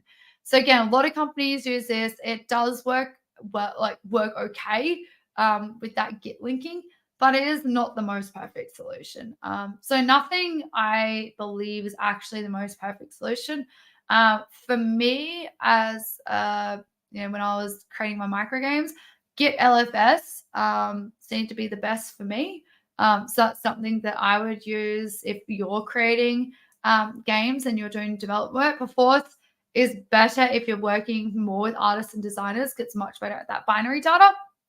But you're all creating like small-ish games for global game jams. So you probably don't have to go out and use a big industry standard like Perforce. Git LFS should be plenty for you. So if you do want to create some games, and hopefully you do because you're all here wanting to create some games for the Global Game Jam, Git large file storage is probably one of the best for what you're going to be doing. It works relatively well with using files from Unity and Unreal and things like that. This is what I used when I was creating the micro game. Again, it's not perfect. There's some issues. So nothing is actually perfect, but we do have these solutions that do work. Sometimes you have to do a little bit more management work, and you might get like pop-ups saying, hey, this file is not, it's too big, or this one needs to be linked, those kind of things. So there is this option, and I would recommend this option for you. The other thing I'd like to point out to you is some really good open source game engines. So we just had the GitHub game off, and a lot of the games that people were creating were mostly created with Unity. And it was interesting when I was streaming them, someone came along and said, oh, it's interesting. A lot of people are still using Unity, even though there's all these, all the fun last year that Unity had with, every time you would download something. And I was like, well, a lot of people use Unity because it's what they know. But there are a lot of open source game engines that you can use if you would like to do game development. Now, the reason I'm also going to point these out is not only are these great for doing game development, but they're open source, which means if you wanted to work on the engine, you could go and commit and contribute to the engine itself. So here are some of them. So for example, if you like JavaScript, there's Phaser and Sprig.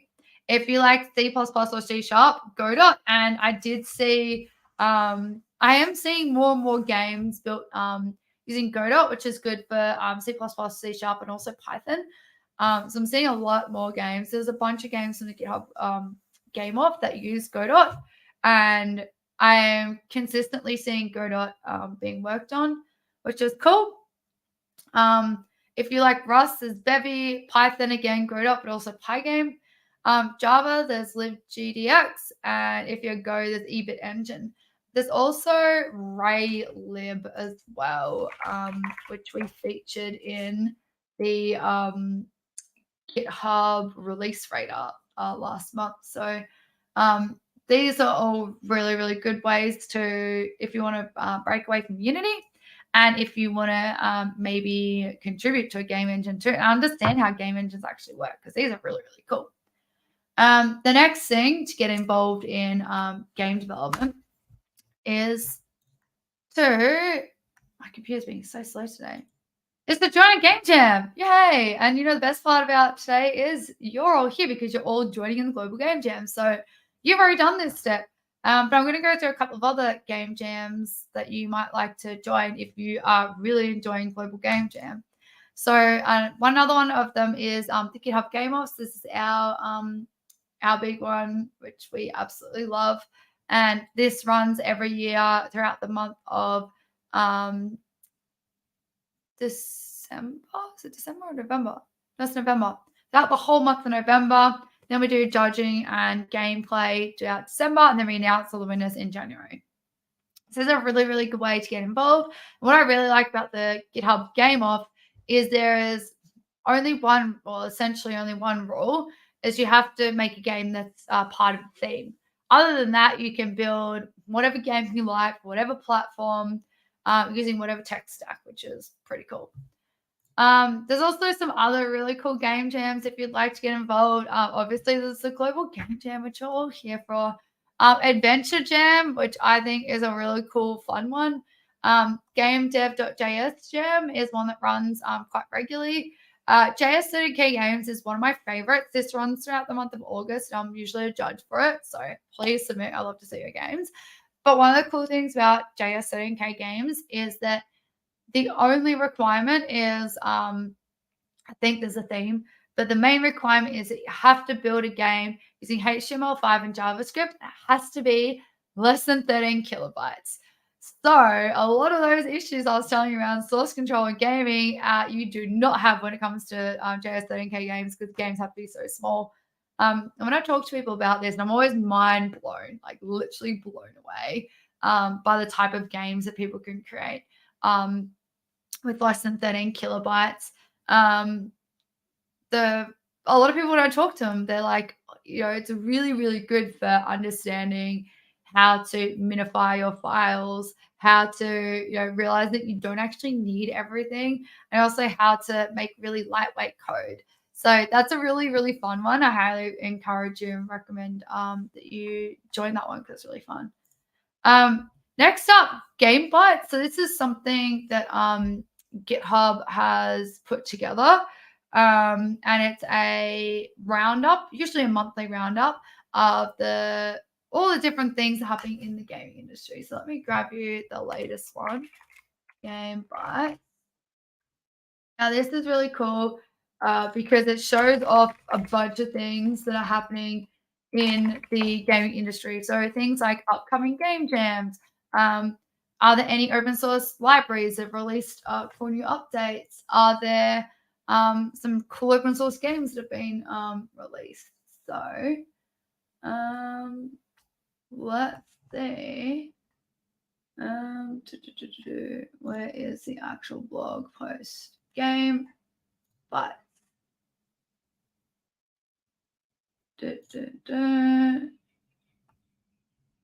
Okay. Wow, this is an old one.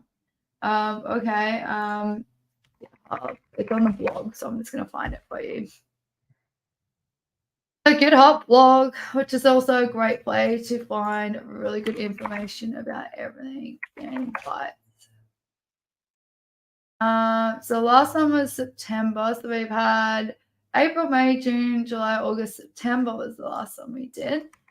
Usually monthly, but sometimes we miss out. Your monthly series, take a sneak peek of the world of game dev on GitHub. The last one we did, I'll pull it up here for you so you can see. So the last one we did, we talked about some games that released, open source games. Also, Lee loves playing them, so he often does little gifts to them. Different types of open source tools as well. Crazy Writer, updated modes on some of the games, and also even things like upcoming game jams and things like this. So Lumendaro, as someone mentioned in the chat, Scream Jam, interesting one, and also the GitHub Game Off. So yeah, there's lots of ones there, and even things like updates to like Unreal and things like that. So this is a great way to like kind of keep up to date with what's happening in the game sphere.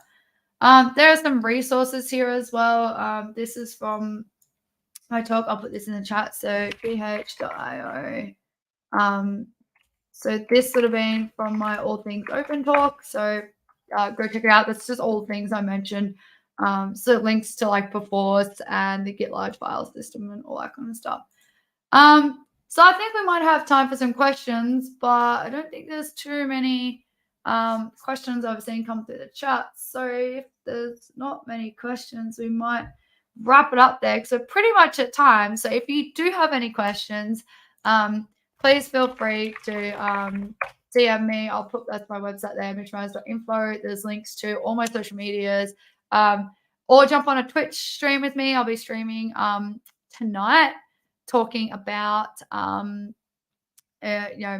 just some fun gaming things, playing some Elder Scrolls. But you can always jump in and ask questions of me. I'm more than happy to answer any questions at all. So happy to do that for you. And don't feel bad that I'm playing a game and therefore can't answer a question, because that is definitely not how I roll. I'm more than happy to answer questions while I'm running around playing Fortnite. If there's no questions, I will hand it back over to the team. So thank you to Tim and all the team at Global Game Jam for having me. I hope this was relatively useful for a lot of you. Feel free to watch yesterday's highlights and also, again, rewatch today. And good luck to everyone participating in the Game Jam. I can't wait to see what you build. Thanks all for having me. While prepping for an upcoming game jam, at some point every jammer faces the same question. What am I going to use to make my game? Well, look no further. I've got something just for you. .BigBang is a fully featured, web-based game-making platform that you should totally use for your next game jam. So here we go. Let's just jump right into it. Here are 10 surprising reasons that you should use .BigBang for your next game jam. You don't need to download anything. .BigBang runs in your browser and works on any device. Laptop, smartphone, tablet, console, or even your smart fridge. All you need to do is make an account and you're ready to start making games. You don't need to worry about downloading or updating an app, how long your builds will take, or where you're gonna host your game. We've got everything taken care of for you. As long as you have an internet connection, you can start sharing your games right away. .BigBang runs best in Chrome or Chromium-based browsers like Edge, Brave, and others. And if you'd rather not work in a browser, you're also welcome to install the desktop app. You can share your game instantly with a link and play with your friends. In order to share your game with your friends, all you need to do is click the share button, copy the link, and send it to them. Or just send the link that's in your browser. Once they click the link, they're already playing your game. And when you use the share button, you get a multiplayer link. So you can actually instantly play your game live with your friends. This mechanic is great for playtesting your game while your game's in progress during the jam, and really great for sharing your game with your family and friends once the jam's over. Your game will work on any device, console, mobile, desktop, you name it. Like I mentioned before, no need to worry about where to host your game or how people are going to play it. We've got that covered. If you're planning on working with a team, .BigBang makes that super easy for you. Just by sharing a multiplayer link with your teammates, you and your teammates can instantly start building out your game together. .BigBang supports live multiplayer editing, which is the click of a button, and you can all playtest the game together while you're building it. Here's a big one. Networking is built in. So if you've ever wanted to make a multiplayer game, .BigBang is the place for you. Every game on .BigBang is multiplayer by default. All you have to do is share the multiplayer link. Our networking system is super straightforward. Entities in your game can be marked as networked by just adding a tag, and there are a ton of multiplayer games and scripts on the platform already that can show you the ropes of writing networking code. Also, we have great articles and documentation introducing you to the various concepts you'll need to know when you want to take your multiplayer aspect to the next level.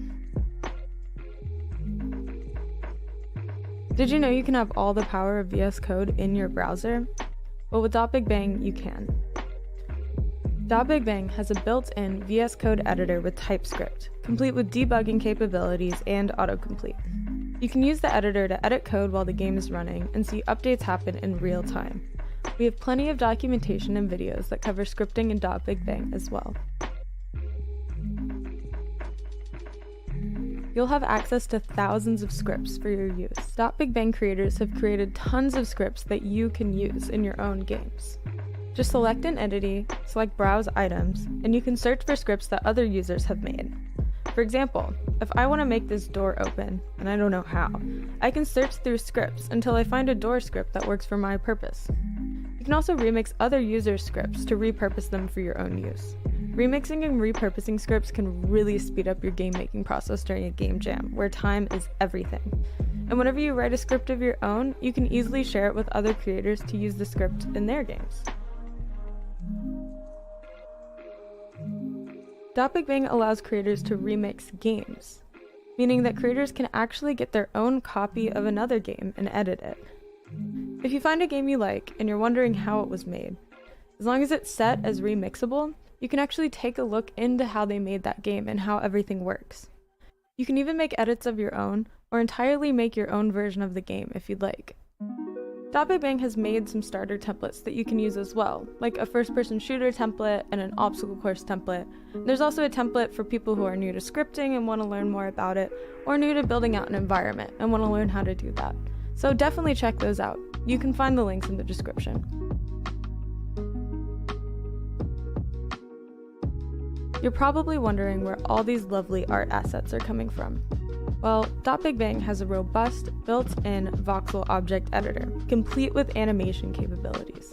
You can make your own assets, and then jump into your game and drag them right into your level.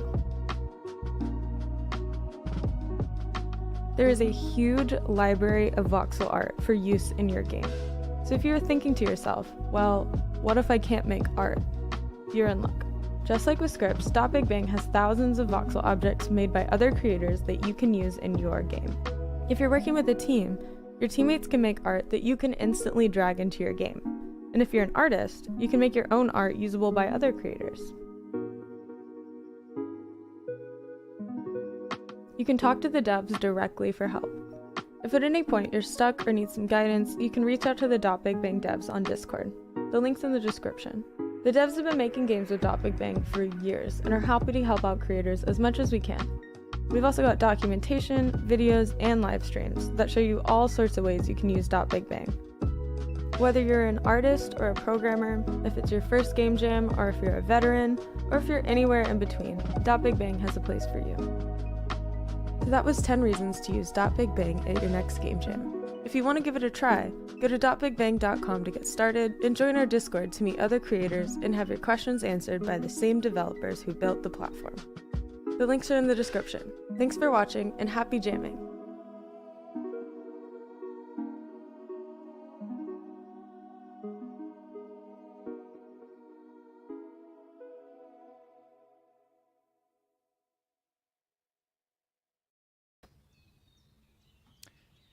Hey, how's it going?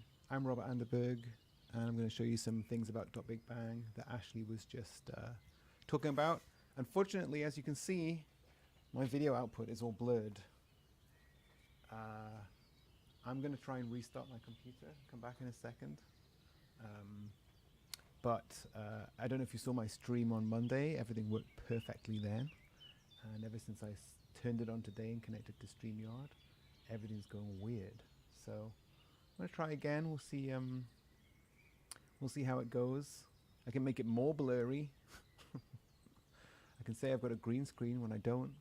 None of this is helpful. So yeah, let me restart. I think we can put a placeholder there for a second, and we'll see if it comes back and all works. But apologies for that. I'll be back in a second. Streaming on 800 channels. Give me a second, thanks.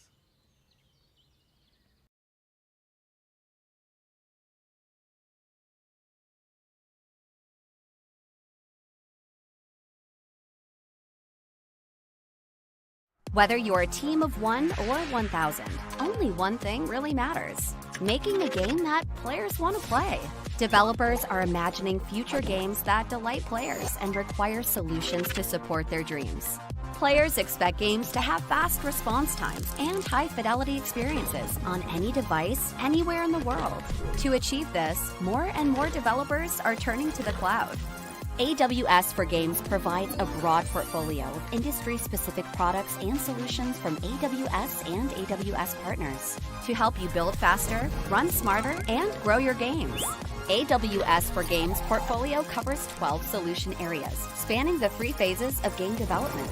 When building, AWS will help you to modernize your architecture and move your production pipelines to the cloud, enabling you to recruit and build diverse teams around the globe, not limited to a physical location. When running a game, AWS can help you streamline operations, deploy the right compute and accelerated networking options to deliver low-latency game experiences, provide real-time and serverless analytics to help better understand player behavior, and help you harden your back-end against DDoS and other malicious attacks. To grow your player base, AWS can help you acquire and retain users with an engaging community experience with Twitch, Amazon Luna, and machine learning tools. With 175 fully featured services and more functionality than any other cloud provider, AWS infrastructure is trusted by over 90% of the largest public game companies, including Epic, EA, Ubisoft, Sony, Nintendo, Zynga, Rovio, and more. Need help getting started? Visit the AWS for Games landing page for a customized onboarding experience. Take one of our structured learning classes or dive deep into the 12 solution areas. Either way, we want to help you create the next amazing game. Welcome to AWS for Games.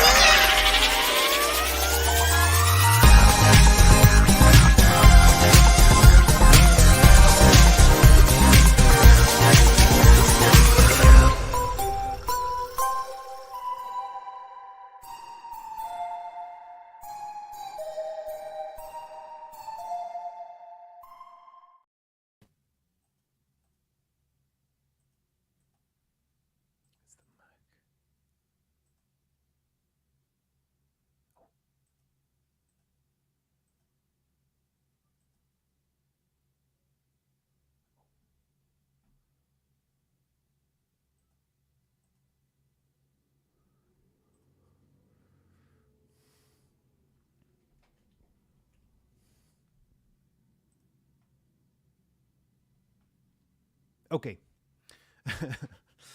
I'm back. I think it's working now. Look at this. If you have a problem where you have to do a really important stream, you've got to get it right, and everything's going super blurry, and you have a Mac, well, the problem is that the macOS Sonoma. Let's talk about this fascinating fact. macOS Sonoma, the new version of macOS, has a bunch of like background blurring and other stuff, and it will do it on virtual cameras. And I'm using a virtual camera out of OBS to stream this. So yeah, if you have the same problem and have a blurred virtual camera, there's a little icon hiding in the top right where you can turn off a thing called what is it called? It's called portrait, and that will make it all go all blurry. So you don't want that. There you go. Blurry, not blurry. Blurry, not blurry. Blurry, not blurry. Fascinating. Anyway, welcome everybody. How long did that take us? 7 minutes? 7 minutes for a complete reboot of the machine and coming back. Let's start again. Let's pretend. Let's go out of the room. We'll go out. We'll come back in again. We'll pretend everything went perfectly. So set your clock back 8 minutes to 3 o'clock, 3 p.m. Pacific Standard Time, and imagine that you're just watching this stream, and I just came in, and everything went perfect, and you were impressed with how perfectly it all went. So I'm going to come in. Hi, how's it going? I'm Bobby D, also known as Robert Anderberg. I've been a game developer for basically forever, and I work on this platform called Big Bang. That's you play games with your friends, together with your friends. That's what I'm showing you here. It runs in a web browser. You can make everything that you see in this this video I'm showing you, this game I'm showing you, was made only using the tools, only in the web browser. So if it's interesting to you to build something quickly, play around with ideas, like throw things together, it's also multiplayer. So you can throw a link out to your friends. They can jump in and play. They can build. You can build together, but you can also play while you're building. You don't need to stop and start the game or do builds. It doesn't take time for that to happen. What am I getting? There's a free skin. Look at this. Get a free skin at the Global Game Jam. The Global Game Jam is this weekend, apparently. So if you didn't know that, mark that in your calendar. Global Game Jam, starting this weekend. And everyone who enters the Global Game Jam using Big Bang, which is this platform that we're building, will get a free skin. And what is a skin? Well, it's a costume for your character that you can put on and run around with. Maybe we should go and look at it. Maybe how to enter. How to enter. Global Game Jam is nearly here. Okay, so we've got a nice blog telling you how to sign up.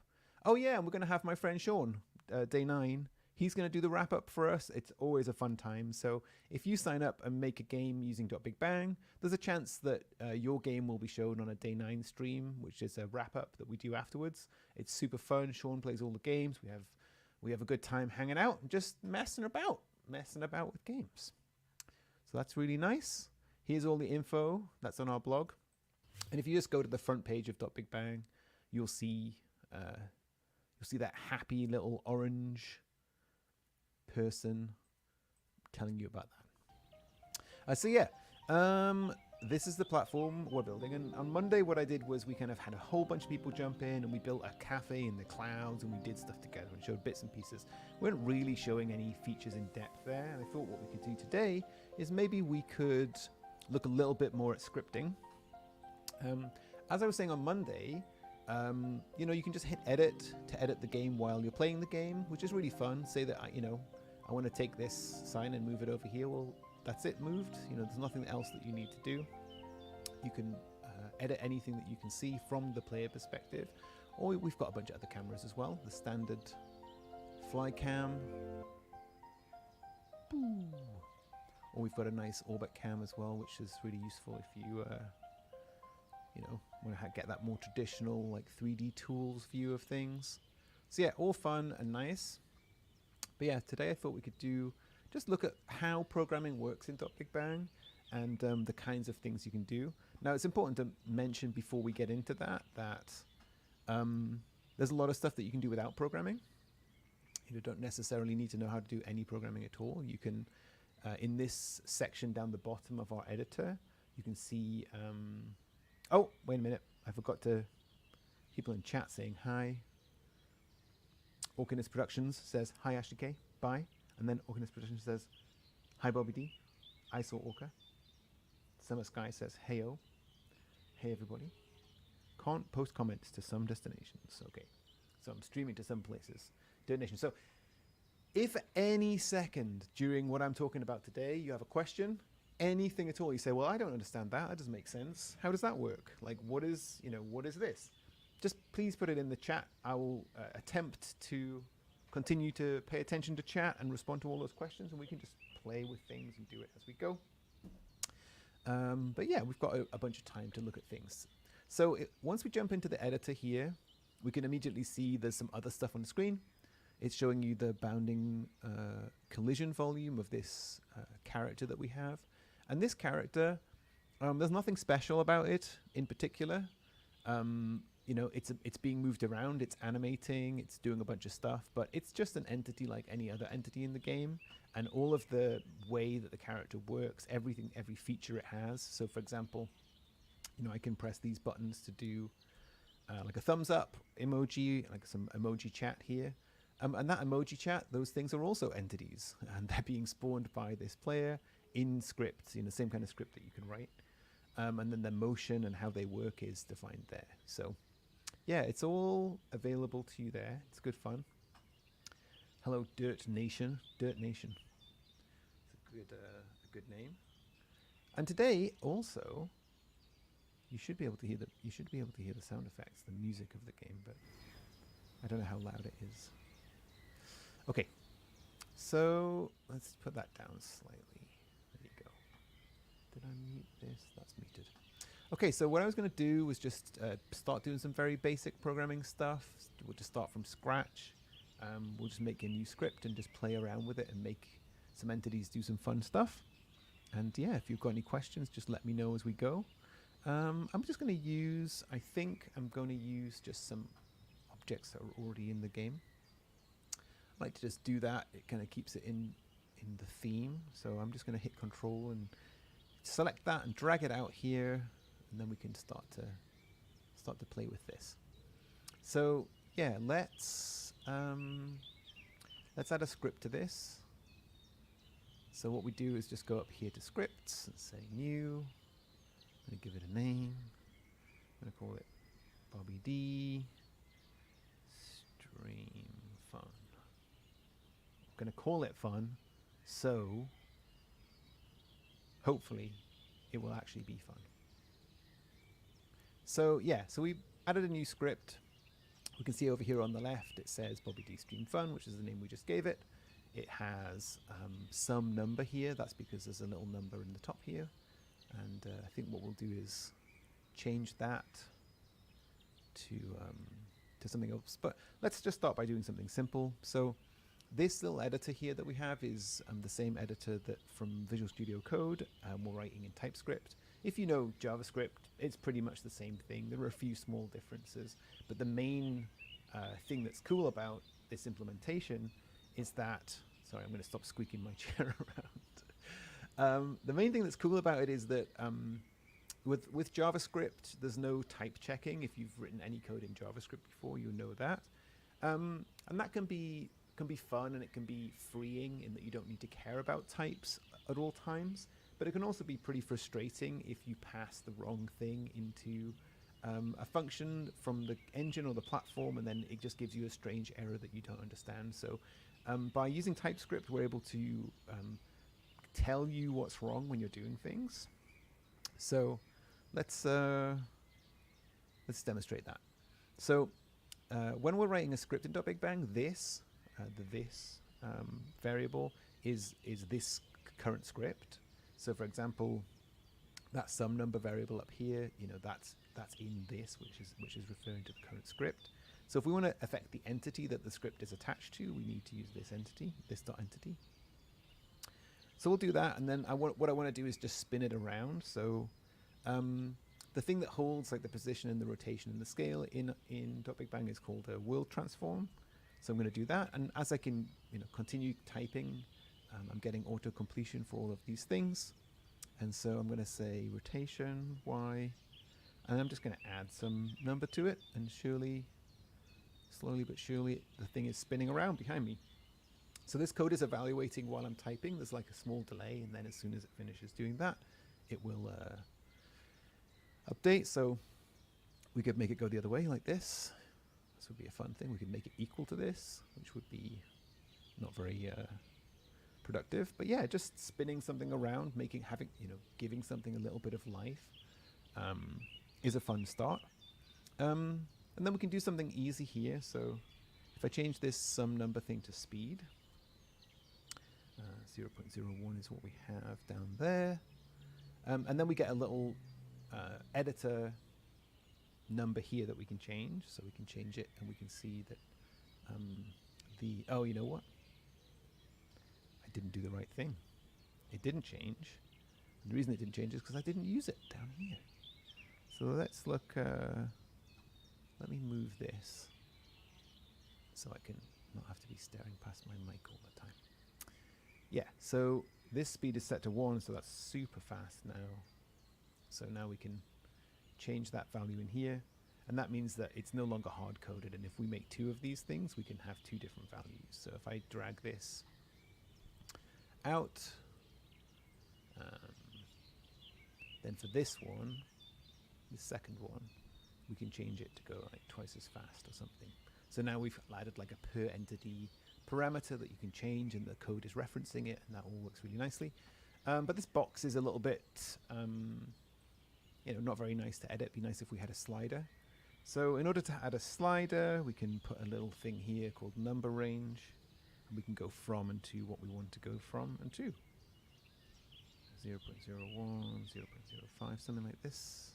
And now we get a nice little slider. And I think, in fact, what I'm going to do is I'm going to multiply the speed by the time between frames. And what that means is even if the frame rate of the game is different between 2 computers, you'll get the same result.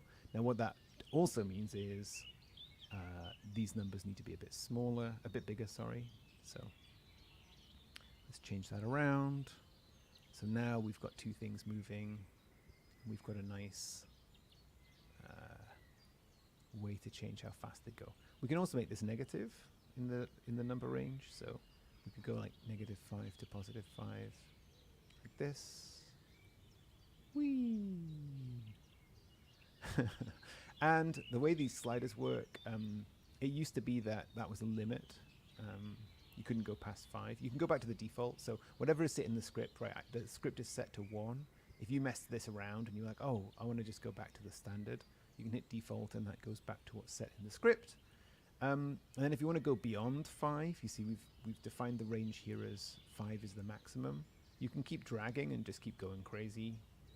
So yeah, these sliders kind of allow you to go past those bounds so that you don't get into a situation where maybe you have a script from somebody else that you're using and you just can't change it to the value that you want.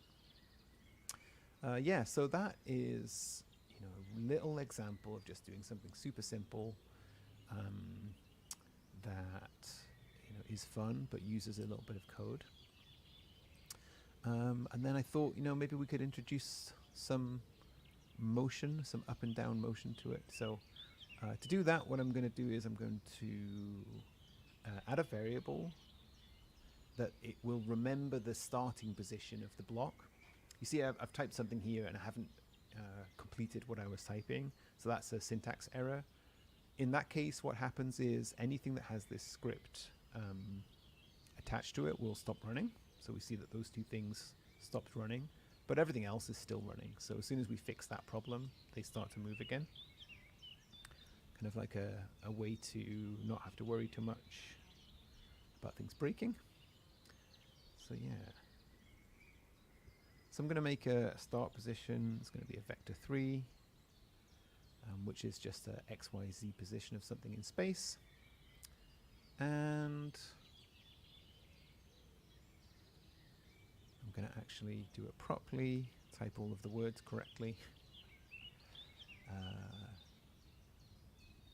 Yeah. What's interesting here is in JavaScript, right, you could write this code. You could write start position equals vector 3, and it wouldn't complain. And what would happen is it would just break somewhere further down the line. But in TypeScript, first of all, it's an error. It says it's not callable. But secondly, down here in the red error line, it's saying value of type vector 3 is not callable. Did you mean to use new? And the answer is yes, I did mean to use new. So that's good. Oh, one thing I was going to show before, I was just talking about types. I got slightly distracted. It's true. So if I wanted to just set the rotation to a number, I can do that here. And you can see it changing. But in JavaScript, I could just set this to a string. And, you know, it might break. Somebody might check that somewhere. But in TypeScript, it says string is not assignable to type number.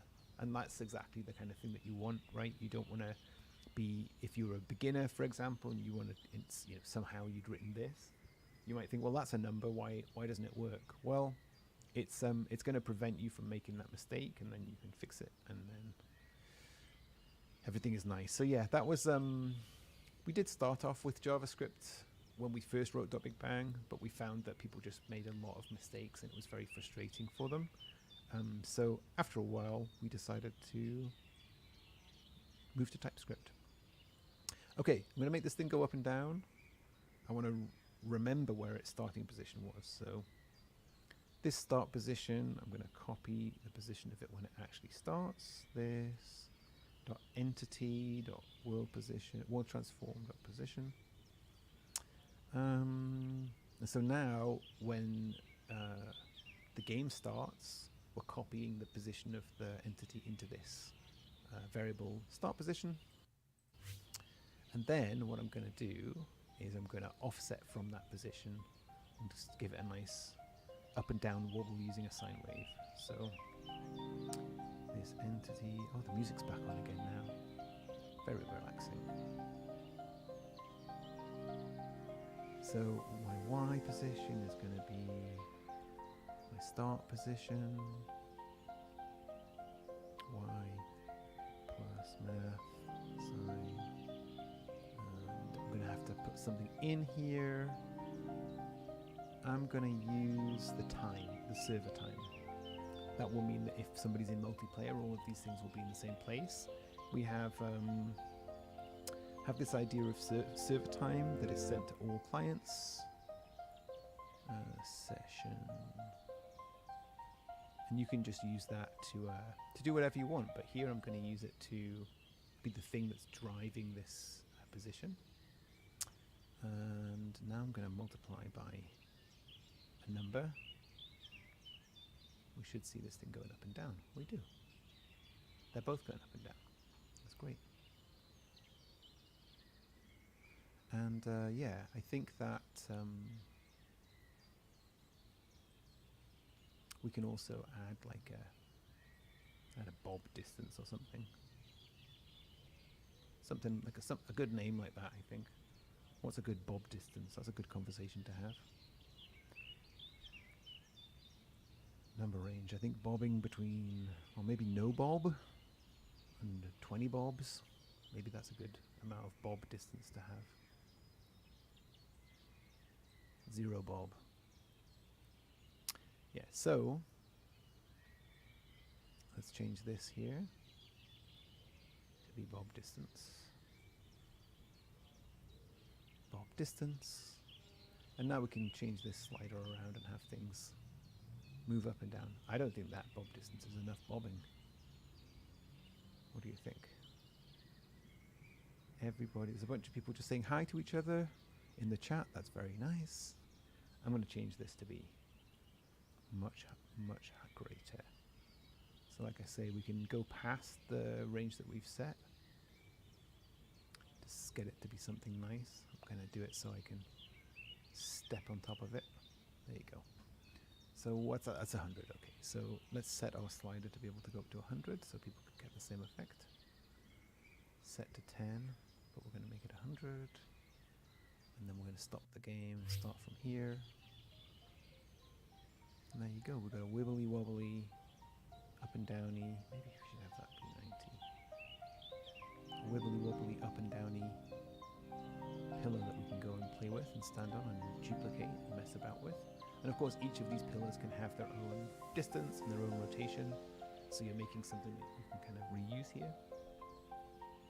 Maybe we'll make it even less. Let's have a look. That's better. There you go. So I'm going to save this as a new game. I started with a game that I'd made in the past. I'm going to save it as new. And then I'm going to just quickly refresh into the new one. Go and mess about with our new pillar. So yeah, that's basically the kind of fundamentals of building a script in TypeScript and adding new functionality. I think the other thing that we should probably try and do is show how we can make a main character or a player that isn't this character, that works in a different way. So say that you wanted to make Pac-Man or something, how would you do that? As I was saying earlier, this character that we have moving around is just an entity with some scripts on it. So what I'm going to do is maybe just find a cube and we can make cube person. Maybe we should be a bird or something, I don't know. I think there's a bird up here. Are there some birds up here? Let me see. Yes, there are. Okay, I'm going to choose one of these birds as my character in my game, my new player character. I'm going to put it down there beside this character. Look at this beautiful chap. What a nice looking guy. I think that, yeah, that's super cool.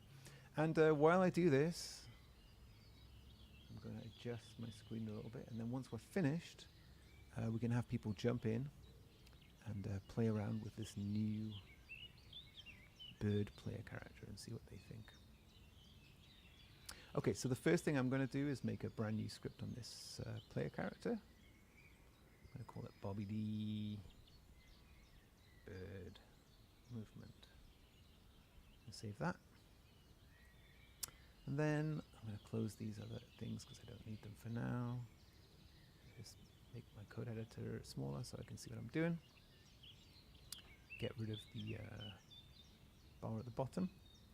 And then the first thing I'm going to do is just some really simple stuff. I'm going to make a speed for how fast it should move, and then I'm going to use the inputs to just move this thing around in a really simple way.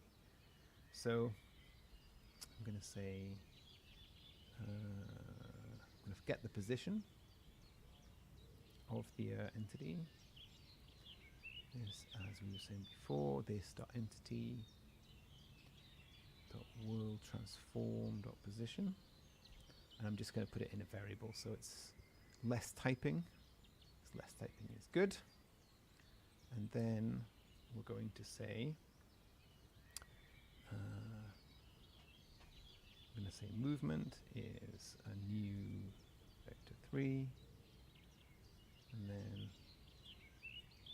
I'm going to say movement X, which is the kind of left to right direction, equals this dot game dot input controls get stick 1. So stick 1 is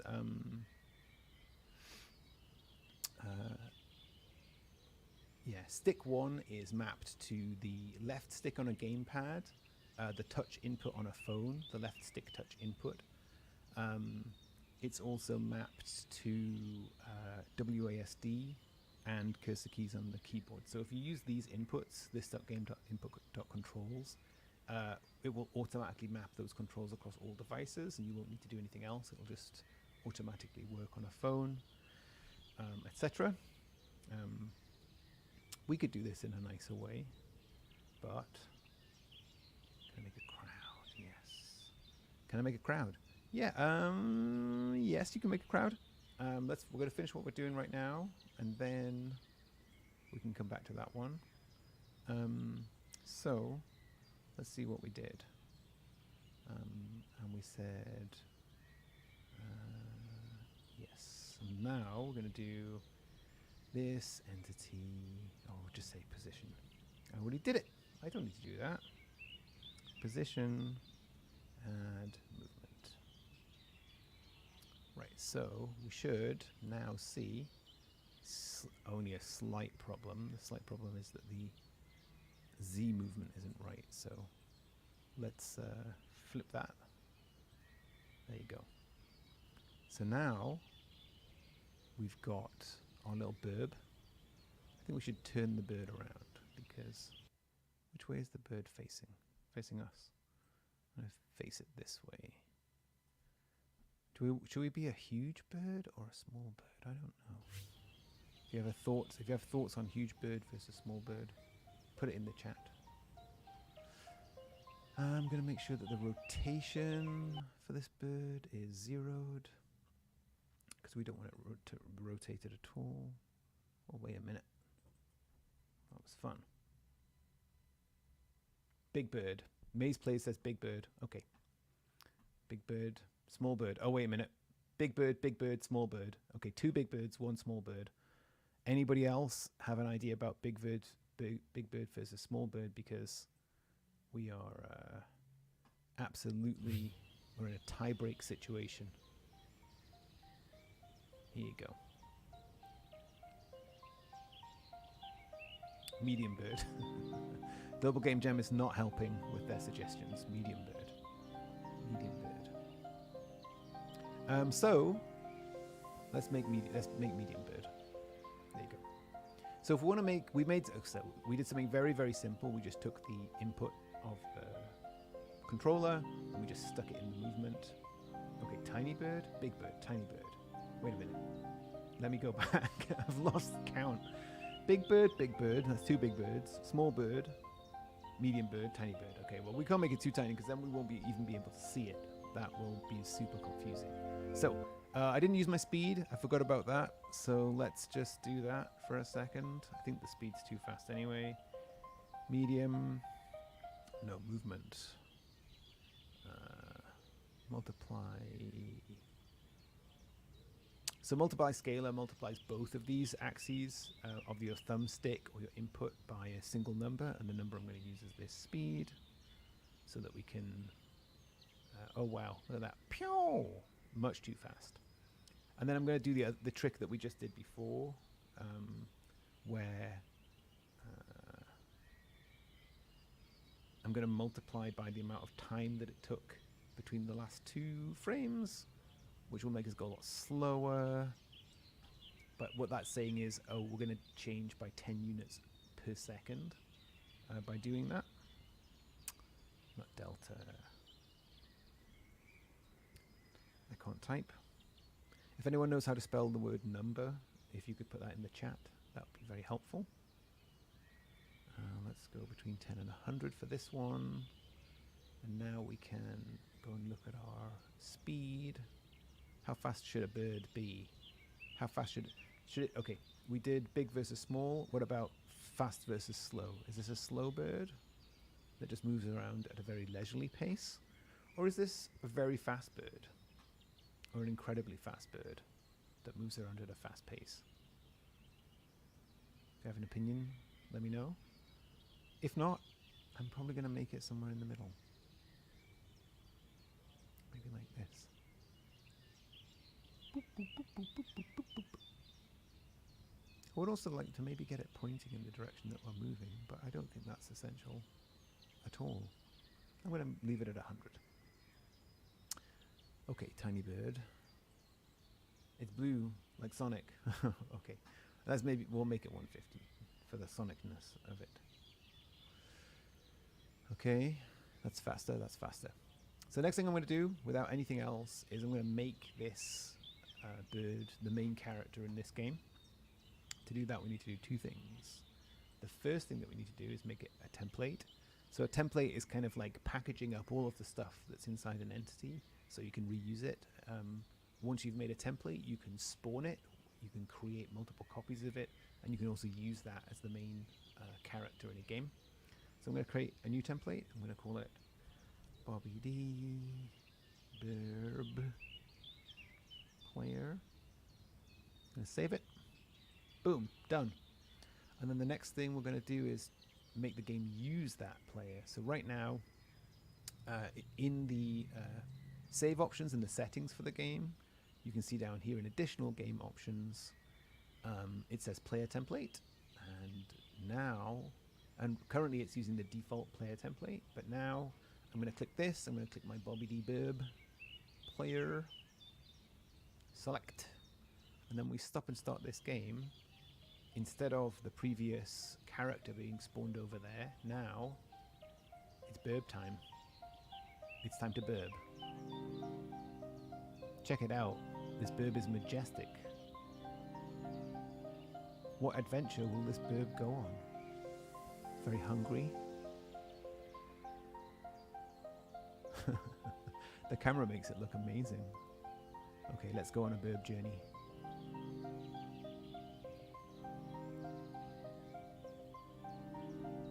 Now this bird isn't moving in the direction of the camera. It's not really doing anything. It's just super simple.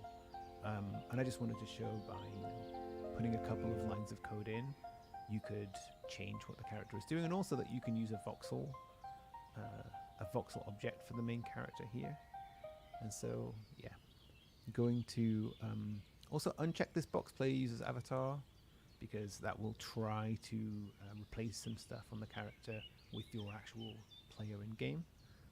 It's just a technicality, doesn't really matter.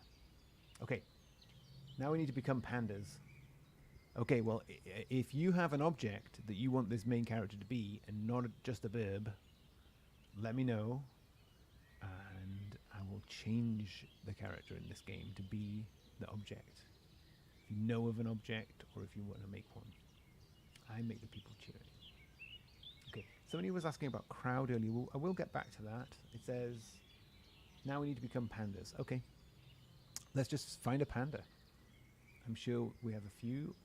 So, panda doodle, cute panda doodle, animated pointing panda, panda doodle. Let's see, cute panda doodle. Doop. Okay, let's see. Now we use a panda. Who's pandering about? I'm just pandering to the chat by changing things. That's the quality of pun. That's the quality of pun that you can imagine, that you can expect, for sure. Okay, so Orcadoodle. Okay, we're getting requests in chat. Some of our people from our community are asking Orcadoodle to change. So let's do it. It's an orca. That's cute. Look at this. Look at the state of this. Orca's going on an adventure. Where are they going? You can also just change the default player template, to use a voxel object, and then you would get like all of the features that the default player template has. We could do that as well. I think that would be a fun thing to do, just to show how you can be exactly pandering to the chat. We can do that just to show how it works. So say that we jump back to the default player template. I think I've got my own version of this. Rob default player. Let's play that. Yeah, so this is probably not the most recent perfect version of this, but it is a version of it. And so what we can do is we can take this and we can make a new template out of this. Let me just do that. Template. Oh, it already is a template. So we're going to save as, make a new one, call it Bobby D Voxel Player. Save that. And then I'm going to disable the character, so you can see the skeletal object here. I'm going to turn that off for now. We've already unchecked player uses avatar. I'm going to change the player template to the one that we just made, voxel player. I'm going to add a voxel object component to this so that we can add our orca back and our panda back. So let's go down here. Let's choose cute panda doodle. You can see that it remembers the most recent things that you did here. So I'm going to grab this one. And the thing that we need to do here a little bit is just get this capsule sorted out so that bad, that went wrong there. Oh, I didn't put the changes.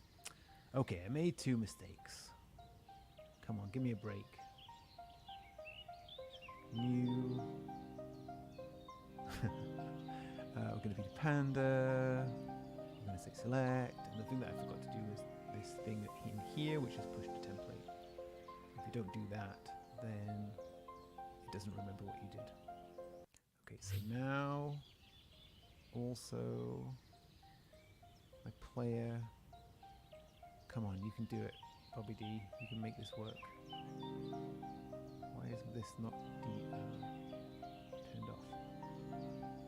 So cute panda doodle, the collision is going to be a capsule for this one. I'm going to change it from a box back to a capsule. I'm going to rise up out of the ground in a spectacular fashion. That's disabled, so yeah, I'm going to save what we did, push to template. Here we go. And for some reason, my skeletal. I don't understand why that's happening. The skeletal object. Let's just get rid of it. It's gone.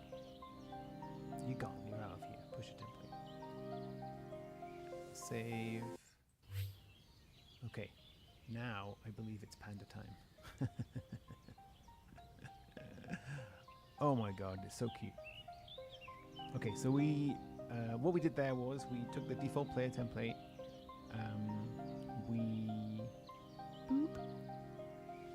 It needs to be bigger though, don't you think, this panda? We deleted the skeletal renderer, the thing that was like, a skeletal renderer is the thing that's like drawing the character. That's just our name for the thing that draws a character instead of a voxel object. And I replaced it with this cute panda. I'm going to scale it up a bit though. Let's make it bigger. Panda big. Uniform scale. There you go, look, check that out. I'm going to push that. Save it. Okay, and now we also updated the collision to be just on the panda. So now we've got a voxel object.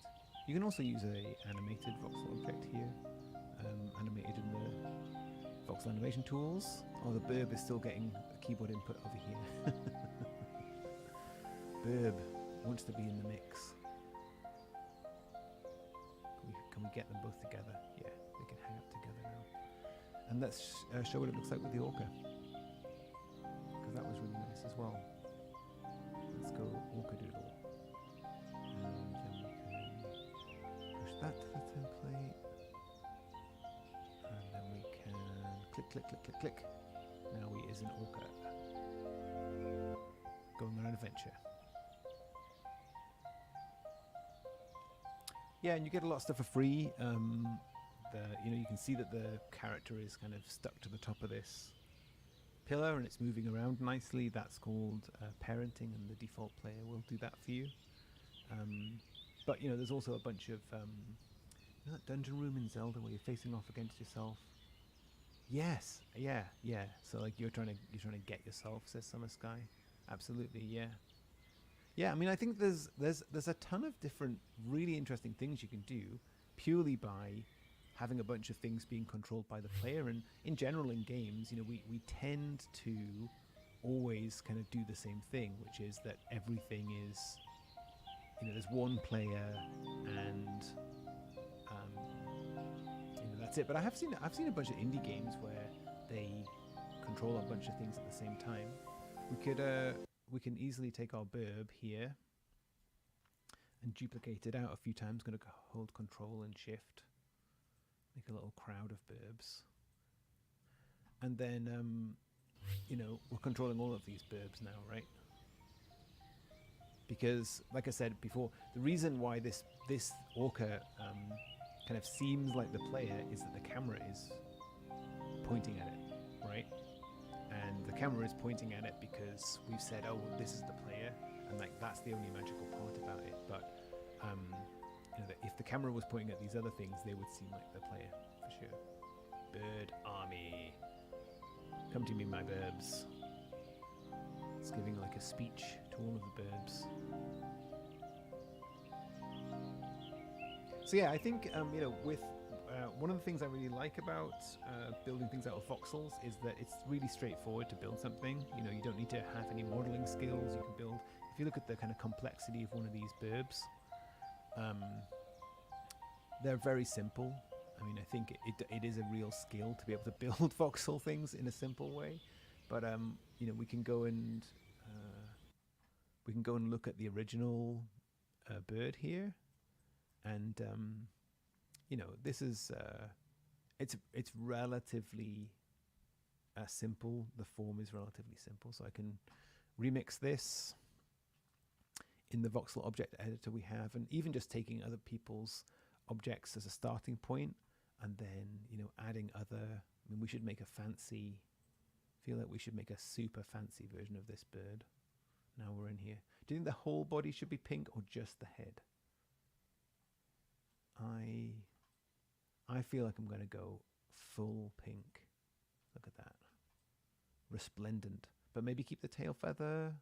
Well, I think if we're going to be this fancy. So one of the things that's really cool about this color picker, by the way, here, is that the color picker will show you complementary colors. So if I pick this pink, you know, with the eyedropper, we're getting all of these colors that work with it. And I was actually going to go and find a turquoise to use, but it did it for me. Look at that.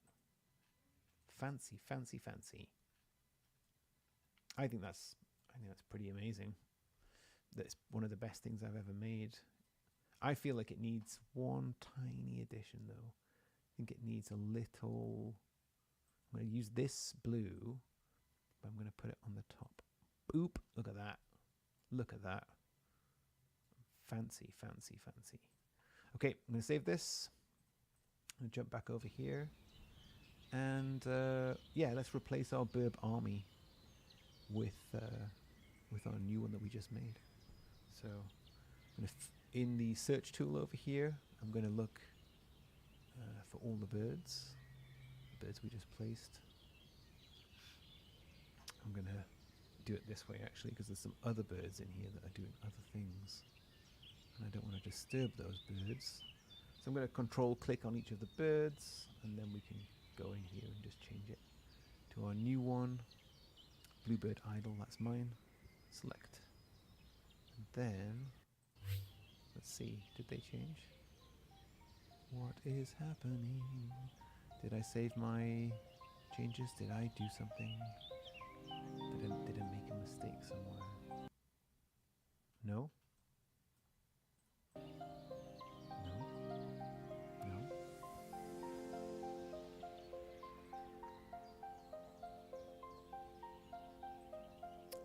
These are in the template. I get it. Okay, so you know what? It did change, but look, I'm being stupid. This got animation, and the only thing we did was this first frame. So the first frame is fancy and resplendent. You see, look, Summer Sky is in the chat right there, banging her head against the screen, loudly shouting, "Bobby D, you're an idiot. You don't know what you're doing." Summer Sky would never say that. But it is true. So let's fix it. Can we speed run it? Of course we can. So down here at the bottom, there is this very important slider, which I just completely forgot about. Now, having put this extra bit on the head, I've given myself so much work to do. So I tell you something, I'm gonna remove this tiny bit at the top, and then I'm going to use the eyedropper, and I'm just going to go through and change these frames to be my fancy color. you go. I'm such a skilled artist. I'm sure you will agree. But I do think that recoloring something, you know, I mean, I'm not particularly skilled at any kind of art like this. And I do think that recoloring something is kind of a fun way to you know, make a change, but not have to have the skills of doing everything. I said no such thing. Maybe we should just make it magically work. Maybe we should make the tool better. There we go. So now we've got to do our tail and head feathers. 1 frame, 2 frame. Oh, 3 frames. This is the kind of exciting game development action that people tune into the Global Game Jam stream for. Recoloring a bird's plumage. Wait a minute, there's still a blue dot in the middle of the back of this frame. We didn't get that one right. Let's fix it. Done. I need to get my turquoise back. There you go. Bish bash bosh. Here we go. No pressure. No pressure. Just go at your own pace, making these little changes. That back one needs fixed as well. We can go and do those in a second. Maybe if I could actually select things, that would be good. Okay. Stay focused. Hydrate. These are all important. I'm going to get to the end and everyone is going to be so impressed. Okay, last frame. The head, the wings, the tail. We're doing it. Okay, let's scrub. I've got those 2 frames on the back. Oh, and this one here that I missed. Somehow missed that.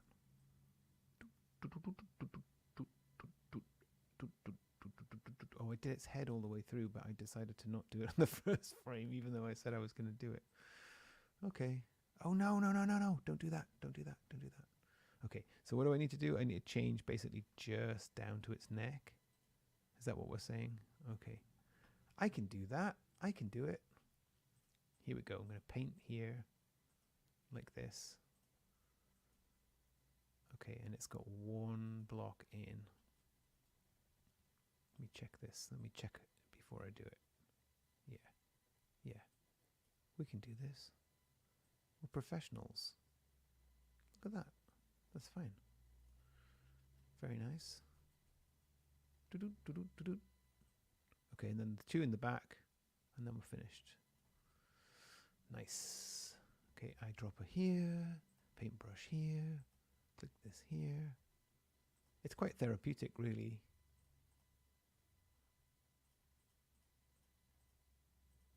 Okay, I think that's it. Look at that. Very impressive. Okay, remember to press save. We've got this really cool thing up here in the right as well that Amy, one of our programmers, added. Happy little voxels, exactly. We're just having fun, you know? And that lets you look at things from these side and front perspectives, so you can just check that you got everything right. That would probably have been the perfect perspective to use when I was actually doing it. Yeah, but I didn't do it. Right, and then I'm going to frame this up really nicely. I'm going to take a nice thumbnail of it so people can be impressed with my handiwork. Left side or right side? What's the best side? This side, I think. And in here we can say new thumbnail. We get a very fancy preview. And I'm going to put a description in. This is probably the most beautiful bird that has ever existed. Very nice. I'm going to put my name on the front of it. Press save. Okay. Now we're done. Now we're done. Okay. So I'm going to save this game.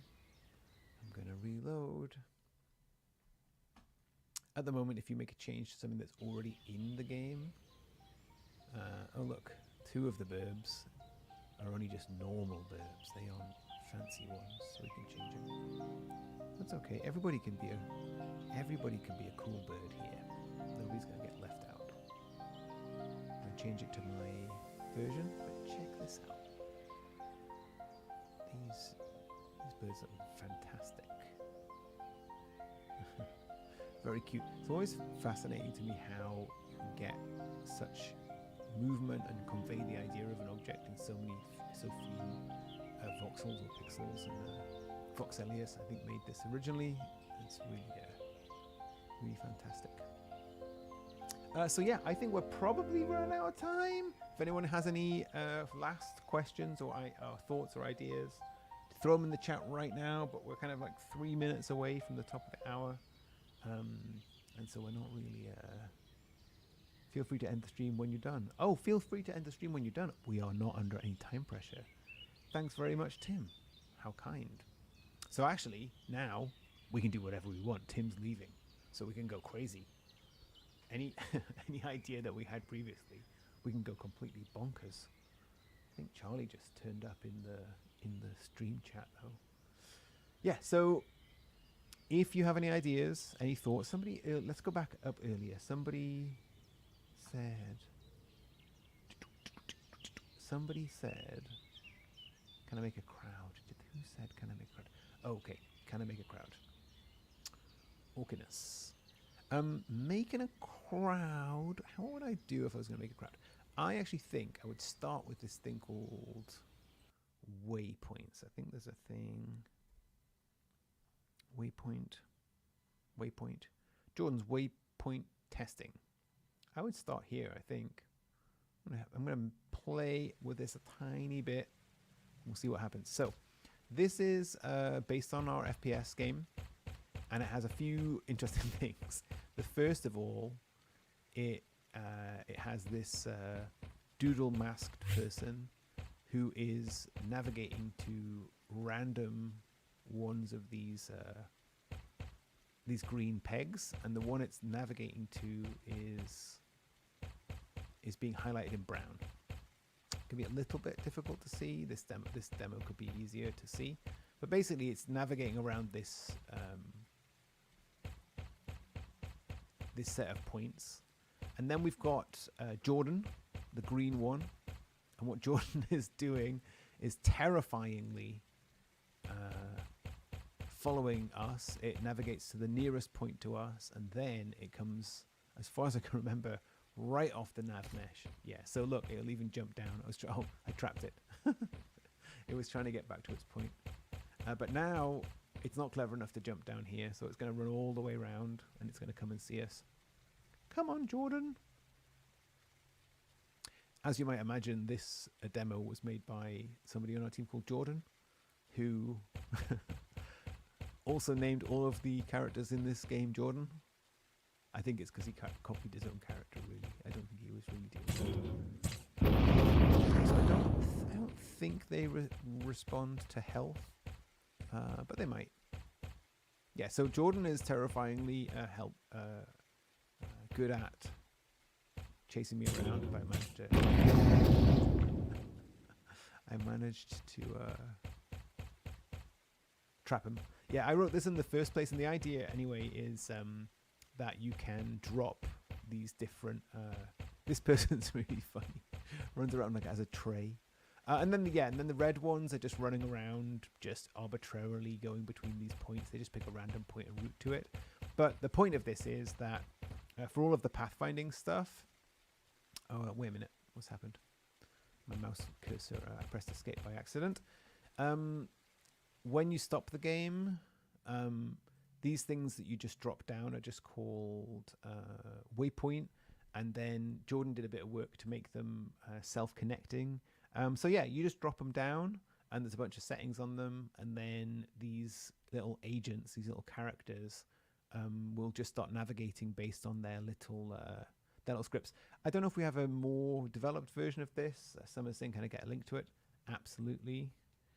I'll post it here. It says it doesn't. It says on here it says can't post to some to some destinations. I don't really know what that means, but yeah, this is like a fun little thing that you can mess about with for crowds. You can add your own remixes of the scripts to have it run around and do things in them. Can you shoot them? No, Jordan is unkillable. Impossible. I think one of them you can. Maybe the one with the mask on.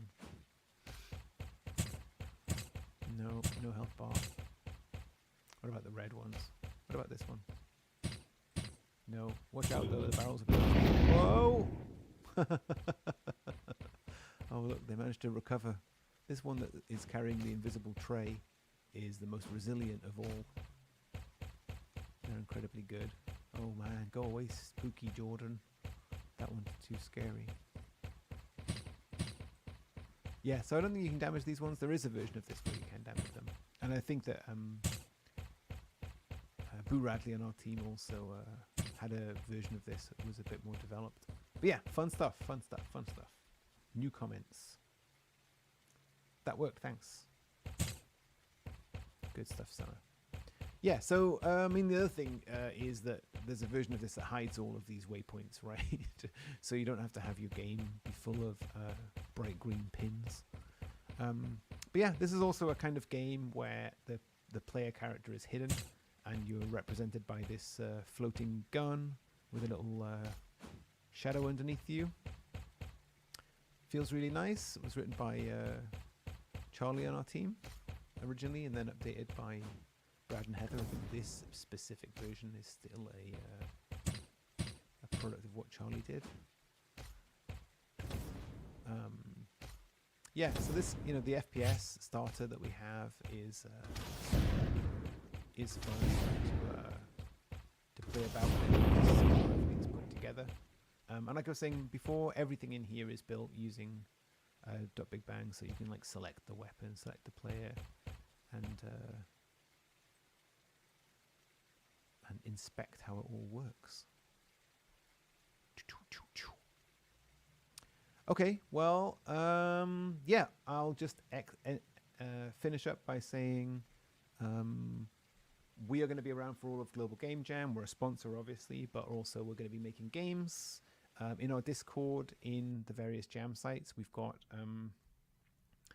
a page on .Big Bang called .bigbang.com/GGJ, Global Game Jam, that has everything that you need to know to get started, all of the kind of quick start guide, things that you can do, the FPS kit that I just talked about, combat kits, various ways to get started quickly. And yeah, it's going to be fun. We're all looking forward to it. I'm going to be talking about .Big Bang a little bit and just doing a bit of development in the keynote on Saturday. But apart from that, thank you everybody for coming along. Very happy. I am the Tim Proxy.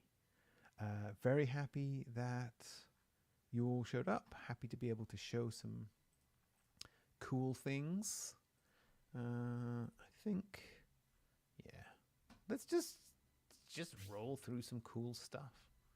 I like this game. It uses the kind of noise API that we have to create a procedural landscape of beautiful rainbow colors.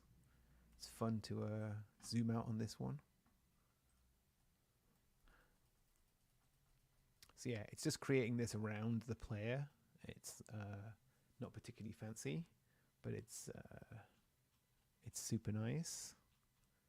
I'm just going to roll through a few while we're at the end of the stream, just for fun. I really like the colors and how this turned out. For some reason, just like super bright colors on a screen always makes me happy. Yeah, I really like this one. So that's a cool one. Other things I have made. I made a version of a game. Did I show this last time? I think I did. I'll leave you with this game. Well, no, I've got another game I'm going to leave you with. So this is the thing that I made. It's based on, where's the description? Inspired by a game called Nothing by Pixeletto. So this game, as soon as you jump, it starts counting. and if you move from this point, you're doing something, so you die. And then it has a high score that it's remembering. So the longest I ever did nothing for was 2,240 seconds. Seems quite impressive. But the game I think I'm going to leave you with is another game that I made, which I'm going to try and remember the name of. It's a game where you have a choice to make. Let's go search for it. Oh, this was a fun one. There's so many fun games I've made on here. Look at this. So this is just spawning entities as you run, and you can make some pretty radical designs. I always felt like this could be some kind of puzzle game, but I never really thought what kind of puzzle game it would be. Something to do with looping things in and out, because it's really fun just to do that. Oop, but I didn't really get to the end of that thought. Maybe like Snake, but in 3D, maybe that's too complicated. Look at this. There's something just about curves that's fun. Yeah, so that's a simple one. But it's not the one I'm looking for. Let's keep going. There's a picture of Alan Kay's head. A tour through. Oh man, this one's great too. There's so many of these that I like. This one is a game originally using a system that Brad Buradley made, and it places all of these trees procedurally. So it's kind of combining the noise stuff that we were looking at before with placing some more complex tree voxel objects, so a tree instead of just some cubes, and it's spawning them in the same way. So we're getting all of this stuff, and the cool thing about using the noise API that we made with the seed is that it always puts all the trees in the same place, so you get this beautiful placement of trees, but also like this bush is always here with this seed, and yeah, all the ones in the valleys.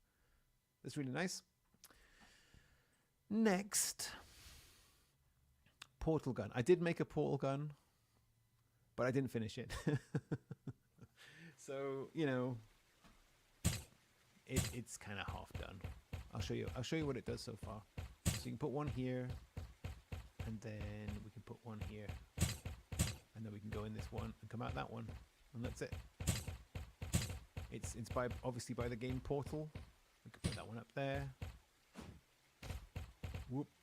And then what we could do, if we were completely crazy, is we could try and put that one on the ground down here and fall in and through like you can in Portal. Whoa. So yeah, that it's not completely finished because it doesn't change the direction. It doesn't change the direction, and also there's no limitation to where you can put it. So we can put it up here, we can put it up here, we can put it on the side of the crane.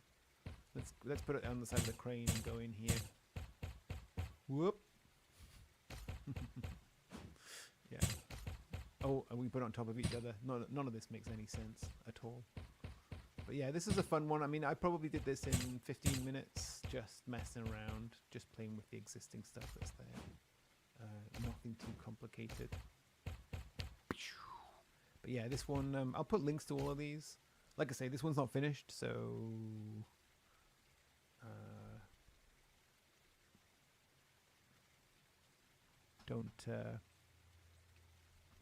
don't expect it to be perfect. Let's keep going. We're going to go down the memory lane of exciting things that I've made in the past. This rainy scene, I think, was pretty much made completely by Voxelius. Well, it was, yeah. I mean, maybe I did some tiny stuff. This is kind of cool because, actually, I think it has I think maybe the lightning isn't working anymore, but just something that's a little bit more spooky with a rainy look. Something that's nice. We're coming up on a spooky church.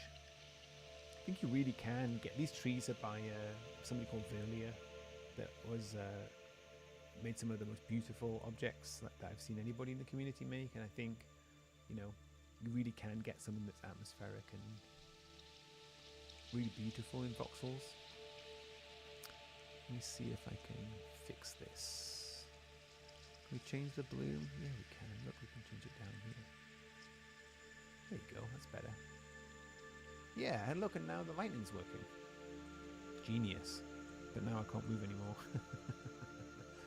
Okay, well, you win some, you lose some. But I think you can kind of feel the atmosphere there. Pretty good. Okay, let's go back on our journey to find the game that I'm actually looking for. What is the game? Terrain pooled, we looked at that. We looked at particles. We looked at the snaky snake. Bobby D, pillars of entrapment. That sounds terrifying. Community meetup. Will I even know it when I see it? Hill climb challenge is cool. You can drive a vehicle around, try and get to the top of the hill.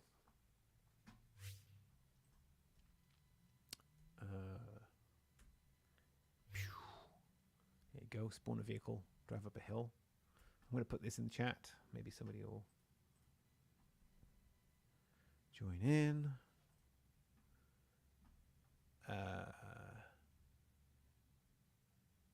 Yeah, so this one's nice. Shows off the terrain system that we have.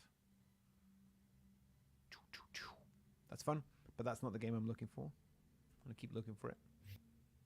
Oh, Orca turned up. Okay. Should go and say hi to Orca for 2 seconds. Here you go. Let's take a selfie. No, let's take a selfie. Let's take a selfie in the car. Okay, it's your car. Wait for me. Okay, now we're in the car. Wait. Need to take a selfie. Oh. Wait. Oh. There you go. I did it. Boo Radley's here as well. We're going to go and do some 4x4 off-roading. But I'm going to go and look. I'm going to leave you in that game and go and look for this other game. Where is this other game? Anybody who follows me on Big Bang is going to get a whole load of very strange games. Bobby D Roots. This was cool as well. Is anybody getting bored of these games I'm showing you? Look at this thing. We had a game challenge in our Discord to make something. I think the prompt was roots, and I made this wacky looking thing in code. It's just a whole bunch of spawn cubes, and it's like a beanstalk. It's kind of tricky to get up. I'm going to put it in chat. Pew, pew, pew. Oop, up, up. And at the top, what happens? You made it. Make yourself a home. Okay. I live in a cloud now. I'm sure this is the same cloud that we used the other on Monday's stream. I'm sure it is.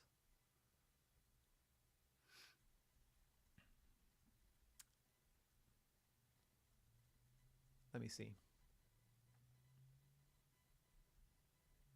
I'm just just throwing links out here. Yeah. I wonder where this goes. So yeah, that was really fun. Fun challenge. I should do more. I should do more of those challenges. I could probably do them on stream if people want to see it. Okay, I should fix my portal gun at some point as well. Okay, let's keep going. I'm gonna find the game. Hedgeman, that was a good game. Bobby D's empty game. So many experiments. That's the thing. So many experiments.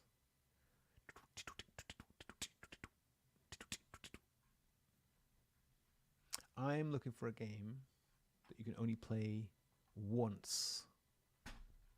One time. But I can't remember what it's called. That is pretty bad. I've got so many. Yeah, I do. Oh, I saw it. Wait a minute. Oh no, it looks like that, but that's not it. That was a trick. It's got to be. Yeah, it's got to be earlier. I've got so many. Yeah, of course. That's not even half of it. Look how far back it goes in time. It goes back to the ancient dawn of time, when we made super simple games, and the games get more complex and more fun all the way up. Oh, this one is good. Man. Yeah, let me know. What I like about this one is it goes like bloop, bloop, bloop, bloop, bloop, bloop, bloop, bloop. Bloop. It's a really fun game. Kind of similar to the other one, right? With its with the cubes, but these are just blooping into existence.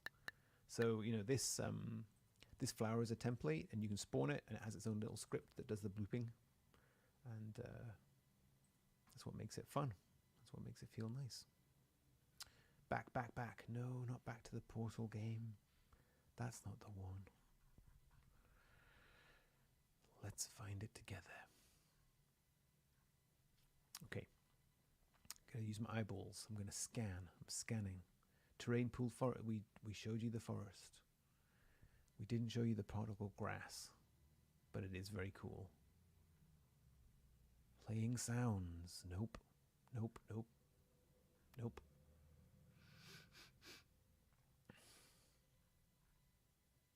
Octotemple Ruined. That's where we started out today. Run, Mr. Pencil. What is that game?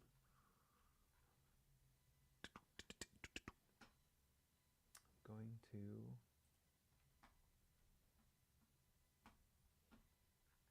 keep looking. Ha! Here it is. I found it.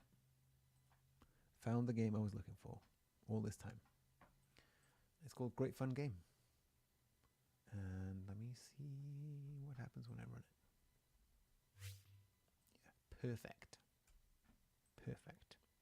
Okay, so here you go. I'm going to make a multiplayer link, and I'm going to post it in chat, and you can come in this game. And so the game says, the game is called Great Fun Game, and it says here, whatever you do, don't step in the lava. No, seriously, don't go in there. It does look very hot. That's for sure. And I happen to be a person made of snow, but I think we should jump in. So I'm going to do it against all advice, the best advice these people are giving me. I'm going to jump in. Well, I think we probably could have predicted that. Yes. I should have known better. It is true. I should have known better. Okay, well, let's play again, and let's make a different decision this time.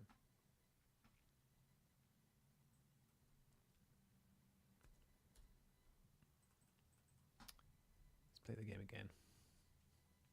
Oh, but look. Look what happened. When I run this game now, instead of starting at the start and having a choice to jump into the lava, it starts here. Because this game is a game where if you die, you're dead forever. That's it. No takesies, backsies. What do the comments say? Do people like it? Oh, I don't like it. Okay. I ain't stepping in this. Wait, let's see. Oh, I don't like it. Whoa, this is cool. I stepped in the lava and it says you're dead. Nice game.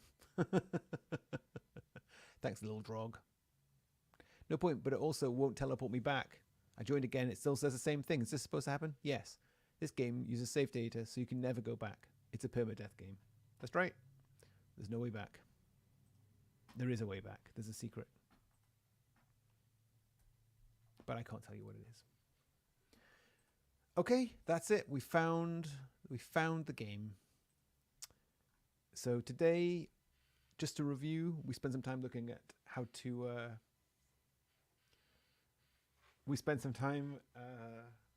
looking at how to write simple scripts. We quickly looked at how to make a different player character in our game. we made the player character a panda and an orca and a bird. Here's our beautiful orca. Here is the big set of verbs. I'm going to put this out here so we can all play it now. I made a new majestic bird with a fantastic plumage. I think it's very proud, and I'm very proud of it. I forgot to fill in the color on all frames, but then Summer reminded me, and I did it. I feel like I've really accomplished something. Then once we did that, and we showed some very simple coding. Oh no! I made the classic mistake. The classic mistake of keeping my name in here. We're all Bobby D now. Look, everyone's Bobby D. Look at that. Very silly. Very silly. We did a whistle-stop tour through a whole bunch of games. Got some people in here having some fun times. So many Bobby Ds.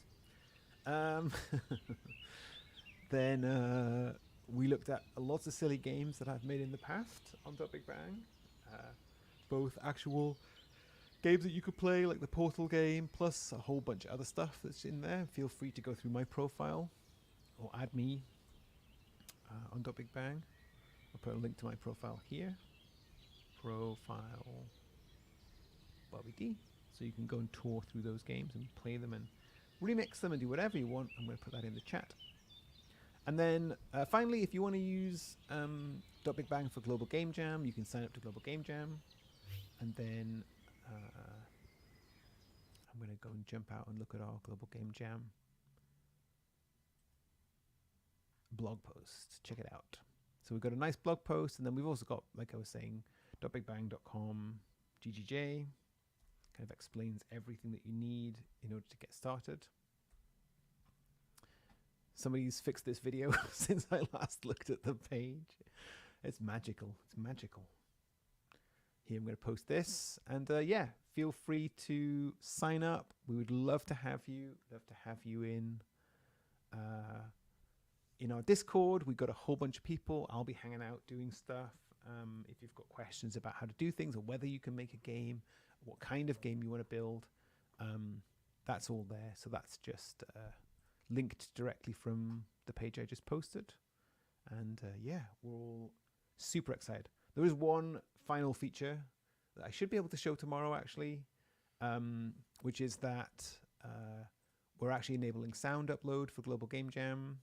We've had a big library of sounds, 5,000 sounds or so, and about 20 tracks of music that you could pick from so far for a while, but you haven't been able to upload your own sounds, so now you can do that. And so you could add voice, you could add your own music, ambient sounds. Obviously, there's tons of uses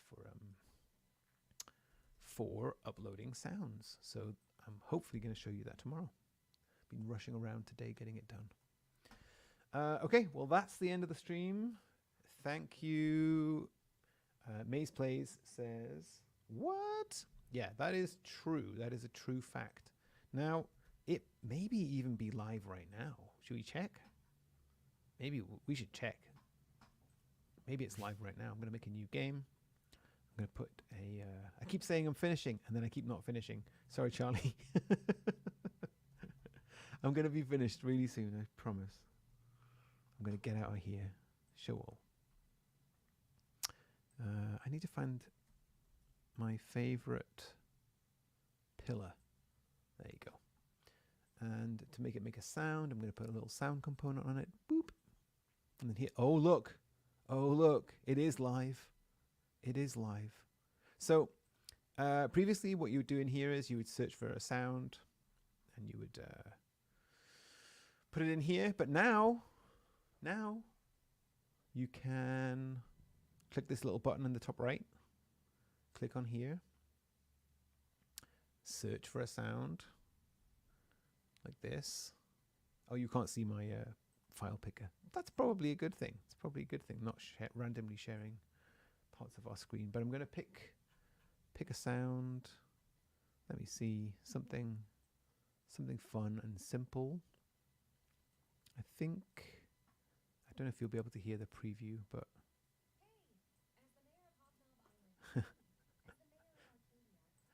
Okay. Okay. I'm going to upload this sound. It's very silly.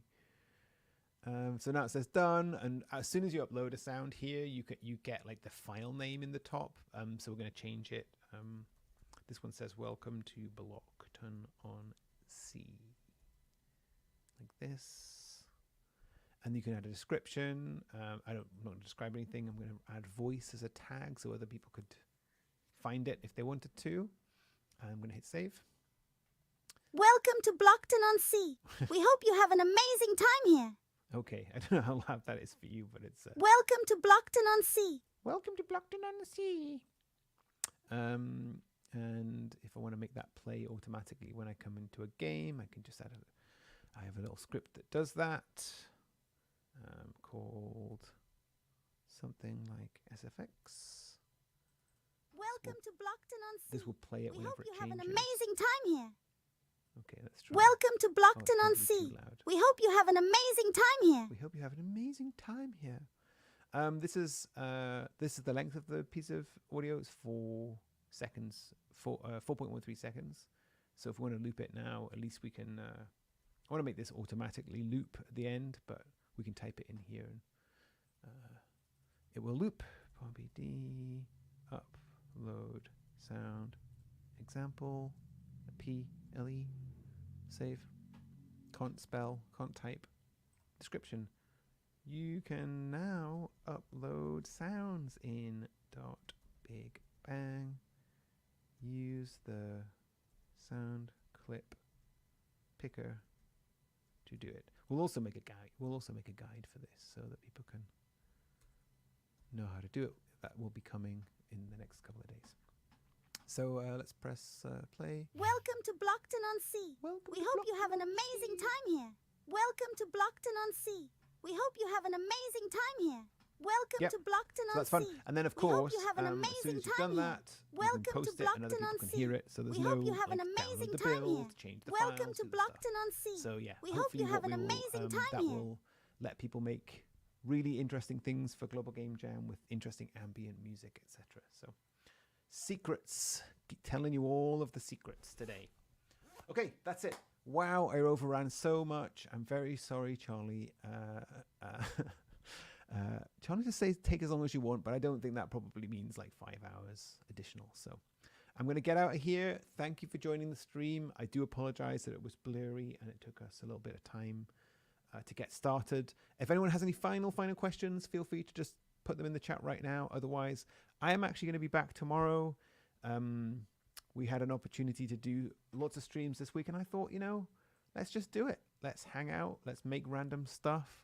If you have a question, you want to come back, I'm going to be back 3 p.m. tomorrow, 3 till 4, same time, same place, same face.